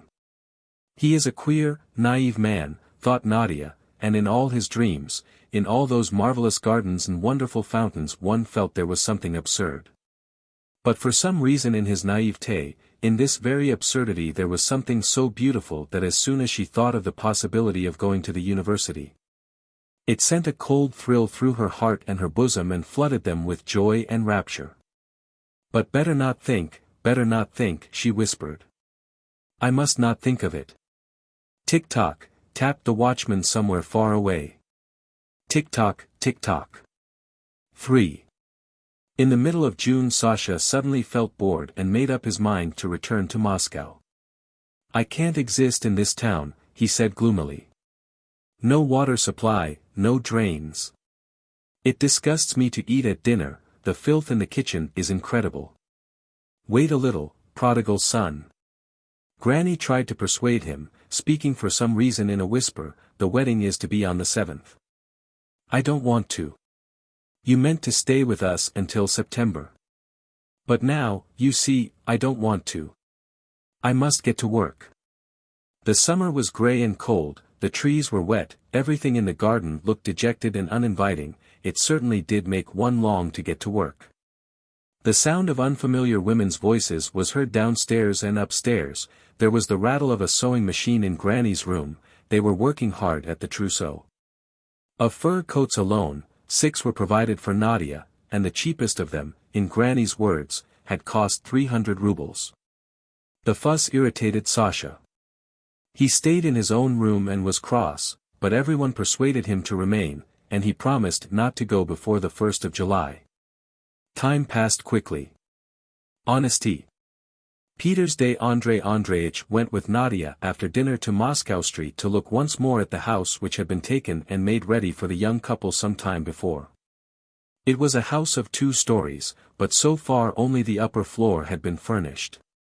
There was in the hall a shining floor painted and parqueted, there were Viennese chairs, a piano, a violin stand, there was a smell of paint. On the wall hung a big oil painting in a gold frame, a naked lady and beside her a purple vase with a broken handle. "An exquisite picture," said Andrei Andreitch, and he gave a respectful sigh. "It's the work of the artist Shizmachevsky." Then there was the drawing room with the round table, and a sofa and easy chairs upholstered in bright blue. Above the sofa was a big photograph of Father Andrei wearing a priest's velvet cap and decorations. Then they went into the dining room in which there was a sideboard, then into the bedroom. Here in the half-dusk stood 2 bedsteads side by side, and it looked as though the bedroom had been decorated with the idea that it would always be very agreeable there and could not possibly be anything else. Andrei Andreitch led Nadia about the rooms, all the while keeping his arm round her waist, and she felt weak and conscience-stricken. She hated all the rooms, the beds, the easy chairs. She was nauseated by the naked lady. It was clear to her now that she had ceased to love Andrei Andreitch or perhaps had never loved him at all. But how to say this and to whom to say it and with what object she did not understand, and could not understand, though she was thinking about it all day and all night. He held her round the waist, talked so affectionately, so modestly, was so happy, walking about this house of his. While she saw nothing in it all but vulgarity, stupid, naive, unbearable vulgarity, and his arm round her waist felt as hard and cold as an iron hoop. And every minute she was on the point of running away, bursting into sobs, throwing herself out of a window. Andrei Andreitch led her into the bathroom and here he touched a tap fixed in the wall and at once water flowed. "What do you say to that?" he said, and laughed. "I had a tank holding 200 gallons put in the loft, and so now we shall have water." They walked across the yard and went out into the street and took a cab. Thick clouds of dust were blowing, and it seemed as though it were just going to rain. "You are not cold," said Andrei Andreitch, screwing up his eyes at the dust. She did not answer. "Yesterday, you remember, Sasha blamed me for doing nothing," he said, after a brief silence. "Well, he is right, absolutely right. I do nothing and can do nothing. My precious, why is it? Why is it that the very thought that I may some day fix a cockade on my cap and go into the government service is so hateful to me? Why do I feel so uncomfortable when I see a lawyer or a Latin master or a member of the Zemstvo? Oh Mother Russia! Oh Mother Russia! What a burden of idle and useless people you still carry! How many like me are upon you, long-suffering mother?" And from the fact that he did nothing he drew generalizations, seeing in it a sign of the times. "When we are married let us go together into the country, my precious, there we will work. We will buy ourselves a little piece of land with a garden and a river, we will labor and watch life. Oh, how splendid that will be." He took off his hat, and his hair floated in the wind, while she listened to him and thought, "Good God, I wish I were home." When they were quite near the house they overtook Father Andrei. "Ah, here's father coming," cried Andrei Andreitch, delighted, and he waved his hat. "I love my dad really," he said as he paid the cabman. "He's a splendid old fellow, a dear old fellow." Nadia went into the house, feeling cross and unwell, thinking that there would be visitors all the evening, that she would have to entertain them, to smile, to listen to the fiddle, to listen to all sorts of nonsense. And to talk of nothing but the wedding. Granny, dignified, gorgeous in her silk dress, and haughty as she always seemed before visitors, was sitting before the samovar. Father Andrei came in with his sly smile. "I have the pleasure and blessed consolation of seeing you in health," he said to Granny, and it was hard to tell whether he was joking or speaking seriously. 4. The wind was beating on the window and on the roof. There was a whistling sound, and in the stove the house spirit was plaintively and sullenly droning his song. It was past midnight. Everyone in the house had gone to bed, but no one was asleep, and it seemed all the while to Nadia as though they were playing the fiddle below. There was a sharp bang, a shutter must have been torn off. A minute later Nina Ivanovna came in her nightgown, with a candle. "What was the bang, Nadia?" she asked. Her mother, with her hair in a single plait and a timid smile on her face, looked older, plainer, smaller on that stormy night. Nadia remembered that quite a little time ago she had thought her mother an exceptional woman and had listened with pride to the things she said. And now she could not remember those things, everything that came into her mind was so feeble and useless. In the stove was the sound of several bass voices in chorus, and she even heard "Oh my God." Nadia sat on her bed, and suddenly she clutched at her hair and burst into sobs. "Mother, mother, my own," she said. "If only you knew what is happening to me. I beg you, I beseech you, let me go away. I beseech you." "Where?" asked Nina Ivanovna, not understanding, and she sat down on the bedstead. "Go where?" For a long while Nadia cried and could not utter a word. "Let me go away from the town," she said at last. "There must not and will not be a wedding, understand that. I don't love that man. I can't even speak about him. No, my own, no." Nina Ivanovna said quickly, terribly alarmed. "Calm yourself, it's just because you are in low spirits. It will pass, it often happens. Most likely you have had a tiff with Andrei, but lovers' quarrels always end in kisses." "Oh, go away, mother, oh, go away," sobbed Nadia. "Yes," said Nina Ivanovna after a pause, "it's not long since you were a baby, a little girl, and now you are engaged to be married. In nature there is a continual transmutation of substances. Before you know where you are you will be a mother yourself and an old woman, and will have as rebellious a daughter as I have. My darling, my sweet, you are clever you know, you are unhappy," said Nadia. "You are very unhappy. Why do you say such very dull, commonplace things? For God's sake, why?" Nina Ivanovna tried to say something, but could not utter a word. She gave a sob and went away to her own room. The bass voices began droning in the stove again, and Nadia felt suddenly frightened. She jumped out of bed and went quickly to her mother. Nina Ivanovna, with tear-stained face, was lying in bed wrapped in a pale blue quilt and holding a book in her hands. "Mother, listen to me," said Nadia. "I implore you, do understand. If you would only understand how petty and degrading our life is. My eyes have been opened, and I see it all now. And what is your Andrei Andreitch? Why, he is not intelligent, mother. Merciful heavens, do understand, mother, he is stupid."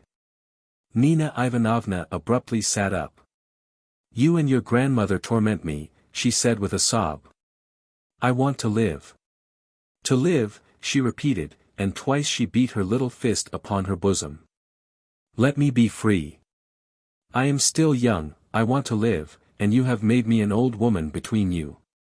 She broke into bitter tears, lay down and curled up under the quilt, and looked so small, so pitiful, so foolish. Nadia went to her room, dressed, and sitting at the window fell to waiting for the morning. She sat all night thinking, while someone seemed to be tapping on the shutters and whistling in the yard.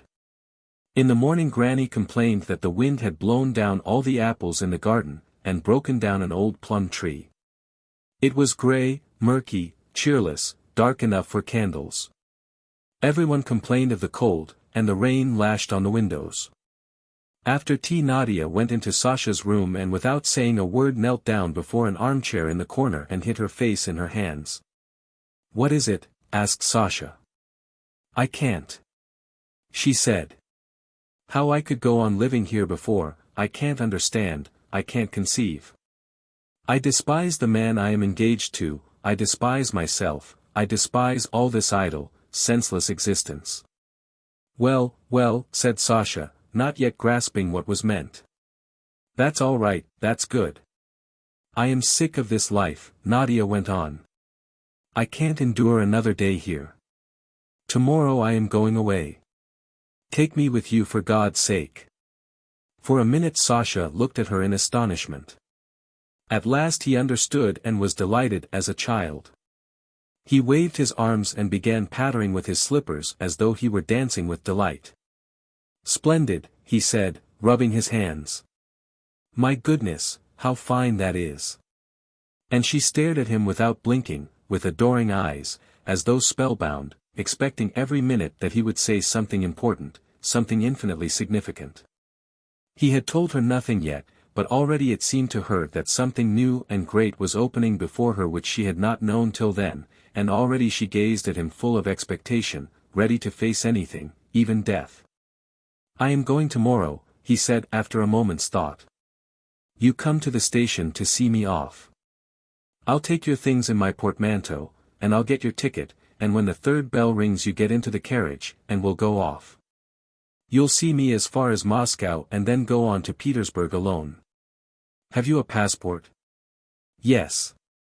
"I can promise you, you won't regret it," said Sasha, with conviction. "You will go, you will study, and then go where fate takes you. When you turn your life upside down everything will be changed.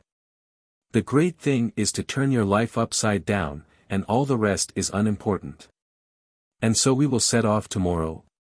"Oh yes, for God's sake."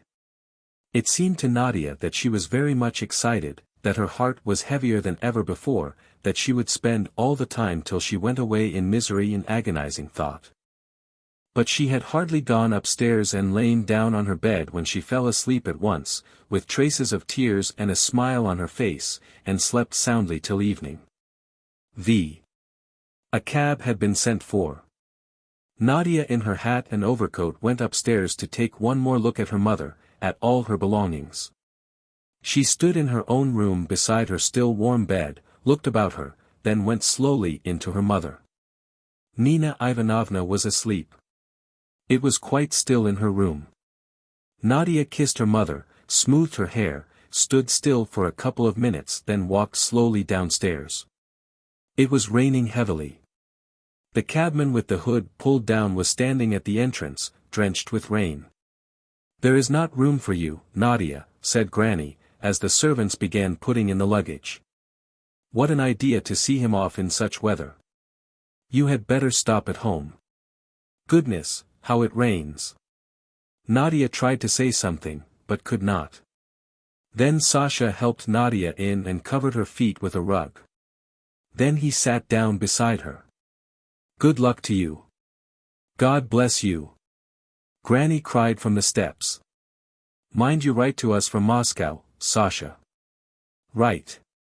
Goodbye, Granny. The Queen of Heaven keep you." "Oh, what weather," said Sasha. It was only now that Nadia began to cry. Now it was clear to her that she certainly was going, which she had not really believed when she was saying goodbye to Granny, and when she was looking at her mother. Goodbye, town.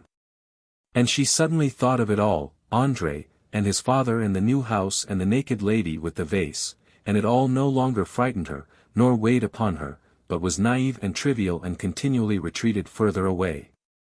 And when they got into the railway carriage and the train began to move, all that past which had been so big and serious shrank up into something tiny, and a vast wide future which till then had scarcely been noticed began unfolding before her. The rain pattered on the carriage windows, nothing could be seen but the green fields, telegraph posts with birds sitting on the wires flitted by, and joy made her hold her breath. She thought that she was going to freedom, going to study, and this was just like what used, ages ago, to be called going off to be a free Cossack. She laughed and cried and prayed all at once. "It's all right," said Sasha, smiling. "It's all right."